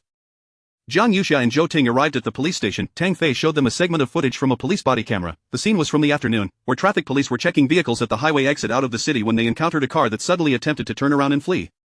After the police surrounded the vehicle, a man jumped out, brandishing a knife. The camera shook violently, and Jiang Yuxia could hear the sounds of a struggle. She was taken aback. Yang Dashan dared to assault a police officer? Zhou Ting remained silent, his brow furrowed. Tang Fei spoke in a low voice. At that time, there weren't enough personnel, and he injured one of our colleagues before fleeing into the mountains. The dense forests and continuous mountain ranges posed a significant challenge to our pursuit, but we have already dispatched personnel to block the 4 exits from the mountain and activated satellite tracking. As soon as his location is detected, we will apprehend him immediately. Yang Dashan runs at the sight of police. He must be hiding something. Most importantly, the trunk of the stolen vehicle contains your photographs and your clothing. Jiang Yuxia was initially shocked by the revelation. However, when Tang Fei produced the photographs, a chilling sensation crept up her spine. Zhou Ting examined the images, his brow tightly knitted. These are all surreptitious shots. There were various angles of Jiang Yuxia while shopping, visiting her cousin Xiao Lei, and even on that rainy day when she stood at the subway entrance waiting for Zhou Ting to return. It took her a moment to regain her voice. This person has been following me all along? Tang Fei nodded. The Tianyan system did not capture or lock onto him. Our technical officers speculate that he must have taken these photographs from a concealed position, possibly from inside a vehicle. Zhou Ting, however, pondered aloud. There is also a possibility that he has an accomplice. Tang Fei silently nodded in agreement. As they escorted Jiang Yuxia out of the police station, Tang Fei remained furrowed in thought. Be cautious over the next few days. Unless absolutely necessary, it's best not to go out. The summer night breeze was somewhat stifling, carrying the lingering humidity of the previous rain, pressing against her face. Jiang Yuxia regained some composure. I cannot hide from life indefinitely, brother. You need not worry. My diary will remind me. Zhou Ting chimed in. I will also ensure the safety of Ms. Jiang. Tang Fei sighed. Very well, contact me if anything arises. In the car returning Jiang Yuxia home, Zhou Ting handed her a small phone. This is an internal mobile device equipped with satellite positioning. When it is inconvenient for me to accompany you, you can activate it. In case of an emergency, just call my name. It has a voice recognition feature. Jiang Yuxia picked it up and tested it. Zhou Ting. Almost immediately, Zhou Ting's phone vibrated incessantly. She smiled, impressive. Remembering Wei Huaizhou's previous reminder, this time Jiang Yuxia did not allow Zhou Ting to drop her off at the old residence's entrance. Instead, she first saw Zhou Ting back before returning to the old house. Upon entering, Grandma Wei had already finished dinner and was watching television on the sofa. Seeing Jiang Yuxia return, Grandma Wei kindly inquired, Did you have dinner with your colleagues? Did you get along well? Jiang Wei returned yet. Before Grandma Wei could respond, Zhu Lixia had already entered from the garden. She crossed her arms, smirking sarcastically. Our Huaizhou just returned, grabbed some things, and dashed off to Haicheng on business. Didn't he, Miss Jiang? Grandma Wei defended Jiang Yuxia. Both of them are busy with work. What's the point of your complaints? Being reprimanded, Zhu Lixia naturally felt disgruntled and left in a huff. Jiang Yuxia wished Grandma Wei a good night and ascended the stairs. She had initially intended to express her gratitude to Wei Huaizhou for her promotion today. After all, she knew that such an elevation was not granted lightly. It was merely his way of raising her profile, but since Wei Huaizhou was absent, she decided to wait until he returned to convey her thanks. Unexpectedly, Wei Huaizhou was gone for an entire week. He had not sent her a single message, and Jiang Yuxia wisely refrained from disturbing him. During this time, she thoroughly familiarized herself with all contracts and expenditure procedures of the business department. Identifying numerous loopholes to exploit, Jiang Yuxia planned to revise the reimbursement processes and regulations once Wei Huaizhou returned. As the workday drew to a close, someone stood at the doorway, knocking on Jiang Yuxia's office door. She looked up to see Zhu Xinsong. Director Zhu, do you need something? Xiao Jiang, are you free after work tonight? Zhu Xinsong smiled broadly. Chapter 42. Jiang Yuxia finds herself in a predicament. Wei Huaizhou races to rescue his wife. Jiang Yuxia first inquired, Do you require me to work overtime? Zhu Xingsheng waved his hand dismissively. No. I simply wish to invite you to dinner with me. He briefly elucidated the reasoning behind his request. The Huanhai Group aims to expand its overseas electronic business and is in need of an overseas manufacturing partner. In this regard, the Wanxie Group has been performing exceptionally well, holding a significant foothold in Southeast Asian countries. Thus, Zhu Xingxing arranged to dine with the president of Wanxie Group. He has a substantial order of 100 million to discuss with them. Zhu Xingxing explained. Previously, Wu Xiyue accompanied me, but now that she has resigned, I must impose upon you. Jiang Yuxia hesitated, but I do not consume alcohol. Zhu Xingxing promptly reassured her, there is no need for you to drink. You simply need to sit beside us and listen, otherwise, it would appear sparse and lackluster with only me present, wouldn't it? I will have an assistant accompany us, who will help manage the drinking. Moreover, having the wife of General Manager Wei in attendance will undoubtedly convey our sincerity to the president of Wanxie. Jiang Yuxia accessed the company's internal system to review the cooperation intentions submitted by the business department. Indeed, Wanxie Group was among them. She nodded. Very well, I can attend, but I request that in future occasions like this, Director Zhu should refrain from inviting the women from our department. No problem, it is settled then. After work, you will travel with me, Zhu Xingxing said with a smile as he closed the door behind her, a glimmer of malice flickering in his eyes. Before departing, Jiang Yuxia meticulously reviewed the materials regarding Wanxie Group. Based on her assessment, she deemed the 100 million quote to be excessively high, so she unilaterally revised it to 40 million. She printed the contract and took it with her, convinced that if an opportunity arose today, she could persuade the president of Wanxie to sign the agreement. Every penny saved for the Huanhai Group would be a victory. As night fell, the city illuminated with vibrant lights, Jiang Yuxia followed Zhu Xingxing to the Shangjiang Bay Grand Hotel. With a minimum spending of 10,000 per person, it is an upscale private dining establishment, spanning 9 floors, with each ascending level offering more opulent specifications. Upon reaching the 9th floor, they were greeted by a friend of Zhu Xingxing's, who seemed to be dining there as well. The friend invited Zhu Xingxing to a private room, prompting him to instruct Jiang Yuxia, Xiaojiang, please wait in the private room. If President Huang from Wanxi arrives, kindly explain my delay. I will join you shortly after a few words with my friend. With that, he and his assistant ventured off, laughing and conversing. Jiang Yuxia proceeded to the reserved private room. As she opened the door, she was met with a lavishly adorned setting. The entire room exuded a fragrant aroma, resembling a suite, with the dining area likely exceeding 60 square meters, equipped with a mahjong room, a lounge, and a restroom. No wonder Zhu Xingxing previously spent over 40,000 on a meal here. In such a place, even more money would hardly suffice. Jiang Yuxia placed the beverages on the table with a composed demeanor. At that moment, a rustling sound emerged from her bag. The future diary had updated August 14th that bastard Zhu Xingxing, due to the company's disciplinary committee thoroughly investigating the business department's expenditure reports, has deemed me responsible for inciting Wei Huaizhou to scrutinize him. Thus, Zhu Xingxing has invited an old acquaintance from Wanxi and intends to drug me to take advantage of me, planning to use this incident to coerce my compliance. Damn it. Jiang Yuxia abruptly shut the diary, her beautiful, cold eyes blazing with fury. Zhu Xingxing, that scoundrel, just as she contemplated leaving with her bag, she paused at the doorway. No, if she left like this, how could she catch them red-handed and teach them a lesson? 40 minutes later, Zhu Xingxing stealthily opened a crack in the door and saw Jiang Yuxia slumped over the table, beside her a half-drunk cup of tea. He narrowed his eyes, pleased, excellent, the drug is taking effect. 20 minutes later, President Huang from Wanxi entered, clutching a phone. Zhu Xingxing, if this woman you've brought is as unattractive as the last one, I will not grant you a single point of profit. After hanging up, President Huang approached Jiang Yuxia, reaching out to touch her waist. The woman, who had just been unconscious, suddenly awoke. Startled, she stood up. Who are you? I feel so dizzy. What have you given me? However, President Huang was already captivated by her beauty, her doe-like eyes, fair skin, and alluring figure. Though clad in a simple knit shirt and jeans, her exquisite form was unmistakable. President Huang stroked his chin, a greasy smile spreading across his face. This time Zhu Xingxing has truly found a gem. Jiang Yuxia, alarmed, retorted, you mean Director Zhu? He brought me here for dinner, do not come any closer. She staggered back, but President Huang, aware that she had been drugged and lacked the strength to resist, sneered, little girl, do not struggle. Director Zhu sent you here for your own good. A night with me can earn you 100,000, that is common knowledge in this circle. Surely, girls like you, new to the workforce, wouldn't he refuse such money, right? If you think that is insufficient, I can add another 50,000. Jiang Yuxia murmured, Director Zhu is in league with you, impossible, I am General Manager Wei's wife, he wouldn't dare harm me. Yet, President Huang laughed heartily, do you think I'm a fool? If you truly are Wei Huaizhou's wife, he wouldn't dare. As he reached to grab Jiang Yuxia, she deftly evaded him. President Huang threatened ominously, little girl, I advise you to be sensible. If you make me happy, you will receive your money, otherwise, not only will you leave empty-handed, but you may also lose your dignity. Jiang Yuxia, tears brimming, insisted, I truly am Wei Huaizhou's wife. I was in the news just a few days ago, you can see my picture. President Huang halted, brow furrowed in confusion as he scrutinized her for a long moment, suddenly realizing she seemed somewhat familiar. He recalled the commotion at the Wei family matriarch's birthday celebration, which he had missed due to being abroad. Recalling this, President Huang hastily pulled out his phone to search for the previous news. After all, offending Wei Huaizhou would not bode well for him. As Jiang Yuxia observed him unlocking his phone, her fearful voice suddenly turned icy. Zhou Ting, restrain him. President Huang was taken aback, and before he could react, the door to the adjacent mahjong room was flung open, and someone swiftly entered, delivering a punch that sent him crashing to the ground. Jiang Yuxia bent down to retrieve President Huang's phone, while Zhou Ting pummeled him mercilessly. However, due to the privacy of the room, even if he screamed at the top of his lungs, no one outside would hear. Zhou Ting stood over him, exuding an aura of menace. President Huang spat out blood mixed with teeth, desperately exclaiming, are you trying to set me up? Set you up, Jiang Yuxia retorted coldly, I have informed you that I am Wei Huaizhou's wife, yet you refuse to believe me. She displayed a screenshot of the trending news about the Wei family.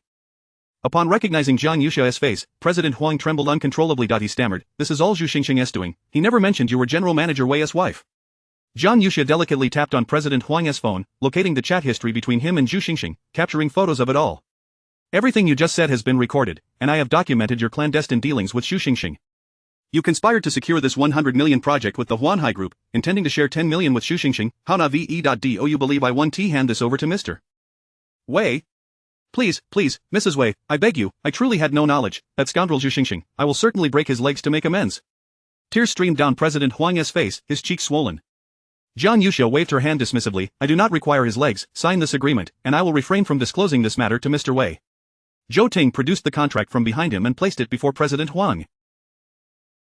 The latter was astonished. 40 million, Mrs. Wei, this is robbery. You are asking for 40 million to secure my entire factory. This is not how business is conducted. Jiang Yuxia raised an eyebrow. Is that so? It seems you have no intention of cooperating with me. Then let my husband speak with you. By the way, President Huang, while rummaging through your phone, I happened to stumble upon some rather inappropriate photos. Tell me, what would happen if I accidentally shared them in all your work and family groups? Wouldn't you make the headlines? Please, please, please, I will sign, I will sign. President Huang's eyes brimmed with tears. Zhou Ting pressed down on his hand, coldly commanding, sign. After he signed the contract, Jiang Yuxia reviewed it once more, nodding in satisfaction before putting it away. Mrs. Wei, there is no one in Huagua who conducts business in such a ruthless manner.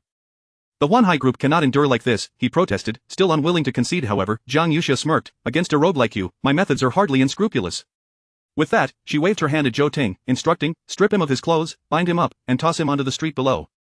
President Huang gasped in shock, didn't you say you wouldn't reveal this? I only said I wouldn't tell Mr. Wei, not that I wouldn't inform passers-by. President Huang screamed for help, but after a couple of futile shouts, Zhou Ting swiftly gagged him with tape, officially stripping him of his clothing to reveal his pale skin, then binding him tightly. Jiang Yuxia called Zhou Ting aside and whispered, I apologize, Zhou Ting, for putting you through this. Zhou Ting replied, it is my duty to protect you, besides, his actions are truly deserving of no sympathy. Jiang Yuxia nodded, be careful not to expose your face when you throw him down. You need not return, I will leave shortly as well, I won't go far, just call me when you're outside. Zhou Ting was still concerned for her safety. Jiang Yuxia nodded, and he placed President Huang into a delivery bag and carried him out. Not long after they departed, Jiang Yuxia began to feel dizzy. She staggered a few steps and collapsed onto the sofa. What was happening? She hadn't consumed the drug tea. How could she have fallen into their trap?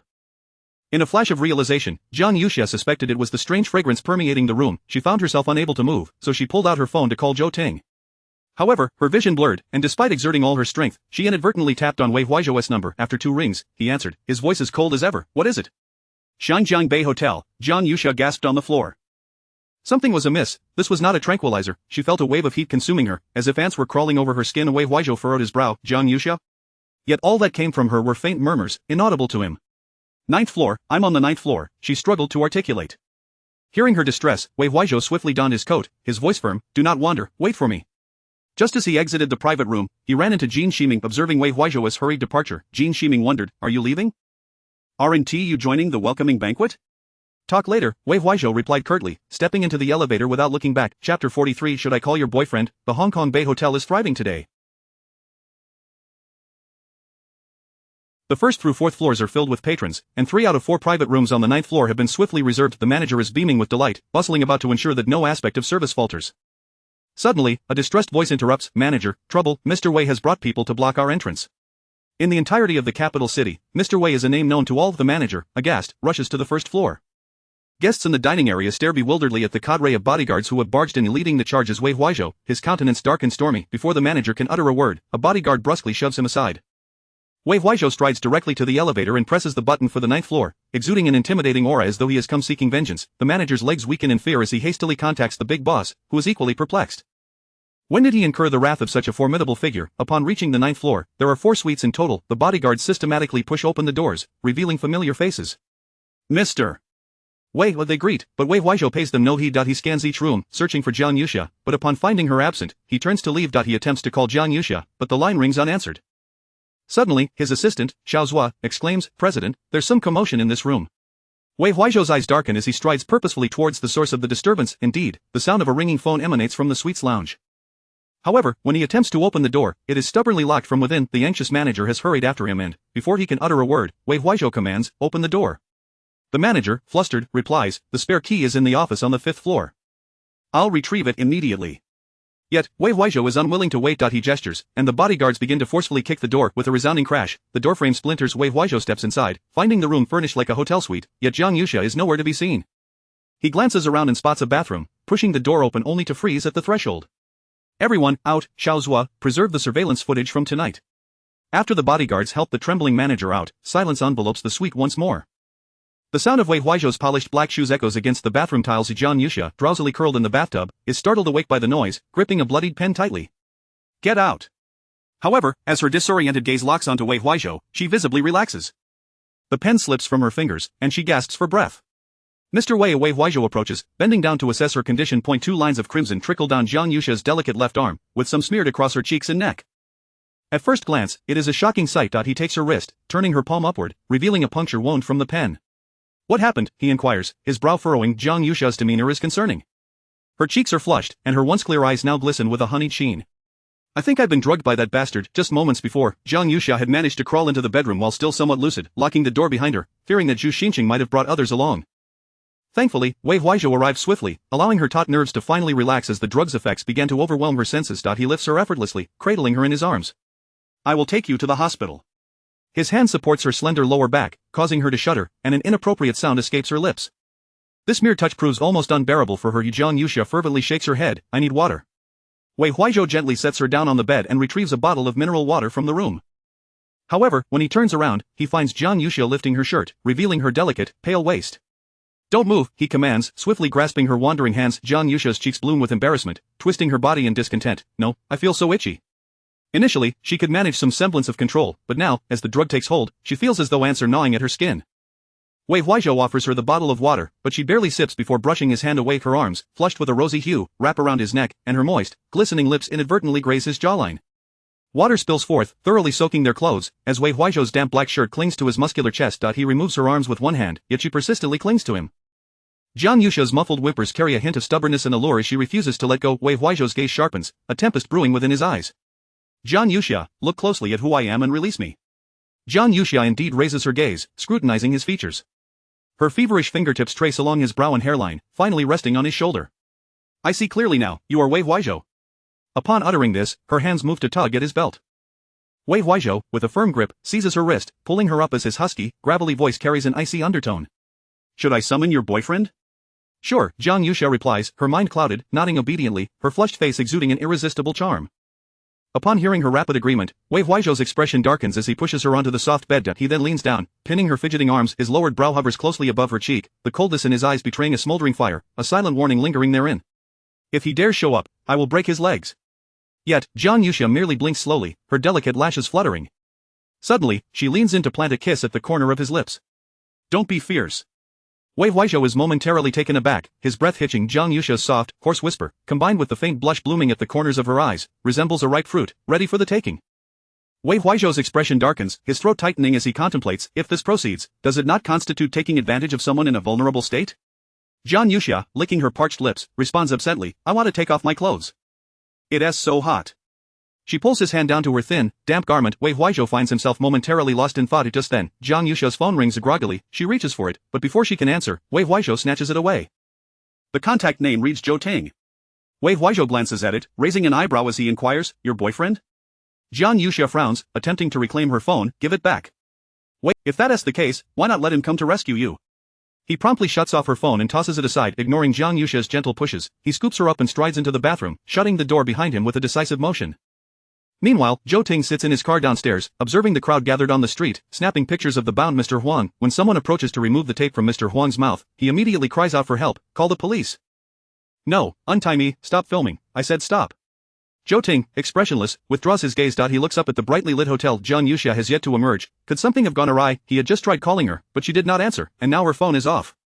After much deliberation, he cannot shake the feeling of unease and decides to exit the car, making his way towards the hotel. Chapter 44. Jiang Yuxia, I dislike your lies. Jiang Yuxia initially felt an unbearable itchiness all over her body, yearning for someone to rub against.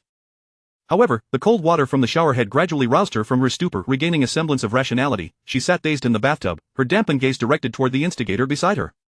Wei Huaizhou wore a stern expression, one hand holding the shower head, incessantly dousing her. Are you a bit more lucid now? He inquired, drenched by the frigid water. Jiang Yuxia shivered, her hands gripping the edge of the tub. That's enough, I feel much better. Only then did Wei Huaizhou cease the deluge. Water droplets cascaded down Jiang Yuxia's flawless visage as she trembled. He enveloped her in a large bath towel and carried her away. Jiang Yuxia instinctively resisted, slightly shaking her legs and struggling. Mr. Wei, please, put me down now I can walk on my own. No more nonsense, Wei Huaizhou replied coldly. First, I'll take you to the hospital, we will deal with tonight's events later. But my bag and my phone, they are with me. Jiang Yuxia vividly recalled her recent actions. How mortifying, how could she have been so intimate with Wei Huaizhou? Upon exiting, Wei Huaizhou encountered his assistant, Xiao Zhua, who stood guard at the entrance with a cadre of bodyguards. Hearing the commotion, Jiang Yuxia buried her face against his chest. Fortunately, the bathrobe was sufficiently large, concealing her figure entirely. Xiao Zhua advised, the surveillance footage has been reviewed. Tonight, Madam was with Director Zhu from the business department to meet a client. An hour ago, Director Zhu hastily departed, and Director Huang entered the private room. We just received news that Director Huang was stripped and thrown onto the street. Many reporters have arrived. Wei Huaizhou's gaze turned icy. Preserve the evidence and exit through the back door. He had no desire to make headlines, especially not in such a manner. As Wei Huaizhou descended the elevator, Zhou Ting had already ascended through the fire escape. Seeking to avoid detection, however, Jiang Yuxiao's presence had long since vanished from the private room. Once Jiang Yuxiao was placed in the car, the summer heat hit her as the air conditioning blew cool air upon her head. She tightened the bath towel around herself, her damp eyes reflecting her anxiety. She was cold, but she dared not voice it to Wei Huaizhou, fearing her earlier actions had already offended him. Thankfully, Wei Huaizhou, still possessing a shred of humanity, likely noticed the tremors coursing through her. He coldly instructed Xiao Zhua, who was driving, turn on the heat. The vehicle swiftly entered the VIP lane of the central hospital. Wei Huaizhou carried Jiang Yuxia to the top-floor VIP ward, where the medical team quickly took blood samples and bandaged her injured hand. While Wei Huaizhou stepped out to make a phone call, Jiang Yuxia sent a message to Zhou Ting, reassuring him that she had arrived at the hospital and not to worry. When the medical team exited, Wei Huaizhou returned unsure how to face him. Jiang Yuxia ultimately decided she should offer some explanation. I was poisoned by traditional medicine, which is why I understand, Wei Huaizhou replied, his tone devoid of fluctuation. But you need to explain how Huang Shi from Wanxie Group ended up naked on the street after meeting you. This has already spread throughout the circle. Wei Huaizhou would undoubtedly not let Huang Shi escape unscathed, but he needed to ascertain one thing. Was it you who did this, or was there someone else in the private room besides you? He had already reviewed the surveillance footage from the 9th floor of the Shangjiang Bay Hotel. Apart from the waitstaff who had entered Jiang Yuxiao's private room, there were no other unfamiliar faces. Jiang Yuxia was well aware that it was Zhou Ting who had orchestrated this, but she could not admit it outright. She hesitated, contemplating her response. Wei Huaizhou crossed his arms, leaning against the windowsill, his gaze piercing. I do not appreciate your lies. Jiang Yuxiao's complexion paled slightly, her watery eyes steadying with resolve. I inadvertently learned of Zhu Xinqing's plot against me, so I made preparations in advance, bribing the restaurant staff to ambush Huang Shi, incapacitate him, and then toss him onto the street in a fit of rage. Furthermore, I had him sign this. Jiang Yuxia retrieved the signed document from her bag. Wei Huaizhou scrutinized it, his brow furrowing. The fact that Jiang Yuxia managed to negotiate a business deal worth 400 million from an originally 1 billion contract was astonishing. The circumstances must have been quite extraordinary. Wei Huaizhou's expression darkened. Do you realize that coercing someone to sign a contract renders it legally unenforceable? I am aware, but it necessitates Huang Shi filing a lawsuit against us, which he would not dare to do. I possess evidence of his misconduct, and besides, I am certainly not the first victim. Their methods were so refined that, prior to Jiang Yuxia, there were likely other young women who had suffered similar indignities. Wei Huaizhou tossed the contract back into her arms. The execution of this matter was far from elegant. Should you encounter such troubles again, you ought to inform me rather than attempting to handle it on your own. With that, he turned to leave. Do not speak the truth to my grandmother for now. She cannot bear the shock. I will handle this matter. You should focus on resting. Wei Huaizhou strode out, leaving the ward in silence. Jiang Yuxia pressed her lips together in contemplation. Although her marriage to Wei Huaizhou was contractual, he had always ensured she did not suffer outside. Jiang Yuxia picked up her phone and, through the local social media platform, saw the video of director Huang being left on the street, which had gone viral. Netizens were abuzz with speculation. Isn't this the president of Wanxie? Who did he offend? It must be chilly out there. Hilarious.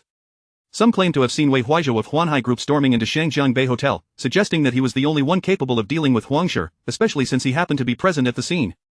Just as Jiang Yuxia furrowed her brow in contemplation, Zhou Ting messaged her. He reported that he had briefed the higher-ups on today's events, and they assured Jiang Yuxia that relevant departments would handle the follow-up. Almost 20 minutes after his message, the Jing City Police issued a statement. Concerned citizens reported a 61-year-old man named Huang, suspected of coercive land acquisition and demolition, who is now under investigation. Jiang Yuxia scrolled through the comments, relieved to see that no one doubted Wei Huaizhou's involvement anymore, allowing her to breathe easier. Within a mere day, Jiang Yuxia witnessed the speed of the state.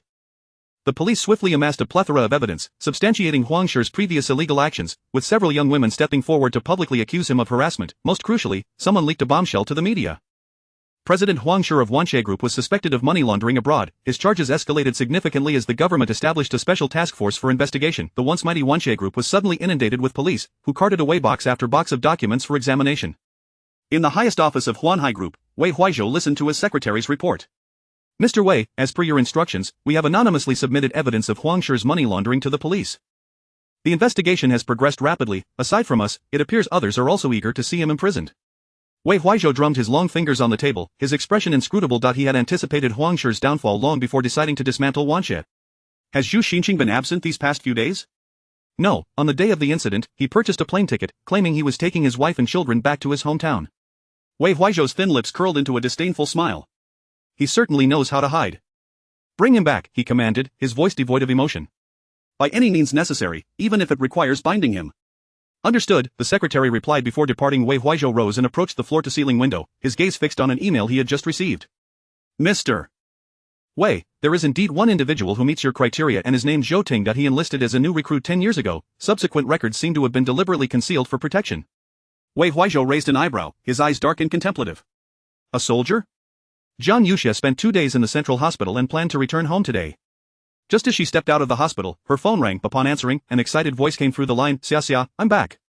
Chapter 45. The glamorous stepmother returns home, only to discover she is her close friend. Upon hearing that familiar voice, Jiang Yuxia was taken aback. "An? UVE returned to the country?" "Yes, I arrived yesterday. How about we have dinner together today? I've missed you so much." Fuanan, her dear friend from university, the year they graduated, Jiang Yuxia's family faced a crisis, while Fuanan had hastily married into a wealthy family.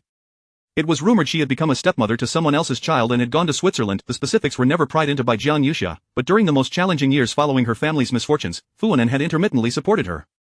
Fuanan's voice was vibrant. "I'll send you the meeting location shortly. Let us not miss each other tonight." Opening WeChat, Jiang Yuxia indeed received an address from Fuanan. Glancing at the time, she noted it was still early, and decided to drive back to her old home first. Wei Huizhou had given her some time off these past few days, urging her to rest, and her hand had almost healed. After returning home, she took a shower and applied a light makeup before preparing to head out. Today, Grandma Wei was away, as Wang Ma mentioned she had gone to a gathering with her old friends. However, when Jiang Yuxia descended the stairs, she unexpectedly spotted her mother-in-law, Zhu Lixia, seated in the living room. With a cold expression, she walked past without intending to greet her as Zhu Xinxing had harmed her, and Meng Meng mentioned he hadn't appeared at the company these past few days, likely hiding away somewhere. Jiang Yuxia had no intention of letting him off easily, and thus held no cordiality towards Zhu Lixia either. To her surprise, as she was putting on her shoes, Zhu Lixia approached her, initiating a conversation. "Yuxia, are you heading out? Would you like me to call the driver for you?" Zhu Lixia rarely showed her a smile, and her tone was noticeably softer than before. Without even glancing at her, Jiang Yuxia replied, "No need, I'll drive myself." Zhu Lixia expressed concern. "It's quite sunny today. Be careful not to get heatstroke while you're out, alright? As the saying goes, no gifts without a reason, either a thief or a schemer." Jiang Yuxia raised her gaze, fixating on Zhu Lixia. "Mother-in-law, your sudden politeness is quite unfamiliar to me. If you have something to say, just say it directly." Under Jiang Yuxia's penetrating stare, Zhu Lixia appeared flustered, forcing a smile as she waved her hand dismissively. "Actually, I have no ulterior motives. The family of Mr. Huang from Wanshe Group reached out to me, hoping we could bury the hatchet. You know, Huizhou is quite stubborn and unyielding. I wouldn't dare to plead for leniency. Thus, I wanted to discuss this with you. As our family's daughter-in-law, you surely understand the nuances of decorum and restraint. The Huang family is willing to offer a substantial apology and compensation. Could you perhaps persuade Huizhou to let this go?" To protect Jiang Yuxia's reputation, ever since the Huangshi incident had gained traction, there had been no rumors about her circulating online. Everyone assumed Huangshi had been apprehended due to business rivalry and money laundering charges. Wei Huizhou's explanation to Grandma Wei was that Jiang Yuxia had encountered an unpleasant situation with Huangshi while discussing business. Consequently, Grandma Wei had resolutely declared, "Then let us deal with him." "Huizhou, remember, if someone bullies your wife, it's tantamount to disrespecting you. This grievance must not be tolerated." Now that Zhu Lixia had sought out Jiang Yuxia, it was likely out of fear that the matter might escalate further, potentially implicating Zhu Xinxing. A cold smile crept onto Jiang Yuxia's lips. "Mother-in-law, I believe you've come to the wrong person. While it is true that Huangshi has wronged me, his charges of money laundering are valid, and the state is currently investigating. Expecting me to persuade my husband not to pursue this matter is indeed an overestimation of our influence. As for state affairs, they are beyond our reach. Instead of wasting time with me, perhaps you should inquire about where Director Zhu has gone? Why hasn't he been to the company for several days? Is he perhaps hiding out of fear?" With that, she grabbed her bag and left. Zhu Lixia clenched her teeth, glaring at Jiang Yuxia's retreating figure. How infuriating! Just as her phone rang, it was her sister-in-law calling again, likely to inquire about Zhu Xinxing. After all, he was the last heir of the Zhu family, and if he were implicated and ended up in prison, it would spell disaster. Zhu Lixia felt a headache coming on and dared not discuss it with her husband, Wei Jiangwo, resolutely hanging up on her sister-in-law. She then received a message from Yishaluo. "Aunt, I heard that Huizhou's collaboration with the president of Wanshe Group fell through. What happened? Is there anything I can do to help?" Zhu Lixia's eyes brightened. Of course, Yishaluo had a godfather who was an official in the provincial department. He could surely be of assistance. Jiang Yuxia never expected that Fuanan would arrange to meet her outside a private kindergarten. It was 4 in the afternoon, and the blazing sun hung high in the sky, heat rising from the asphalt road. Jiang Yuxia called Fuanan. "Anan, I've arrived. Where are you?" "I'm crossing the street now. I'll be there shortly." Is that white car yours?" "Yes." After hanging up, Jiang Yuxia glanced across the road. To her astonishment, she beheld a striking figure, cascading red waves of hair paired with a form-fitting, shimmering sea blue mini dress, accentuated by sky-high heels. She resembled a mermaid who had sprouted legs to walk on land. Yet, despite such a fashionable appearance, Fuanan held a large woven bag in her hands. It wasn't until she opened the car door and climbed in that Jiang Yuxia snapped back to reality. "Xia Xia. I've missed you so much." Fuanan exclaimed, enveloping Jiang Yuxia in a bear hug. Jiang Yuxia gazed at her with wide, beautiful eyes, scanning her from head to toe. Anan, you've become even more stunning. Back in their school days, Fuanan had always favored vibrant, eye-catching outfits. She was a true beauty enthusiast, once declaring that if she had only 100 yuan left, she would spend 99 on cosmetics and the remaining one on a mirror.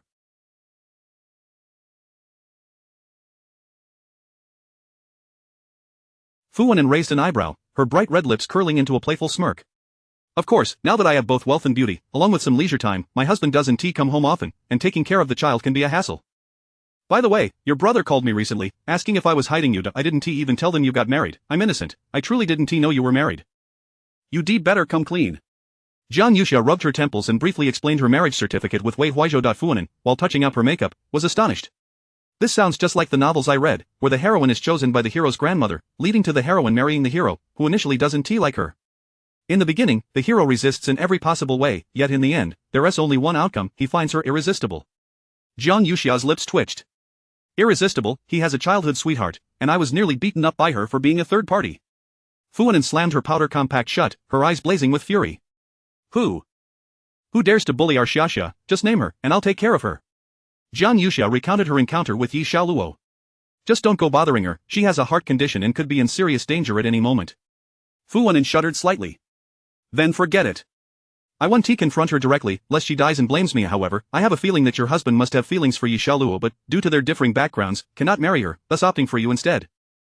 That is how these stories usually go. You're the malicious supporting character, while Yi Xiaoluo is the frail, beloved first love who meets an unfortunate end, yet typically, husbands abandon their first loves and fall for you. Jiang Yuxia raised her elegantly shaped brows slightly. You overestimate me.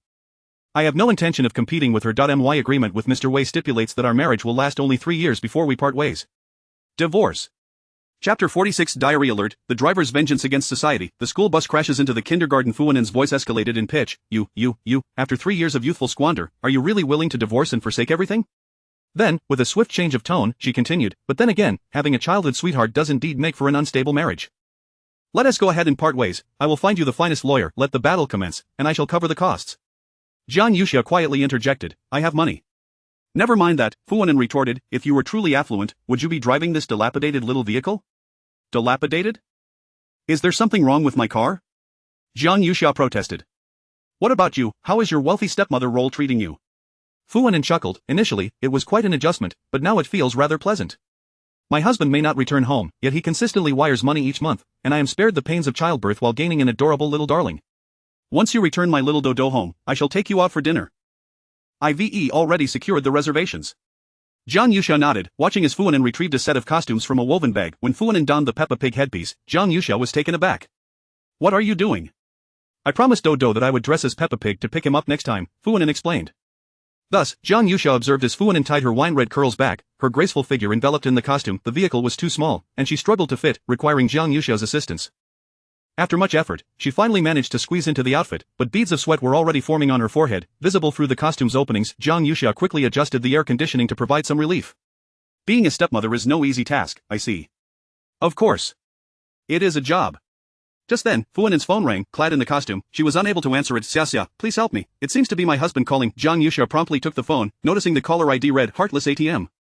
Jiang Yuxia stifled a laugh, masking her amusement with a pained expression. A deep, resonant voice responded from the other end. Anan, have you picked up Dodo yet? Not yet. The kindergarten has a special class today, and they won't be dismissed until 5. But I have already arrived, so rest assured, my dear husband. Alright, the nanny mentioned you'll be dining out tonight? Yes, I'm meeting an old friend whom I've mentioned before, my dear college bestie, Jiang Yuxia. I've transferred 100,000. Enjoy yourselves and don't neglect your classmate. I won't be returning tonight. Once they hung up, Jiang Yuxia expressed her surprise. You two seem to have a good relationship. Fuanan scoffed. I strive to fulfill my duties as a stepmother without demanding children. Naturally, he is content. However, do not harbor any illusions about forming genuine feelings with such individuals. In his heart, the mother of his child is his true love, and everyone else merely serves a purpose. Jiang Yuxia frowned. What about the child's mother? She has strayed, marrying another. When they divorced, she chose not to take the child, walking away with 9 billion. Yet, my husband insists on retaining the room she once occupied, forbidding anyone from entering. Fuanan spoke without a hint of jealousy. Jiang Yuxia couldn't fathom the grievances she must have endured during their whirlwind marriage. At that moment, the kindergarten dismissed its students. Fuanan exclaimed, Xiaxia, help me down. Jiang Yuxia assisted her out of the small white vehicle. They approached the kindergarten, where teachers were leading children outside, lining them up for photographs. One particularly adorable little boy excitedly pointed at Fuanan. Look, I told you my mom would turn into Peppa Pig. Jiang Yuxia stood at a distance, watching Fu Anan rush over, making heart gestures through the gate, causing the children to erupt in laughter. A wave of emotion washed over her. Fu Anan's carefree attitude allowed her to thrive in such a marriage. Just then, the sound of pages flipping and writing echoed in her ears. Jiang Yuxia's expression shifted as she pulled out a blue diary. August 18, the school bus driver at Golden Eagle Kindergarten deliberately sought revenge against society, crashing the bus into the kindergarten, resulting in 18 fatalities and 24 injuries.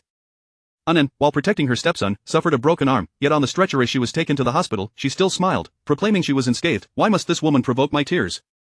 Jiang Yuxia abruptly closed the diary and looked up. The golden letters of Golden Eagle at the kindergarten entrance gleamed brightly. On the right side of the road, a school bus was parked, the driver smoking, his expression dark and his gaze fixated on the children in the kindergarten. With the kindergarten's iron gate in place, he was undoubtedly planning to force it open and drive directly inside. After a brief moment of silence, Jiang Yuxia called Zhou Ting. Zhou Ting, if I wish to summon the authorities for assistance, how long will it take for them to arrive? They can arrive within 10 minutes. After hanging up, Jiang Yuxia activated the satellite phone in her bag. The children finished their photo session, and the teachers were preparing for dismissal. Jiang Yuxia hurried forward to buy some time. Would you like to take pictures with Peppa Pig? The children squealed in delight. Yes. Jiang Yuxia urged Fu Anan, you must take a picture with the children to commemorate this occasion. Do not waste such a splendid outfit. Fu Anan's muffled voice, brimming with excitement, replied, you are absolutely right. Jiang Yuxia's peripheral vision caught sight of the bus. The driver, flicking ash from his cigarette, appeared increasingly impatient. Time ticked away. A crowd of parents gathered at the kindergarten entrance. Jiang Yuxia contemplated, then approached the bus, initiating a casual conversation. Driver, how many children can this bus accommodate? Seizing the moment, Jiang Yuxia committed his appearance to memory. Unkempt beard, a disheveled look, bloodshot eyes, and the pungent odor of smoke emanating from his speech. Such a person was indeed a school bus driver. The driver responded with irritation, I don't know. Ask the principal yourself. Jiang Yuxia chose not to engage further, circling the bus instead. Just then, the school gate swung open. The little ones from the kindergarten lined up by class, ready to be let out by their teachers. Fu Anan emerged, removing the Peppa Pig headpiece, revealing a face dampened by perspiration. Xia, what's wrong? You look so pale, she noted, sensing Jiang Yuxia's uneasy. Jiang Yuxia pulled her aside, away from the potential trajectory of the bus. This kindergarten seems rather ordinary. Ordinary? This private kindergarten costs 200,000 a year. Jiang Yuxia pointed at the bus. I just spoke with the driver, he reeked of smoke and had a terrible attitude. Fu Anan's brow furrowed, is that so? I must address this with the board of directors. Suddenly, the driver abruptly revved the bus, the roar resembling an explosion as he floored the accelerator, barreling towards the kindergarten. Fu Anan let out a terrified scream. Bang! A tremendous sound reverberated through the air. Chapter 47. A misunderstanding. Zhou Ting is not Jiang Yuxia's husband. A thick plume of black smoke billowed forth. It turned out that the school bus had collided with the wall on its own. Just as Jiang Yuxia circled around the vehicle, she stealthily retrieved her personal self-defense knife and punctured a tire. The kindergarten children were terrified, wailing loudly, but fortunately, no harm came to them. Parents rushed into the kindergarten, frantically searching for their children. Fu Anan, regaining her composure from the shock, called out, Daodu, where are you? At that moment, 2 police cars and a fire truck arrived, their speed astonishing the onlookers. Had someone already called the police? Right after the incident, Fu Anan dashed into the kindergarten to find her child. Jiang Yuxia intended to assist, but as she turned, she noticed the driver flinging open the car door and jumping out. He staggered, attempting to flee. Stop, you can't leave. Jiang Yuxia sprinted forward and seized the driver's collar. Get off me. The driver swung his arm, intending to push Jiang Yuxia away, but she refused to let go. Enraged, he reached for her throat with both hands. However, before he could exert any force, a figure sprang from the side, delivering a swift kick that sent the driver crashing to the ground. Jiang Yuxia clutched her throat, coughing, and looked up to see Zhou Ting, who had kicked the driver. Zhou Ting moved with remarkable agility, pinning the driver to the ground, twisting his arms behind him, and taking handcuffs from a nearby officer to secure him. Don't move. Zhou Ting's voice, filled with authority, resonated powerfully. Fu Anan hurried over, cradling her child. Xia, are you all right? Jiang Yuxia rubbed her neck and shook her head. I'm fine. This driver is problematic. He crashed the school bus into the kindergarten and even tried to escape. I certainly can't let him get away. You're so reckless. What if you got hurt? We should go to the hospital. It's really unnecessary. Jiang Yuxia waved her hand dismissively. Zhou Ting had already handed the driver over to the police and was walking toward Jiang Yuxia. Fu Anan immediately expressed her gratitude. Thank you, officer, otherwise, my friend could have been injured. Zhou Ting nodded slightly in acknowledgement before turning his gaze back to Jiang Yuxia. Let's leave, reporters will be arriving soon. All right, Jiang Yuxia agreed, nodding.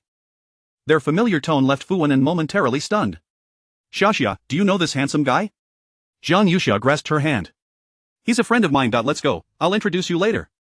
They climbed into Jiang Yuxia's little white car, heading toward Fu Anan's luxurious residence. Inside the car, Fu An's stepson, Daodu, clutched a small rubber duck that Jiang Yuxia had bought, pressing it to make it squeak with curiosity. He asked Fu An, "Mom, is this the summer godmother you mentioned, along with her cheap husband?" Fu An quickly covered the little one's mouth. "Daodu, don't speak recklessly." She had merely mentioned a few things about Jiang Yuxia's husband while chatting at home, and somehow the child had picked it up. Fu An glanced at Zhou Ting and Jiang Yuxia in the front seat, offering a dry laugh. "Children don't understand, please don't take offense." Zhou Ting remained focused on the road, his expression calm and composed.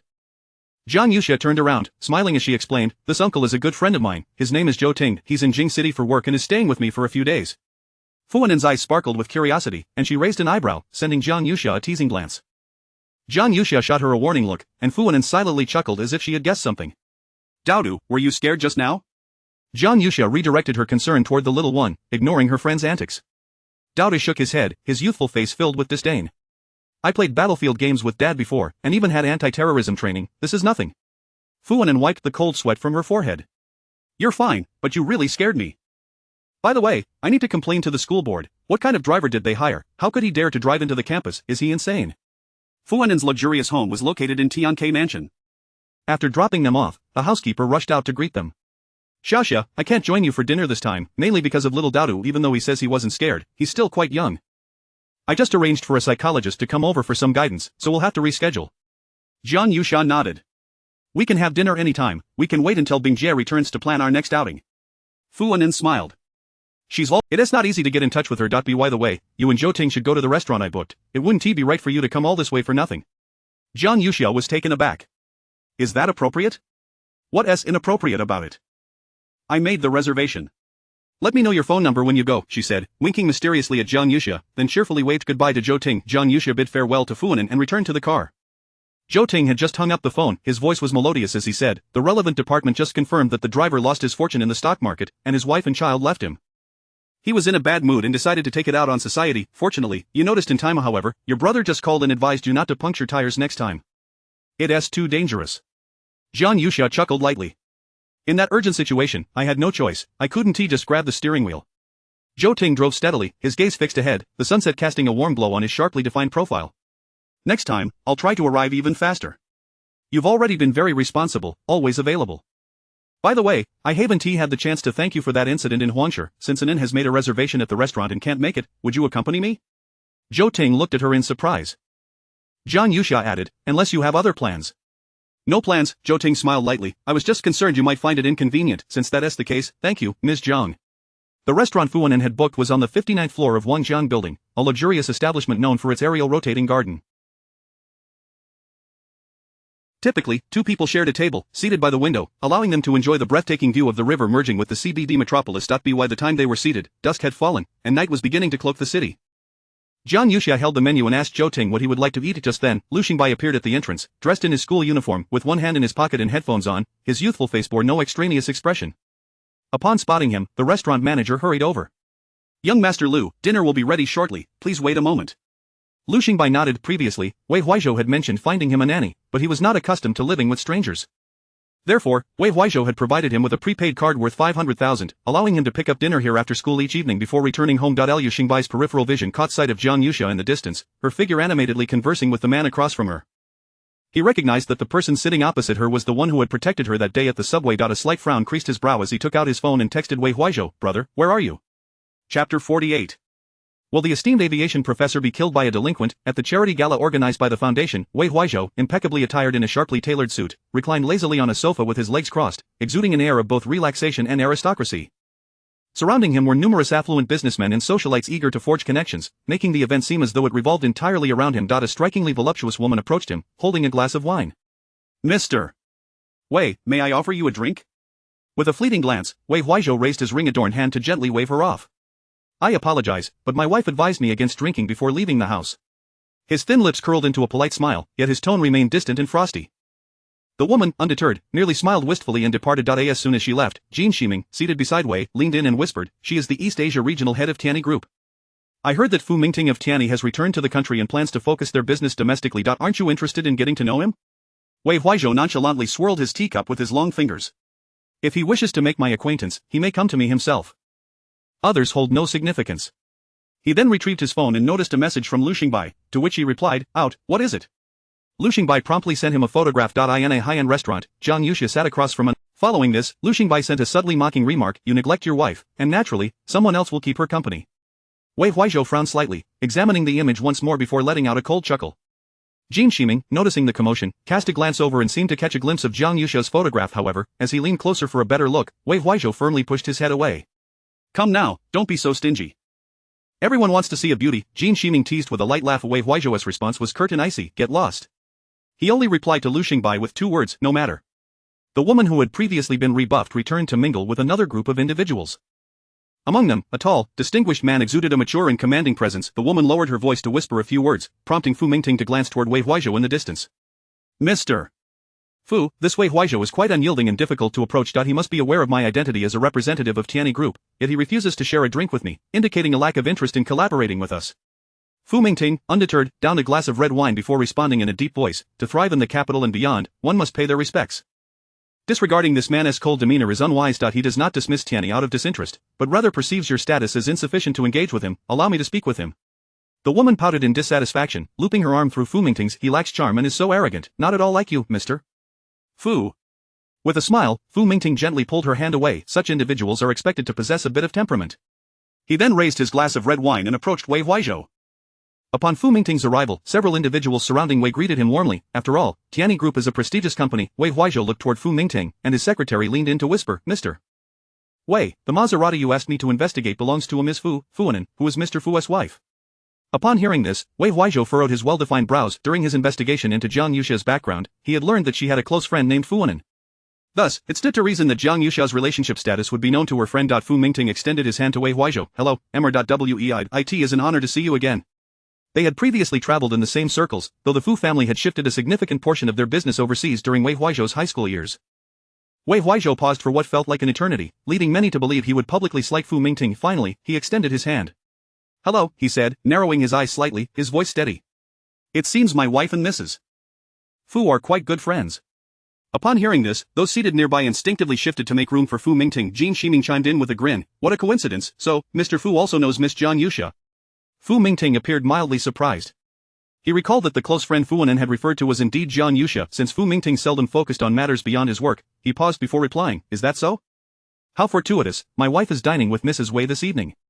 Wei Huaizhou raised an eyebrow in intrigue. "Oh, really?" His grip tightened around his phone, which contained the recently received photo of Jiang Yuxia dining with Zhou Teng. One could not help but wonder who was truly being deceived. A cryptic smile played on Wei Huaizhou's lips. "Then let us summon them here." Fu Mingting, in agreement, stated, "Allow me to call my wife." In the midst of the gathering crowd, he dialed her number, and as the call connected, Wei Huaizhou patiently toyed with his empty teacup. On the other end, Fu Mingting inquired, "And are you still with Ms. Jiang? I've encountered Mr. Wei at the gala, and it turns out his wife is Ms. Jiang. Have you finished your meal? I will send someone to fetch you both." Startled, Fuanan abruptly sat up, her facial mask slipping off. "What, now, what is wrong, haven't you finished eating?" She hastily glanced at the clock. "Oh no, it was only 7 o'clock. She could hardly admit they had already finished. She could not let Wei Huaizhou discover that Jiang Yuxia was dining with another man. In a flurry of thought, she heard Fu Mingting's voice on the other end drop to a conspiratorial whisper, "And Mr. Wei is waiting." Determined, Fuanan resolved to rush over. There was still time. She quickly unfastened her sleepwear and retrieved a dress from her closet. "No problem, please send someone to Wangjiang building to wait for us. We'll be finishing up soon." "Very well," Fu Mingting replied with a smile. After hanging up, he informed Wei Huaizhou, "I will arrange for a driver to pick you up." Wei Huaizhou returned the smile. "Let my secretary accompany them as well." He was eager to witness how Jiang Yuxia and Fuanan intended to weave their web of deception. Meanwhile, Fuanan repeatedly attempted to call Jiang Yuxia, but the line remained busy. A desperation surged within her as she paced around her home. "For heaven's sake, please pick up the phone." Dodo peeked through the bedroom door, her head appearing. "Mommy, what is wrong?" Fuanan quickly adjusted her makeup while slipping into her high heels, replying, "It's nothing, darling. Have the nanny help you sleep. Mommy is off to find daddy and will be back later, alright?" With no other option, she hastened towards Wangjiang building, simultaneously sending Jiang Yuxia an urgent voice message. "Shasha, we're in a major crisis. My husband is sending someone to take us to meet your husband. You need to quickly part ways with your companion." On the other side, Jiang Yuxia was on the phone with old Du, having just heard the familiar sound of diary pages turning while dining. Upon checking, she found that the diary had alerted her to an extraordinary situation. "Old Du, is there an academician named Feng Xuemin in our department? He specializes in aerospace." "Yes, he was in the photo you took with us last time." "What's the matter?" The diary had warned her that he would be robbed and killed by 2 delinquents during his business trip the following day. Chapter 49 Charity Gala. Tonight's model couple on the other end of the line, Mr. Du's voice was filled with astonishment. Yuxia, does the diary provide any further clues? None. Jiang Yuxia hesitated momentarily before voicing her suspicions. However, I believe Mr. Du should thoroughly investigate those two ruffians. It is far too coincidental. What kind of era is this, with brazen street robberies and murders? Moreover, how could two inept thugs pinpoint a professor specializing in aviation among so many people to target for robbery? Although the diary offers no hints, I sense there is more to this. After she expressed her concerns, Mr. Du acknowledged her insight. Returning to the dining area, Jiang Yuxia resumed her seat across from Zhou Ting. Have you discussed it? Yes, Jiang Yuxia mused, her fork poised over the steak as she pondered aloud. Professor Feng Shuemin is quite formidable in the aerospace field, isn't he? Zhou Ting nodded. He is the leading expert in the industry. The new rocket fuel that Mr. Du showcased to you last time was a result of his research. Furthermore, I've heard that Professor Feng has mastered a novel technology that could potentially help us achieve our dream of landing on Mars. It truly is a cutting-edge technique. Noticing Jiang Yuxia's concern, Zhou Ting smiled reassuringly. With someone as capable as Professor Feng around, there are usually special personnel for protection. Coupled with your alertness, we should be safe from further incidents. Jiang Yuxia nodded gently. Let us hope so. What astonished her further was the realization that the future diary had previously only hinted at events she was about to experience or was currently undergoing.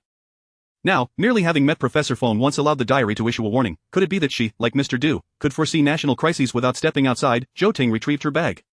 Let us go. After dinner, I should take you home. Jiang Yuxia nodded, just as Fu Anan rushed into the restaurant. Yuxia, hurry, come with me, my husband is sending someone to pick us up. She seized Jiang Yuxia's arm and dragged her out of the restaurant. Jiang Yuxia was bewildered. Your husband is sending someone for us, didn't he say he wouldn't be home tonight? Fu Anan stamped her foot. What a coincidence, my husband is attending a charity gala tonight and has run into your husband, Wei Huaizhou. They invited us to the banquet, and I had to lie and say you were still with me to rush over. Outside the restaurant, Fu Anan anxiously pressed the elevator button. Jiang Yuxia was even more confused. Why didn't you tell the truth? You took Dodo home after he was scared at kindergarten. Fu Anan looked at her as if she were a fool. My dear. If I said that, how could we hide your relationship with Zhou Ting? Both Jiang Yuxia and Zhou Ting were momentarily taken aback. Our relationship, they echoed in unison. Fu Anan crossed her arms, exasperated. Am I wrong for lying? I am just trying to cover for you. If Wei Huaizhou finds out about you and Zhou Ting, you two won't last in the capital. Jiang Yuxia's dark, captivating eyes revealed a hint of complexity. None. I've told you, Zhou Ting is truly just a friend, why would you think otherwise? Zhou Ting chuckled, revealing a charming smile. Indeed, we are merely ordinary friends. Fu Anan's eyes widened. Ordinary friends? Then why were you pulling her to walk faster outside the kindergarten, claiming you were afraid of being photographed by reporters? Isn't that the definition of a clandestine romance? Jiang Yuxia sighed, realizing the misunderstanding stemmed from her inability to clarify. Given her sensitive identity and the director Liang's strict orders for complete discretion, it was no wonder Fu Anan had jumped to conclusions. Anan, Jiang Yuxia grasped her hand. Zhou Ting said that because I was recently criticized as a mistress in the news. He was worried that reporters would capture my face and exploit it for their stories. Fu Anan's eyes lit up with understanding. Now it makes sense. She glanced at Zhou Ting. Since you didn't clarify, I thought you and Wei Huaizhou each had a true love outside.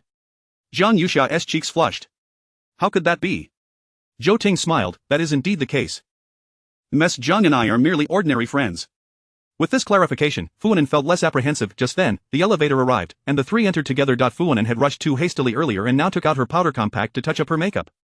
A phone rang. It was the driver arranged by Fu Mingting, announcing his arrival downstairs. As the trio exited the building, they noticed Fu Mingting's luxurious car, accompanied not only by the Fu family as chauffeur but also by Wei Huaizhou as secretary, Su Yu. Jiang Yuxia recognized him. He, along with assistant Xiao Zhua, were Wei Huaizhou as top aides, earning him the nickname Xiao Yu in the company. Madam, Su Yu approached and greeted her warmly, opening the car door. Mr. Wei has sent me to pick you up. While addressing Jiang Yuxia, his gaze subtly assessed Zhou Ting's countenance. Fu Anan swiftly slipped into the car. Jiang Yuxia turned to Zhou Ting. Please drive my car back. I appreciate your help. Zhou Ting nodded gently, a faint smile gracing his handsome face. Drive safely on your way. After bidding farewell to Fu Anan, he departed. Jiang Yuxia settled into the vehicle, accompanying Fu Anan to the venue of the charity gala, the resplendent Pearl Pavilion. As the car entered the premises, it halted at the entrance of the opulent venue. Before stepping out, Jiang Yuxia spotted 4 or 5 impeccably dressed men on the staircase, with Wei Huaizhou standing among them. The venuous light streamed from behind him, accentuating his tall, striking figure. He appeared to be engaged in light conversation with someone nearby, and as Jiang Yuxia alighted from the car, his gaze shifted towards her, appraising her subtly.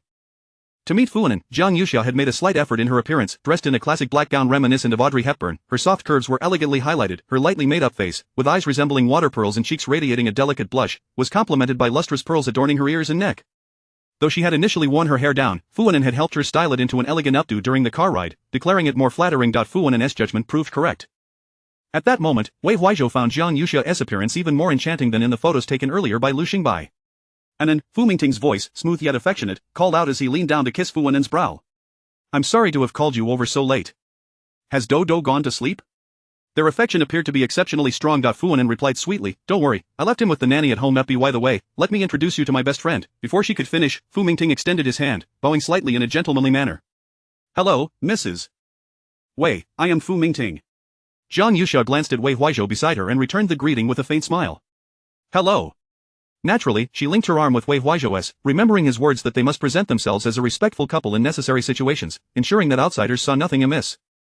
Wei Huaizhou led Jiang Yuxia to the forefront, with Fu Mingting and Fu Wan'an trailing a couple of steps behind, their hushed conversations drifting towards them. Each of Fu Wan'an's suppressed giggles was laced with sweetness, yet Jiang Yuxia remained unusually silent. Wei Huaizhou glanced sideways, observing her delicate chin raised and her graceful, elongated neck. She averted her gaze, seemingly striving to embody the image of Mrs. Wei with every step she took. A soft chuckle escaped Wei Huaizhou's lips. "Am I interrupting your meal?" he inquired. Jiang Yuxia's long lashes fluttered, catching the light, which tempted Wei Huaizhou to reach out and touch her. "No, it's just that I'm not very adept at drinking red wine. I fear I might seem inferior compared to the other ladies when socializing with Mr. Wei," she admitted. Wei Huaizhou replied lazily, "There is no need to worry, I am the largest investor tonight. If you don't touch your wine glass, no one will dare to pressure you. Later, if you see something you like, simply bid for it. Consider it compensation for disrupting your date." As he finished speaking, Jiang Yuxia keenly sensed the subtle shift in his tone. Raising her gaze, she noticed the smile lingering at the corners of Wei Huaizhou's mouth, yet his eyes held a chilling darkness. Chapter 50 presents you with a task: spend 100 million tonight. Jiang Yuxia surmised that Wei Huaizhou was likely aware of her dinner with Zhou Ting this evening. As she prepared to explain, the two had already entered the venue. The atmosphere, already lively and opulent, reached a boiling point upon their arrival. People flocked to flatter and ingratiate themselves, the sound of self-introductions ringing incessantly in Jiang Yuxia's ears. Their identities and names were grandiose, yet Jiang Yuxia managed to remember each one. This was not due to an exceptional memory, rather, it stemmed from her previous brief collaborations with these individuals through her privately owned company. The charity gala was about to commence, and Wei Huaizhou was invited to speak on stage. 4 distinguished young entrepreneurs were invited to address the attendees, and Wei Huaizhou was among them. Fu Wan'an sat beside Jiang Yuxia and whispered, "This is so troublesome, these people are all unfamiliar to me. The lady who just toasted us with my husband, I've been trying to recall her name for ages." She gestured towards a woman in the distance who kept smiling back at her. Jiang Yuxia glanced over and replied, "You do not recognize her, she is Du Suqi, the head of your Tianyi group in the East Asia region. As the boss's wife, you will undoubtedly interact with her in the future." Upon hearing Du Suqi's name, Fu Wan'an's expression shifted, as if she recalled something unpleasant. After Wei Huaizhou finished his speech, Jiang Yuxia did not notice Fu Wan'an's demeanor and joined the crowd in applauding him. The host, adorned in a dazzling evening gown and sparkling diamonds, announced the donation rules for the night. The charity auction was prepared with 6 funding projects, each aiming to raise 50 million. To ensure fairness, the most valuable items would be covered with red velvet cloth, allowing bidders to compete freely until no one raised their bid, at which point the cloth would be unveiled to reveal the item, one akin to unboxing a mystery box. As the auction commenced, the host presented an entire set of aquamarine jewelry, including a crown, earrings, necklace, and bracelet, each diamond glistening with brilliance. The centerpiece of the crown alone weighed a staggering 4,065 carats. The host introduced it as a treasure left behind by a queen of the Byzantine Empire, aptly named Starlit Dream. The starting bid was set at 8 million, and soon, bidders began to compete fervently. Jiang Yuxia calculated its worth in her mind. At that moment, Wei Huaizhou placed a bid of 60 million. The wealthy merchants, who had been vying for the item, fell silent upon his declaration. Thus, the Starlit Dream was secured by Wei Huaizhou. The host expressed her heartfelt gratitude with a beaming smile, and the venue's music shifted to an exhilarating symphony. Wei Huaizhou waved, and the treasured set was delivered to him. Before Jiang Yuxia could grasp his intentions, she witnessed him standing, approaching her gently, and removing her pearl jewelry. Surprised, she instinctively touched her earlobe and asked, "What are you doing?" The cameras and spectators turned their attention to this moment. Under the spotlight, Wei Huaizhou's handsome visage and deep-set eyes radiated charm as he declared, "Pearls are simple and warm, yet with you by my side, I wish for you to choose something finer." His words elicited hushed gasps of admiration from those nearby. Jin Shiming led the applause, and others followed suit, exclaiming, "To pamper one's wife should be like Mr. Wei." The host reflected, how enviable Mr. Wei and Mrs. Wei are, a couple deeply in love, their bond stronger than gold. Jiang Yuxia sensed an underlying message in Wei Huaizhou's words, yet in front of so many, she merely smiled in response. As Wei Huaizhou adorned her with the crown and necklace, he seemed somewhat clumsy with the earrings, struggling to insert them into her earlobes. Jin Shiming playfully suggested, "Shall I assist you?" Wei Huaizhou cast him a sidelong glance, prompting Jiang Yuxia to quickly interject, "I can manage this myself." With this brief interlude concluded, the charity auction continued. The event had already raised 60 million, achieving the funding goal for the first project. The head of the foundation approached Wei Huaizhou with a certificate to express gratitude and request his signature on the donation document. Jiang Yuxia leaned over to see that Wei Huaizhou had written his name as Wei Huaizhou and his wife, Jiang Yuxia. A stirring sensation welled within her even if it were merely for appearances. Wei Huaizhou's commitment seemed strikingly authentic. Suddenly, Jiang Yuxia heard soft sobs near her. Turning, she was taken aback to see Fu Wen in tears. "Anan, why are you crying?" she exclaimed, hastily offering her some tissues. Fu Wen choked out, "Seeing you happy brings me joyful tears." She glanced towards Wei Huaizhou, noting that he was not paying attention to them, before whispering to Jiang Yuxia, "From this perspective, Wei Huaizhou seems far more suited to you than any other man. His wealth can elevate you to the heavens." Jiang Yuxia found it absurd. "You know our situation all too well." As a waiter approached to refill their drinks, Wei Huaizhou, who had seemingly been oblivious to their conversation, suddenly reached out and covered Jiang Yuxia's glass with his large hand. "She does not drink," he stated. "My apologies, Mr. Wei," the waiter replied, bowing his head in apology. Jiang Yuxia met Wei Huaizhou's gaze and smiled softly. "Thank you." Wei Huaizhou withdrew his gaze to observe the charity project on the large screen, his voice cool and Wei Huaizhou bid on two paintings, one titled Lotus in Still Water and the other Wanderings in the Wilderness. Fu Mingting also bid on a string of ruby necklaces. Finally, they reached the phase of unveiling the mystery boxes. For display stands covered in red velvet were wheeled forward. At this juncture, Wei Huaizhou turned to Jiang Yuxia and said, "Shall I assign you a task?" "What is it?" Jiang Yuxia sat up straight, her attention piqued. "Spend 100 million on me tonight, and do not hold back." Jiang Yuxia stared at him in astonishment. She was aware of the Wei family's wealth, yet this was an extravagant request. Moreover, with the items concealed, how could she discern which ones were worth bidding on? Just then, she heard the familiar rustle of her diary being updated. The sound of writing flowed like a celestial melody. Jiang Yuxia's almond-shaped eyes sparkled with intrigue. She rose, seizing the opportunity to visit the restroom, and glanced at her diary. August 18, these charity foundations are quite the scam.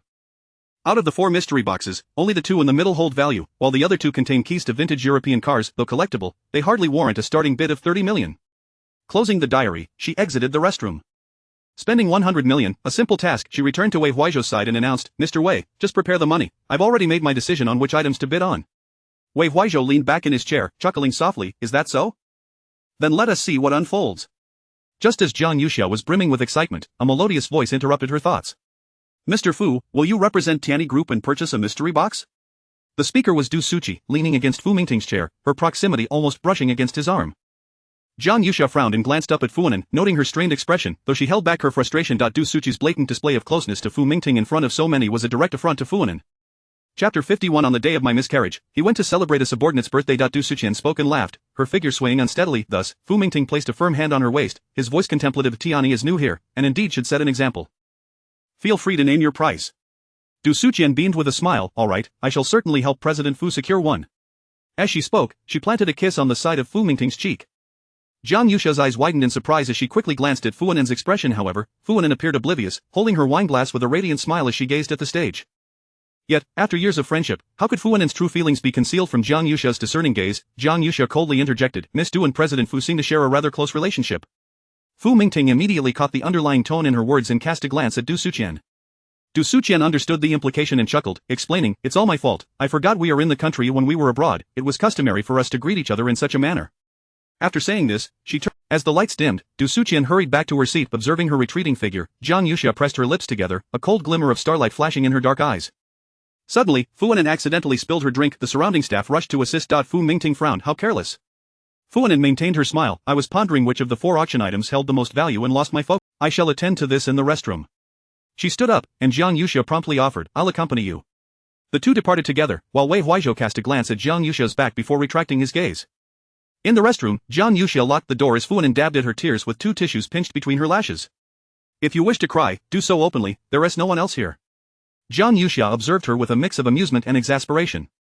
Fu Wen's voice was muffled. "I can't let anyone outside here, otherwise, the image of the dutiful wife I've cultivated in Fu Mingting's eyes would be shattered."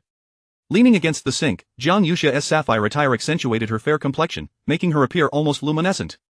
She tilted her head slightly, watching Fu Wen practice her smile in the mirror, rehearsing repeatedly. Jiang Yuxia was perplexed.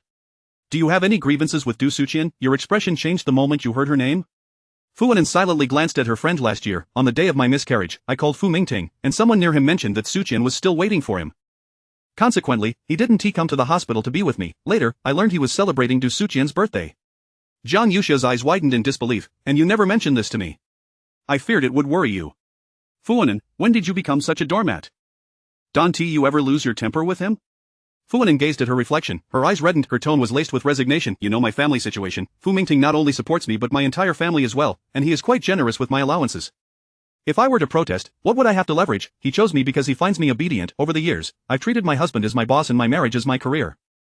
Unless I no longer wish to be with him, and besides, there are countless women like Du Suqian around Fu Mingting, I don't want to nitpick, it's exhausting. Jiang Yuxia handed her another tissue. You've endured this long. I am not sure whether to call you happy or not. Happy, Fu Wenin replied, her eyes glistening with tears yet managing a smile. Which woman in marriage doesn't he have to endure?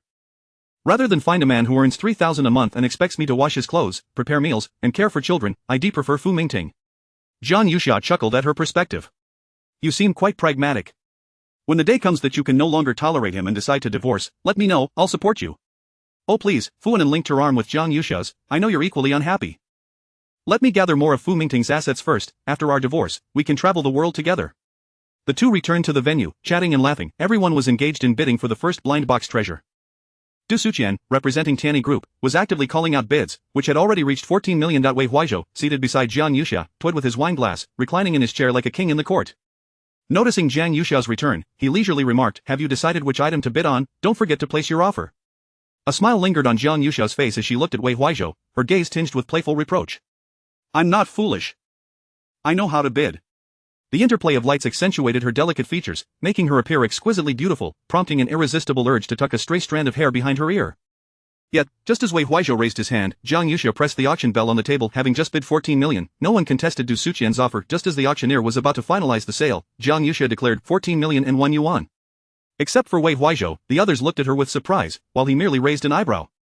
There existed an unwritten rule at auctions: bids must increase by whole numbers. Jiang Yuxia's increment of just 1 yuan was tantamount to an insult to the previous bidder. Such behavior was typically avoided unless one was unafraid of animosity or had prior grievances. Du Suqian shot Jiang Yuxia a complex glance from across the crowd. She immediately responded with a bid of 18 million. Jiang Yuxia, unfazed, delegated the bidding to Xiaoyu, instructing him to add just 1 yuan, regardless of Du Suqian's offers. Fu Wenin tightly grasped Jiang Yuxia's hand beneath the table. A true best friend, willing to stand up for her, Du Suqian, feeling agitated, continued to raise her bid until it soared to 36 million. At that moment, Jiang Yuxia raised her hand, halting Xiaoyu from increasing her bid. I no longer want it, let her have it. She smiled sweetly. Du Suqian was puzzled, is she really just giving up? She inwardly scoffed, thinking that the so-called Mrs. Wei was nothing extraordinary. However, when the auctioneer's gavel came down and the host unveiled the red velvet cloth, revealing the key to a vintage European car, Du Suqian was left dumbfounded. Just a car? The host smiled. Congratulations, Ms. Du, on winning this treasure.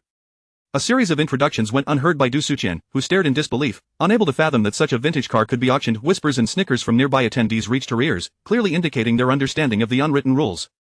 Typically, charity galas did not feature such rare treasures, as most items were merely common trinkets masquerading as valuable. If it were truly of worth, it wouldn't be placed in a blind box. This vintage car had only collectible value, yet it was far from worth 36 million, even 10 million would be a loss, making her a prime target for ridicule. Du Suqian clenched her fingers, her face paling with fury. As the second round of blind boxes commenced, Jiang Yuxia quickly placed her bid. This time, Du Suqian, fueled by emotion, sought to compete with her. Unexpectedly, Fu Mingting's secretary hurried over, whispering, President Fu wants me to convey that you should not compete with Mrs. Wei. Du Suqian froze, turning to look at Fu Mingting, whose gaze was filled with warning. Reluctantly, she swallowed her indignation. Chapter 52. Wei Huaizhou, please don't do this, I am fainting from the sight of blood. During the bidding for the second and third auction items, Jiang Yuxia placed her bids with composure. Upon witnessing her participation, the attendees recognized her as the wife of Wei Huaizhou, and thus refrained from competing against her. Indeed, Jiang Yuxia secured some remarkable treasures. The second item revealed was also a set of keys. When the host announced that these were the keys to the residence of the Prince of Yu in Suzhou in Zhejiang, a collective gasp echoed through the crowd. Could it be that the prince's mansion was truly being auctioned off in such a manner? Previously, it was rumored that the bidding would start at 100 million. What fortune for Mrs. Wei to acquire such a relic for merely 10 million. The third item, on the other hand, was a grand cabinet made of golden phoenix star rosewood. It was said to have been used by the last empress of the final dynasty, and after being sold by her descendants, it had made its way to the auction stage. Jiang Yuxia purchased it for 20 million. The crowd was astounded, given that rosewood is already precious. The golden phoenix star rosewood had reached astronomical prices, with a mere palm-sized piece valued at 200,000 per inch. Here, however, stood an entire cabinet, in stark contrast to the vintage car that Vice President Du of Tianyi Group had just acquired. It was almost comical. Du Suqian's expression darkened, with Jiang Yuxia's profitable example. The bidding for the fourth item commenced, and attendees eagerly vied for it. Given the rarity of the previous two items, who could doubt that the final item would be of lesser value? However, Jiang Yuxia withdrew her hand and refrained from bidding. Wei Huaizhou cast her a sidelong glance. 100 million, and you've only spent 30 million. Jiang Yuxia beamed, her complexion radiant and her lips glistening with a rosy hue. No rush, I shall surely spend it all tonight. As the fourth auction item concluded, the host unveiled it to be an antique steam car. Although its price was not significantly higher than that of Du Suqian's earlier acquisition, it was indeed valued slightly more. Upon realizing it was a steam car, the winner's face lit up with joy. This is wonderful. My father adores collecting such vintage items, he will undoubtedly appreciate it. As the charity event neared its conclusion, the host invited all the successful bidders to the stage for a photograph. Jiang Yuxia intertwined her arm with Wei Huaizhou's as they approached, yet she addressed the host, "May I borrow the microphone to say a few words?" The host promptly extended it with both hands at Mrs. Wei, please. Stepping onto the stage, she was bathed in the spotlight, exuding confidence and warmth, her figure elegantly enveloped in a classic Audrey Hepburn gown, the timeless black accentuating her alluring curves. She began, "My husband, Wei Huaizhou, and I have decided to donate 70 million to the charity foundation, aimed at supporting children in impoverished mountainous regions under the theme of Home for Love." Her words elicited astonished gasps from the leaders of the charity foundation seated below. Mr. Wei is donating money, this was news to them. They turned to Wei Huaizhou, who wore a subtle smile, observing Jiang Yuxia's silhouette, his brows slightly raised, indicating no dissent. Jiang Yuxia delivered her official statement, earning applause from the audience. In the guest seating area, Du Suqian seized the opportunity to approach Fu Mingting with a hint of grievance. She lowered her voice, "Mr. Fu, it was embarrassing when Mrs. Wei bid so conspicuously. It was one thing for me to feel humiliated, but isn't she effectively trampling on Tiany's reputation?" Fu Mingting regarded her coolly. "After her initial bid, you should have had the sense to concede. Why persist in competing with her? Do not forget, I granted you the privilege to bid, not to contend with the Wei family. Can't you discern this?" As he finished speaking, Fu Anen returned from the restroom. Noticing Du Suqian with her head bowed, looking dismal, the atmosphere between her and Fu Mingting felt tense. Feigning ignorance, Fu Anen asked, "Darling, shall we leave?" However, the host invited Fu Mingting to the stage for a photograph, acknowledging that Tiany Group was a significant player, and he was one of the outstanding young entrepreneurs of the evening. Fu Mingting wrapped his arm around Fu Anen's waist. "Come join me for the picture." Fu Anen glanced at the wine stain on her skirt. "It won't look good in the photo, will it?" Fu Mingting replied decisively, "It won't matter. I'll shield you." Du Suqian could only watch as the couple ascended the stage, standing beside Jiang Yuxia and Wei Huaizhou. In past occasions like this, it was she who stood next to Fu Mingting. Fu Anen, a woman who seemed to know nothing beyond raising children and spending money, overshadowed her. Suppressing her anger, Du Suqian grabbed her bag and turned to leave. "Come on, look at the camera," commanded the charity foundation's publicity team, raising their camera. At the moment the shutter clicked, Jiang Yuxia tilted her head slightly, almost leaning against Wei Huaizhou's shoulder, while he embraced her waist, their intimacy palpable. As the charity gala concluded, guests exchanged farewells at the entrance. Jiang Yuxia and Wei Huaizhou settled into their car, waving goodbye to each departing individual. "Until next time," she said, winking at Fu Anen as the window rose, and the driver smoothly pulled away. The bustling cityscape receded, the neon lights flickering as the car drove onward. Wei Huaizhou supported his head with one hand, his tone languid. 30 million, you've made a significant profit, and yet you've donated 70 million. My dear, is this truly how I spend my money? The light illuminated their faces, and Jiang Yuxia's eyes seemed to blossom with golden flecks. Appearing in good spirits, she replied with a hint of laughter, Mr. Wei assigned me the task of spending 100 million, why should it concern me how I do so? As long as you are happy, Wei Huaizhou said, his voice devoid of excessive emotion. The 2 paintings we just acquired. Please deliver them to your uncle and aunt. Jiang Yuxia was taken aback. They were too expensive, they would likely refuse to accept them. This is to express my apologies for the previous birthday banquet for my grandmother, Wei Huaizhou stated, his decisions resolute and unyielding. Jiang Yuxia could only nod. Then please thank you on behalf of my aunt and uncle. Just then, she glanced out the window, puzzled. Isn't this the way back to the old residence? Yes, Wei Huaizhou replied nonchalantly, I am taking you to meet someone. Jiang Yuxia blinked in confusion. The car drove all the way to the base of his office building. It was Saturday, and aside from a few industrious departments, most floors of the Wanhai Group tower were dimmed. Jiang Yuxia was uncertain whom he intended for her to meet as she followed him into the elevator, arriving at the exclusive top-floor office of the president. The entire floor belonged to Wei Huaizhou, constructed with remarkable opulence. The office included a lounge, changing room, gym, and even a golf course. The rooftop featured a helipad, allowing Wei Huaizhou to occasionally return to work via helicopter. Secretary Xiaoyu swung open the gym door, flipping on the bright lights with a loud click. Jiang Yuxia's eyes widened as she beheld Zhu Xinqing, bound and bruised. The glaring lights compelled Zhu Xinqing to lift his swollen eyelids. Upon realizing it was Wei Huaizhou and Jiang Yuxia, he mumbled for mercy. How did he end up here? Jiang Yuxia exclaimed in astonishment. With an impassive expression, Secretary Xiaoyu presented 2 golf clubs. Wei Huaizhou handed one to Jiang Yuxia. He has confessed to his wrongdoing, engaging in illicit dealings with Huangshi, attempting to take kickbacks while endangering you. As my wife, it is my duty to defend your honor. However, this matter should not be publicized, as it could tarnish the group's reputation. Therefore, privately, you may choose how to proceed. Jiang Yuxia stared at the golf club in disbelief. Was she to personally strike Zhu Xinqing? Wei Huaizhou's methods were indeed blunt and straightforward. She slowly grasped the golf club and approached Zhu Xinqing as Zhu Xinqing's corpulent body attempted to shrink away, but with his hands and feet bound, it was futile. Jiang Yuxia recalled her own ordeal at the hands of such a person. She raised the golf club and forcefully jabbed it into his rotund abdomen. You rotund scoundrel, you've bitten off more than you can chew. Jiang Yuxia scolded. Suddenly, Wei Huaizhou chuckled. He stepped closer, wrapping his arms around Jiang Yuxia from behind, guiding her hand to properly grip the golf club. So clumsy, haven't you ever played? He used his strength to help Jiang Yuxia find her point of impact and then urged her to swing. With a resounding crack, Zhu Xinqing's front teeth shattered, and he collapsed to the ground, unconscious. Blood streamed from his nostrils. Wei Huaizhou leaned in close to Jiang Yuxia, asking softly, "Did you learn?" However, Jiang Yuxia gazed at the pool of blood, her complexion suddenly paling. She felt a wave of weakness wash over her, leaning heavily against Wei Huaizhou, gasping for breath. Wei Huaizhou's brow furrowed. "What is wrong?" Jiang Yuxia pressed her forehead, her steps faltering. She turned to leave, desperate to escape this dizzying place, but stumbled as her foot twisted. Just as she was about to fall, Wei Huaizhou caught her securely. "I'm fainting at the sight of blood," Jiang Yuxia murmured before losing consciousness. Chapter 53. The esteemed professor in the aviation field decides to take a risk and attend the lecture. Half an hour later, Jiang Yuxia raised her hand to her forehead and slowly opened her eyes. The air around her was infused with a crisp pine fragrance. Upon glancing around, she realized she was reclining on the sofa in Wei Huaizhou's office. "Awake," came a voice from across the desk. Wei Huaizhou, the diligent and industrious president, was already tending to his work while waiting for Jiang Yuxia to regain consciousness. Rubbing her temples, she inquired, "How long was I out?" After a brief moment, Wei Huaizhou checked his watch, noting that she had been unconscious for the duration of 4 work emails. Rising from behind the desk, he approached her and casually handed her a glass of water. "I didn't know you were squeamish about blood," he remarked. Jiang Yuxia clasped the glass, a flicker of sorrow crossing her eyes. "Infrequently, ordinary scrapes do not bother me, but witnessing him lose a tooth made me feel faint."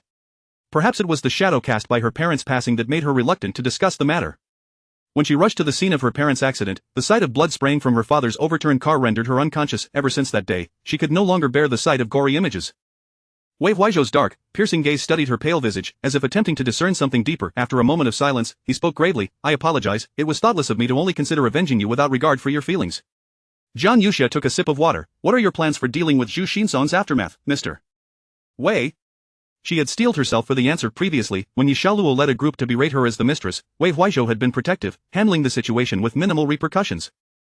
Zhu Xinqiang was one of his own. Perhaps he would exhibit a greater degree of leniency. Reflecting on the Wei family's kindness, Jiang Yuxia hoped that if Wei Huaizhou could administer an appropriate punishment, she would gracefully step back.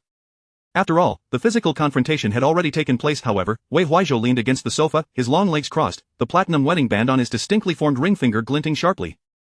He raised an eyebrow and regarded her. "Zhu Xinqiang has been accepting kickbacks from the company, embezzling funds to purchase land and construct buildings in his hometown, and has repeatedly disclosed our bidding information to competing firms.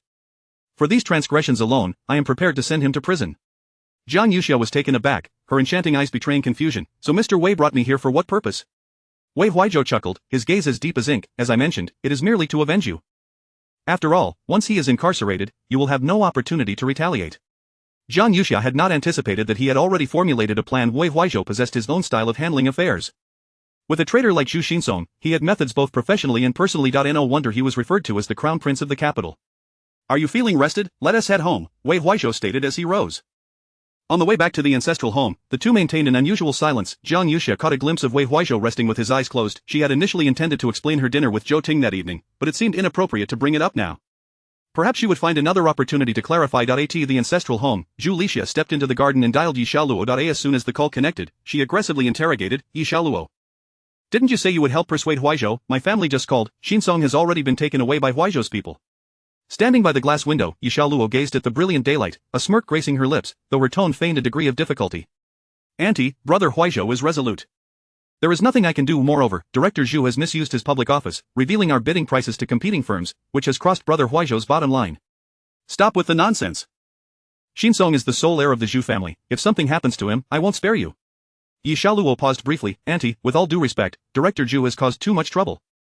If you wish to avoid being implicated, you must sacrifice a pawn to protect the king." Zhu Lixia raised her brows sharply. "What do you mean? My son could not possibly turn against me." "That's not my intention," Yi Xiaoluo replied gently. "I fear that Director Zhu, in order to save himself, may expose your prior embezzlement of funds to purchase land and build houses in your hometown." Zhu Lixia's heart raced as her expression shifted suddenly. She glanced back at the brightly lit ancestral home, lowering her voice in alarm. "How do you know about this?" The glass window reflected Yi Xiaoluo's cold smile. "I am close to brother Huaizhou. Many accounts pass through my hands, so I am naturally aware of the situation. Auntie, once Director Zhu is removed, the group will certainly appoint someone new to fill his position, and given the current circumstances, it is likely to be Miss Jiang. If she becomes the director of the business department, your past misdeeds will surely come to light, and even your stake in the Group 1T protect you from brother Huaizhou." Zhu Lixia's heart raced anxiously. Jiang Yuxia had only been at the company for a few days, yet she had already managed to pull down her nephew. This was all part of the scheme devised by the old matriarch of the Wei family, seeking to gradually undermine her shares and power. "What do you suggest we do?" "Auntie, if you can find a way for me to return to the country, I will fulfill the role of director admirably." When my father worked as a driver for old Master Wei, he always said I must honor you and Uncle Wei as dutifully as I did my own parents. Zhu Lixiao's eyes brightened with realization, a cruel smile creeping upon her lips. Yi Xiaoluo, so this was your plan all along. You deliberately chose not to aid Xinsong, hoping I would assist you in returning to the country? Auntie, please don't say that this arrangement benefits us both. We cannot allow an outsider to create chaos within the Wanhai group, can we? The identity of this outsider went without saying. Zhu Lixiao let out a derisive laugh, although she held disdain for Yi Xiaoluo, believing a driveress daughter had no hope of matching with Wei Huaizhou, her loathing for Jiang Yuxia was far greater. Very well, I will keep you updated on this matter. However, I must warn you in advance, if you cannot manage my affairs, you are to leave our family entirely. Auntie, rest assured, I will handle everything and will also help mend the mother-son relationship between you and brother Huaizhou. After ending the call, Yi Xiaoluo set her phone down. Standing elegantly before the floor-to-ceiling window, her cold smile hinted at an unspeakable malice. Feng Xueming was an outstanding scientist in the field of aerospace in Huaguo this time. He had declined numerous award invitations to return to his hometown, Linjiang City, to give a lecture on aerospace knowledge to high school students. Just as he stepped out of the car, his phone rang. It was Du Weihua calling. Professor Feng, the relevant authorities have warned us that there may be issues during your trip. We strongly advise you to cease your activities immediately and, accompanied by our professionals, proceed to a secure hotel to rest. In fact, Du Weihua had contacted him the previous day. However, Feng Xueming was unwilling to forego this invaluable opportunity. Adjusting his glasses, he wiped the fine layer of sweat that the scorching sun had drawn from his forehead. Minister Du, please do not dissuade me. The opportunity to deliver a lecture on aerospace to students was arranged 2 months ago. I must take this chance to help the children understand the significance of our advancements in the aerospace field. Professor Feng, I must get in the car now. Thank you for your reminder, Minister Du. I will remain vigilant regarding safety, he concluded, hanging up the phone and hailing a taxi. Chapter 54. A danger. The diary predicts that my ex-brother-in-law will Jiang Yuxia awoke just past 10 in the morning, stretching lazily. She sat up and instinctively flipped through her diary, searching for any new updates. Finding none, she rose from her bed and began her morning routine. While brushing her teeth, a sudden thought struck her, prompting her to send a message to Zhou Ting. After sending it, she made her way downstairs, where Grandma Wei was basking in the sun in the garden. Upon noticing Jiang Yuxia, Grandma Wei waved her over, exclaiming, "Xiaoxia, come quickly, we have a little cat visiting us." As Jiang Yuxia opened the door and approached, she indeed spotted a small orange tabby cat crouched by the pond in the garden. The pond was home to dozens of plump koi fish, and the little cat's fluffy head bobbed side to side, following the fish as they swam. Jiang Yuxia couldn't help but smile. How adorable. Indeed, I wonder whose cat has wandered here, Grandma Wei mused, observing the little creature. Jiang Yuxia speculated that it must be a wild kitten that had only recently been born. Aunt Wang had already brought some chopped ham. Placing the dish by the pond, initially cautious, the little orange cat soon caught a whiff of the enticing aroma and ventured over to sniff before nibbling delicately. Jiang Yuxia supported Grandma Wei, and they both shared a contented smile. Such a lovely little kitty. Suddenly, an out-of-place shriek pierced the air. Oh no, where did this wild cat come from? Zhu Lixia approached from the gravel path, stomping her feet in agitation. Startled, the kitten dashed away before finishing its meal. Grandma Wei frowned. What are you shouting about? The cat is perfectly fine, it hasn't bothered you at all. Zhu Lixia scoffed, Mother, wild cats are filthy. How can we allow it to frolic in our garden? She then turned to reprimand Aunt Wang. If you see a wild cat again and don't chase it away, I'll deduct your wages. Jiang Yuxia's crimson lips formed a cold line. Mother-in-law, Aunt Wang is under contract, and her wages come from the company. You have no grounds to withhold them. Zhu Lixia shot her an angry glance. With Grandma Wei standing nearby. Zhu Lixia refrained from further criticizing Jiang Yuxia. However, she quickly shifted her tone, mockingly saying, Yuxia, I'm only looking out for you. Do you know that raising a cat can lead to complications in pregnancy? Even if you do conceive, the child might develop toxoplasmosis? Grandma Wei thumped her cane on the ground a couple of times. Enough. You're resounding less like a matriarch by the minute. Zhu Lixia pouted and retreated into the house. Grandma Wei took Jiang Yuxia's hand. Don't let her get to you. I have some free time today. How about I take you shopping? Jiang Yuxia smiled. No need, Grandma. Mr. Wei bought 2 traditional paintings yesterday and asked me to deliver them to Aunt and Uncle. Alright, that is indeed important. We were remiss last time, and I wanted to invite them over again, but Huaizhou said they are busy. Jiang Yuxia nodded. Yes, my cousin just gave birth and is still in her confinement period. Uncle and the others are likely busy taking care of her and the baby. Then you should go quickly and send Grandma my regards. With that, Grandma Wei finished, and Jiang Yuxia went upstairs to change her clothes before setting off in her little white car. As she parked beneath her uncle's building, she noticed a message from Grandma Wei sent 20 minutes earlier. 200000 transferred. Xiaoxia, buy some nice things for your cousin to nourish her. Accompanied by a cheerful cat emoji, warmth flooded Jiang Yuxia's heart. Grandma Wei was the best person in her memories of the Wei family. Putting aside her reminiscence, Jiang Yuxia exited the car with the gifts in hand. However, as she approached her uncle's home, she spotted a familiar figure kneeling before the building. Frowning, she walked closer, finally recognizing the person. Wasn't he at Suihao? This shameless man had the audacity to show up. After his affair was exposed, the Wanhai group had dismissed him under the pretext of business errors. Xiao Lei had decided to divorce him and was currently in a month-long cooling-off period. The once charismatic Sui Hao now appeared utterly destitute, dressed in filthy shorts and slippers, with unkempt hair and a scruffy beard. Kneeling on the ground, he seemed utterly lost as passers-by whispered and pointed. Why is he still kneeling here? It's been 5 or 6 days, he comes in the morning and leaves at night, and the property management does nothing. Word has it he is the son-in-law of the old Xiao from Unit 2. He must have done something wrong, and his wife is seeking a divorce that he doesn't want to let go, so he is begging for forgiveness. Hearing the neighbors gossip, Zhang Yuxia's lovely features turned icy. She carried her gifts and walked past Sui Hao without uttering a word. Her uncle's home was in an older residential building without an elevator, but fortunately, the second floor was manageable. After ascending the 2 flights, she knocked on the door, and her uncle opened it with a broad smile. Xiaoxia, you've come in, you didn't even give me a heads up. I've prepared some delicious dishes. I missed uncle and auntie, so I thought I'd come by and check on my cousin. Just as Zhang Yuxia stepped inside, a powerful shove from behind sent her stumbling forward. Turning around, she realized it was Sui Hao who had followed her upstairs, seizing the moment to rush in as the door opened. Lei, please just see me, I have nothing left now. I truly know I was wrong. Sui Hao's bloodshot eyes were filled with desperation as he charged into the room, only to be halted by her uncle. Xiao Xinghua glared fiercely, you scoundrel. Didn't I tell you to leave? Didn't you hear me? My daughter nearly fell into postpartum depression because of you, crying every day. Now that she is finally getting better, you dare come back to torment her? Auntie rushed out of the— Mom, I realize my mistakes. Ever since leaving Lei, I've regretted every moment. I'm such a wretched man for betraying such a wonderful wife. Please give me a chance to make amends. Get out, came Xiao Lei's unexpected voice from behind them. Zhang Yuxia turned to see Xiao Lei, her eyes red and filled with disappointment. Sui Hao, I told you, the only time we will meet again is when we finalize our divorce at the Civil Affairs Bureau. Now leave, I never want to see you again. Sui Hao pleaded, at least let me see the child, I'm her biological father. Xiao Lei's gaze was icy. Did you think of the child when you were having your affair? Now that you have nothing, you want to turn back? It's impossible, you committed adultery, and the evidence is irrefutable. Even if the court rules, the child will be mine. I won't let her know she has such a filthy father.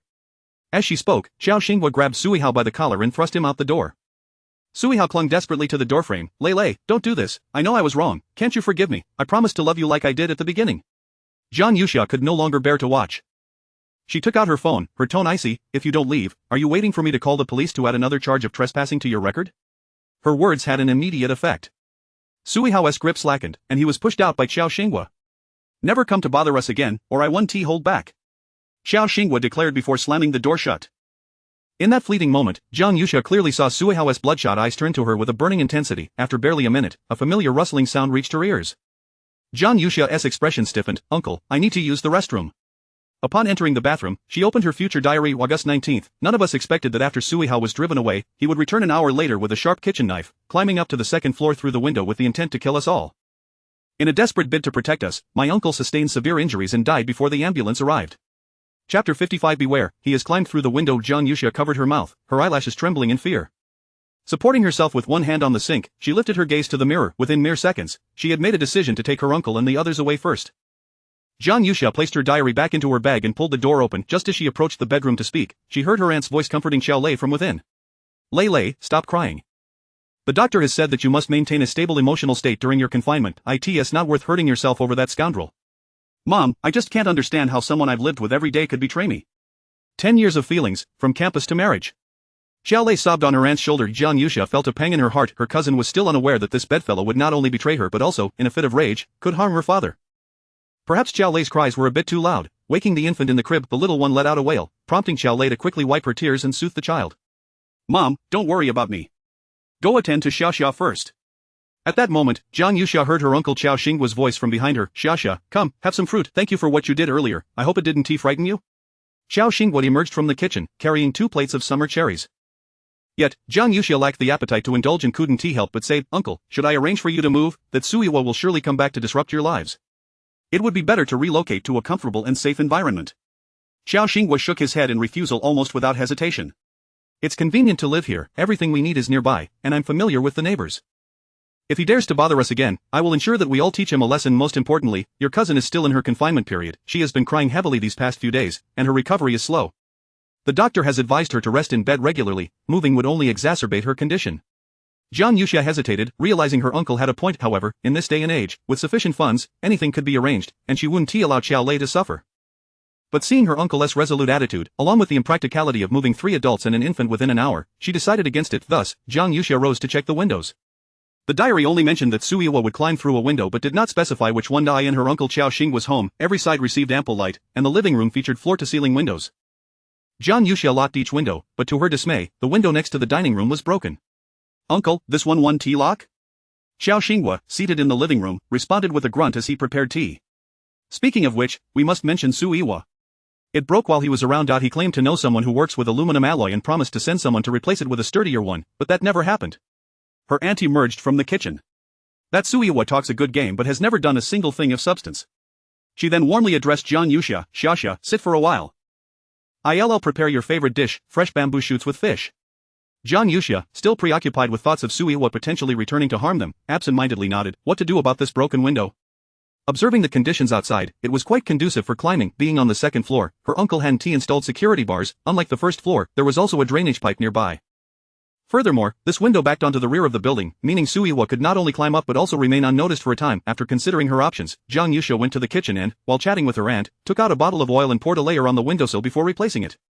She returned to her uncle's side, engaging in small talk while discreetly sending a text to Zhou Ting. Time passed slowly, and the family had finished their meal, yet, as Jiang Yuxia checked the time, she realized that Suiwa had been gone for an hour without returning. Deciding to stay a little longer, she went to Xiao Lei's room to hold the baby who had just been fed. The child was undeniably adorable, resembling Xiao Lei with her delicate features. Sister, regarding the divorce, I will help you find a lawyer to represent you in dealing with that scoundrel. Xiao Lei managed a faint smile, her expression tinged with melancholy. Thank you, Xiaxia. I never imagined that the love I believed in would crumble so easily. Once the child grows up, if Suiwa wishes to see him, I will still welcome him, but not now. Jiang Yuxia thought Xiao Lei was too kind-hearted, still wanting Suiwa to see their child, unaware that he was on his way with a knife. Xiao Lei stood up. Xiaxia, could you watch the baby for a moment? I need to use the restroom. As she spoke, her eyes flickered, hinting at an unspoken concern. Xiao Lei quietly explained that since giving birth, her visits to the restroom had become longer due to the lingering effects on her body. Jiang Yuxia smiled gently. Sister, as a mother, you are the most magnificent. There is no need to feel embarrassed. Go ahead, I'll keep our little treasure company. Xiao Lei left. Shortly after, in the living room, her uncle and aunt were watching television when her aunt suddenly inquired, "What is that sound?" It is clanging. Her uncle stood up. I don't know, perhaps someone is repairing their plumbing? Jiang Yuxia heard the noise, which seemed to be coming from outside the restroom. Alarmed, she quickly set the baby down and rushed out, pounding on the restroom door. Sister, please don't open the window. However, as soon as she finished speaking, Xiao Lei's heart-wrenching scream echoed from within. Immediately after, Suiwa's harsh voice rang out. Xiao Lei, what have I ever done to wrong you that you would be so heartless? You and your cousin have ruined my career, leaving me unable to hold my head high. If that is the case, let us all die together. Jiang Yuxia grasped the doorframe, shouting angrily, come out and we can discuss your terms. Do not harm anyone. Yet all she heard was Xiao Lei's cries and the sounds of a struggle. Her uncle and aunt rushed over, desperately shouting and pounding on the door. Suiwa, you bastard, do not harm Lei Lei, open the door, quickly. Her uncle kicked the door frantically. Just then, there was a knock at the door, and Jiang Yuxia hurried over to peek through the peephole before flinging the door open. A group of police officers stormed into the house. Officer, that man has climbed through the window into the restroom and may have taken my sister hostage. Her uncle and aunt stepped aside as the police worked together to kick the door open. Jiang Yuxia heard the officers shout, don't move, and they drew their guns soon. Suiwa was subdued, escorted out of the restroom by two officers. Her uncle and aunt immediately rushed inside, and Jiang Yuxia heard her aunt crying out for Lei Lei. She quickly followed to the entrance but was met with a glimpse of blood, prompting her to retreat in haste. She was squeamish about blood and couldn't bear to look closely. However, it was evident that Xiao Lei had been injured. Suiwa, being dragged out, continued to curse. Xiao Lei, you've ruined me, but don't forget, even if I go to jail, I can still come out. As long as you're alive, I won't let you off the hook. You, a woman who has given birth, I'll see who would want you again. Just wait, you'll never be able to shake me off in this lifetime. Jiang Yuxia, unable to contain her anger, seized a cup of scalding tea and splashed it directly onto his face. Chapter 56, The Illegitimate Child. Wei Huizhou instructed Jiang Yuxia to attend a parent-teacher meeting. Suihao's cries echoed like the wails of a slaughtered pig. I'm scalded to death. Officer, she is attacking me. Hurry and arrest her, he shouted. However, the officers exchanged glances, then averted their eyes. One of the policemen approached Jiang Yuxia and saluted her. Ms. Zhang, we will follow up on this matter. The safety threat has been neutralized, so please rest assured. Suihao stood there in a daze, bewildered by the respect and submission the police showed Jiang Yuxia. His face burned with humiliation as he shouted, you officers must have taken money from Huanhai Group. Jiang Yuxia, does wealth make you invincible? If you're so capable, why not buy me a life? I will not let Xiao Lei off, nor will I spare you. No sooner had he spoken than Jiang Yuxia struck him on the head with a kettle, prompting another anguished scream from Suihao. Officer, aren't you going to do anything? The police coldly replied, this is self-defense. Suihao gritted his teeth and endured several more slaps from Jiang Yuxia. She pointed at him, berating, "The wife you brought home is meant to be cherished, not betrayed and then used as a weapon to ruin her life. She endured the hardships of pregnancy and childbirth for you, yet you couldn't resist straying with her best friend. Now you dare to invade her home and inflict harm. Suihao, prepare to spend a long time in prison." The police nodded at Jiang Yusha before escorting the dazed Suihao away. Other officers called for an ambulance, as Chao Lei had sustained a cut on her arm, and having just given birth, she was in a state of extreme shock when her uncle saw his daughter injured. His high blood pressure flared, leaving him pale. Jiang Yusha took on the responsibility of care, sitting in the ambulance, sending a message to Zhou Tang, indicating that the situation had been resolved. When Wei Huaizhou received the news and arrived at the central hospital, it was already 8 in the evening. As he stepped into the hospital corridor, he spotted a graceful figure resting against the wall at the far end. Jiang Yusha, clad in a light brown linen dress, had her long, dark hair elegantly styled, with a few strands falling delicately against her fair cheeks, which she brushed behind her ear with her slender fingers. The corridor was brightly lit, and the marble floor of the VIP area reflected her slender silhouette, yet, for some inexplicable reason, Wei Huaizhou felt as if all the light had converged upon her. Hearing footsteps, Jiang Yusha looked up and greeted him. Earlier that evening, Grandma Wei had called, asking if she wanted to come home for dinner, and she had briefly mentioned her cousin's situation. To her surprise, Grandma Wei had sent Wei Huaizhou over. "How is your cousin now?" he inquired. "She has a superficial wound on her arm, which is manageable. The doctor said the primary issue is psychological trauma. My cousin has been crying uncontrollably and just received a sedative to help her sleep." Her uncle, feeling anxious, had also taken a bottle of medication for his high blood pressure. Wei Huaizhou nodded gently, his dark eyes somber, his voice lower than usual. "Your uncle's family can rest easy here. They won't need to cover any costs. They can stay until they recover, as we have the finest psychologists available to help your cousin regain her mental health." Jiang Yusha raised her delicate lashes, expressing her gratitude. "Thank you." Wei Huaizhou continued, "As for Suihao, I have arranged for someone to keep an eye on him, and he will be prosecuted to the fullest extent of the law." At this point, a faint smirk escaped his lips. "I also heard you splashed him with boiling water, causing his skin to peel?" Jiang Yusha paused momentarily. "He deserves it." Wei Huaizhou stood before her, the overhead light casting a glow that enveloped Jiang Yusha completely.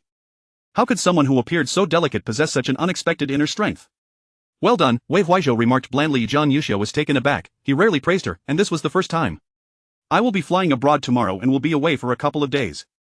If you need anything, contact Xiaozhua or Xiaoyu, they will assist you." Jiang Yusha suddenly burst into laughter, causing Wei Huaizhou to raise an eyebrow in intrigue. "What's so funny?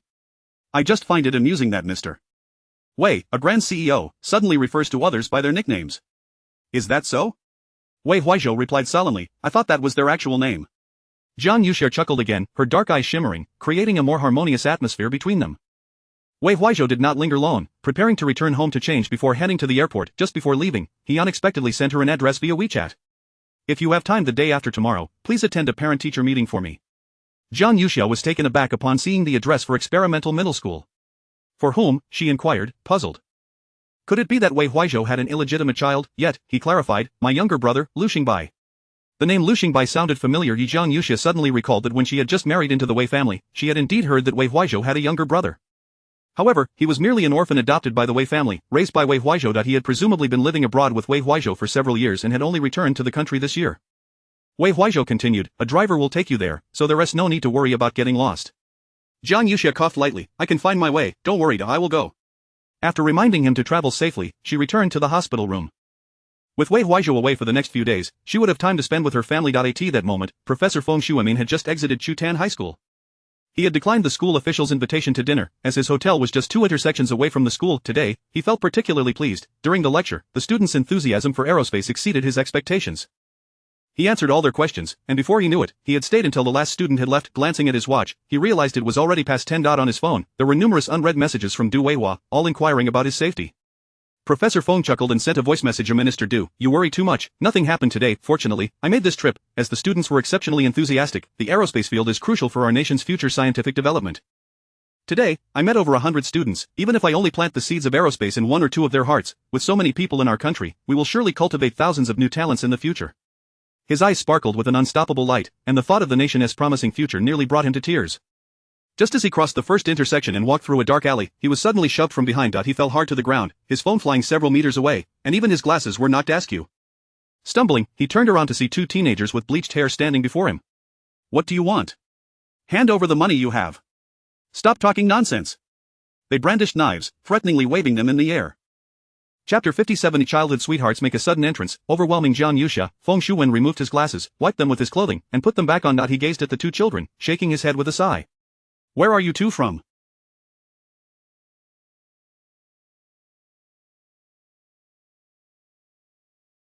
Have you not continued your studies? Let me tell you, at your age, education is of utmost importance. The two boys exchanged glances, simultaneously displaying impatience. Are you out of your mind, trying to advise us? Do you think you're invincible? They lunged for his backpack. Feng Shuwen quickly shielded it, clutching it tightly with both hands. He insisted, I cannot give this to you, it contains my research materials. I am a teacher. Where do you two come from? I can financially support your education, but you cannot resort to robbery, that is illegal. Once you get a criminal record, your lives will be ruined. The two boys were thoroughly incensed. Damn it, the more you talk, the more you provoke us. Their knives lunged towards Feng Shuwen. However, before they could reach him, a swift kick from the side caused one of the boys to yelp in pain. Dropping the fruit knife instantly, Feng Shuwen stepped aside, watching as a tall man appeared and swiftly subdued both boys with a few well-placed punches and kicks. The sound of police sirens echoed in the distance, and soon several officers rushed into the alley, taking the two boys away. Once Zhou Ting had dealt with the situation, he picked up Feng Shuwen's phone. Just then, Du Weihua called, and Zhou Ting answered with a calm and reliable voice. Rest assured, Mr. Du, Ms. Zhang anticipated the danger you would encounter and sent me. The danger has now been averted, and I will ensure Professor Feng's safe return to Beijing. After hanging up, Zhou Ting returned the phone to Feng Shuwen, who adjusted his glasses, staring blankly for a moment before finally recognizing him. You're the bodyguard that Comrade Zhang brought to the meeting that day. Zhou Ting smiled, exuding an air of righteousness. Indeed, Ms. Zhang anticipated that you would not easily abandon this lecture, hence I was sent to escort you. Fortunately, I arrived just in time. Zhang Yuxia's foresight was based on her diary. After she began addressing the crises highlighted in her diary, the ominous phrases began to fade. When Zhang Yuxia noticed that the entry concerning Feng Shuwen's potential robbery and murder had not vanished, she surmised the gravity of the situation. Feng Shuwen, moved, stepped forward and grasped Zhou Ting's hand, shaking it repeatedly. Thank you, and thanks to Comrade Jiang as well. The following morning, Zhou Ting escorted Feng Shuwen back to Beijing. Simultaneously, Tang Fei brought good news. While Zhang Yuxia was having breakfast, she received a call from Tang Fei. You can rest assured, we have captured the boy who ran up the mountain. Zhang Yuxia raised her eyebrows, immediately setting down her chopsticks and walking to the garden outside the old residence to take the call. Really? That was fast. Did he reveal who he is or why he was stalking me? Our investigation revealed that he was previously a delivery worker. According to his own confession, he delivered food to you several times and, upon seeing your beauty and noting your solitary living situation, he developed ulterior motives but never found an opportunity to act. Zhang Yuxia furrowed her brows, basking in the sunlight, her dark hair gleaming. She listened intently as Tang Fei recounted all the findings. The stalker's name was Yang Dashan, and he had a criminal history of burglary. After serving his sentence, he worked as a delivery person for a while before quitting due to a dispute. Yet, he had fixated on Zhang Yuxia, believing her beauty and residence in a high-end community made her an ideal target, although he had never found the chance to strike. He would stake out her location almost daily and would even retrieve her discarded delivery bags to study her purchases. Zhang Yuxia felt dizzy upon hearing this. What a terrifying individual. Tang Fei remarked, he has confessed to his stalking behavior. We will proceed with legal action against him, so you can rest easy. However, Zhang Yuxia remained skeptical. Did he not mention how he knew about my future diary? He did not, and it does not seem like he was aware of it. Tang Fei's tone lowered. Thus, I believe Zhou Ting's assertion that there may be a second individual involved is quite plausible. However, we currently lack evidence, and we have not identified any additional threats near you. At least for now, Yang Dashan has been apprehended, so you can feel somewhat reassured. Zhang Yuxia exhaled softly. Understood. If any further developments arise, I will inform you.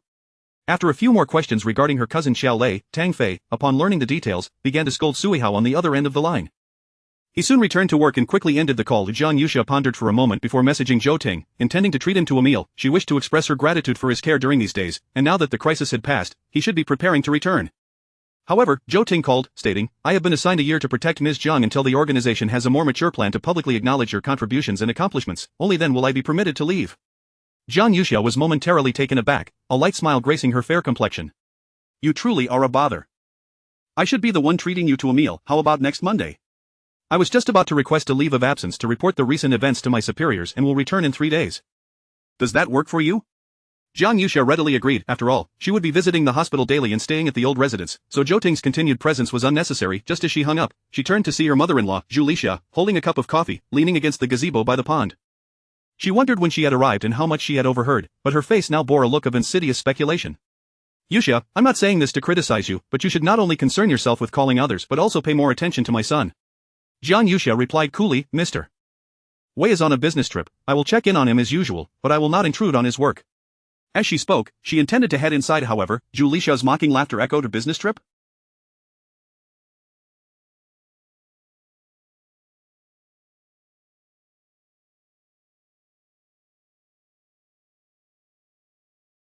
It seems he hasn't told you the truth. I know he accompanied Yi Xiaoluo for her annual heart examination with a medical team. Jiang Yuxia paused momentarily in her action of opening the door. In that fleeting moment, she pretended not to hear and closed the door behind her. Zhu Lixia watched her retreating figure, disdainfully scoffing. Are you seething with jealousy? Jiang Yuxia returned to her room, feeling restless.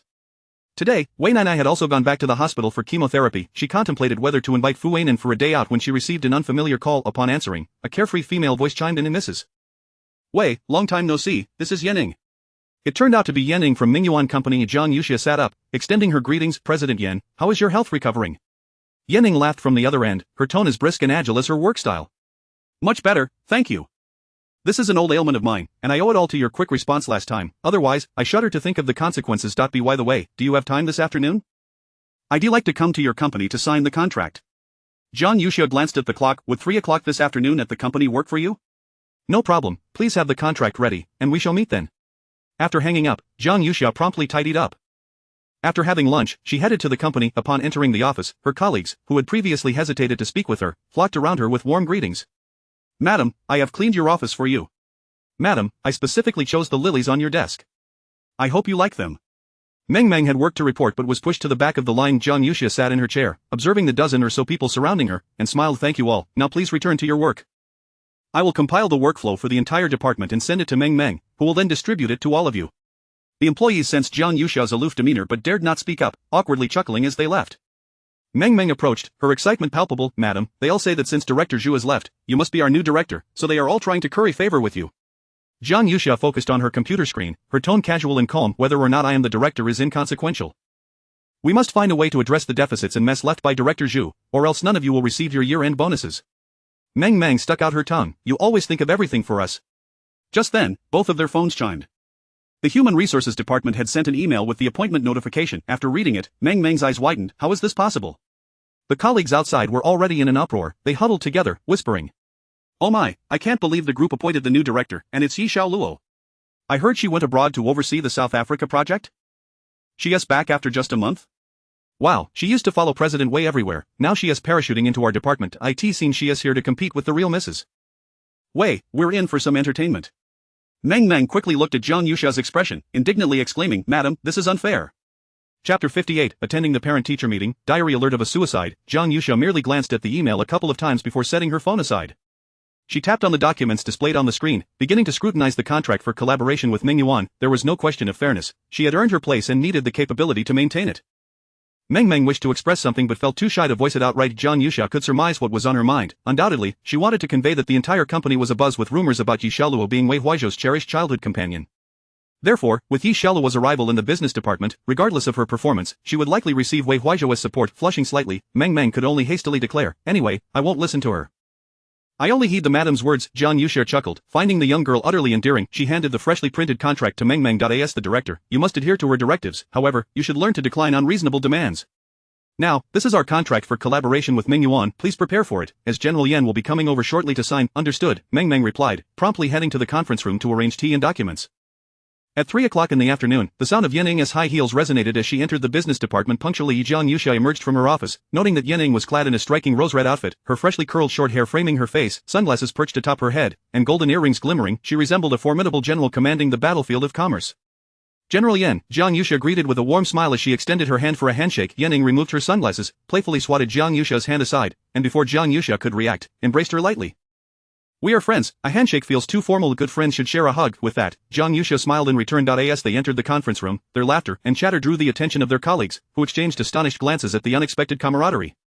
They cornered Meng Meng, who had just exited the room, inquiring, how much did the contract settle for? Meng Meng, still processing the recent announcement from the Human Resources Department regarding Yi Xiaoluo's appointment as the business department director, adjusted her glasses and replied, General Yan, out of respect for our madam, has graciously reduced the total contract price to 30 million.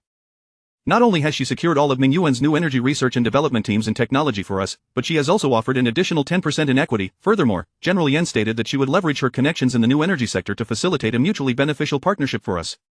After delivering her news, Meng Meng turned to refill the tea. A group of colleagues stood in stunned silence, exchanging incredulous looks. Had this president's wife truly sealed the deal? They murmured among themselves, this is simply the strongest rival to Secretary Yi. She has only been at the company for a month and has already snagged Mingyuan's business. Just as President Wei returned to the country and outlined a new development direction, focusing on new energy, his wife has managed to resolve it? While they were engrossed in their speculations, the conference room door swung open once more. Yanning affectionately grasped Jiang Yuxia's hand. Alright, Yuxia, you needn't see me off about if I weren't flying to Australia later, I would love to treat you to a meal. Jiang Yuxia, radiating warmth and grace, replied, then please do call me upon your return, General Yan. I shall be at your service. Yanning laughed heartily. After bidding farewell to Yanning and her team, Jiang Yuxia returned to her office, ready to unleash her full potential. She redefined the working direction of the business department, adjusting the tasks of each group and instituting a rule that prohibited overtime after 8 in the evening. Year-end bonuses would be determined based on the genuine accumulation of business results throughout the year. In addition to these measures, several humane policies were introduced, reducing drinking gatherings and allowing female employees a paid leave day during their menstrual period. These regulations served as a balance of benevolence and discipline. Jiang Yuxia sent the newly established regulations to all her colleagues' inboxes, adding a note that until the new director's arrival, everyone should adhere to these guidelines. Any amendments could be discussed thereafter. After a moment's contemplation, she decided to forward this email to Wei Huaizhou as well. She was neither intimidated by Yi Xiaoluo nor concerned about how Wei Huaizhou might perceive her actions. She understood that to transform the business department, she needed to assert some degree of initiative. Meanwhile, thousands of miles away in California, Wei Huaizhou was engaged in a meeting, his expression stern as he listened to his subordinate's presentation in English. When his phone chimed, he glanced at it briefly, and a subtle smile crept onto his lips. Observing this slight change in his demeanor, his subordinate froze, perplexed. What could have elicited a smile from the president? Was his proposal truly so laughable? Just as Wei Huaizhou contemplated messaging Jiang Yuxia, a message from Yi Xiaoluo popped up on his screen. Brother Huaizhou, it's daytime there, right? Shall we return to the country together next week? I've purchased a ticket to fly back with you. Wei Huaizhou's expression darkened. His father, Wei Jiangwo, had leveraged his connections to persuade the shareholders to bring Yi Xiaoluo back. Although she claimed to have just received the news, Wei Huaizhou remained displeased. He detested when decisions were made without his consent. Thus, he set his phone down, opting not to respond, and continued with the meeting. Jiang Yuxia had risen early to attend the parent-teacher meeting for Lu Xingbai. Word had it that this was not merely a parent-teacher meeting but also a parent mobilization session, necessitating her presence at the school by 10 o'clock. Through her assistant, Xiaozhua, she had managed to contact Lu Xingbai and added him on WeChat. His profile picture depicted a crescent moon against a dark sky, with his moments visible only for a year, yet within that time, he had shared just one post, a photograph of the moon. The boy's personality seemed quite aloof. Fortunately, Jiang Yuxia had no intention of fostering a close familial bond. She viewed the interaction merely as a task to fulfill. She applied a light touch of makeup, donned an elegant dress, styled her hair up, and adorned herself with pearl earrings. Her makeup was subtle, with a delicate pink lipstick and perfectly applied blush, her skin radiant and soft. Her overall appearance exuded the understated luxury befitting a wealthy matron. The driver and her assistant, Xiaozhua, awaited her beside the extended Lincoln. As she stepped out, Wei Grandma, engrossed in a game, looked up upon seeing Jiang Yuxia, her eyes widening in admiration. Xiaxia, you look stunning. This is the image our group as matriarch should embody. Just then, Zhu Lixia emerged from her room, as if suddenly reprimanded, touched her unmade-up face, and hurriedly retreated. Jiang Yuxia smiled and bid farewell to Wei Grandma before entering the car. Once inside, her assistant Xiaozhua handed her a tablet. Madam, please take a look. This is the speech you are to deliver shortly. Jiang Yuxia paused, glancing down at the screen. Her eyes widened in surprise as she read, Mr. Wei has donated a building. She hadn't been informed that she was expected to speak. They had merely mentioned attending a parent-teacher meeting. No wonder, rather than sending an assistant in her stead, they had invited her to attend because Wei Huaizhou, on behalf of Huanhai Group, had donated a teaching building to the experimental middle school. Xiaozhua spoke calmly, as if this were an everyday occurrence. This will enable young Master Lu to receive a better education at this school. Madam, please prepare accordingly. Jiang Yuxia looked over the 4 pages of the speech, pressing her temples. Just as she was rehearsing her address, a familiar rustling sound reached her ears. What had the diary mentioned now? Was it about her stumbling during her declaration? She opened it to read. August 22nd, I had intended to enjoy today, and my speech went exceptionally well, but suddenly, a girl who had been long oppressed by her parents and bullied by her classmates jumped from the building opposite me. Ah, who will tend to the shadows this casts on my psyche? YJ child, did you find no other escape? Chapter 59 is saving a student's life in 15 minutes. Upon reading this diary entry, Jiang Yuxia felt a tumult of emotions within her. She certainly could not stand idly by and witness the vanishing of a life as delicate as a flower, yet the diary failed to mention the girl's name. Contemplating her strategy, Jiang Yuxia soon found herself at the entrance of experimental high school. Assistant Xiaozhua opened the car door for her, as countless students and parents turned their gazes towards them. At the entrance stood Lu Xingbai, accompanied by 2 friends. Yang Jia tiptoed to catch a glimpse, exclaiming, Lu Xingbai, Shenxiwen, look over there. A luxury car has arrived. Wow, the sister who just got out is stunning. As the wind rustled nearby, Yang Jia turned her head only to find Lu Xingbai striding confidently towards Jiang Yuxia. At the first sight of Lu Xingbai, Assistant Xiaozhua introduced him. Madam, this is young Master Lu. Jiang Yuxia gazed at the young man before her, clad in a plain school uniform. His tall and upright figure exuded a model-like presence. Beneath his jet-black brows, a pair of eyes glimmered coldly like the moon. His skin was fair, with a beauty mark at the corner of his eye. Sunlight cascaded down his shoulders, making him shine brilliantly. He approached, hands tucked in his pockets, and addressed Xiaozhua. No need for introductions, we have met before. Jiang Yuxia was momentarily taken aback, only to recognize Shenxiwen and another girl rushing up behind him.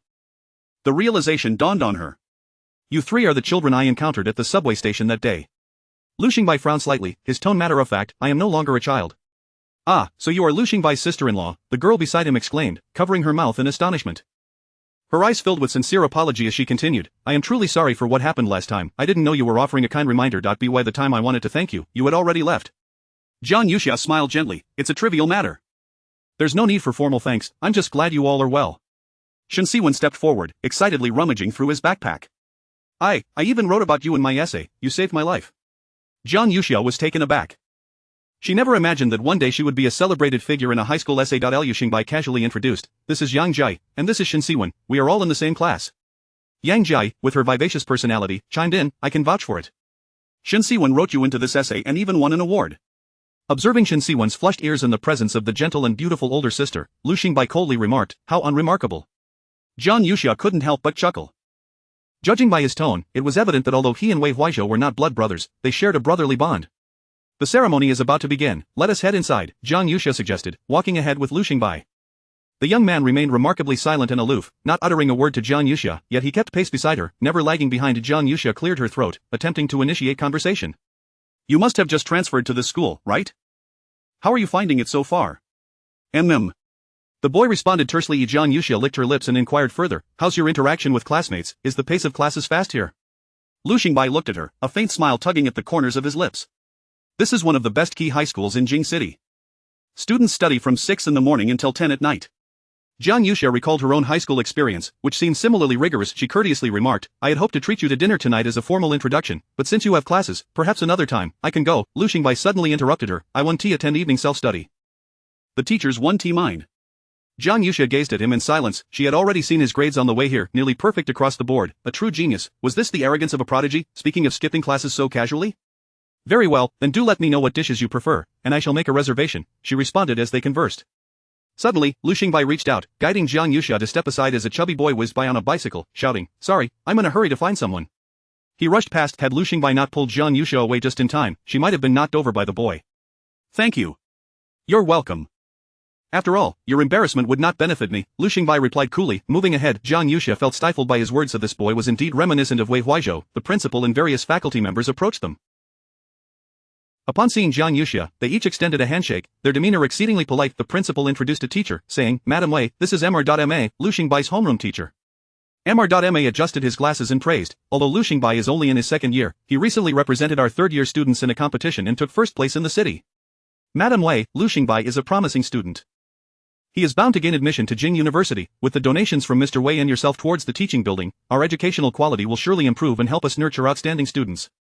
He continued with grandiose remarks, and Jiang Yuxia responded gracefully, her smile poised. The chubby boy who had rode by earlier approached, panting. Mr.Ma, have you seen Changyan? Mr.Ma, standing beside Jiang Yuxia, was engrossed in explaining his educational philosophy, thus he responded dismissively without even glancing at the boy. I haven't seen her. The teachers are busy, please wait to discuss this later. Oh. The chubby boy left quietly. Jiang Yuxia observed him for a moment as staff members approached, assisting her in attaching a microphone to her collar. The vast playground was already filled with parents, a sea of dark heads. The principal smiled and informed her, Madam Wei, in 20 minutes, the speech will commence. Afterward, I have arranged for the ribbon-cutting ceremony for the donated building. However, Jiang Yuxia's gaze frequently drifted towards the teaching building across the platform. She pointed at the structure and asked the principal, are there still students inside attending classes? The principal chuckled, we are about to hold a parent mobilization meeting, all class teachers have organized the students to come to the playground, so there are no students left inside. Jiang Yuxia nodded slowly. A long, pale hand extended from beside her, offering a bottle of water. Turning her head, she realized it was Lu Xingbai. You need not be nervous, the boy said, his tone indifferent. Even if you simply speak, they will applaud for you. Jiang Yuxia smiled, accepting the bottled water. Thank you. I am not nervous at all. Lu Xingbai tilted his head, following her gaze back to the teaching building. Why do you keep staring at it? I thought you were practicing not to look at the parents' eyes when standing on the podium. Jiang Yuxia hesitated, glancing at Assistant Xiao's. Lowering her voice, her dark eyes glimmered with a hint of trust. Lu Xingbai, I would like to go to that teaching building to use the restroom, would you be so kind as to escort me? Lu Xingbai was momentarily startled. Let us go. The boy nearly without hesitation led Jiang Yuxia ahead. Fortunately, the crowd was noisy, and the parent mobilization meeting had not officially commenced, so no one noticed their departure yet. Only 15 minutes remained until the speech began. Jiang Yuxia had to locate the girl who intended to leap from the building within this time frame and prevent her from doing so. The teaching building had 6 floors, and just as Lu Xingbai was about to escort her to the entrance of the girls' restroom, Jiang Yuxia quickly said, Lu Xingbai, please call Yang Jia and Shen Siwen. I need a favor. After relaying her instructions, Jiang Yuxia watched Lu Xingbai leave before she hurriedly made her way to the elevator. Reaching the top floor, luckily, she encountered the door leading to the rooftop without much effort. Sure enough, the door was ajar, a gust of wind blowing through the crack, the entire rooftop was scorched by the blazing sun, and Jiang Yuxia squinted as she turned inside. Eventually, near the water tank, she spotted a girl sitting on the inner side of the rooftop. Upon hearing the noise, the girl abruptly looked up, revealing a face swollen from slapping, her eyes glistening with tears, filled with fear and wariness. Chapter 60. Jiang Yuxia is accused of harboring a thief with a criminal record. Jiang Yuxia was momentarily taken aback and hurriedly inquired, "Why are you here alone? Where are your parents?" As she spoke, she suddenly realized that her voice had been amplified through the microphone clipped to her collar. The previously boisterous atmosphere on the playground fell into an abrupt silence upon hearing her unexpected words. The girl, too, had heard it and abruptly scrambled to her feet on the rooftop. "Who are you? I don't need your concern, leave." Jiang Yuxia quickly removed the microphone and discarded it on the ground. "I apologize, I mean no harm, I merely saw you sitting here alone and wanted to check on you." As Jiang Yuxia attempted to take a step closer, the girl's agitation intensified. "Don't come any closer." Alright, please don't be afraid, I won't approach you." Observing the girl's precarious stance on the rooftop, Jiang Yuxia hesitated to advance. The girl began to sob, her cries heart-wrenching. "Why does everyone have to bully me? If my mother doesn't love me, why did she bring me into this world? My existence is a mistake." Following the girl's lamentation, Jiang Yuxia gently probed, "Is it because your parents couldn't attend the parent-teacher meeting today?" The girl wiped her tears, gasping for breath. "My father is very busy. He needs to drive to support our family. I don't blame him for not being able to come. Besides, my father doesn't hit me on purpose. It's hard for him to raise me alone, and I don't hold it against my mother either. My arrival just made her less favored by my father's family." The girl continued to recount her story through intermittent sobs, and Jiang Yuxia gradually understood her name was Changyan, and she had originally been born into a happy family. However, due to her gender, she was not favored by her grandmother and others. Her mother had suffered years of domestic violence and, when Changyan was 8, had filed for divorce, leaving her with her ex-husband. Changyan's father drove a truck to provide for her, but when he was home, he often drowned his sorrows in alcohol, which led him to lash out at Changyan. At this point, Changyan rolled up her sleeve to reveal scars inflicted by her father's cigarette burns. Of this girl, merely 18, was enduring such hardships at the prime of her youth. Jiang Yuxia softened her tone. "Changyan, could you please come down? Whatever it is, you can tell me. I believe I can help you." Changyan shook her head. "You can't help me, they won't let me live. I've reported it to the teachers, but it was useless. They are afraid of them. If my existence is a mistake, then let me die that way. They won't bully me anymore." Jiang Yuxia was bewildered. "They? Are you referring to those classmates? Have they been bullying you? What have they threatened you with?" Changyan found it hard to articulate, her tear-filled eyes glancing downwards. Someone had already noticed her standing on the rooftop, and now the area below was crowded with parents and students, all pointing and whispering. Sensing her distress, Jiang Yuxia quickly exclaimed, "Changyan, I truly can help you. My husband has just donated a building to the school, and I am here representing Huanhai Group for the parent mobilization meeting. You must trust that I have the means to assist you." This revelation indeed sparked a flicker of hope in Changyan's eyes as she looked at Jiang Yuxia. "Really?" Before she could finish her sentence, a chorus of jeers erupted from below. "Changyan, you little liar and thief! Who do you think you're threatening by jumping?" "Exactly, don't be fooled by her. She loves to self-harm to gain sympathy. Last time she stole Chingching's tablet and Shiro's meal card, and when caught, she threatened us with wrist cutting to avoid consequences." The cacophony of mockery grew louder, with several girls banding together, joined by boys who mocked and ridiculed. The principal, accompanied by teachers, hurried to intervene. Changyan's face turned ashen. Jiang Yuxia realized, the ones bullying you are Chingching and her friends, aren't they? What have they done to you? However, Changyan's expression shifted to one of sheer terror, teetering on the brink of a breakdown. Seizing the moment, Jiang Yuxia stealthily moved closer, continuing to soothe her and distract her from her fears. "Changyan, I don't believe what they're saying. Please come down and tell me what really happened." At that moment, the head of the teaching department rushed onto the rooftop, immediately scolding, "Changyan, how dare you cause a scene today? Do you want our school to be ruined because of you? You've already stolen before, and now you dare to attract attention by threatening to jump?" The educator approached with urgency. Her words were akin to the final straw for Changyan. Fortunately, Jiang Yuxia had reached her side, yet, in that instant, Changyan pressed a recording device into Jiang Yuxia's hand. "They recorded photos of me without clothes. Please help me expose this. My father is already struggling. I don't want to burden him with my death, thank you." Without hesitation, Changyan turned and leapt off the rooftop. Jiang Yuxia screamed and instinctively lunged forward, gripping Changyan's hand tightly.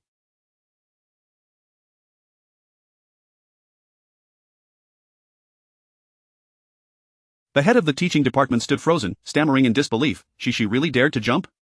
To make matters worse, Changyan's arm had been grazed by the sharp edge of the rooftop, blood streaming down her arm and staining her school uniform. Jiang Yuxia, faint at the sight of blood, felt dizzy but dared not let go, clenching her teeth in resolve. "Changyan, hold on." Changyan's cries were carried by the wind. "I haven't done anything wrong.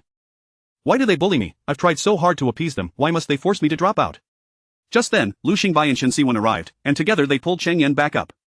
The ambulance Jiang Yuxia had called also arrived at the campus. Before losing consciousness, Cheng Yan clutched Jiang Yuxia's hand desperately, her tear-filled eyes brimming with pleading. Please, you must help me, I beg you. The ambulance took Cheng Yan away, leaving the parents murmuring among themselves. Today's children are so fragile, they resort to jumping at the slightest provocation. Indeed, it's already fortunate that the school isn't pursuing her theft. With such a strong sense of pride, why did she steal in the first place? Jiang Yuxia turned to face the parents, her gaze icy wide-eyed. Liu Xingbai approached, noticing a hint of bloodstain on her pristine dress. Are you injured? He asked, frowning slightly. Jiang Yuxia shook her head, handing the recording device to her assistant, Xiao Zhua. Please arrange for the principal to play this for everyone. The principal, however, sharply rejected Jiang Yuxia's request, promptly seizing the recording device. He rubbed his hands nervously, repeatedly apologizing. Mrs. Wei, if this incident makes the news, it will tarnish our school's reputation. Jiang Yuxia's expression turned cold. Principal, precisely because such incidents occur, it highlights the shortcomings in your management. Only by recognizing the problem can it be resolved. How can you evade responsibility? A voice chimed in from the side. Mrs. Wei, you really should not interfere in this matter. This child's background is rather complicated. Jiang Yuxia turned to find herself unexpectedly facing Du Suqi. She raised an eyebrow. Vice President Du, what brings you here? The principal introduced her. This is Ms. Du, the chair of our school's parent council. Her daughter, Du Qingqing, is a student here. It dawned on Jiang Yuxia that Du Qingqing was the ringleader of those bullying Cheng Yan. Du Suqi regarded Jiang Yuxia, recalling their previous encounter at the charity event where she had been difficult. She finally felt she had found an opportunity for retaliation. Her voice was low, yet audible to the surrounding parents. The matter of Cheng Yan's stealing was reported to the police. This is not mere hearsay. By shielding a child with a history of theft, wouldn't this escalate the situation and reflect poorly on Huanhai Group? The only evidence that could exonerate Cheng Yan, the recording device, had been confiscated by the principal. The parents nearby turned their gazes toward Jiang Yuxia, whispering amongst themselves. Surely, the wife of Mr. Wei cannot be so biased. How naive, defending such a tainted child. Du Suqi observed Jiang Yuxia's expression, a smirk forming in her heart. Let us see if Mrs. Wei truly thinks she can act with impunity, merely because she is backed by Huanhai Group. Chapter 61 Withdrawal of Investment, Establishing a Scholarship. Applause like waves. Jiang Yuxia retorted. Du Suqian, you claim this child has committed theft. What evidence was provided at the time? The principal interjected. Her classmates all identified her, stating the stolen items were found in her backpack. Jiang Yuxia furrowed her delicate brows, her pale, radiant visage revealing a profound contemplation. Is that all? Can we be certain that the classmates' accusations hold true? Du Suqian's brows arched in indignation. Mrs. Wei, are you suggesting that the other students are intentionally framing her? Jiang Yuxia subtly lifted her elegantly elongated neck, exuding an air of grace and composure. As the regional leader of Tanny Group, you should understand a fundamental truth. When a solitary person accuses you of lying, it may not be genuine. However, when 10 people proclaim the same, the truth becomes irrelevant, for you will be branded a liar. This is the nature of public opinion, capable of tarnishing reputations and erasing legacies. Cheng Yan comes from an ordinary background, appearing introverted and honest. Whether she truly stole anything remains to be investigated, but I firmly believe she has been subjected to bullying and harassment. She then turned to the principal. Principal, I will ask you one last time. Are you truly unwilling to disclose Cheng Yan's recording for everyone to hear? Du Suqian's stern gaze swept across the principal. The question remains, would offending Huanhai Group weigh heavier than risking a tarnished career? The principal weighed his options. Finally, he raised his hand to wipe the cold sweat from his brow. I apologize, Mrs. Wei, but this child has a criminal record. How could we take her recording seriously? Jiang Yuxia's only response was a single word of acknowledgement. At that moment, a teacher hurried in. Principal, Director Zhang from the Education Bureau has arrived. The principal was taken aback, turning to see Director Zhang approaching with several staff members. Initially, he had invited representatives from the Education Bureau to today's event, but they had politely declined. Why were they here now? Director Zhang, greetings. The principal rushed over, intending to shake hands, only to find that Director Zhang merely nodded in acknowledgement before stepping towards Jiang Yuxia. Ms. Jiang, I sincerely appreciate the support you and your husband have extended towards strengthening our education system. You flatter me, Director. I initially invited you here to participate in the groundbreaking ceremony for the new building, hoping that Experimental High School could cultivate more outstanding students under your leadership. However, due to recent developments, I now harbor concerns regarding the educational environment at Experimental High School and have decided against funding this building. Assistant Xiao Zhua gasped, glancing at Jiang Yuxia's silhouette. He wanted to speak but was halted by Liu Xingbai. If they choose not to donate, so be it. Regardless, this wretched school would only see the principal pocket half of it, Liu Xingbai remarked coldly. The principal stood there, dumbfounded. Du Suqian was equally taken aback but soon regained her composure. Mrs. Wei, isn't this rather ungracious? Simply because we did not comply and protect that deceitful little girl, you decide to harm all the students? Jiang Yuxia gazed at her. Is it not alarming that an 18-year-old girl attending school is subjected to bullying by numerous peers, with no one from the principal to the students daring to speak on her behalf, instead turning against her? Director Zhang's expression shifted noticeably, and he immediately turned to the principal. The flustered principal blurted out, "Mrs. Wei, please refrain from making baseless accusations." Jiang Yuxia retrieved an item from her pocket and handed it to Director Zhang. "This is the recorder that the bullied child entrusted to me before she attempted to take her own life. Director, you may have someone investigate it." Both the principal and Du Suqian were taken aback. What is the meaning of this? Wasn't the recorder confiscated earlier? How could it still be in her possession?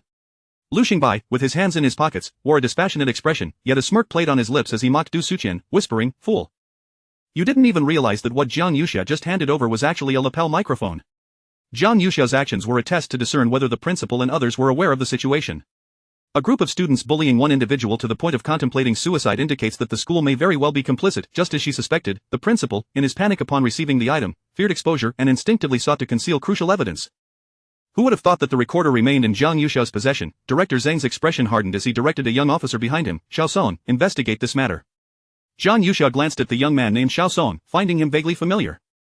He produced a laptop from his bag, connecting the recorder via USB. After a few clicks, the recording played back, interspersed with Cheng Yan's pleas and the mocking laughter of her peers.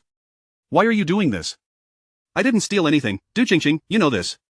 And what if I do? I want to ruin you. I heard you like Senior Qi and went to the library with him, right? I warned you, but you didn't listen, shameless wretch." The sharp sound of a slap echoed, causing the faces of those present to pale. Du Qingqing rushed to her mother Du Suqian's side, tugging at her arm. "Mom. What do we do?" Du Suqian realized the gravity of the situation. The director of the education bureau was right there. This had escalated, the recording continued, with other female classmates cheering, "Strip her and take pictures. Let's put it on the school forum and make her famous, haha." The recording culminated in Cheng Yan's desperate screams and the sounds of tearing fabric. Director Zhang's face turned ashen. "Enough." The young officer paused the playback. Jiang Yuxia continued calmly, "Earlier, I had a few classmates help me secure the surveillance footage from the rooftop, which should show Cheng Yan handing the recorder to me before she attempted to jump. This would serve to validate that Jiang Yuxia's intervention was not unfounded." Lu Xingbai turned to Shen Siwen, whispering, "Who is watching the server room?" "Zhao Jun, don't worry, with him there, even 4 security guards couldn't get in." Shen Siwen adjusted his glasses. The Zhao Jun they referred to was the chubby boy who had previously searched for Cheng Yan. He, too, was a victim of bullying by a group of boys, and they had bonded over their shared plight. However, Zhao Jun's circumstances were somewhat better. His family was well off, his father a former tycoon in the coal mining industry. At that moment, Zhao Jun stood firmly at the door, arms outstretched in a protective stance. 2 security guards attempted to push past him but were unsuccessful. Zhao Jun held his ground, his face flushed with determination. "You're not getting in." In front of numerous silent parents, Director Zhang reprimanded the principal mercilessly. An announcement was issued on the spot, posted on the official website. The incident quickly became a trending topic, with the experimental high school bullying case making headlines. Director Zhang classified the matter as egregious and promptly contacted the authorities.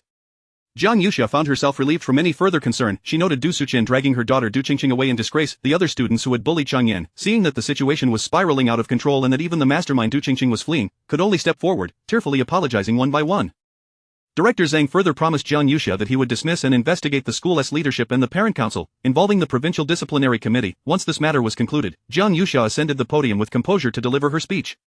She deviated from the script prepared by Xiao Zhua, instead addressing the parents present, reminding them of the importance of guiding their children positively, inspired by Cheng Yan's story. Furthermore, Jiang Yuxia announced her intention to allocate the funds intended for the construction of the teaching building towards establishing a scholarship, available to any student who meets the academic criteria. This declaration was met with resounding applause. Most parents present were reasonable individuals. They had remained silent previously, knowing Du Qingqing came from a well-off family and that they dared not offend the parent council. The events concluded smoothly, and given the gravity of the situation, the school granted a half-day break that afternoon. Jiang Yuxia, accompanied by Lu Xingbai, Shen Siwen, and Yang Jie, visited Cheng Yan in the hospital. The doctor informed them that she was suffering from malnutrition and anemia, alongside severe psychological issues requiring intervention. Upon her arrival, Cheng Yan's pale, cracked lips finally revealed a trace of a smile. She expressed her heartfelt gratitude to Jiang Yuxia, yet insisted on being discharged, fearing she could not afford the hospital bills. Lu Xingbai urged her to rest. "Your hospital fees are covered by my sister-in-law." Jiang Yuxia chuckled, "Indeed." Shen Siwen excitedly took out a pen, eager to document this moment, vowing, "I will write about Mrs. Wei in my essay again." Yang Jie leaned against the side of Cheng Yan's bed. "You needn't worry now, the principal has been replaced. Focus on your recovery, and you will be back in class soon." Cheng Yan's tears fell. "Thank you." Just as they were speaking, Zhao Jun entered, carrying a plethora of snacks. He was momentarily surprised to see Jiang Yuxia and the others but quickly beamed, exposing his 2 prominent front teeth. "Come on, everyone, let us eat some fruit, don't hold back." He then turned to Cheng Yan. "From now." A man entered, carrying a bag of fruit, smiling warmly. "It really is you. I thought I had mistaken you for someone else today." Chapter 62. A diary reminder: beware of entanglements at the class reunion, as scandal looms. Jiang Yuxia scrutinized him and recognized him as the young cadre who had accompanied Director Zhang today. His surname seemed to be Song. She studied him for a moment longer but still could not place him, only feeling that his features were somewhat familiar. Do you not remember? I look like this back in university. He puffed out his cheeks. In an instant, Jiang Yuxia recalled, you were the class monitor, Song Shuyao. My goodness, you've lost so much weight that I hardly recognized you. Song Shuyao nodded with a smile. It's not just you. When I visited Old Peng for Teacher's Day, he didn't recognize me either. At this, he turned to the hospital bed where Chang Yan lay, offering the fruit he had brought. Chang Yan, on behalf of the Education Bureau, I wish to express my concern for you. Should you require assistance in the future, do not hesitate to contact me. I will be here to help, and we will also follow up on your psychological treatment. He handed over one of his business cards and then turned to give one to Jiang Yuxia as well. Jiang Yuxia glanced down and noticed that Song Shuyao had already become an inspector at the Education Bureau, truly a young achiever. After exchanging a few pleasantries, Song Shuyao prepared to take his leave. Just before departing, he asked Jiang Yuxia, will you attend the class reunion next week? Jiang Yuxia nodded, I will go with Anan. Song Shuyao chuckled, Fuanan, the other campus bell, right, good, I remember. Let us make sure we don't miss each other. Once he had left, Lu Xingbai discreetly took out his phone and sent a message to Wei Huaizhou. Sister-in-law met a college classmate. The other party is a promising young cadre from the Education Bureau and smiled at my sister-in-law. In the early hours in California, the night was deeply enveloping. Wei Huaizhou, still at work, frowned slightly upon reading the message. He replied with a question mark. Lu Xingbai did not respond. 2 hours later, Wei Huaizhou's phone buzzed again. He picked it up to find a work report for the day from his assistant, Xiaozhua, detailing Jiang Yuxia's reasons for retracting her investment in the teaching building. After absorbing the background and context, Wei Huaizhou opened the trending topics and took another look at the announcement issued by the relevant department. He zoomed in on a photo of Jiang Yuxia speaking at the podium. Her tailored suit dress was elegant and flattering, accentuating her slender waist. A delicate pearl brooch adorned her collar, glimmering softly under the light. She seemed to bask in sunlight, her eyes radiant with vitality. If viewed as a business partner, Jiang Yuxia was undoubtedly the type that Wei Huaizhou found most satisfying. She always managed to accomplish everything with impeccable precision, leaving him pleasantly surprised. Reflecting on this, Wei Huaizhou opened their chat window. The conversation had been left untouched since before his trip abroad. He raised an eyebrow slightly. At this moment, he should extend his greetings to her, should he not? Discussing her actions today seemed appropriate. Thus, after a moment of contemplation, he sent a message, how was your day? He then set his phone down, intending to immerse himself in work, yet his focus remained elusive. Every 10 minutes, he glanced at his phone. However, Jiang Yuxia did not respond. Opening her moments, he found it completely devoid of updates. Another hour slipped by, still no reply from Jiang Yuxia, so Wei Huaizhou directly initiated a video call. After a prolonged ringing, it was finally answered, yet, on the screen appeared the familiar handsome face of Lu Xingbai, adorned with a beauty mark. Brother? Wei Huaizhou pressed his lips together. How is Jiang Yuxia's phone in your possession? Oh, sister-in-law is making desserts for us. Since there are no classes this evening, she said she would treat me to dinner, so I invited her over. He shifted the camera, revealing Jiang Yuxia surrounded by two. They appeared to be classmates of Lu Xingbai. They were in Lu Xingbai's apartment, the evening light casting a warm glow through the large windows, illuminating Jiang Yuxia's figure. Still clad in her daytime suit dress, she was now dusted with flour, kneading dough, and instructing the two high schoolers beside her. Lu Xingbai reminded her, sister-in-law, do you want to say something to my brother? Jiang Yuxia glanced up, their eyes meeting through the screen. Wei Huaizhou felt an unexpected discomfort, clearing his throat. I wanted to ask how the matter from earlier was resolved. Jiang Yuxia recalled that her abrupt withdrawal of investment indeed warranted an explanation to Wei Huaizhou. She had forgotten amidst the busyness of the day washing her hands. She moved to the side of the floor-to-ceiling window. The soft sunlight illuminated her profile, revealing her fair and smooth skin, which now bore a lovely blush, making her look particularly radiant. Jiang Yuxia clearly articulated the events of the day. In truth, Wei Huaizhou had already learned about them from his assistant, but he still wished to hear her recount them. He found her earnest demeanor quite appealing. Her lips, which moved with purpose, would curl into a subtle smile at the part she found amusing, likely unaware of her own charm. Mr. Wei, Mr. Wei? Jiang Yuxia had finished speaking, yet Wei Huaizhou seemed momentarily lost in thought, his dark brows furrowed, exuding a striking handsomeness. Returning to reality, Wei Huaizhou nodded, I understand, proceed as you deem fit. My return to the country may be delayed. Yes, it's fine to return after you've concluded your matters, Jiang Yuxia replied, having no further comments. However, Wei Huaizhou continued to gaze at her, seemingly reluctant to end the video call. Meanwhile, Yang Jie quietly whispered to Lu Xingbai, why does it seem like your sister-in-law and your brother are not very familiar with each other? Lu Xingbai, who was assisting Jiang Yuxia with the dough, replied coolly, my brother is rather old-fashioned, while my sister-in-law is in her prime. It's normal for them to not connect. Yang Jie exchanged glances with Shen Siwen. Why did it feel like Lu Xingbai's description of Wei Huaizhou was not particularly flattering? Jiang Yuxia casually remarked that she would return to making pastries and handed her phone back to Lu Xingbai. Unexpectedly, Lu Xingbai hurriedly said, brother, I can't chat right now, I'm going to help sister-in-law with the pastries. He abruptly ended the video call. Wei Huaizhou was momentarily taken aback. When had these two grown so close? Frowning, he exited his study, surveying the spacious and luxurious villa, suddenly feeling an overwhelming sense of desolation. It would be best to wrap up his work promptly and return home. To express gratitude for the dessert, a crme brle, that Jiang Yuxia had made, Liu Xingbai ordered hot pot delivery for dinner. Jiang Yuxia remained at Liu Xingbai's apartment until 8 o'clock before taking her leave. Just before departing, Liu Xingbai said, "Sister-in-law, see you next time." His tone was still cool, yet the words were reminiscent of a neighborly younger brother. Jiang Yuxia smiled in response, then instructed the driver to drop off Shen Siwen and Yang Jia. Yang Jia declined to be taken all the way to her neighborhood, opting to stop at the corner instead. Jiang Yuxia felt a twinge of concern and lowered the car window. "Shall I drive you the short distance? It's just a couple of steps." Yang Jia waved her hand. "No need, it's off very close, just inside the neighborhood. Thank you, Sister Yuxia."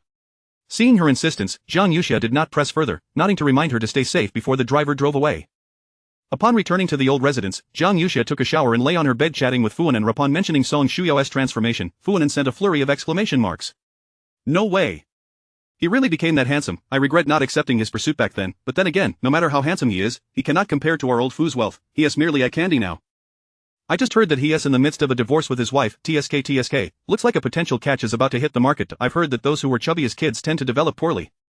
Could that be the reason his wife is leaving him?" Jiang Yuxia had merely stepped away to watch some television, yet Fu Anan bombarded her with messages. Upon reading the last one, she couldn't help but burst out laughing and replied, "All right. You're a married woman now, mind your influence." Soon, the day of the class reunion arrived. Since the dining venue was in the west of the city, quite a distance from the old residence, Jiang Yuxia and Fu Anan agreed to head to Jiang Yuxia's apartment after dinner, which was closer. She informed Grandma Wei of her plans and chose to drive herself instead of having the chauffeur take her. However, as soon as she arrived at the gathering spot, the diary emitted that familiar rustling sound of writing. Jiang Yuxia sat in the car and opened her diary. August 27th, at the class reunion, Song Shuya was particularly enthusiastic towards me. To my surprise, when he escorted me home, he confessed his feelings, and after I rejected him, he insisted on taking a commemorative photo together, claiming it was a keepsake. I believed him, only to find out he was using it to propagate the notion of a special relationship between us, thereby seeking favoritism. The news spread, and everyone assumed he was my secret lover, plunging my reputation into yet another crisis. Truly a master of slander, debunking these rumors is a tiresome endeavor. Chapter 63. In the dead of night, Jiang Yuxia was startled awake, realizing that someone was standing outside her door. She glanced at the updates in her diary, confirming them repeatedly. Could it be a mistake? Did Song Shuya really spread rumors about their relationship? Jiang Yuxia could not fathom what benefit this would bring him. After all, if things escalated, Song Shuya, being a part of the system, would only incur harm without any advantage unless, of course, he had ulterior motives that required the pretext of the Huanhai group. As she hesitated in her car, the phone suddenly rang. "Hello, Anan, are you almost here?" "I can't make it, Yuxia," Fu Anan replied in a hushed tone. "My mother-in-law has arrived, and she's insisting that she feels unwell. I need to stay with her, please convey my apologies to them."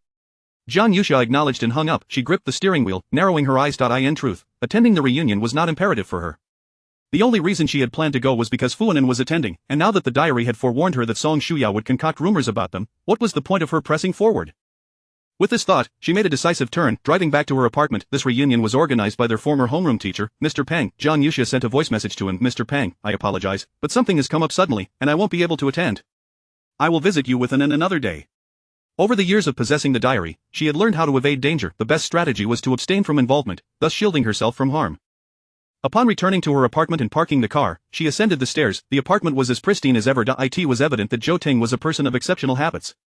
His bedding was folded neatly, and he had cleaned her home from top to bottom. Just then, her phone rang. A glance revealed it was Song Shuya calling. During their last encounter in Chang'an's hospital room, they had exchanged numbers, but fortunately, they had not added each other on WeChat. Yet, at this moment, Jiang Yuxia had no desire to answer. After declining the call, she sent an automatic response. "I am currently unable to take calls, please leave a message." Song Shuya swiftly replied, "Jiang, are you really not coming?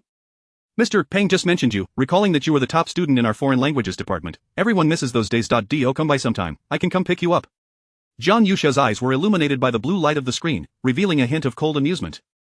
His persistence was truly remarkable. She messaged Fu Anan, inquiring if she knew why Song Shuya was getting a divorce. Once the topic of gossip arose, Fu Anan was eager to share. It turned out that Song Shuya's wife was demanding a divorce because she had discovered he was supporting a mistress. Despite several threats to escalate the matter to the Education Bureau, he had managed to prevent her from doing so. Fu Anan had also learned that his wife was unaware that the mistress lived in the same complex, even on the same floor. The mistress resided on the second floor, while Song Shuya's home was on the sixth. No wonder Song Shuya was trying to get close to Jiang Yuxia. He was likely concerned that if this matter escalated and the mistress was exposed, the entire circle would come to know that she was the wife of the president of Huanhai Group, and no one would dare to make a public spectacle of it. It was clear he intended to use her as a shield. Furthermore, he could later feign ignorance about the misunderstandings and distance himself entirely. Jiang Yuxia furrowed her brows. If others were plotting against her, she was certainly inclined to teach Song Shuyao a lesson. She took out her phone and, after a moment's thought, sent a message to her assistant, Xiao Zhua. Mr. Wei said you can assist with anything. Can you find someone else's phone number? Whose number does the lady wish to investigate? Xiao Zhua promptly replied. Without asking any further questions, within 10 minutes, Xiao Zhua sent Song Shuyao's wife's phone number and WeChat ID to Jiang Yuxiao's phone. After some contemplation, she instructed Xiao Zhua to anonymously inform Song Shuyao's wife of the mistress's address. Xiao Zhua complied without hesitation. That evening, as Jiang Yuxia was engrossed in a television drama, Fu Anan messaged her. Wow, breaking news, I just heard from our classmates that during dinner, Song Shuyao received a call that changed his expression dramatically, and then he left for home. He ended up being pulled over for drunk driving. Mr. Peng hurried to rescue him. Do you know why he left? His wife discovered the mistress's address and went to confront her. A smirk tugged at the corners of Jiang Yuxia's lips as she replied with a single phrase, serves him right. With Song Shuyao's predicament having been exposed, he would likely be preoccupied and unable to trouble her further. As the clock approached 11, Jiang Yuxia took a shower, secured all doors and windows, and lay down in bed. Before drifting off to sleep, she, as was her custom, placed the future diary beneath her pillow. Although the door lock had been replaced with a new one by Zhou Ting, she still kept a kitchen knife on her bedside table, just in case. For reasons unknown, while lying alone in her apartment, she found herself reminiscing about the feeling of sharing the old house with Wei Huaizhou. At least when danger loomed, she could push him forward to take the brunt of it. Jiang Yuxia recognized how perilous this thought was. How could she rely on her contract husband? She turned over and covered her head with the quilt, succumbing to sleep. When she next awakened, it was 3:30 in the morning. The sound of pages rustling in her future diary beneath her pillow jolted her awake. Jiang Yuxia sat up almost instantly and opened the diary. August 28. It appears my danger has not been averted. At 3:30 in the morning, an intruder entered my home, and the noise of him rummaging through my belongings awakened me. In my panic, I screamed, attracting the attention of neighbors. The intruder fled quickly, hiding in the shadows of the complex, and that night, he was not apprehended. However, the next day, a woman living in apartment 604 of the adjacent building was found strangled in her home. It seems he resorted to violence to silence her, fearing she would report him. As Jiang Yuxia continued reading, her eyes widened in horror. Yang Dashan had been apprehended, yet such a vicious individual was still lurking, fixated on her? He must be the one who sent the anonymous text, searching her home for the future diary. A common thief, capable of taking a life so casually, revealed the depths of his depravity. Jiang Yuxia hastily threw off the covers to get out of bed but suddenly noticed the small night light in the living room illuminating through the crack of her bedroom door. She had locked her bedroom door before sleeping, but the night light remained outside. As the light flickered on in the darkness, she clearly saw someone standing at the entrance of her bedroom. Jiang Yuxia quickly covered her mouth, using her phone to send messages to Director Liang and Zhou Ting. However, it was the dead of night, and she could not fully rely on others. Striving to maintain her composure, she sent a distress message to Yaoling. Just then, she heard the sound of the bedroom door lock being tampered with. Chapter 64. Capturing the miscreant, Zhou Ting and Wei Huaizhou confronted each other in the hospital room as Jiang Yuxia, without a moment's hesitation, swiftly hid her diary and flung open the bedroom window. Fortunately, her neighbor was Aunt Lu, who resided just across the hall. Aunt Lu, help, there's an intruder in my house. Jiang Yuxia's cry for help pierced through the tranquil night of the neighborhood. Aunt Lu's golden retriever barked furiously in response. The diary had indicated that the assailant would flee upon hearing her cries. Indeed, Jiang Yuxia could hear the sound of the living room door lock being pulled open. Grabbing a kitchen knife, she burst out of her bedroom. As anticipated, the front door of the living room stood wide open. Clutching her diary and a self-defense stun baton, she charged out, determined to apprehend the intruder herself. Just then, Aunt Lu opened her door. Her husband Uncle Xiong anxiously inquired, Xiao Jiang, what is happening? Is someone in your house? There's a thief. Uncle Xiong, when the police arrive, direct them to Unit 604 in Building 2. I am going to delay the intruder. With that, Jiang Yuxia dashed to the elevator. Aunt Lu exclaimed in alarm, oh dear, Xiao Jiang. Jiang Yuxia could not afford to wait for the police to arrive completely. Otherwise, the girl in 604 would be in grave danger. She raced downstairs and spotted the arriving security guard. The guard shined his flashlight on her face, who just shouted for help. It was me, sir. Please stop the elevator in Building 2, quickly. The guard hesitated for a moment before acknowledging her urgency and hurriedly turning to comply. Jiang Yuxia ascended the stairs to the 6th floor, breathless. Upon reaching the 6th floor, she discovered that the lock on the emergency exit door had been tampered with, likely by the intruder who had invaded her home. After catching her breath, she stealthily entered the stairwell. The door to 602 was tightly shut. Worry nodded her as she knocked on the door. Open up, quickly. Her voice carried a warning. You can't escape. The police are on their way. If you harm anyone else, it will only add to your crimes. At that moment, the door creaked open. A sleep-dazed girl rubbed her eyes, staring at Jiang Yuxia. Who are you? Why are you making a scene at my door in the middle of the night? Do you want me to call the police? Jiang Yuxia was taken aback. The girl appeared unharmed, yet the diary had foretold that the solitary girl in 602 would fall victim to the intruder, inadvertently discovering her presence and facing dire consequences. The girl, clad in an adorable raccoon-themed nightgown, shot Jiang Yuxia a disdainful glare. You're insane, she muttered, attempting to shut the door. Jiang Yuxia forcefully prevented the door from closing. There's a dangerous criminal lurking in the neighborhood. You should come downstairs with me. The police are on their way, and we need to ensure your safety. The girl glared at her incredulously. Are you out of your mind? It's the middle of the night, and you're banging on my door, claiming there's a criminal? I think you're the one who was suspicious. Just as she was about to slam the door shut, a siren blared from downstairs. Almost simultaneously, Jiang Yuxia saw a dark figure slipping out from the side of the girl's home. The girl turned just in time to lock eyes with him, letting out a piercing scream. Before she could call for help, the assailant raised his hand and struck her on the head with a heavy object, rendering her unconscious. All of this transpired in an instant. Jiang Yuxia's eyes widened as she looked up at the man, whose gaze was menacing, his slanted eyes gleaming with malice. A tall, lanky figure, he wielded a baseball bat. Jiang Yuxia stumbled back 2 steps, but the assailant lunged at her. He seized her by the neck, forcing her down onto the ground. The disparity in strength between them was palpable, a realization that struck Jiang Yuxia profoundly. Desperately, she tried to pry his fingers away, but it was futile. With a sinister grin revealing yellow teeth, he sneered, "I told you to hand over the diary of the future. You refused, and now you'll pay with your life." As he tightened his grip, Jiang Yuxia felt her vision blur. Struggling for breath, she finally managed to grasp the stun baton from her pocket and jabbed it into the man's armpit, the area closest to the heart. He convulsed violently, releasing her. Jiang Yuxia gasped for air, kicking him away, and stumbled to her feet, retrieving the baseball bat. However, as she turned, the man lunged at her once more. Although his strength seemed diminished, he now brandished a kitchen knife aimed at her abdomen. Fortunately, Jiang Yuxia had anticipated this and swiftly ducked, rolling away to evade him. Raising the baseball bat, she confronted the man, her pale, beautiful face attempting to mask her terror. "Who are you? How do you know about my diary? Are you connected to my father's death?" The man remained silent as he hurled the knife at her. Jiang Yuxia dodged just in time, but upon turning, she saw him racing down the stairs, desperate to escape. She chased after him, only to hear the police shouting from below, "Don't move, stop," followed by the sounds of a scuffle. Peering through the stairwell, Jiang Yuxia saw the man being apprehended and handcuffed.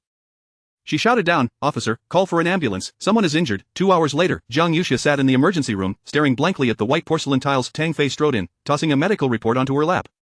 "Jiang Yuxia, your audacity is growing. I can't believe you dared to chase a criminal alone. Do you know he was armed?" Jiang Yuxia listened in silence, observing her demeanor. Tang Fei's heart softened. Initially irate, he reconsidered and sat next to her. "Next time, will you at least call me? The criminal is caught." But hearing you went after him nearly stopped my heart. Jiang Yuxia recognized her recklessness but felt compelled to seize such a rare opportunity. "Brother, he won to escape from your station. Will he? What if he refuses to confess?" "Don't worry, once he is in custody, we have countless methods to extract the truth from him." Tang Fei gently ruffled her hair. "Don't be afraid. You're safe now. I just called Zhou Ting. He is on his way here." Jiang Yuxia nodded and inquired, "What about the girl in 604? She suffered a head injury from a heavy blow, but thankfully, it's not life-threatening. She is currently in the observation room and will be fine." After informing her, Tang Fei left 2 officers to accompany Jiang Yuxia while he returned to the station to interrogate the man. Due to the trauma she experienced, the doctor insisted she remain for observation overnight. Fortunately, it was a central hospital owned by the Wei family, and Jiang Yuxia was assigned to a VIP suite on the top floor. As she leaned back to rest, the sound of someone pushing the door open reached her ears. The heavy tread of black shoes echoed on the tiled floor. Jiang Yuxia looked up. "Mr. Wei, why are you back?" Wei Huizhou, tall and imposing in his silver-black shirt, pressed his thin lips together. "I just got off the plane. The hospital informed me you were admitted and that you encountered an assailant." Shi Han-Ti sent him a single message. Jiang Yuxia nodded, about to explain when another hurried figure burst through the door. "Apologies for my tardiness." Zhou Ting's tone was laced with urgency and concern. However, as soon as he entered, his gaze locked with Wei Huizhou's. In an instant, Wei Huizhou's expression turned icy, his posture rigid and imposing, exuding an aura that made the very air around them feel tense. He fixed his gaze on Zhou Ting. "Who are you?" Zhou Ting's expression darkened as well. In the hospital room, the 2 men stood face to face, an unmistakable tension crackling between them. Chapter 65. Greetings, Ms. Jiang, your dedicated hacker is at your service. Zhou Ting cast a glance at Jiang Yuxia. He had been appointed by his superiors to ensure her safety, yet, he found himself at a loss as to how Jiang Yuxia would introduce him to the outside world. A hint of embarrassment crossed Jiang Yuxia's fair features. "Mr. Wei, allow me to introduce my cousin, Zhou Ting." Even as she spoke, she felt a lack of conviction in her words. Wei Huizhou let out a derisive laugh, his dark eyes filled with suspicion. "Cousin? Have you forgotten that I conducted a background check on you at your request before our marriage? When did you acquire a cousin named Zhou Ting?" Jiang Yuxia parted her lips, rendered speechless, unsure of how to clarify. Wei Huizhou turned back to Zhou Ting, demanding, "You speak for yourself. What is your relationship with her?" "Friend. Ex-boyfriend." Both Jiang Yuxia and Zhou Ting spoke simultaneously, prompting a flicker of surprise to cross Zhou Ting's face. He looked at her, his eyes momentarily wide with disbelief before he regained his composure. Wei Huizhou's lips curled into a cold smile, his expression revealing an understanding. So, he was merely an ex-boyfriend. No wonder Jiang Yuxia's closest friend, Fuanan, had helped keep it a secret.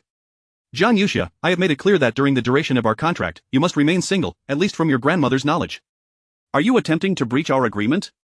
Wei Huizhou's voice was steely, his lips pressed tightly together, his gaze as deep as a frigid pool. Under the harsh white lights of the hospital, Jiang Yuxia appeared somewhat fragile. She raised her dark, glistening eyes to meet his. "Is it not permissible for an ex-boyfriend to be a friend? Our interactions are perfectly normal. My grandmother does not share your harsh perspective." Wei Huizhou scoffed. "Harsh? Is that what he deserves?" Upon landing and receiving news from the hospital administrator that Jiang Yuxia had been brought in by emergency services, he had rushed over to ascertain whether she required assistance or care. Zhou Ting stood to the side, wishing to interject, yet feeling that any words would be superfluous, bound by confidentiality agreements. He remained a silent observer. Wei Huaizhou, his eyes as dark as the abyss, declared, "Perhaps I should not have intruded upon your time together." With a resounding thud, the door slammed shut behind him. Jiang Yuxia closed her eyes and exhaled deeply. Zhou Ting approached the bedside. "I apologize for my hasty arrival. I neglected to confirm with Ms. Jiang whether this visit was convenient." Jiang Yuxia opened her eyes, her expression having regained a measure of ease. "It's not your fault. Mr. Wei and I are merely in a contractual marriage, devoid of any genuine emotion. Once the time has elapsed, we shall naturally part ways. He cannot dictate my friendships. Please, have a seat." Zhou Ting nodded. "Very well. I would appreciate it if Ms. Jiang could provide an account of last night's events for my records and to facilitate my report to the authorities." Meanwhile, in the police station's interrogation room, Tang Fei confronted the intruder who had invaded Jiang Yuxia's home, slamming his palm against the table in frustration. "Tianyan, I shall ask you one last time. What was your purpose in breaking into Ms. Jiang's residence?" The man, shackled, grinned wickedly. "I told you, she's stunning. I intended to act inappropriately. Is that a crime?" His flippant demeanor infuriated Tang Fei, who was on the verge of striking him, only to be restrained by his colleagues. Tang Fei took a deep breath, his cold gaze fixed intently upon the man. "Your attempts at evasion are futile. What you just claimed is not your true intention. It matters not if you refuse to speak now. I possess ample means to extract the truth from you. Officer, I am mentally ill. I suffer from frequent episodes. What can you possibly charge me with?" Tianyan smirked, a sense of pride emanating from him. Tang Fei had anticipated such a response. He produced a medical examination report. "This document was just obtained. It details your examination at the Central Hospital last April. You are mentally stable, with no issues. Do not entertain thoughts of utilizing this as a means to seek bail." Tianyan's expression contorted in disbelief. Tang Fei leaned over the table, locking eyes with him. "I have made it clear. Once you enter here, I will not permit you to leave until you divulge the truth." As the lengthy night gradually yielded to dawn, Zhou Ting, after clarifying matters, chose not to linger at the hospital but returned to Jiang Yuxia's apartment. When she awoke the following morning, she found a delightful breakfast laid out on the nearby cabinet. Courtesy of Zhou Ting, however, perhaps fearing to inconvenience her, he left a message and departed shortly after delivering the meal. He informed her that the organization had decided to provide her with close protection for a period of time. Jiang Yuxia replied with an affirmative. As she perused her WeChat, she found numerous messages of concern from various acquaintances, including Aunt Lu from across the hall, Fuanan, her brother Tang Fei, Director Liang, and old Du. Wei Huaizhou, her pinned contact, had yet to send a single message. Jiang Yuxia licked her lips, her expression a mixture of emotions, and she quietly set her phone down. At that moment, there were 2 knocks on the door of her hospital room. "Come in." A young woman in a wheelchair was pushed in by a nurse. Jiang Yuxia recognized her as the girl from room 602, appearing to be in her early 20s. The nurse smiled as she explained, "This Miss Tong has come to express her gratitude in person. I will leave you two to chat, and I shall return shortly to escort her back." Once the nurse departed, the girl in the wheelchair spoke up. "About last night, I apologize for my harsh words. I did not realize you were genuinely trying to help me. How did you know that intruders had entered my home?" Jiang Yuxia smiled gently. "They entered my home first. When I chased them downstairs, I saw that the 6th floor stairwell was illuminated. Upon following, I discovered the disarray of locks at your door." The girl gasped, placing a hand over her heart. "That's terrifying. I was awake, but I was in my study with my headphones on, listening to music, completely oblivious to the intruders. Thank goodness you arrived in time, otherwise, I shudder to think of the consequences, but really, you are quite brave to chase after the intruders alone." She turned her dark eyes, her delicate face breaking into a bright smile. "Allow me to formally introduce myself. I am Tong Ji, a network technician." Upon hearing her profession, Jiang Yuxia paused momentarily. Tong Ji noticed her confusion and handed over her business card. Jiang Yuxia glanced at it. "Tong Ji, hacker? The principal head of Xinghu Studio?" She looked up at the sweet-faced girl before her. "Hello, I am Jiang Yuxia." Tong Ji winked playfully. "I know you, I just looked you up. You are the wife of the president of Huanghai Group, quite an impressive identity. So, should you ever require assistance, feel free to reach out to me. You saved my life, and I shall serve you for free for a lifetime. If you wish to track the president and see if he is being unfaithful, I've got it all covered." Jiang Yuxia couldn't help but chuckle. "Thank you in advance." Just then, the nurse returned to escort Tong Ji for her treatment. Tong Ji turned back, waving at Jiang Yuxia. "Miss Jiang, remember to call on me if you need anything." Jiang Yuxia glanced down at the business card, smiled softly, and tucked it into her bag. Meanwhile, in the study of the old residence, Wei Huaizhou contemplated the freshly printed divorce agreement, lost in thought. He had never been one to settle for less. In this marriage, he could not abide the presence of a third party, even if his union with Jiang Yuxia lacked substance. A soft knock echoed through the door as butler's son entered. "Young master, the old lady requests your presence in her room." Chapter 66, Earthquake Alert. Jiang Yuxia entered the epicenter, guarded by her team. Wei Huaizhou pushed open the door to find Grandma Wei seated in a rocking chair by the window, perusing some documents. Grandma, Wei Huaizhou approached her as Grandma Wei smiled warmly. Huaizhou, why hasn't Xia returned all night? Didn't she mention attending a classmate reunion? Have you checked on her? Wei Huaizhou paused momentarily, reluctant to disclose the incident involving bandits, fearing it would only cause her undue worry. He replied nonchalantly, she drank too much last night and is staying over at a friend's house. I called her this morning. Grandma Wei's smile deepened. That's good. When it comes to your wife, you mustn't be aloof, you should frequently inquire about her well-being and show her affection. Here, take a look at this. She handed him the document. Wei Huaizhou glanced at it and furrowed his brow. You intend to transfer your shares to her? Xia is my granddaughter-in-law, and more importantly, she is your wife. Whatever I give her is also for you, so you mustn't be jealous. Grandma Wei chuckled. However, Wei Huaizhou's expression hardened. Grandma, you're being too hasty. Zhang Yuxia is not yet suited to take over the shares. Grandma Wei feigned anger, scolding, how can you say that? She is now part of the Wei family. By marrying you, she can take over the shares whenever she wishes. Seeing that the elderly lady was genuinely upset, Wei Huaizhou felt a surge of inexplicable agitation, his mind plagued by images of Zhou Ting holding hands with Zhang Yuxia. It was indeed perplexing. Despite their marriage being merely contractual, why did he find himself so concerned about her fidelity? Wei Huaizhou remained silent, and after observing him for a moment, Grandma Wei suddenly asked, have you two quarreled? No, he quickly denied, sitting down on a nearby stool. With his head slightly bowed, the stray strands of hair fell over his complex emotions, obscuring his eyes. He seemed somewhat distracted. Grandma Wei pursed her lips, a knowing glint flashing in her wise, aged eyes. Huaizhou, do you know why Grandma insists on you marrying Xia? I don't know, he replied, thinking it was merely because the old lady deemed her kind-hearted and capable. What else could it be? Grandma Wei's tone softened. You remember when your grandfather suddenly suffered a heart attack, right? After he fell into a coma, the shareholders bullied our family, believing we lacked a competent heir. They united to attack, releasing news that your grandfather was on the brink of death, causing the stock of Huanhai Group to plummet drastically. Wei Huaizhou certainly recalled that time. He was still in high school abroad when he heard about the family's troubles and rushed back overnight. What awaited him was a grandfather in the ICU, a weary and aged grandmother, and his disappointing parents. The media sensationalized the news of the impending death of the Huanhai Group's patriarch, while shareholders accused Wei Huaizhou's mother, Zhu Lixia, of misappropriating funds to cover her family's gambling debts. Even a rumor surfaced about Wei Jiangwo's illegitimate daughter. Such scandals made headlines that if it weren't for his father, Wei Jiangwo, being so inept, the entire Huanhai Group would not have been handed directly to Wei Huaizhou by his grandfather. Grandma Wei gazed out at the azure sky.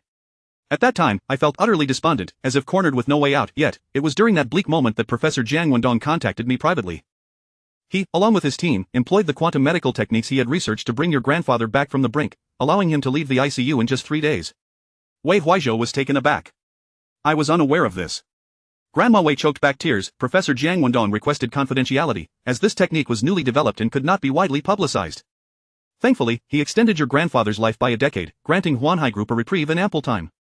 After Professor Zhang's unfortunate incident, I learned he had a lonely daughter. I had someone investigate her, and Xia is a diligent. Not only is she honest, but she has also apprehended human traffickers. A girl of such character and background would only bring blessings to our family.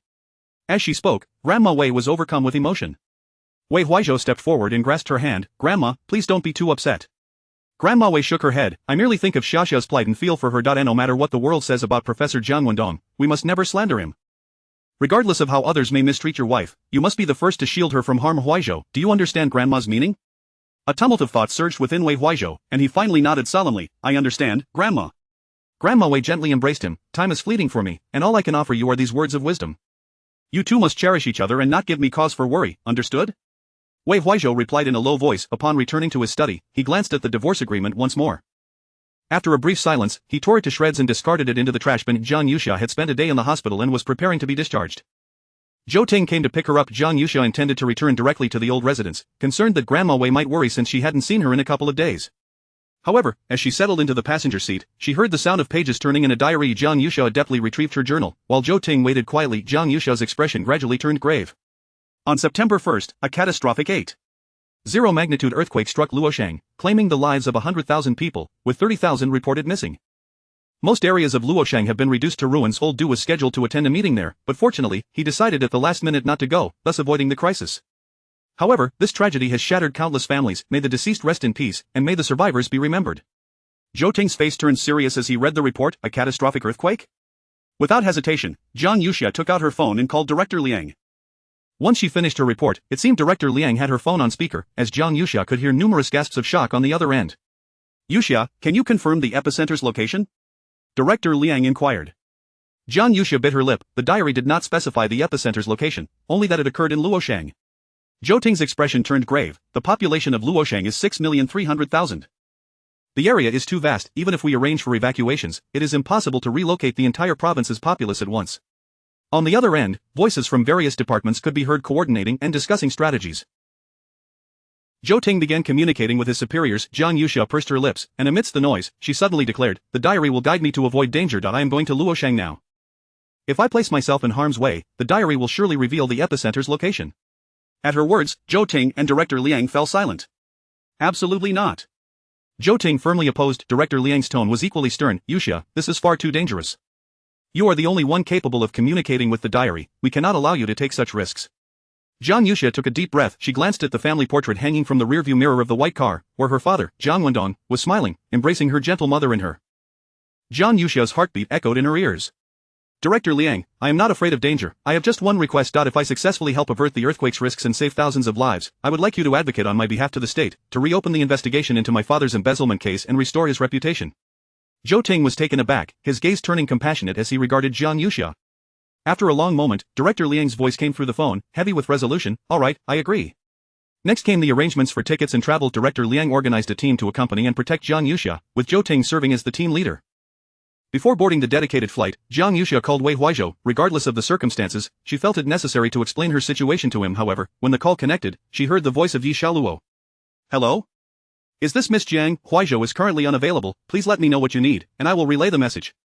Jiang Yuxia was taken aback, glancing at the clock. It was already 9 in the evening. Wei Huaizhou was indeed with Yi Xiaoluo. It made sense. With Yi Xiaoluo back in the country, he would surely want to spend time with her. Jiang Yuxia's tone turned icy. "Please inform Mr. Wei that I have personal matters to attend to out of town and may not return for a week." Yi Xiaoluo smiled. "Got it, I'll let him know." As soon as she hung up the phone, Wei Huaizhou stepped down from the boxing platform. Yi Xiaoluo eagerly offered him a towel and water. Wei Huaizhou's damp hair fell over his forehead, softening his sharp features, adding an air of ruggedness. "Why haven't you left yet?" Wei Huaizhou's tone was indifferent as he glanced at Yi Xiaoluo, who was holding his phone. "Did you touch my phone?" Yi Xiaoluo quickly explained. "Just now, while you were boxing, Miss Jiang called. I answered because I thought she might have an urgent matter." Wei Huaizhou paused mid-drink. What did she want? Yi Xiaoluo raised an eyebrow, feigning concern. "Miss Jiang mentioned she would be traveling out of town for a few days, likely with friends. Shouldn't you call to check?" Wei Huaizhou's gaze grew cold, recalling Zhou Ting. A chill surged within him. "No need, let her be." He tossed the towel aside and read on his boxing gloves. Yi Xiaoluo watched him, a concealed smirk of triumph breaking through. 3 hours later, Jiang Yuxia's dedicated flight traced a long line across the night sky, guiding her to the fervent city of Luochang. Chapter 67. The Distinguished Professor's Accusation. Future Diary is Superstition. As soon as Jiang Yuxia disembarked from the plane, she was met with a wave of heat. Although it was already September and the temperature in the capital city was gradually decreasing, Luochang lingered in the embrace of summer. She was accompanied by a team of 7, including Zhou Ting, comprising nutritionists, physicians, and chefs, with the rest being special police officers primarily tasked with safeguarding Jiang Yuxia's personal safety. Director Liang had already established communication with the higher-ups in Luoshang. Upon arriving at the arrivals hall, Jiang Yuxia spotted 4 or 5 plainclothes officers standing by, awaiting her arrival. Upon seeing Zhou Ting, the leader of the group waved his hand first. He was a man in his early 40s, with a square face and a silver ring adorning his left ring finger, exuding an air of competence and decisiveness. He extended his hand, saying, "Hello, Ms. Zhang. I am Li Yi, the captain of this special operations team. My squad and I will be responsible for arranging your itinerary in Luoshang and ensuring your safety. Should you have any requests, please feel free to let me know. Here is my contact information." Jiang Yuxia nodded lightly, and after introducing herself, she was escorted away from the airport and into a business vehicle heading towards her temporary accommodation. During the ride, Li Yi outlined the itinerary. Luoshang comprises a total of 18 prefecture-level cities and 162 counties. This evening, Ms. Jiang will first rest in our provincial capital, Anmen City. If there are no unusual occurrences, we will adjust the itinerary for the following day. Jiang Yuxia paused momentarily. "Captain Li, we only have 3 days. A significant earthquake is predicted to occur on the 1st of the month. If we intend to traverse the entirety of Luoshang, I believe it would be best if I do not rest tonight." Li Yi's expression shifted slightly. Jiang Yuxia cleared her throat. "I wonder if that would be convenient for you?" Li Yi regained his composure and smiled promptly. "Ms. Jiang, we are merely concerned about your well-being. In fact, the convoy has been prepared and is on standby 24 hours a day for you." Zhou Ting interjected. "Let us proceed as Ms. Jiang suggests. We do not have the luxury of time to rest another night in the capital." Li Yi promptly saluted Jiang Yuxia. "On behalf of the people of Luoshang, I would like to express our gratitude for your efforts. However, we must make a brief stop at the hotel first, as the higher-ups have arranged for a geologist, Professor Zhang, to assist us in predicting the earthquake. My team is already en route to pick him up," Li Yi continued, glancing at his watch. "Professor Zhang will land in half an hour, and we plan to depart from the capital at 4 in the morning. Would that be acceptable for you, Ms. Jiang?" Jiang Yuxia nodded. I will follow the arrangements. We simply need to set off as soon as possible. As long as we remain on the road, the diary will provide a warning once we reach the epicenter. Jiang Yuxia turned her gaze to the neon lights flashing by outside the window. The nightlife in Luoshang was vibrant, lacking the extravagant allure of the capital, yet infused with an authentic sense of humanity. Street vendors were abundant, their lively stalls offering a variety of snacks, with a barbecue shop just a few steps away. As the owner sprinkled sesame and pepper salt, flames leapt from the grill, causing the meat to sizzle enticingly. Suddenly, Jiang Yuxia felt a pang of hunger. She had only nibbled a bit on the plane due to her complex emotions. However, witnessing the lively atmosphere in Luochang, her stomach audibly protested twice. Jiang Yuxia hurriedly pressed her hand against her abdomen, her glistening almond-shaped eyes discreetly surveying those around her. Fortunately, Li Yi was engaged in a quiet phone call, while the others were resting their eyes, thus it seemed no one had noticed her predicament. Just then, Zhou Ting handed her a bag of warm bread. Jiang Yuxia inhaled deeply, detecting a delightful milky aroma. Surprised, she whispered, "When did you buy this?" Zhou Ting chuckled, his eyes deep and bright. "I made it after returning from the hospital. Initially, I intended to snack on it while hanging it on the tree at the villa, but it has come in handy now." With that, he also produced a bottle of strawberry milk from his backpack. Jiang Yuxia recalled their first meeting when Zhou Ting had declared his commitment to protect her at all times, even if it meant hanging from a tree at the old residence. She couldn't help but chuckle, though soon felt a twinge of guilt for her levity in such dire circumstances. Jiang Yuxia smiled faintly. "Thank you." If the state-provided bodyguards could receive evaluations, she would certainly award Zhou Ting a high score. Upon reaching the hotel for a brief rest, Jiang Yuxia glanced at the clock. It was already 2 in the morning. She flopped onto the king-size bed, exhaling deeply, and stared blankly at the ceiling. Reflecting on the enormity of the task she had undertaken, she felt a pang of anxiety. What if the future diary did not provide sufficiently detailed warnings? Could she truly be responsible for the lives of 63 million people in Luoshang? Lost in thought, she soon succumbed to sleep. She was awakened by a series of loud knocks on the door as Zhou Ting's voice called from outside. "It's time to depart." Jiang Yuxia blinked awake, quickly scrambling out of bed. After confirming that the diary was in her bag, she opened the door. Lie and the others were already waiting for her in the lobby. Upon seeing Jiang Yuxia, Li eagerly presented a map, saying, "Ms. Jiang, I have just conferred with the higher-ups and established a route that will allow us to traverse the entirety of Luoshang within 2.5 days. Jiang Yuxia examined the marked route on the map. It encompassed 8 cities, covering most of the counties. She had no objections and nodded. "That seems perfectly acceptable." Li smiled. "However, I must apologize in advance for one thing. This itinerary does not allow for any rest, and we must remain on the move, as once you ascertain the epicenter, we will need to allocate half a day to prepare for evacuation." Jiang Yuxia immediately responded, "I can manage. It's merely 3 days, and I can persevere." Li saluted once more. "Thank you, Ms. Jiang, let us set off." Once aboard the vehicle, Jiang Yuxia noticed an elderly man with silver hair seated behind her. Li introduced him. "This is the esteemed geologist and researcher from the Earthquake Research Institute, Professor Zhang. Professor, this is Ms. Jiang." Jiang Yuxia promptly extended her hand. "Hello, Professor Zhang." However, Professor Zhang regarded her with a stern gaze, showing no inclination to shake her hand. "Let us depart quickly," he stated, donning earplugs and closing his eyes to rest. Jiang Yuxia awkwardly retracted her hand and took a seat. Guided by Zhou Ting. As the vehicle began to move, Li communicated with the staff in the trailing vehicles via a walkie-talkie.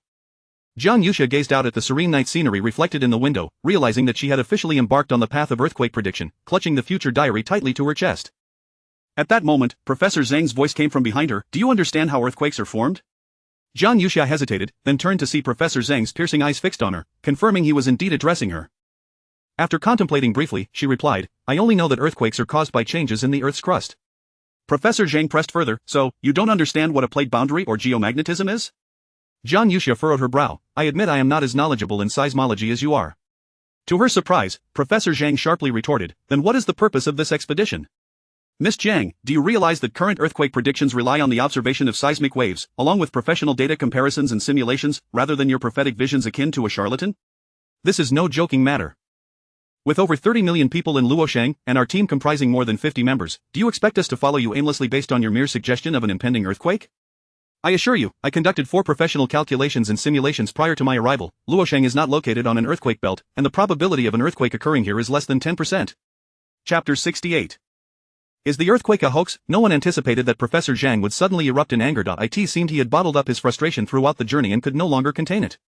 To him, assisting Jiang Yuxia in locating the earthquake epicenter was akin to a child's play. Li hastily intervened. "Professor Zhang, Ms. Zhang is the deputy minister of a special department. She possesses expertise in her field, and we must trust in her capabilities." "What capabilities?" Professor Zhang boomed, his voice resonating with authority. "Reliance on vague prophecies of unknown origin hardly qualifies as ability. You all treat life as if it were a mere game. Should there be no earthquake this time, that would be fortunate. However, if one were to occur and she misjudged the location, can she truly bear the weight of such responsibility?" Just as Jiang Yuxia was about to speak, Professor Zhang interjected again. To put it differently, even if she were willing to accept the blame, the devastation and casualties from a major earthquake are not something she alone can mitigate. You would rather place your faith in her predictions than in concrete data analysis? Zhou Ting frowned slightly. Professor Zhang, Ms. Jiang has accurately predicted events such as the flash flood collapse of Metro Line 7 in Jing City caused by rainwater backflow. If her expertise were not irrefutably correct, the national authorities would not have assigned you to collaborate with her. With arms crossed, Professor Zhang gazed out the window with a disdainful. Rising to her feet, Jiang Yuxia addressed Professor Zhang and the rest of the occupants within the vehicle. Her slender frame and fair complexion were accentuated by a gaze imbued with resilience and tranquility. Professor Zhang, your intentions are rooted in the welfare of the people, a sentiment I share. If I did not possess a degree of confidence, I would not have vocalized my concerns. Should this earthquake not transpire, we should all breathe a sigh of relief. However, if it does occur, my responsibility is to inform you of how to minimize the potential damage. Professor Zhang shook his head, sighing as he closed his eyes. I harbor no hopes for you, he stated bluntly. Jiang Yuxia bit her lip and resumed her seat. Li lowered his voice. Ms. Jiang, please do not take offense. Professor Zhang is merely anxious about the earthquake. He has been calculating data with his team since our departure, yet the conclusion remains consistent, no earthquake in Los Province. Jiang Yuxia inhaled deeply. It's quite all right. I understand. The atmosphere within the vehicle grew silent, each individual lost in their own intricate thoughts. Jiang Yuxia felt particularly burdened, as Professor Zhang's skepticism only intensified the pressure upon her. Throughout the day, their vehicle traversed 3 cities and 18 counties, yet the future diary remained unresponsive, tranquil as if it were in slumber. Whenever the opportunity arose, Professor Zhang wielded his specialized equipment, conducting tests in the vicinity. He meticulously examined the soil, scrutinized celestial phenomena, and analyzed satellite responses, demonstrating a level of professionalism that far surpassed Jiang Yuxia's. After a day and a half of fruitless endeavor, Professor Zhang's gaze upon her grew increasingly severe. At 5 o'clock the following morning, sensing the tension and fatigue among the group, Li Yi proposed a brief respite in Jiusong County. Their vehicle halted atop a scenic mountain peak. The sun had only recently risen, yet the breathtaking sight enveloped Jiang Yuxia in a tapestry of vibrant hues. The sky appeared to be painted in a unique rose red by the morning sun, a beauty she had never before witnessed. Hastily, she retrieved her phone, capturing a photograph and posting it on social media, captioned, "Those in dreams are asleep, while those awake behold the dawn." She tagged her location as Jiusong County, Los Province. After taking the picture, Jiang Yuxia intended to return to the vehicle but spotted Li Yi standing behind it. Speaking softly on the phone. Approaching him, she heard his gentle voice, "My dear wife, I appreciate your support. Yoyo is starting school soon, and I have a mission that prevents me from seeing her often. I promised the little one I would, and I fear she will be upset with me. Please tell her that when I return, I will buy her a doll." Whatever was said on the other end elicited a deeper smile from Li Yi. Jiang Yuxia felt it was inappropriate to eavesdrop on someone else's phone call, yet Li Yi's demeanor reminded her of her own father. Years ago, her father, Jiang Wendong, spent most of his time in the research lab, and she often lamented his absence at parent-teacher conferences and school pickups. She envied the family she saw on weekends, always. Her father would return home with a face full of apologies, offering her beloved gifts from behind his back. Lost in thought, Jiang Yuxia was jolted back to reality as Li Yi hung up and turned to her. "Ms. Jiang, we are ready to depart." "All right," Jiang Yuxia replied, shaking off her reverie and smiling as she asked, "Captain Li, do you have a daughter?" A wider smile spread across Li Yi's face at the mention of his daughter. "Yes, she is only 6 years old and starting primary school this year. Interestingly, the date you predicted for the earthquake coincides with her first day." Jiang Yuxia pondered for a moment before advising, "Captain Li, you should remind your wife to ensure safety on that day." Li Yi nodded. "I have already informed her, and my wife will be in Wanjian County. We will pass through there tomorrow." Jiang Yuxia felt a sense of relief. As she settled into the vehicle, she heard Professor Zhang angrily speaking on the phone. "If I cannot find it tomorrow, I will return." "You would rather trust a young girl than me, have you forgotten those proclamations? We must believe in science and dispel superstitions."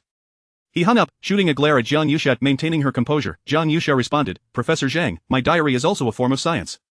Professor Zhang disregarded her. She resumed her seat, feeling a swell of frustration but believing she had no right to express it. "Future diary, you must deliver." Just as the vehicle was about to start, the delightful sound of pages turning reached Jiang Yuxia's ears. The gentle rustle of writing resonated more beautifully than any moment before. Hastily, Jiang Yuxia pulled out the future diary. At 3:06 p.m. on September 1st, a magnitude 8.3 earthquake struck Guangla Town, Wanjian County in Los Province, affecting 12 surrounding towns, with 6 provinces feeling the tremors. However, Wanjian County suffered the most casualties. "Thankfully, I returned in time, otherwise, the regret would be unimaginable." Jiang Yuxia's hands trembled as Zhou Ting was the first to notice. "Has the diary been updated?" Li Yi and the others immediately turned their attention toward her. Jiang Yuxia raised her head and accurately reported the earthquake's epicenter in timing. Professor Zhang furrowed his brow, his expression one of skepticism. At that moment, his assistant rushed in from the back of the vehicle, nearly stumbling. "Professor, the readings show a significant fluctuation in the wave pattern. We have a warning for the earthquake center." In that instant, the cup in Professor Zhang's grasp slipped and shattered upon the ground. He quickly seized the instrument to examine the results, and indeed, the waves oscillated like a heartbeat, pulsating vigorously. This indicated a major earthquake. Upon checking the location, it was confirmed to be within Los Province. Li promptly contacted various departments, and the cacophony of ringing phones filled the air. Jiang Yusha slumped in her seat, drenched in sweat. She had finally awaited the prophecy of the diary. However, the last line was evidently urging her to depart. Logically, she could leave once she confirmed the location, but should she? Zhou Ting hung up the phone, stating, "A special vehicle will take you back to Jing City around 3 p.m. Chapter 69. Countdown 3, 2, 1. Jiang Yusha opened her eyes. "What about you?" she inquired as Zhou Ting nodded. "I must remain here as your representative to assist with coordination." Jiang Yusha's expression momentarily froze. This was a catastrophic earthquake. However, Zhou Ting, being a soldier, understood that despite his primary duty being to safeguard Jiang Yusha in the face of a natural disaster, he had to fulfill his military obligations to protect the populace.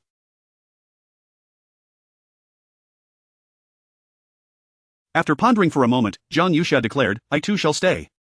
As soon as she uttered those words, an eerie silence enveloped the carriage. Professor Zhang cast a complex gaze towards Jiang Yusha, adjusting his glasses. "Absolutely not," Zhou Ting firmly rejected. Jiang Yusha insisted, "I will retreat to Anmen City and await developments. Though it is a prefecture-level city in Lu Province, it is situated far from the epicenter. As long as I prepare adequately, I shall be safe." Zhou Ting furrowed his brow, his handsome and righteous visage appearing particularly grave when devoid of a smile. "Moreover, after such a significant earthquake, there will inevitably be aftershocks. If I remain in Lu Province, I can assist you in mitigating risks." Zhou Ting fell silent, his dark eyes fixed on Jiang Yusha. After a considerable pause, he finally spoke, "I need to consult with my superiors." He exited the vehicle to make a phone call. During this waiting period, Jiang Yusha's heart raced. Remaining behind posed risks. Nevertheless, this was a right she had fought to secure. She needed Liang, the director, and the higher-ups to witness her determination, thereby enhancing the prospects of her father Jiang Wendong's corruption case being thoroughly re-investigated. At that moment, a hand reached out. "Ms. Jiang," Professor Zhang began, "I sincerely apologize for my previous rashness and ignorance. Just as Captain Li stated, every profession has its expertise. I must concede. Allow me to reintroduce myself. I am Zhang Yuliang. It is a pleasure to meet you." He would no longer doubt Jiang Yusha's capabilities. The future diary she held in her hands had provided a 5-minute advance warning compared to his data and systems monitoring, even pinpointing the precise date and time. No nation in the world had ever possessed such technology. Jiang Yusha bore no resentment, honoring every scientist and professor. She extended her hand and shook Professor Zhang's firmly. "Professor Zhang, I hope we can collaborate harmoniously in the coming days." Soon, Zhou Ting returned, having received approval from above for Jiang Yusha to remain, though various departments needed to coordinate her accommodation.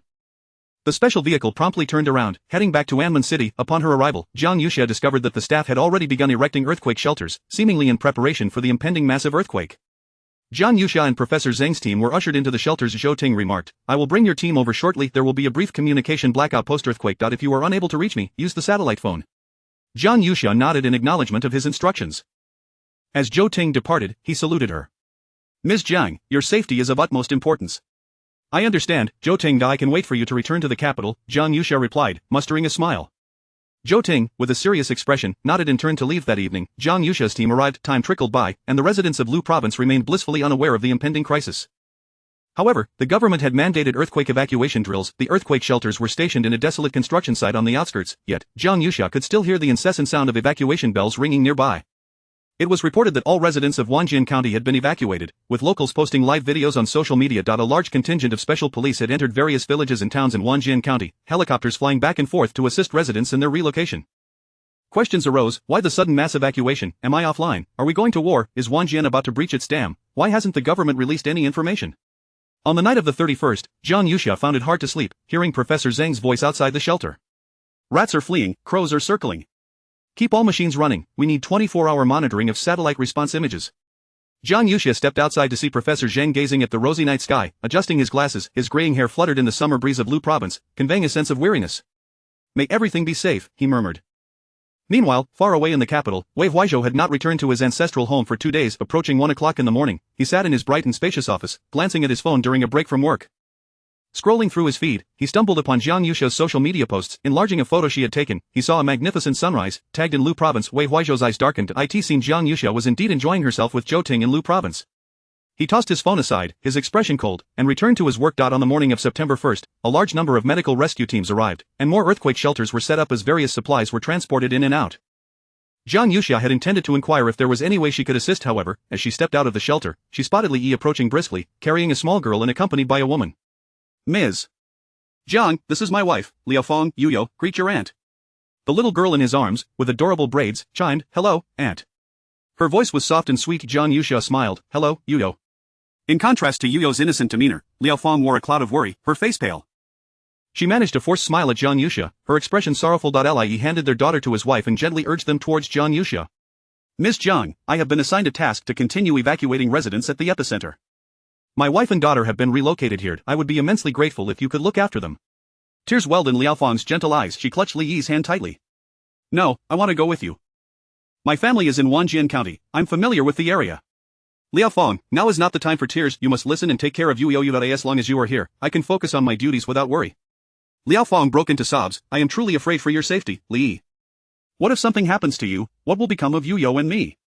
Seeing this, Jiang Yuxia picked up Yuyo and said, Auntie has some candy for you. Would you like to have some? The little girl, obedient, nodded, yes. Jiang Yuxia led Yuyo into her shelter. 10 minutes later, Liao Feng entered, her eyes red and lost. She deeply bowed. Ms. Jiang, thank you. If any unforeseen events occur, please inform them immediately. Jiang Yuxia handed her a tissue. Rest assured, I will. Yuyo ran to embrace Liao Feng's leg, looking up with wide eyes. Mommy, why are you crying? Liao Feng gently stroked her child's tender face, grateful that she was still too young to comprehend the impending danger. Mommy, don't cry. I have candy for you, the kind Auntie just gave me. It's strawberry flavored. Where did Daddy go? I saved a piece for him. Liao Feng squatted down and said, Yuyo, Daddy has gone to help other children your age. When he returns, you can give him the candy yourself, alright? Yuyo's face brightened with a sweet smile as she nodded, revealing a small dimple. Just then, a loud argument erupted outside. Professor Zhang, you cannot leave. Chapter 70. Encountering aftershocks, Wei Huizhou discovers that Jiang Yuxia is unreachable. After ensuring Liao Feng's safety, Jiang Yuxia hurriedly steps outside to ascertain the situation. She observes staff blocking the road, refusing to allow Professor Zhang and his group to depart. Professor Zhang, agitated, paces anxiously. I must reach the vicinity of the seismic center to accurately monitor the earthquake waves. If you do not permit my departure, will it be too late when an incident occurs? The staff member responds sternly, absolutely not. The leadership has mandated that you remain here for your safety. Beads of sweat the size of peas emerge on Professor Zhang's forehead, cascading rapidly down his cheeks. I have never witnessed such seismic waves. This likely indicates multiple aftershocks. I must document detailed data to equip our future generations with experience on prevention and response. However, regardless of his pleas, the staff remains resolute in their refusal to let him go. Approaching midnight, the anticipated massive earthquake looms, and they cannot allow him to leave now. Ultimately, two senior officials escort Professor Zhang to a nearby earthquake shelter for a discussion. Jiang Yuxia looks up and notices the clouds in the sky arranged peculiarly. It is her first time being so close to danger. Just then, her phone rings. It is Director Liang calling. Yuxia, I am currently in a meeting with the leaders, and everyone is deeply concerned for your safety. They have instructed me to ensure you take care of yourself. Unbeknownst to Jiang Yuxia, a group of high-ranking officials surrounds Director Liang. He has put the call on speaker, and everyone is holding their breath, listening intently to Jiang Yuxia's voice. She reports her safety as usual. Subsequently, she inquires, may I create an anonymous account to warn the residents of Luosheng? I will not disclose my identity and will only relay a brief message to reach as many people as possible. A moment of silence ensues on Director Liang's end. Until the highest-ranking official present gently nods, Director Liang immediately responds, it is permissible. Yuxia, please take care and keep in touch at all times. After hanging up, Jiang Yuxia swiftly creates the account and posts a Weibo update, accompanied by a photo of the ominous earthquake clouds overhead. This must be the earthquake cloud. Friends in Luosheng, be cautious, an earthquake may occur this afternoon. After posting, she shares the link with Director Liang. Before long, she notices a surge of online attention, propelling her post to the trending section. As the views accumulate, she hopes it proves useful. However, upon scrolling through the comments, she finds them filled with ridicule, dismissing her warnings as alarmist. Convincing others based solely on cloud formations may indeed seem implausible, especially as she has pinpointed a specific timeframe, 3 o'clock in the afternoon. Clutching Yuyo, she and Liao Feng are escorted to an open area near the earthquake shelter by staff. A group of individuals silently counts down in their hearts. 3 o'clock and 6 minutes. Time ticks away. As the minute hand reaches 6 minutes, a brief silence envelopes the surroundings, and the air is thick with tension. Professor Zhang, holding his instrument, stares wide-eyed at the fluctuating waves displayed before him. Just as doubts about the earthquake prediction begin to surface, the ground, once calm and peaceful, begins to tremble violently without warning. Get down! Professor Zhang lunges to shield Jiang Yuxia as the surrounding team forms a protective barrier around her. Liao Feng quickly clutches Yuyo, curling her body into a protective posture. The cries of panic resonate all around, and the earth shakes as if it were a turbulent sea. Fortunately, the tremors cease after 2 minutes. Jiang Yuxia is helped to her feet, and the faces of those around her are etched with fear. Almost 20 minutes later, the massive earthquake in Wanjian County, Luosheng, trends online. Reports flood in from various regions, confirming that many experienced the tremors. A video circulating depict towering skyscrapers swaying like fragile blocks, walls cracking, and the shattering of glass resembling the sound of cannon fire. Staircases collapse, and clouds of dust rise ominously, as if heralding the end of the world. The surrounding staff immediately spring into action. Amidst the chaos, Jiang Yuxia spots Professor Zhang attempting to slip away discreetly. She rushes forward and grabs his arm. Professor Zhang, where are you going? He replies urgently, I must observe the transverse waves near the epicenter. This data is invaluable for our subsequent earthquake assessments. Does that not mean entering the disaster zone? Jiang Yuxia hesitates for a moment before declaring, I will accompany you. Her future diary is in her bag, always within reach, ready for departure. Professor Zhang's eyes widen in disbelief. No, absolutely not. Yet, this time, he is propelled forward by Jiang Yuxia's insistence. Now is not the time for discussion, Professor Zhang. We must hurry. Jiang Yuxia's team has yet to catch up. By the time they realize what is happening, Jiang Yuxia has already boarded the vehicle driven by Professor Zhang. He, along with two assistants carrying instruments, speeds toward the disaster zone. During the journey, Jiang Yuxia receives a call from Li Yi. His anxious voice comes through, Ms. Jiang, are you entering the disaster zone? That is far too dangerous. Jiang Yuxia explains, once we enter the disaster area, the future diary will be better positioned to monitor the aftershocks. You need not worry, I am with Professor Zhang, and Anman City is safe, my sister-in-law and Yuyo are also secure. Li Yi attempts to say more, but the call abruptly crackles and disconnects.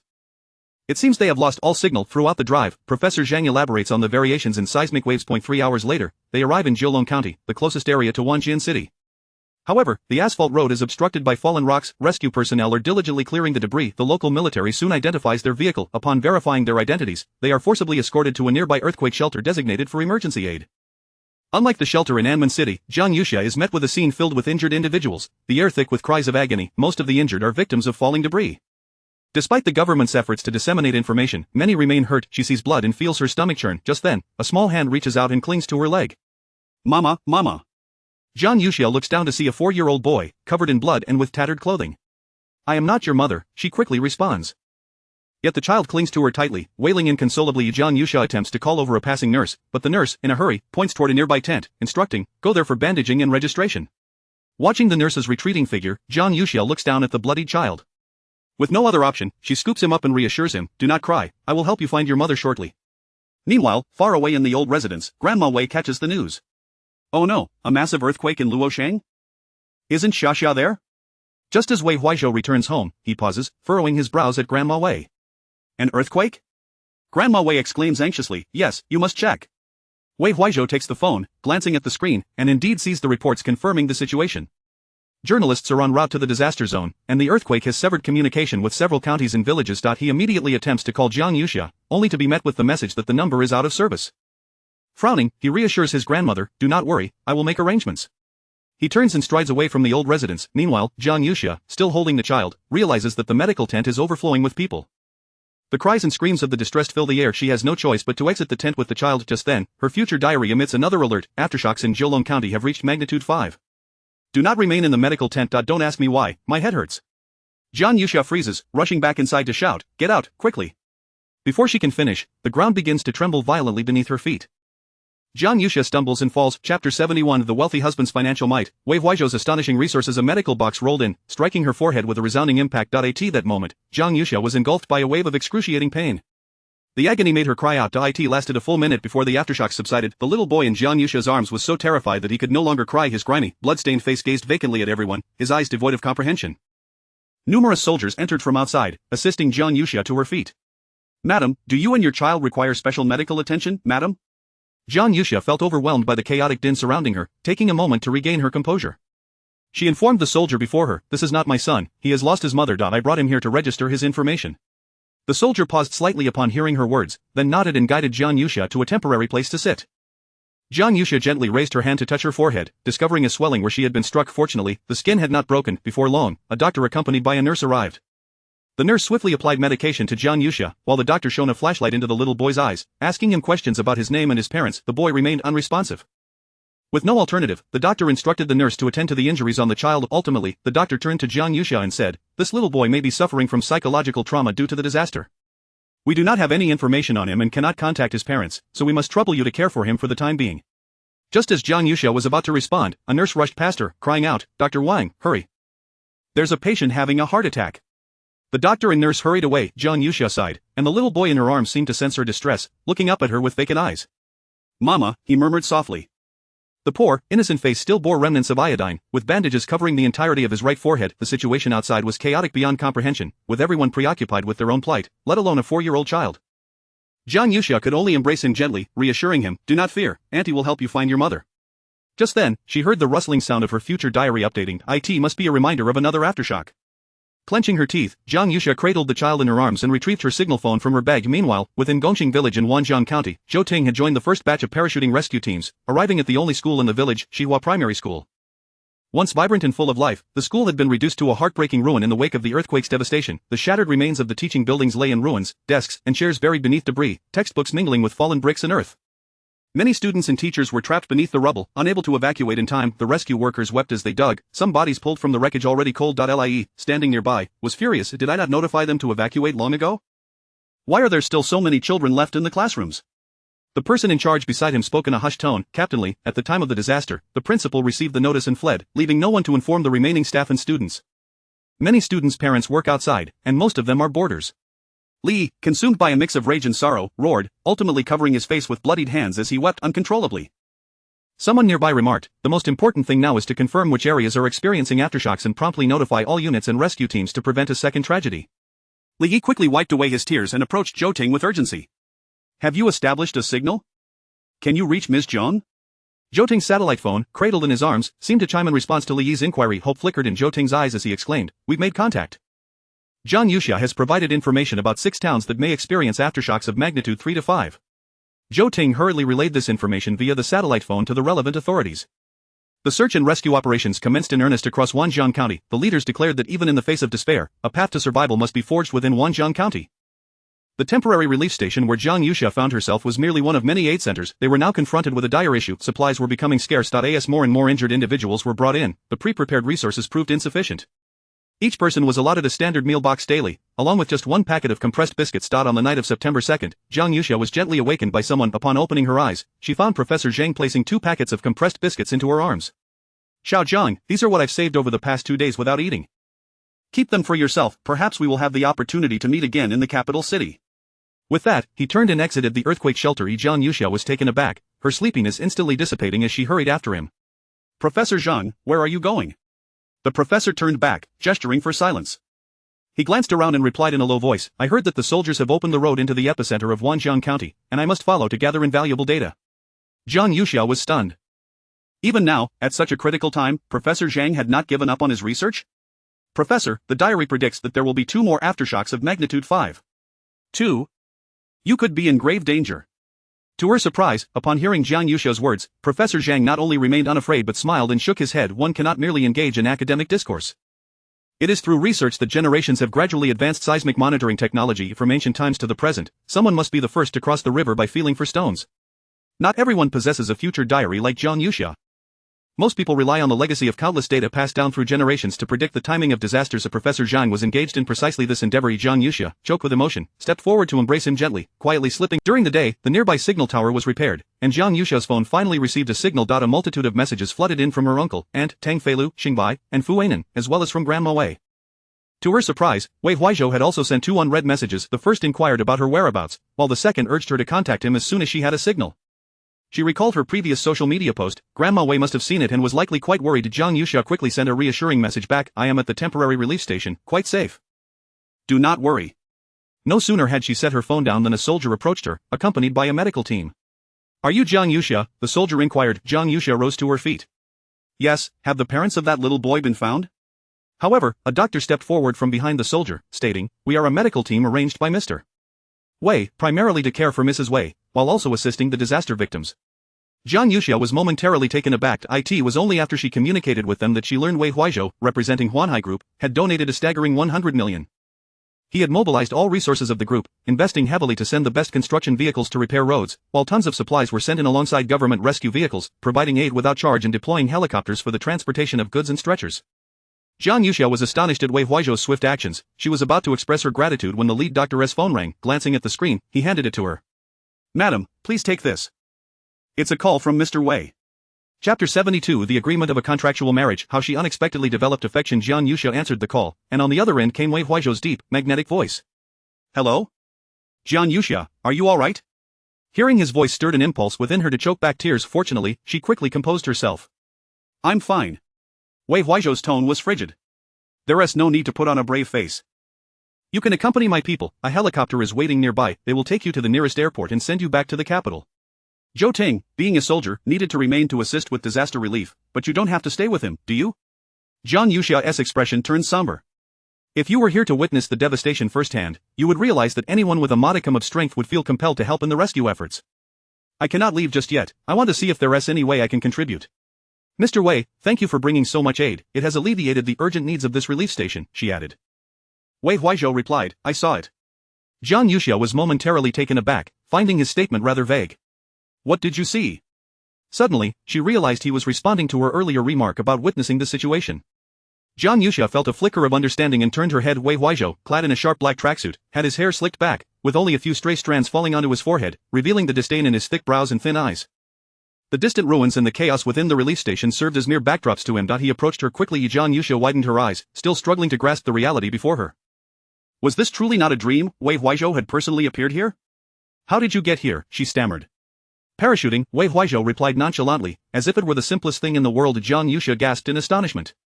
For some reason, her eyes began to redden with unshed tears, her nose tingling. Noticing her imminent tears, Wei Huizhou coldly remarked, Don't fall apart just yet, since you've decided to stay, there is still much to be done.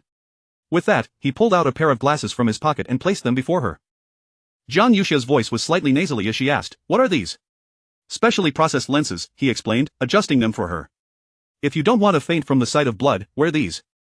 The lenses will mitigate the glare from the blood, making it less jarring. Give them a try.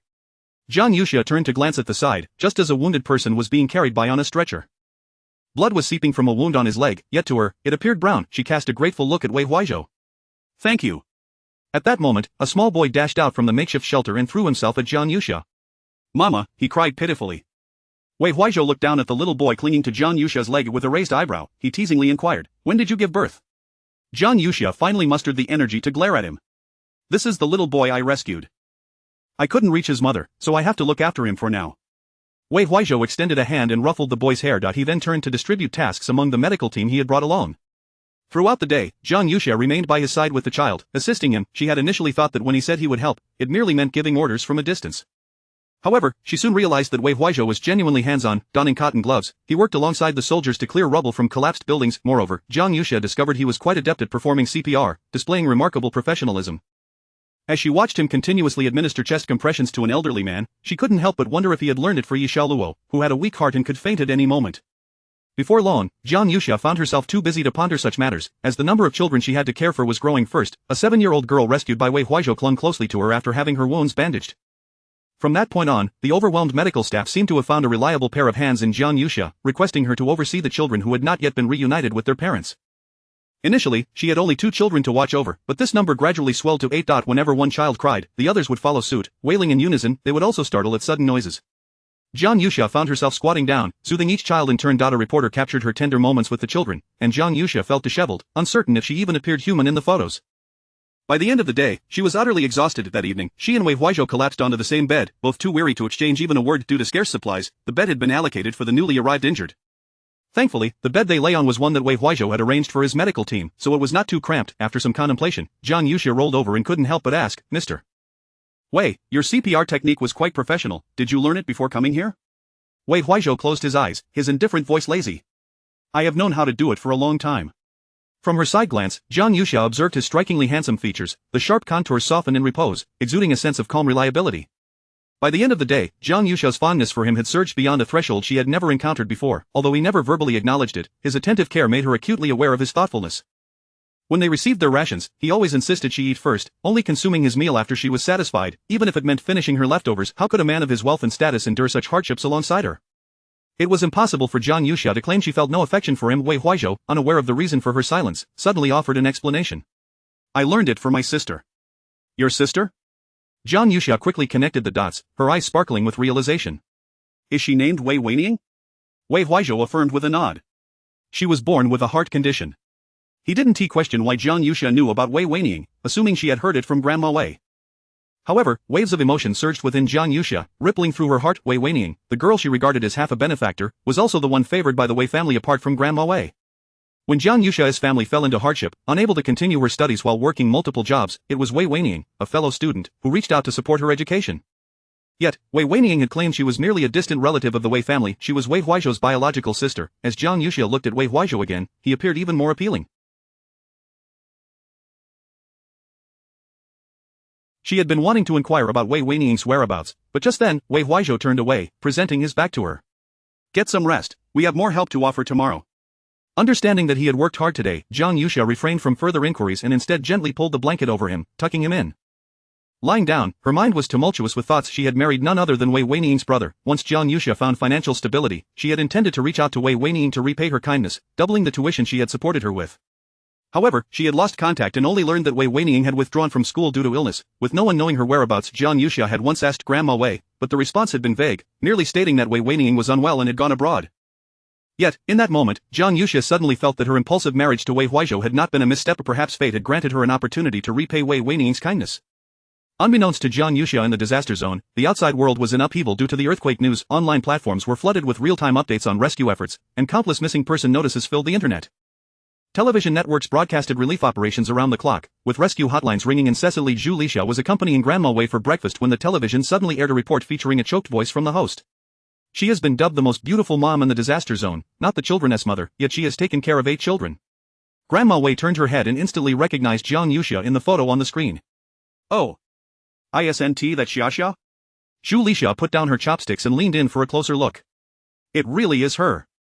The footage showed Jiang Yuxia squatting down, surrounded by 8 children, tenderly wiping away a little girl's tears. A ray of sunlight illuminated her hair, making her glow. The news continued. She is Jiang Yuxia, the wife of the president of Huanhai Group. She has come to assist in the earthquake relief efforts. The renowned young entrepreneur, Wei Huizhou, the president of Huanhai Group, also arrived in the disaster zone at the first opportunity, and together the couple has made invaluable contributions to the rescue efforts, delivering a significant amount of supplies. Zhu Lixia was so astonished that she dropped her chopsticks. Huizhou went too. This is reckless. Someone must call him back. Is he trying to get himself killed? Grandma Wei chuckled, pulling out her phone to capture the moment on the television. This is the tradition of our Wei family. Responding to the nation's needs is our duty. Oh, what a glorious thing this is for our family. Grandma Wei nodded with delight. Zhu Lixia rolled her eyes in frustration. The old lady seemed unconcerned about her grandson's safety and was instead jubilant. Zhu Lixia took out her phone to call Wei Huizhou, but the message indicated that he was out of service area. This left her in a state of panic. Within the Huanhai Group headquarters, employees were also captivated by the news, buzzing with excitement.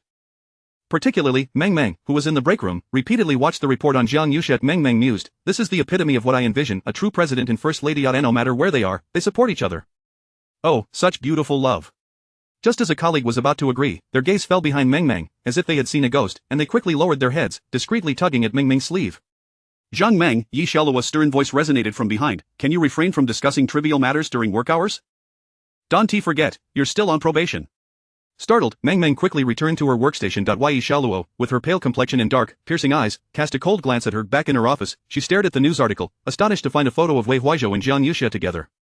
The two appeared intimately united, resembling a genuine couple. Biting her lip, she fixed her gaze on Jiang Yuxia's face. Yi Sheluo picked up the phone and dialed a shareholder. "Hello, President Zhu, I must report something to you."